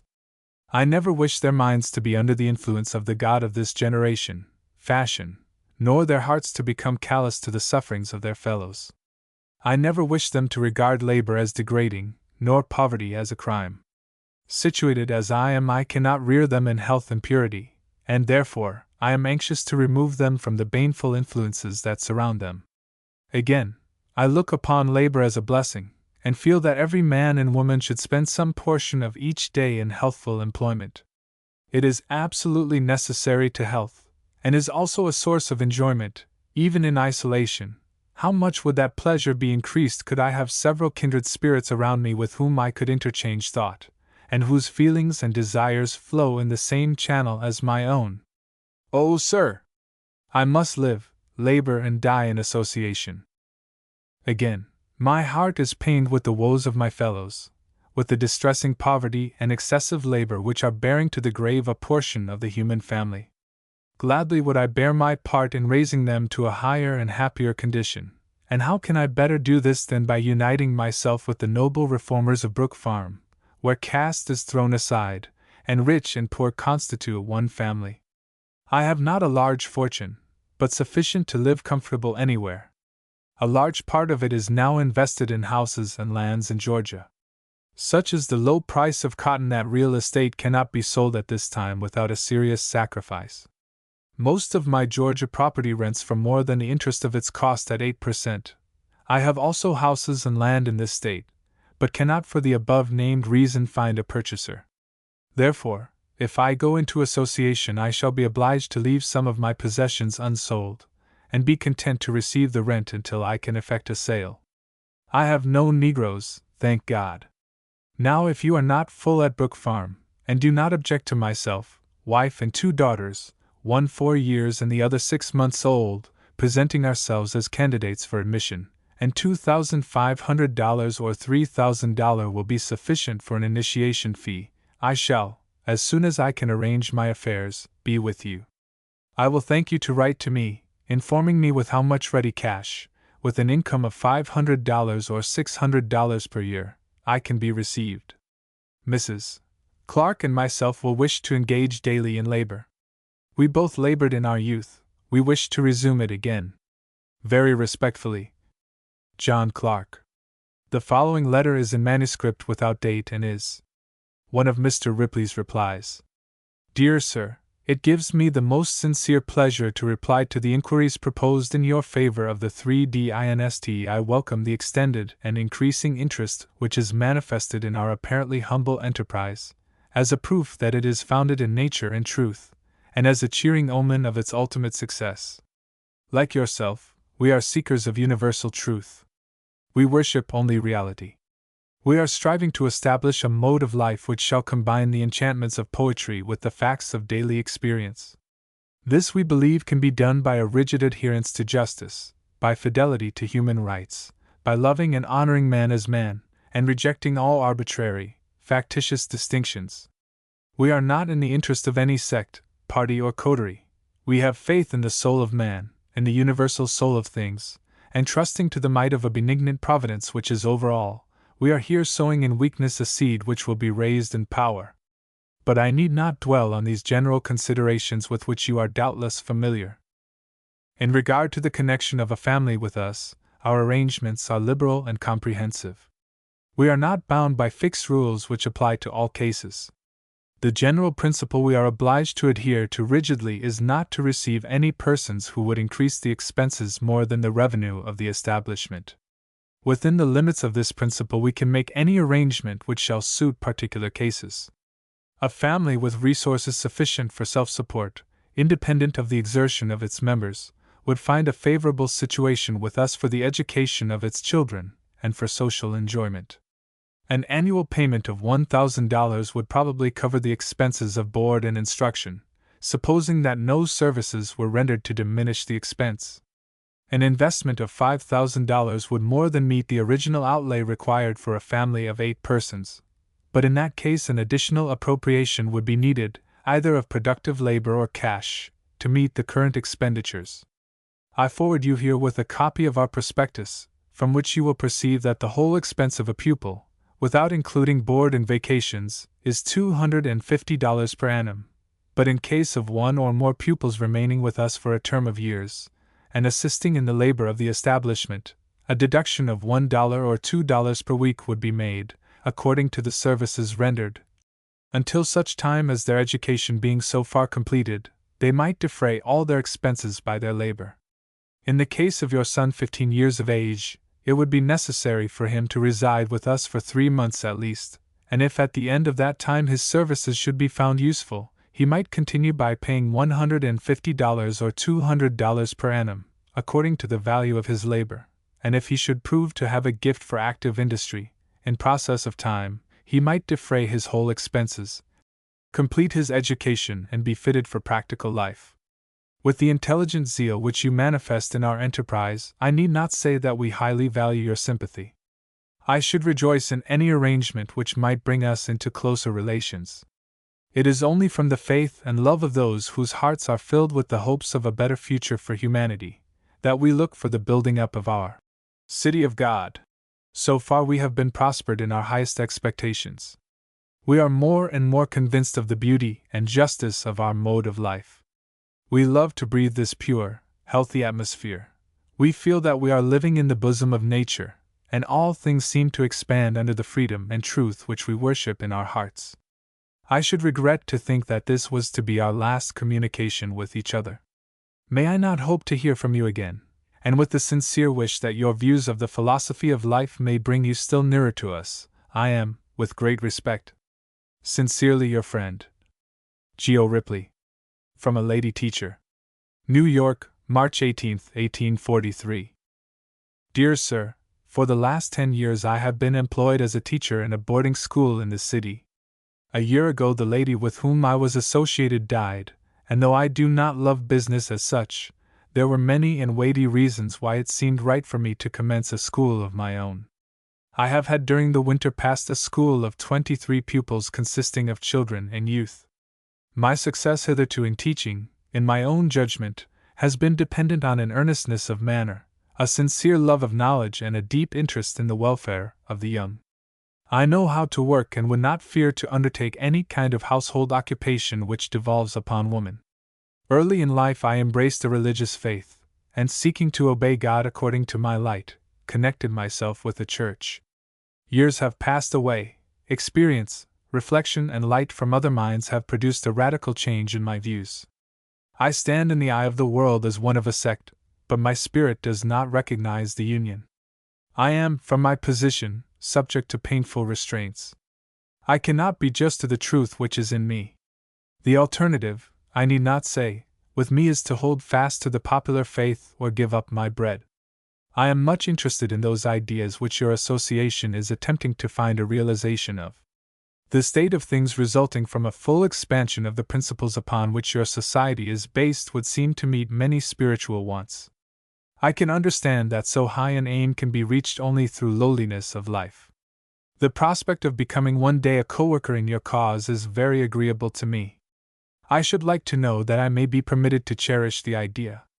With much respect, R. Prentice. Application for an unfortunate.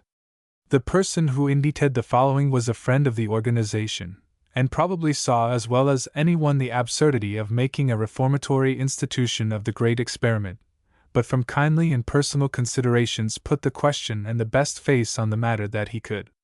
New York, September 14, 1845. My dear friend, I have been applied to by a very respectable widow lady of this city, at the instance of Dr., who it seems is fast getting over his want of sympathy for Fourier and his disciples, to see whether you will not convert Brook Farm into a sort of hospital for the cure of young men who won't mind their mothers. But, as the case is a serious one, I must treat it seriously as it deserves. The lady is a Mrs., who is connected with one or two of our wealthiest families, and who has a son about 25 years of age whom she desires to get a place with you. He is said to be a person of the most kind and amiable disposition, and willing to do the hardest kind of work, but unfortunately he is surrounded by evil companions in this city, who draw him into bad habits. His mother is exceedingly distressed by his weakness, and has been counseled to send him to sea, but Dr. has advised her to come to me and ask whether he could not be taken on trial at Brook Farm, in order to ascertain what might be the effect of good influences. The young man is well educated, a good accountant, has worked considerably on a farm, and is exceedingly anxious to escape from his present position, where his infirmity of will betrays him under temptation. His general disposition and deportment are excellent, and under proper circumstances would make an estimable member of society. If you have room for him, and are willing to undertake his case, his mother can contribute a few dollars a week toward paying his board, until it shall have been determined whether his longer stay would be mutually satisfactory. Should he be able to stay, no doubt his friends here would raise an amount of capital for him which might be an object worth considering. Very sincerely yours, P. Godwin. Wanted to speak against slavery. Collinsville, Connecticut, March 22, 1844. Friends, I call all people friends who have for their object the elevation of the human race and are opposed to all oppression in any form, who do not wish to build up one class at the expense of the other. I have been reading on the subject of association for the last 6 months all the publications I could find, which has pleased me much. I think it is just such a system that is wanted. Massachusetts being my native state, and also being acquainted with the vicinity of Roxbury, which I think is a delightful place, especially in the summer, I thought that I would write you to inquire if you have an opening for any more this spring, providing I can bring recommendations to your satisfaction. I was brought up a farmer. The last 12 years I have been to work in a side shop. I have a wife, no children. My wife is a tailoress, makes all kinds of men's clothing and is acquainted with all kinds of housework. We are both 42 years of age. I shall want to buy $400 worth of stock and pay for it when I join. If I am rightly informed of your system, it does not interfere with anyone's religion or his politics. Being an abolitionist, I shall want the privilege of voting and speaking against slavery in every respect. Please write me as soon as you receive this and inform me what recommendations will be required and all other particulars. Respectfully yours, James C. Smith. From a Wesleyan. Trinity, Newfoundland, June 30th, 1845. Sir, having been informed by Mr. Brisbane that an establishment on the United Interest principle has been commenced near Boston, I hasten to address you to inform you that for some years I have felt impressed with its superiority to the individual system, and have been, and still am, anxious to engage heart and soul in so good a cause. I have been in this country between 4 and 5 years, and have a comfortable situation, but feeling confident of the ultimate advantage of an association, and feeling assured that I could render myself valuable in such an establishment, I prefer casting my lot with those who feel desirous of acting for the restoration of man.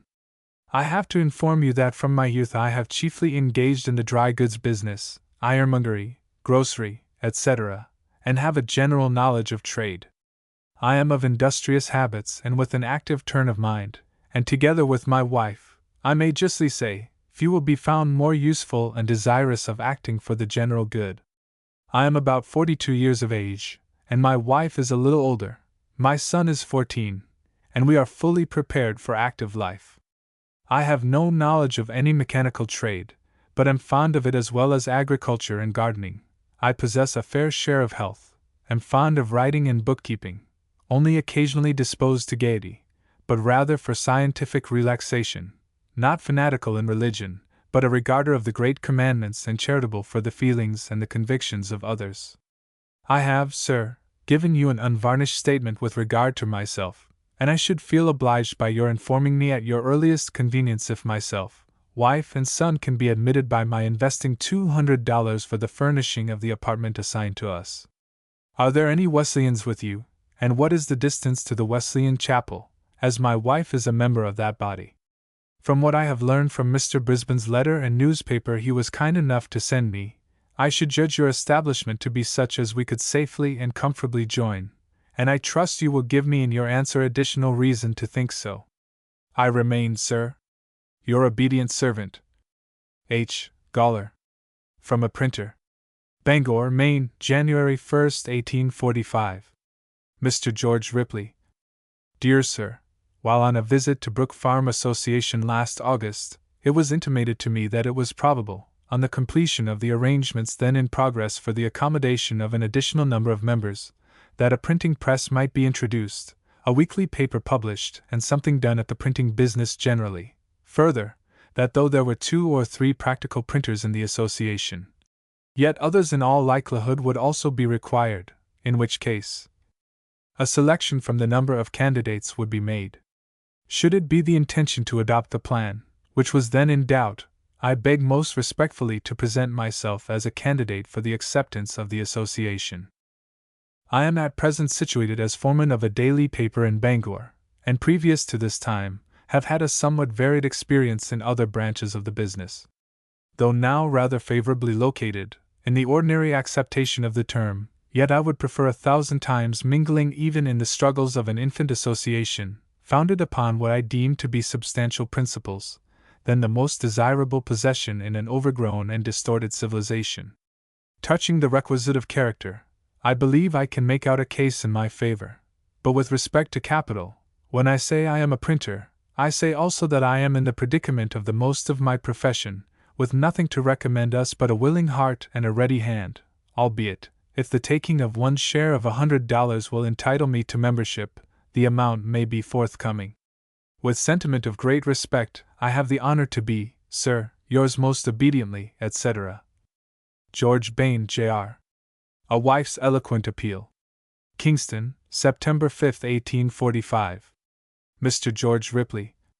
Sir, after taking the Phalanx and the Harbinger and visiting Brook Farm, our attachment and love for associated life has become so strong, and the idea of our present life so cold, and to a benevolent mind so difficult, that I very much doubt of remaining any longer happy in our present state. For these reasons I write to inform you that we wish to make an application to be received as members of, so it looks to us, your happy association, and, delays being dangerous, we would ask an answer soon to it, as, living on a farm, it is necessary to know whether we shall dispose of our crops, cattle, etc., in the market, or store them in barn and cellar for another lonely winter, so my husband expresses it, though I assure you it is not lonely for lack of numbers, but he is doubtless expressing the feeling many of us have experienced of solitude in the midst of a crowd of uncongenial spirits.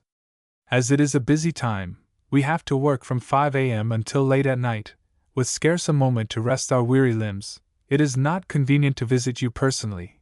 We wish you to return us a written letter stating whether we can have any encouragement, and what are the requirements. Being strangers to you, we would probably need recommendation. Thus far I have acted as amanuensis for my husband. Hoping that it may not offend, I now address you of and from myself. Elizabeth Brewster, for Alicia Brewster. Mr. Ripley. Dear Sir, in the cause my husband urges I would plead. Had I skill I would do so with all the eloquence ascribed to woman's tongue. Nay, more, had I an angel's tongue tipped with burning eloquence, I would exert its utmost efforts to urge my husband's suit. I feel deeply that his present and future earthly happiness depends on what answer may be received from you. That is saying much, but I believe it is strictly true. And if his happiness depends on it, surely that of the rest must, for what happiness does a woman desire but that of those connected with her? Husband has been for 3 years a devoted associationist. His whole heart and mind have been with them, and he has ardently desired the associative life. Not so myself. I was willing, it is true, to go anywhere he desired and would be happy where he was happy, but I dreaded to leave such a beautiful home, for the place we would leave is no ordinary one. The prospect from it is considered as almost without a parallel. We have plenty of fruit, flowers, fine grove and shade trees, in fact everything to make rural life agreeable, and we know how to appreciate a beautiful location and prospect. Then I have had a fear of being a pioneer, lest there should be too heavy work or duties imposed or required of me. Such ideas combined prevented me from seeing unitary life as one ought who knows that it is in the form of a heavenly society, and that as we desire perfection here on earth we must imitate the heavenly model. Since visiting you my fears have given place to an ardent desire to become one of your community, not to come as an alien and a stranger but as a sister in full communion, with a heart full of love and affection, and with a strong desire to act my part fully and to do all required of me. You will find I have great skill and ingenuity in work, understanding almost all kinds, and have, I am told, a good faculty to plan and perform it, so I hope that I shall be of real use to you. You will not think I am trying to flatter you or myself. Husband's idea is this. He says when people trade they place their commodities in the best light and speak of their desirable qualities. And this is so much like trading ourselves off that we have a right to give some idea of ourselves as an offset for what we expect to receive. Mr. Brewster has sound, unbroken health, untiring strength and great skill and ability to work. He often says he would not go where he could not work, but he would like more time to read than he gets here. He has great power and skill in doing heavy work and great patience and industry in doing small and light work, talents not often combined in one individual.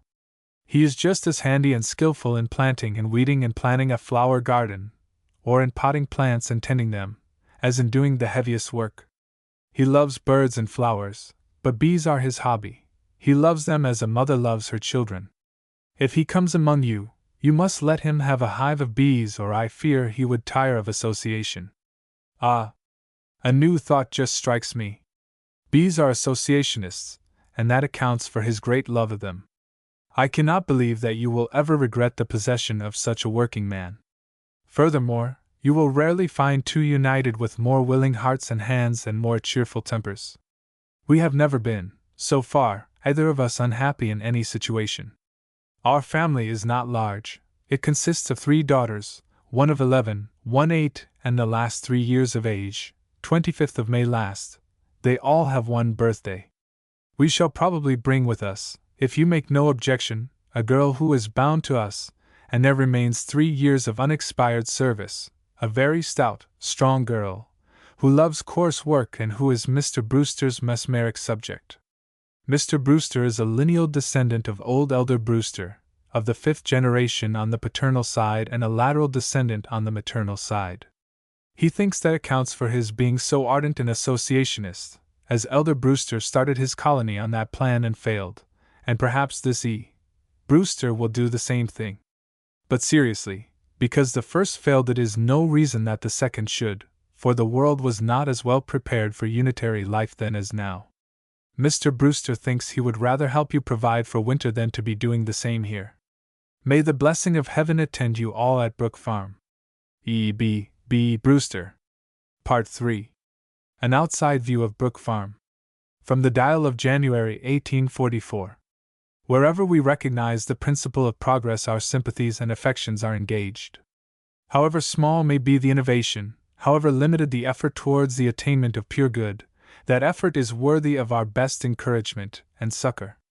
The institution at Brook Farm, West Roxbury, though sufficiently extensive in respect to number of persons, perhaps is not to be considered an experiment of large intent.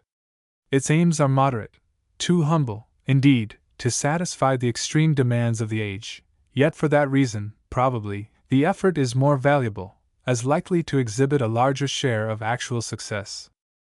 Though familiarly designated a community, it is only so in the process of eating in commons, a practice at least as antiquated as the collegiate halls of Old England, where it still continues without producing, as far as we can learn, any of the Spartan virtues.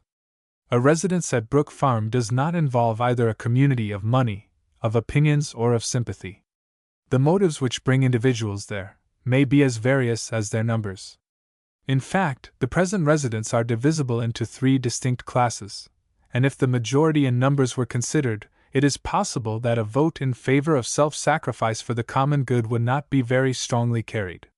The leading portion of the adult inmates, they whose presence imparts the greatest peculiarity and the fraternal tone to the household, believe that an improved state of existence would be developed in association, and are therefore anxious to promote it. Another class consists of those who join with the view of bettering their condition, by being exempt from some portion of worldly strife. The third portion comprises those who have their own development, or education, for their principal object. Practically, too, the institution manifests a threefold improvement over the world at large, corresponding to these 3 motives. In consequence of the first, the companionship, the personal intercourse, the social bearing, are of a marked and very superior character. There may possibly to some minds, long accustomed to other modes, appear a want of homeness and of the private fireside, but all observers must acknowledge a brotherly and softening condition, highly conducive to the permanent and pleasant growth of all the better human qualities. If the life is not of a deeply religious cast, it is at least not inferior to that which is exemplified elsewhere, and there is the advantage of an entire absence of assumption and pretense. The moral atmosphere, so far, is pure, and there is found a strong desire to walk ever on the mountain tops of life, though taste, rather than piety, is the aspect presented to the eye. In the second class of motives we have enumerated, there is a strong tendency to an important improvement in meeting the terrestrial necessities of humanity.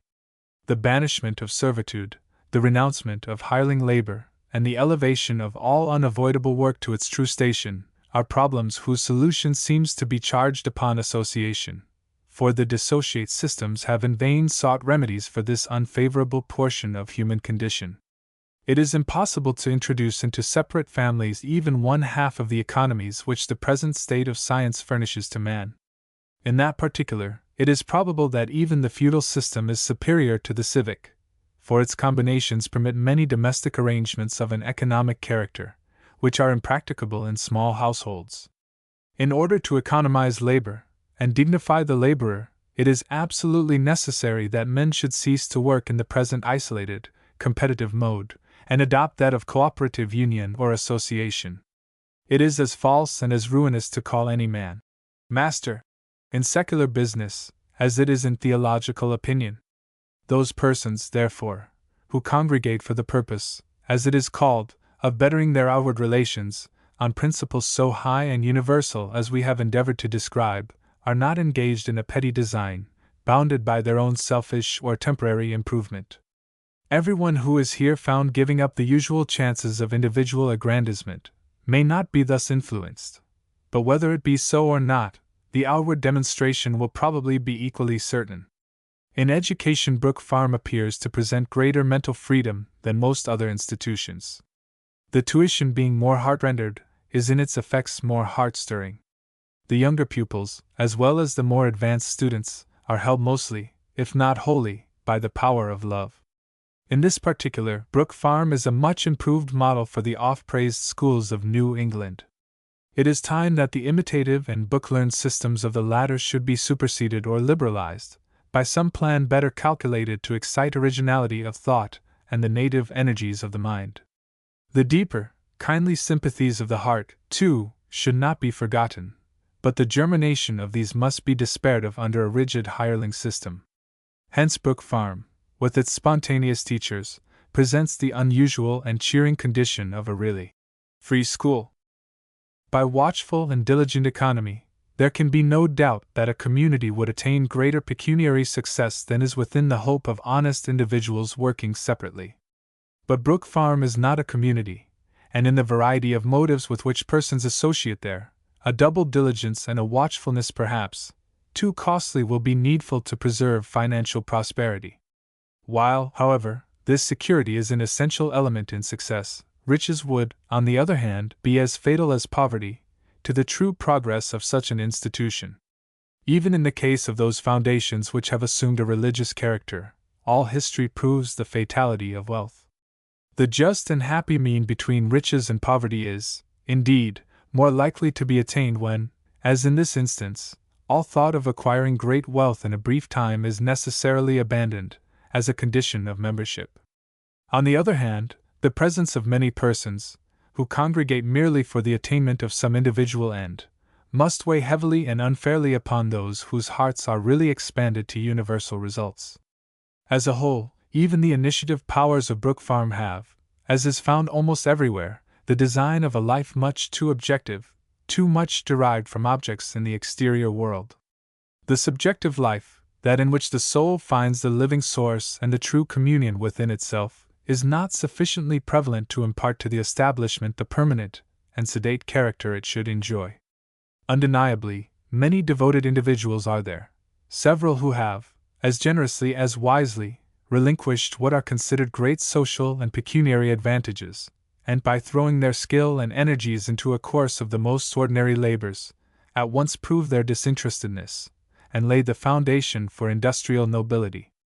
An assemblage of persons, not brought together by the principles of community, will necessarily be subject to many of the inconveniences of ordinary life, as well as to burdens peculiar to such a condition. Now Brook Farm is at present such an institution. It is not a community, it is not truly an association, it is merely an aggregation of persons, and lacks that oneness of spirit, which is probably needful to make it of deep and lasting value to mankind. It seems, after 3 years' continuance, uncertain whether it is to be resolved more into an educational or an industrial institution, or into one combined of both.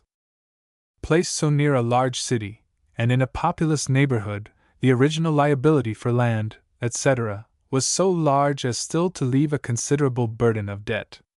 This state of things seems fairly to entitle the establishment to redraw from the old world in fees for education, or in the sale of produce, sufficient to pay the annual interest of such liabilities. Hence the necessity for a more intimate intercourse with the trading world, and a deeper involvement in money affairs than would have attended a more retired effort of the like kind. To enter into the corrupting modes of the world, with the view of diminishing or destroying them, is a delusive hope. It will, notwithstanding, be a labor of no little worth, to induce improvements in the two grand departments of industry and education. We say improvement as distinct from progress, for with any association short of community, we do not see how it is possible for an institution to stand so high above the present world as to conduct its affairs on principles entirely different from those which now influence men in general. There are other considerations also suggested by a glance at Brook Farm, which are worthy the attention of the many minds now attracted by the deeply interesting subject of human association. We are gratified by observing several external improvements during the past year, such as a larger and more convenient dining room, a labor-saving cooking apparatus, a purer diet, a more orderly and quiet attendance at the refections, superior arrangements for industry, and generally an increased seriousness in respect to the value of the example which those who are there assembled may constitute to their fellow beings. Of about 70 persons now assembled there, about 30 are children, sent thither for education. Some adult persons also place themselves there chiefly for mental assistance, and in the society there are only 4 married couples. With such materials it is almost certain that the sensitive and vital points of communication cannot well be tested. A joint stock company, working with some of its own members and with others as agents, cannot bring to issue the great question whether the existence of the individual family is compatible with the universal family, which the term community signifies. This is now the grand problem. By mothers it has ever been felt to be so. The maternal instinct, as hitherto educated, has declared itself so strongly in favor of the separate fireside, that the association, which appears so beautiful to the young and unattached soul, has yet accomplished little progress in the affections of that important section of the human race, the mothers. With fathers, the feeling in favor of the separate family is certainly less strong, but there is an undefinable tie, a sort of magnetic rapport, an invisible, inseverable umbilical cord between the mother and child, which in most cases circumscribes her desires and ambition to her own immediate family. All the accepted adages and wise saws of society, all the precepts of morality, all the sanctions of theology, have for ages been employed to confirm this feeling. This is the chief cornerstone of present society, and to this maternal instinct have, till very lately, our most heartfelt appeals been made for the progress of the human race, by means of a deeper and more vital education. Pestalozzi and his most enlightened disciples are distinguished by this sentiment. And are we all at once to abandon, to deny, to destroy this supposed stronghold of virtue? Is it questioned whether the family arrangement of mankind is to be preserved? Is it discovered that the sanctuary, till now deemed the holiest on earth, is to be invaded by intermeddling skepticism, and its altars sacrilegiously destroyed by the rude hands of innovating progress? Here, social science must be brought to issue. The question of association and marriage are one. If, as we have been popularly led to believe, the individual or separate family is the true order of Providence, then the associate life is a false effort. If the associate life is true, then is the separate family a false arrangement. By the maternal feeling it appears to be decided that the coexistence of both is incompatible, is impossible. So also say some religious sections. Social science ventures to assert their harmony. This is the grand problem now remaining to be solved, for at least the enlightening, if not for the vital elevation, of humanity. That the affections can be divided, or bent with equal ardor on two objects so opposed as universal and individual love, may at least be rationally doubted. History has not yet exhibited such phenomena in an associate body, and scarcely, perhaps, in any individual. The monasteries and convents, which have existed in all ages, have been maintained solely by the annihilation of that peculiar affection on which the separate family is based. The Shaker families, in which the two sexes are not entirely dissociated, can yet only maintain their union by forbidding and preventing the growth of personal affection other than that of a spiritual character. And this, in fact, is not personal in the sense of individual, but ever a manifestation of universal affection. Spite of the speculations of hopeful bachelors and aesthetic spinsters, There is somewhat in the marriage bond which is found to counteract the universal nature of the affections to a degree tending at least to make considerable pause, before they can be blended into one harmony. The general condition of married persons at this time is some evidence of the existence of such doubt in their minds. Were they as convinced as the unmarried of the beauty and truth of associate life, the demonstration would be now presented. But might it not be enforced that the two family ideas really neutralize one another? It is not quite certain that the human heart cannot be set in two places, that man cannot worship at two altars. It is only the determination to do what parents consider the best for themselves and their families, which renders the o'er-populous world such a wilderness of selfhood as it is. Destroy this feeling, they say, and you prohibit every motive for exertion. Much truth is there in this affirmation. For to them no other motive remains, nor indeed to any one else, save that of the universal good, which does not permit the building up of supposed self-good, and therefore forecloses all possibility of an individual family. These observations, of course, equally apply to all the associative attempts, now attracting so much public attention, and perhaps most especially to such as have more of Fourier's designs than are observable at Brook Farm. The slight allusion in all the writers of the Phalansterian class to the subject of marriage is rather remarkable. They are acute and eloquent in deploring woman's oppressed and degraded position in past and present times, but are almost silent as to the future. In the meanwhile, it is gratifying to observe the success which in some departments attend every effort, and that Brook Farm is likely to become comparatively eminent in the highly important and praiseworthy attempts to render labor of the hands more dignified and noble, and mental education more free and loveful. C.L. Associative Articles. Association: The Body of Christianity. By John S. Dwight. The world has been divided between infidels and bigots. In association there will be either, for it will remove their causes. The framework of society is false which drives to such extremities. For most assuredly these opposites proceeded from one common center, and will most gladly gravitate back again to that, so soon as the general order becomes just and genial to the real character and purpose of each individual soul. Unbelief is torment, as much as any obstinate refusing of food, and no one courts it because he will, but only accepts it because he must. On the other hand, exclusive religionism has too much consciousness of secret sympathy with its avowed antipodes, to enjoy itself much better.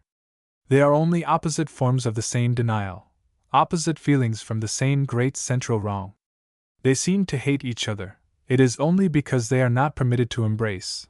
Let them transfer their hate to that which separates them. And what is that? It is the want of unity, and of all recognition of unity in the material interests of men. If the material interest of each harmonize with the material interest of all, as fully as their spiritual interests do, the immediate result would be that the material and spiritual would harmonize with one another. Then religion would not have to renounce the world to save its very life, nor would the believer in natural reason and the lover of justice cry, "Away with all religion, since it leaves the world so bad." There are certain instincts and convictions in every human soul which call for love and truth and justice. There is a revelation from God which confirms them all. One noble life was all made up of these high qualities, a present incarnation of these seemingly almost unattainable ideals, and freely gave itself for man. Some say it was very God. All acknowledge that such virtue is the divinest thing known, that such love stands for the Most High, and that to reverence and obey it is to obey the very saving principle of human nature, that such obedience, in fact, is perfect freedom. So that, leaving intellectual dogmas and theories out of the question, the essence of what is called Christianity is the natural faith of the human heart, and all men do in their heart of hearts long to have a Christian spirit and to have that prevail throughout the world. But while the spirit of Christ is unity, the material interests of men are without unity. In the whole body politic of life, the unity of the human race is not at all implied. On the contrary, everything contradicts the idea. Every man in seeking his material interests becomes the rival and antagonist of every other man. To gain his bread he must sacrifice friendship, generosity, and even honor. He must keep his convictions of nobleness and justice for a beautiful and holiday idea, He must consign them to the keeping of religion, and she, like the gentle wife at home, has careful instructions not to show her beautiful face in the marketplace. It is hard, since in the marketplace mankind are doomed to spend the most part of their life, and very many men and women and children all their life, except what nature claims for sleep. If there be no way, then, of realizing the unity of man with man, of growing into the beauty of Christian love and fellowship, by the very act which earns us bread, if there be no reconciling of religion with this worldliness, if there be no possibility of raising in the very marketplace the song, "The Lord is in his temple," if religion calls us one way and necessity another, if business is to be based on principles which render ineffectual every prayer for the spirit of love and charity, if work is the dissevering of all the bonds which thought and speech and sentiment, and blessed dreams and holy influences, with all the help, too, of God's Holy Spirit, strive to weave, then is Christianity impotent, a heavenly voice that mocks mankind. But no! As surely as Christ taught the love of God and of the neighbor, so surely did his prediction imply a change in the material organization of society which should fit it to be the container of this heavenly spirit. Did he think to put new wine into old bottles? Must not the spirit of Christianity create unto itself a body? It is a fruitless abstraction until it does. And this, if we read the signs aright, is the demand of this age. This is the tendency of all social movements. The material basis of our life, our social and industrial system, is entirely incompatible with the moral conviction and duties of this age. Our social economy all represents and preaches selfishness, but the idea of Christian love, the vision of unity and brotherhood, is born in the mind, and makes terrible and unendurable contrast with this state of things. The world is nearly ripe for the kingdom of heaven, the organization of society precludes it. Association is the word that solves the problem. The earnest and believing hearts of this day everywhere have certain hopeful lookings towards that, and at this providential moment science comes and offers us the key which shall unlock the whole sphere of material interests to its true Lord, the spirit of religious love and unity. The organization of attractive industry will be the reconciliation of spirit and matter, of religion and the world. It will be the admission of Christ into all our spheres. It will make all nature holy, and clothe religion in the garb of nature. Extract from a lecture on association in its connection with religion, by Charles A. Dana. It is now more than 1800 years since that annunciation of the coming of peace on earth and goodwill to men, at which the world might well have trembled with a new and mighty hope. The divine infant, whose birth the celestial choirs thus celebrated, grew up to man's estate, still bearing within him that blessed promise. He went about on earth, imparting new life to the broken-hearted and forlorn, and uttering words of such heavenly significance, that to this day there is nothing that thrills the hearts of men with so true a power. At last he gave his life a testimony to those eternal truths, and died in great bodily agony, still publishing the prophecy that welcomed his birth, still announcing the kingdom of peace and love, the kingdom of God on earth. His followers have since grown to cover great continents. Whole nations acknowledge those few words of his as their most sacred possession. Great temples are built in which his life and death are solemnly commemorated, and men gladly yield their hard-won treasure to carry his history to distant regions that his name has never reached. And yet, my friends, where is that kingdom of peace and love? Where in the whole wide world is the will of God done as it is in heaven? Is it even thought of as anything but a dream, an impossibility? Does not a skeptical smile steal over the faces of men, when an earnest and enthusiastic person speaks of it as a thing yet actually to be?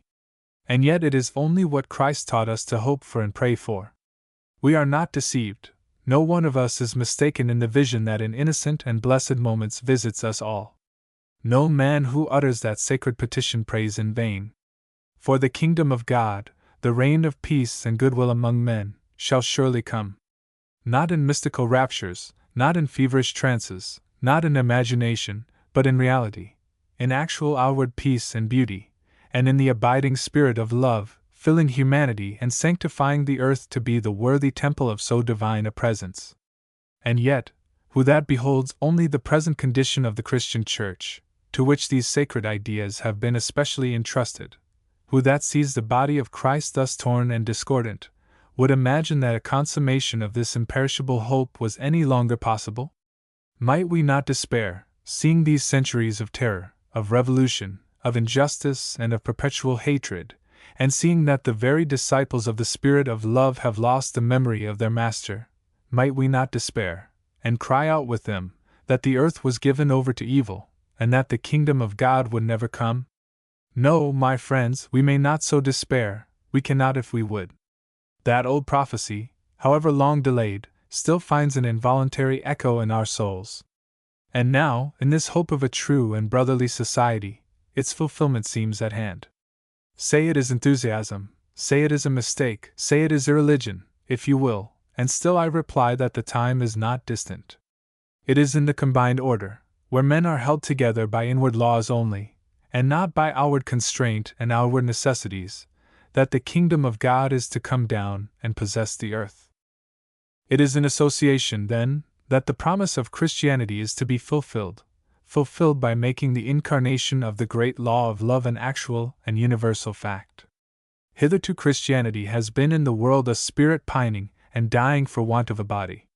She has wandered up and down on the earth, possessing here and there an individual, but never obtaining her birthright, which is the whole of humanity, never able to exercise her prerogative, which is to bathe the earth in the aroma of harmony and peace.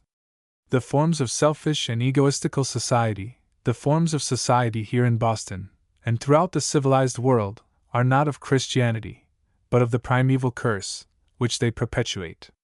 Into them Christianity cannot fully enter, any more than light can dwell in the midst of darkness. The relations which Christianity seeks to establish between man and man are indicated in these words: love one another. But how is this possible in a competitive society, where the interests of all are hostile? How can vital and true love operate between me and my neighbor, when his misfortune is my advantage, and my loss is his gain? What does it avail that on Sundays the better spirit is feebly awakened? What does it avail that then I aspire and long to love all men, if on the other 6 days in the week my hand is of necessity set against them all? Do you tell me that if my love is deep and pure enough, it will modify my whole life, and of itself, without hindrance from circumstances, appear perfectly in all my actions and relations? This is the old heresy, this is the error of the individualism and egoism which has hindered us so long. Let us meet it fully and fairly. In all results there are two elements, namely, that which acts and that which is acted upon. The character of the individual never does and never can form his circumstances, but can only modify them. No man is an artist or a poet by virtue of inward genius alone.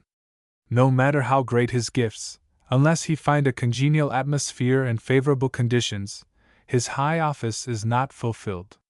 Precisely so is it with that sacred energy which we call love. It can act entirely and sincerely only in circumstances that harmonize and correspond with itself. In order to carry Christianity into my daily life, the forms of my daily life, all my relations to others, my household and my business, must be in harmony with it. If these forms are contrary to Christianity, the first thing for me, as a Christian, to do, is to change them, to put them off, to be free from them at whatever cost.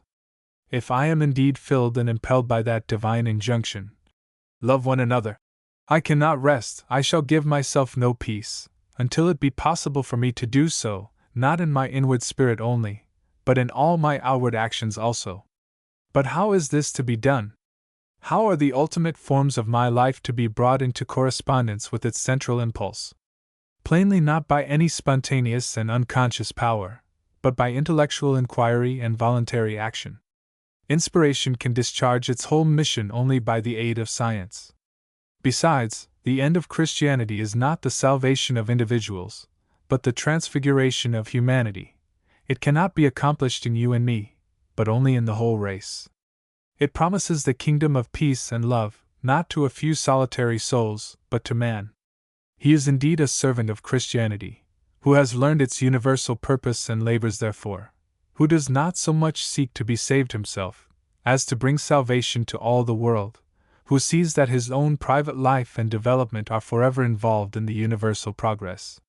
He is ignorant of the true idea of Christianity, who has not understood that it demands not so much that one should be careful about his own spiritual perfection, that he should watch himself, and by private remorse and tears seek a far-off heaven, as by a generous self-forgetfulness and self-devotion, seek to build up the kingdom of peace and love among men, and make heaven a reality here, and not the hope only of a distant future and a different sphere of existence.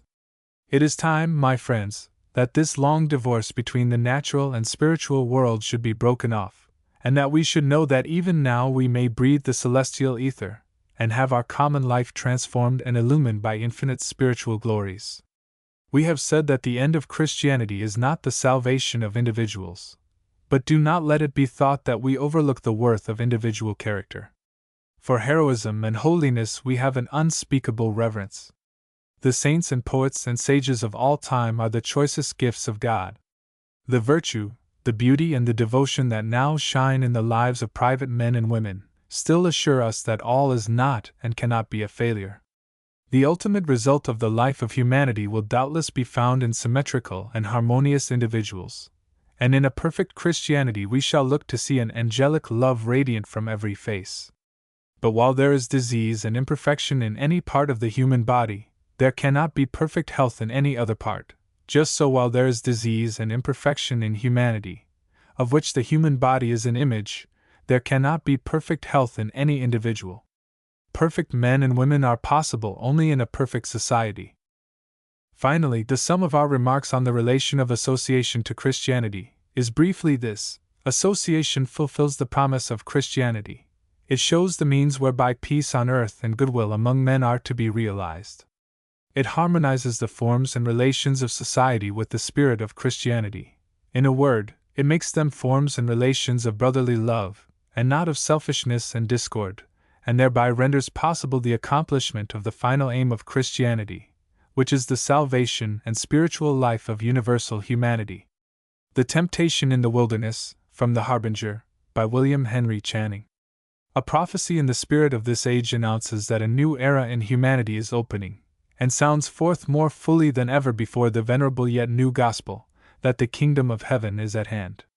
Doubtless, in all generations, the seers and the seekers, who are usually one and the same, have felt that their times were the culminating points of history, the mountain of vision, the border overlooking the promised land.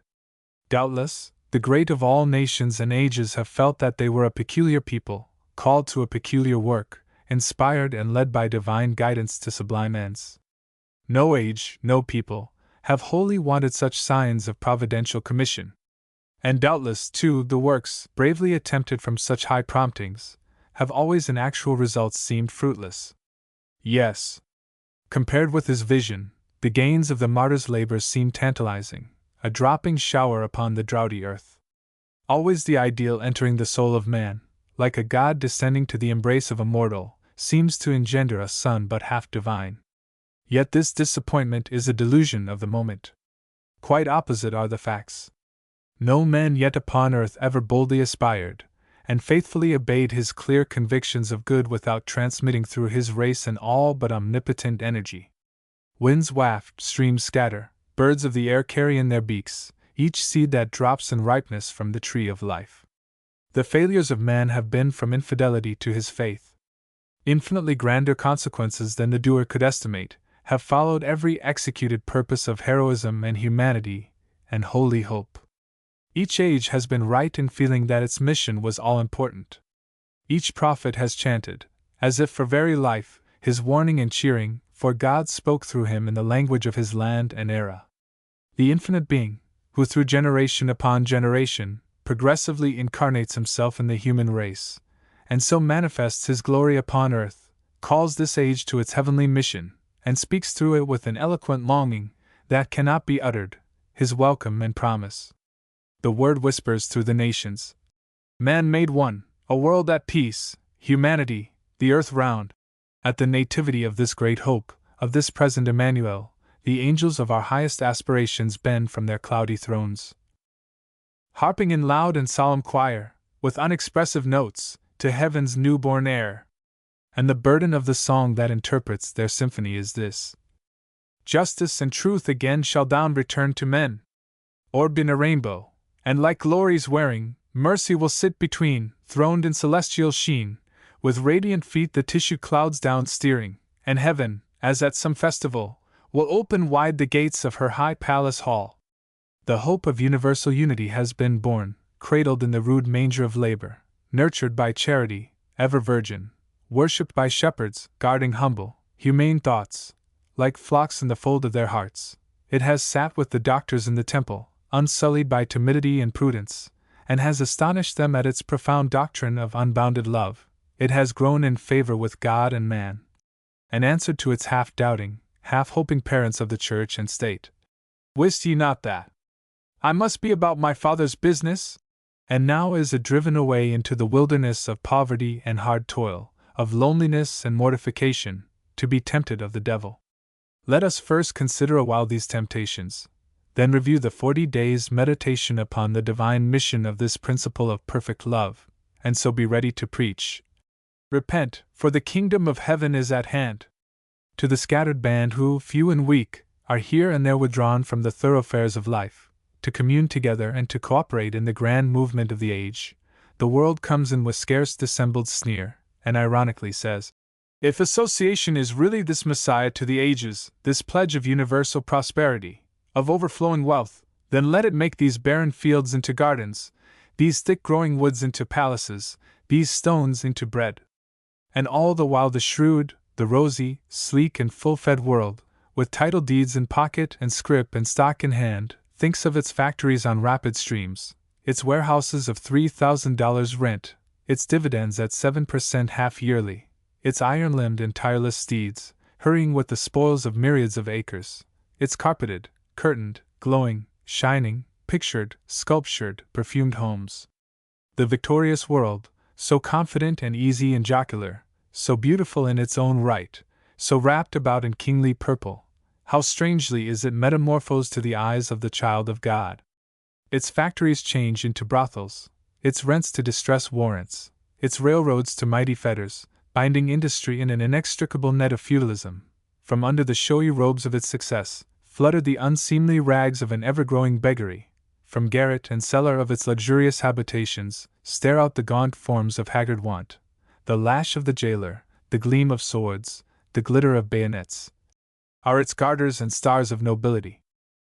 If association has been elated by the thought of its miraculous power, or meditated to use it for selfish ends, it deserves the taunt of the yet more selfish world. And it is reason for great rejoicing that the difficulties of transition from the isolated to the harmonic mode of life are so great. God thus sifts his people. None are worthy to enter upon this work who are not dusted. We need to hunger. We need to feel dependence, in order that we may judge competition in contrast. We need to know actually how pinching is necessity, how deep it plows its furrows into brow and brain, how tight it knots up the muscles and cramps back and limbs, by exhausting toil. Association must be in its very essence disinterested, holding power as something given from above, to be used not for self alone, or chiefly, but for universal good, consecrating itself as a servant. And its answer to the boasting world is, man liveth not by bread alone, but by every word that proceedeth out of the mouth of God. We are learning, in these trial times, the beauty of reciprocation, the wealth of sharing all. We are studying experimentally the law of cooperation. We are estimating the value of justice by its practical application. Above all, are we opening our hearts to the glad conviction that it is possible, easy, for men to grow more kindly by adversity, and to love each other better for each other's wants. The word which is proceeding out of the mouth of God to associationists now, to all the true-hearted and brave and devoted and hopeful of them is, union with fellow beings by usefulness is the very life of life.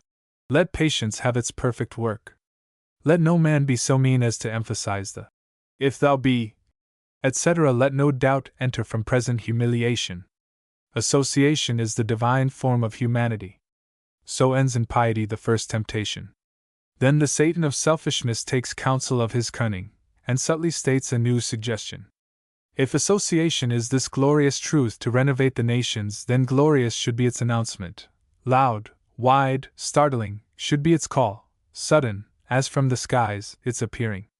Here on the pinnacle of the temple of peace, or of Salem, shalt thou stand, and cast thyself down among the multitudes like an angel. Some splendid boldness should introduce thy reign. Take no heed of care and caution, count not the cost, risk all in a providential career. Surely thou shalt be guided safe. God's angels will bear thee up, that thou dash not thy foot against a stone. O bragging, advertising, placarding, circular scattering, auctioneering, humbugging world! And you would thus prove association to be also a windbag and a lie. Just in so far as association has been rash and precipitate, and swollen with promises and dizzy in its towering pretensions, it has been truly carried to the pinnacle. The child of God waits for opportunities. There will be occasion soon enough for manifestation. According to the hour is the duty, and the duty now is performance. Calm, wise, large and balanced plans, discriminate selection of persons, discreet preparations of industry, a sober estimate of the greatness of the undertaking, and a summoning of all energies to its fulfillment, is the vocation just now of association. Enough for the day it is, honestly, honorably, humanely, to lay the foundation in the earth unseen for the glorious fabric which the future shall rear in light. In so far as the inculcation of principles, the instruction of the national mind, the calling out of enthusiasm and courage, of hope and heroism, demand publicity, of course association must not be backward. It must no more be behind than before the time. But the special call today is, in practical endeavor to prepare the way for a future gospel preaching. We need complete science, clear understanding, solid judgment. We need to solve innumerable problems, to comprehend principles exactly by their detailed development in practice. We need inward concentration, to gain singleness and unity of purpose. Thou shalt not tempt the Lord thy God, either by anticipation or by tardiness. If association is the salvation of mankind, there will be time enough to let mankind know it. Meanwhile, let us give ourselves wholly up to God, to be filled with His love, inspired with His wisdom, strengthened with His might, and so made ready for the sublime work of manifesting man made one in a perfect society. We will humbly wait the opening of opportunities by Providence. And so ends the second temptation in patience. Thus baffled twice, the prince of this world gathers up his routed forces for the final charge. Surely the power of united effect is irresistible. What has it not already accomplished? Tunneling mountains, bridging oceans with boats, wringing from the gnomes of the mines their wealth long buried in sparry palaces of salt and diamond, of gold and silver, preparing to sever the bond that unites twin continents, summoning storms and staying them, making the desert yield an hundredfold, using the lightning for postboy, giving iron weavers coal for bread and fire for drink, that they may spin garments for the nations, prodigious power of combined effort, what may it not do? We will appeal to the rich and mighty. We will show them how they can multiply their means 70 times 7. We will unite the race in one grand effort of prolific production and unlimited voluptuousness. We will be kings upon earth.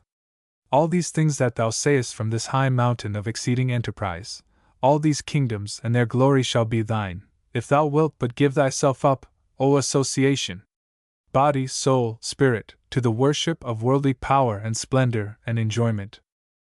Ah, Satan! That was thy wiliest web. What?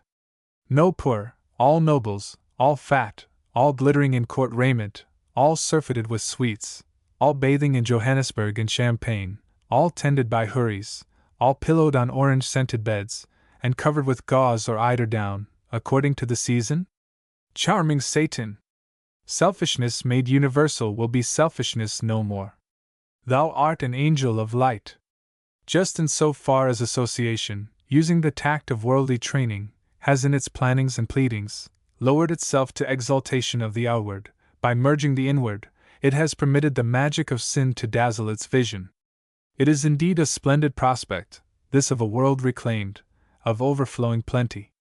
And it shall be realized. Perfect beauty shall one day enwreath this earth with its clustering vines. The long folded petals of this little planet flower on the tree of the sun shall open and distill sweetness. Its gorgeous fruit of consummate joy shall swell and ripen. Far more than all the voluptuaries of all ages have dreamed of shall exist, heightened by a purity they could not conceive of. Yes. O devil, the kingdoms and the glory of them are there before us. But know this, they do not belong unto thee to give. Thou poor devil, always mocked and always mocking. Have not 6,000 years taught thee yet that self-love is always a suicide? Thou wilt give the kingdoms of the world as thou always hast, first by stealing them for thy slaves, and then stealing them from thy slaves? No! Thou forlorn devil, thy rule is ended, thy scepter snapped into shivers. Henceforth thou art so wholly accursed, that God and man will heartily forgive thee, whenever thou canst forgive thyself. Duty of Associationists to the Cause. By Horace Greeley. From the Harbinger of October 25, 1845. Through the last 4 or 5 years, the doctrine of association has been widely disseminated through the country. The labors of its ardent advocates, few but faithful, have been ably seconded by some portion of the press, and both have been immensely aided by the course of events. The great themes of political discussion in our day, the tariff and the currency, lead directly to a consideration of the conditions of labor, of the relations between producers and products, of mutual rights and respective interests of employers and employed. The existence of extreme destitution and consequent misery in the midst of general prosperity and plenty, of willing hands vainly seeking employment amid unsurpassed industrial activity and thrift, cannot have escaped attention.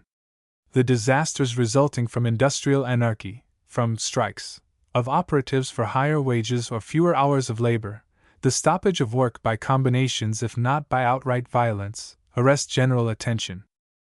Truly the remedy for these errors and evils has yet been perceived and embraced by comparatively few, but the conviction that the present organization of industry cannot be advantageously maintained, and some radical change is at hand, must have already forced itself upon very many intelligent and candid minds. The readjustment of the relations of capital and labor on a basis of harmony and mutual advantage is manifestly the great problem of the age. But that a change is at hand is evident. The practical question regards not its probability or certainty, but its character. The more intelligent and wealthy class have it in their power so to mold this change as to render it peaceful, gradual, and universally beneficent, or they can turn a deaf ear to the calls of humanity, and let the demagogue, the envious, the selfishly discontented, pervert it into an engine of convulsion, destruction, and desolation. As in the days of King John, the barons laid the foundations of English political liberty, so in our day the intellectual and philanthropic may guide the car of progress, and in establishing industrial harmony may secure to all but the stubbornly vicious or incurably afflicted true independence and ample means of subsistence and development, or they can indolently leave all to the benighted and malignant, and see reproduced a war of classes, different indeed in its weapons and its physical aspects, but not different in its essential character from the ravages of France by the jacquerie or the butcheries of the Reign of Terror. In this crisis of events, with an industrial war plainly threatened and partially commenced, the doctrine of association appears as a mediator and reconciler. Its bow of promise shines broadly in the lurid sky, it irradiates the murky visage of the gathering, muttering tempest. It awakens a hope, and the only well-grounded hope, of averting the miseries of an insane struggle between those who ought to be the closest allies, to see which can the more injure the other. Need I urge that in this crisis the friends of association ought to be most earnest and untiring in the promulgation and advocacy of their faith, that they ought to improve the opportunities which are daily presented of commending the truth to others whose minds are but newly prepared to receive it? What association is so dull that he cannot improve every strike, every collision respecting the hours or the wages of labor, to the advancement of the good cause? To do this with effect, we must be, in the true sense of an abused term, Catholic. We must not suffer association to be merged in mere partisanship for any class or calling, or blind hostility to any abuse or oppression. We are not the champions of the slave or the hired servant, the factory girl or the housemaid, the seamstress or the washerwoman. We are not the advocates merely of labor against capital, of the employers as opposed to the employed. Ours is the cause of all classes and vocations, and our success is the triumph of all. We are in danger of becoming partial and one-sided. Let us take special care to overcome it. But it is not enough that we give our testimony in behalf of this benign truth. it behooves us to be doers of the work as well as hearers and commenders. Friends of association, scattered over the face of our wide country. Do you realize this? Do you feel that your works ought to justify and fortify your words? We are surrounded by a world full of want, vice, and misery, which association realized would greatly modify and ultimately cure. But those who know nothing of this truth will never cause it to be realized. It would be absurd to expect anything of the kind. The work must be accomplished by us, and by those whom our acts rather than words shall win over to a knowledge of the truth. Is not the work of sufficient importance to incite you to embark heartily in its furtherance? But says one, how can I engage practically in realizing association? My family and friends are vehemently adverse to it. I am engrossed by responsibilities and duties of various kinds which I cannot uprightly escape, and which confine me where I am. I am not yet prepared, if I ever should be, to embark in association. Very well, you are not required to embark in it in the way your objection contemplates. You are urged only to contribute to the great work according to your ability, and in a mode not inconsistent with the proper discharge of all your duties. But many who cannot personally enlist in the pioneer groups who for the next 10 years will be engaged in preparing the ground on which associations are ultimately to arise, are yet able to contribute something of their time and means to the cause of humanity's emancipation from brutal drudgery. And this something is eminently needed by that cause. The great work of disseminating and defending the principles of social science needs pecuniary aid. Who will offer it? The secondary work of founding and sustaining pioneer associations also languishes for want of means. Ought it to do so? I say founding, not that I would encourage the commencement of any new undertaking, but because I consider no association founded as yet. We have a few beginning to clear the ground for the work, and that is all. But in this work noble men and women are engaged. To it they have consecrated their energies. For it they suffer hardship and privations, and are willing to suffer. But they cannot make their labor truly effective without a large increase of capital, in every instance within my knowledge. They commence with little means, in no case sufficient to pay for their land and buildings, and generally not half enough. They were in need of everything, even of experience and skill to render their labor effective, and for a long time 2 out of every 3 blows they strike are ill-directed or render no immediate return.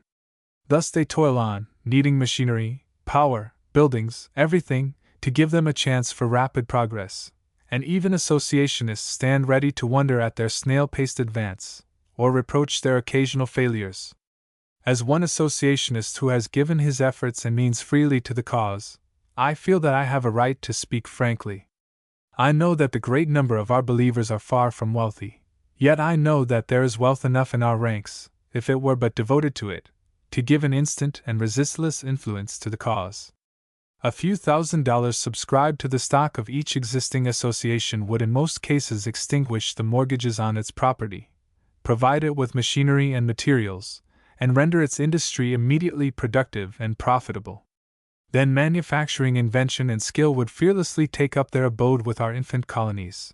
Labor and thrift would flow thither, and a new and brighter era would dawn upon them.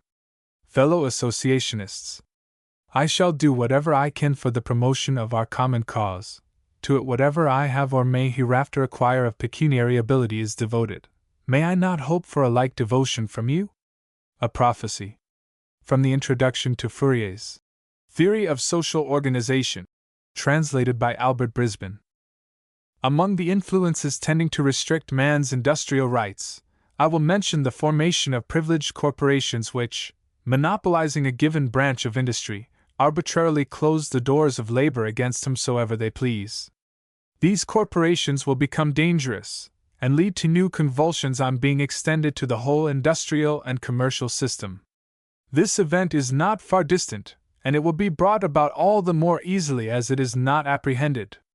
The greatest evils have often sprung from imperceptible germs, as for instance, Jacobiism, and if our civilization has engendered this and so many other calamities, may it not engender others which we do not now foresee? The most imminent of these is the birth of a commercial feudalism, or the monopoly of commerce and industry by joint stock companies, leagued together for the purpose of usurping and controlling all branches of industrial organizations. extremes meet, and the greater the extent to which anarchical competition is carried, the nearer is the approach to universal monopoly, which is the opposite excess. Circumstances are tending towards the organization of the commercial and industrial classes into federal companies or affiliated monopolies, which, operating in conjunction with the great landed interest, will reduce the middle and laboring classes to a state of commercial vassalage, and by the influence of combined action become the masters of the productive industry of entire nations. The small operators will be reduced to the position of mere agents working for the mercantile coalition. We shall then see the reappearance of feudalism in an inverse order, founded on mercantile leagues and answering to the baronial leagues of the Middle Ages. Everything is concurring to produce this result. The spirit of commercial speculation and financial monopoly has extended to all classes. Public opinion prostrates itself before the bankers and financiers who share authority with the governments, and devise every day new means for the monopoly and control of industry. We are marching with rapid strides towards a commercial feudalism and to the fourth phase of our civilization. The economists accustomed to reverence everything which comes in the name and under the sanction of commerce will see this new order spring up without alarm, and will consecrate their servile pens to the celebration of its praises. Its debut will be one of brilliant promise, but the result will be an industrial inquisition, subordinating the whole people to the interests of the affiliated monopolists. Albert Brisbane prefaces this wonderful prophecy by these remarks. In 1805 or 6, amid the preoccupation of war and military politics, he, Fourier, foresaw and described with accuracy the future formation of vast joint stock companies destined to monopolize and control all branches of industry, commerce, and finance, and establish what he called an industrial or commercial feudalism, a feudalism that would control society by the power of capital, as did the old baronial or military feudalism by the power of the sword, and as despotically. Under the dominion of the great barons who leagued together to control the social world, there was a monopoly of the then existing wealth, namely, the land and the laboring classes. Now, society having passed out of the military regime and entered the industrial and commercial, it is threatened with another vast system of monopoly.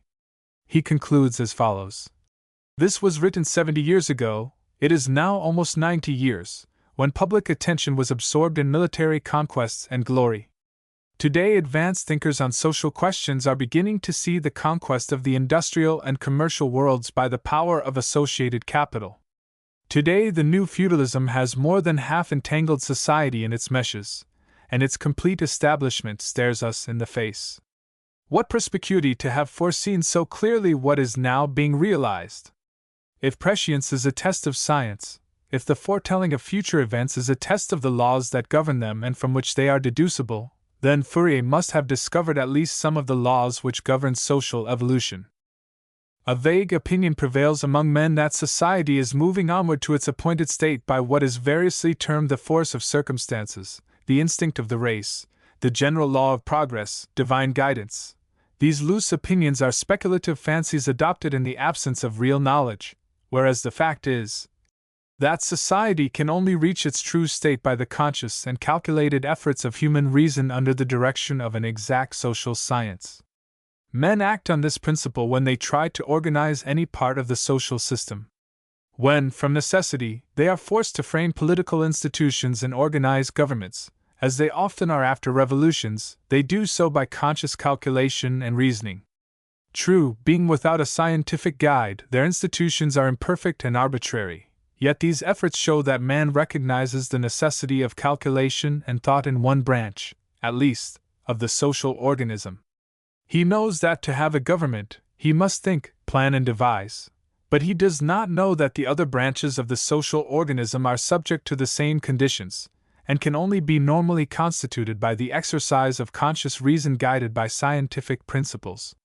Construction and organization, the same in principle in all departments of creation, can only be the work of mind, conscious of its operations, planning with forethought, analyzing, comparing and combining, adapting means to ends and calculating the relations of cause and effect. Instinct cannot organize. Divine providence does not interfere to do the work of reason. No science is revealed to man. No constructions or other means are furnished him by nature. When the human mind shall rise to the conception of the possibility of a scientific organization of society, it will at once undertake, as the work of paramount importance, the elaboration of a system of exact social science. First, however, the laws on which the science is to be based must be discovered and combined into a system that will enable the mind clearly to comprehend and apply them.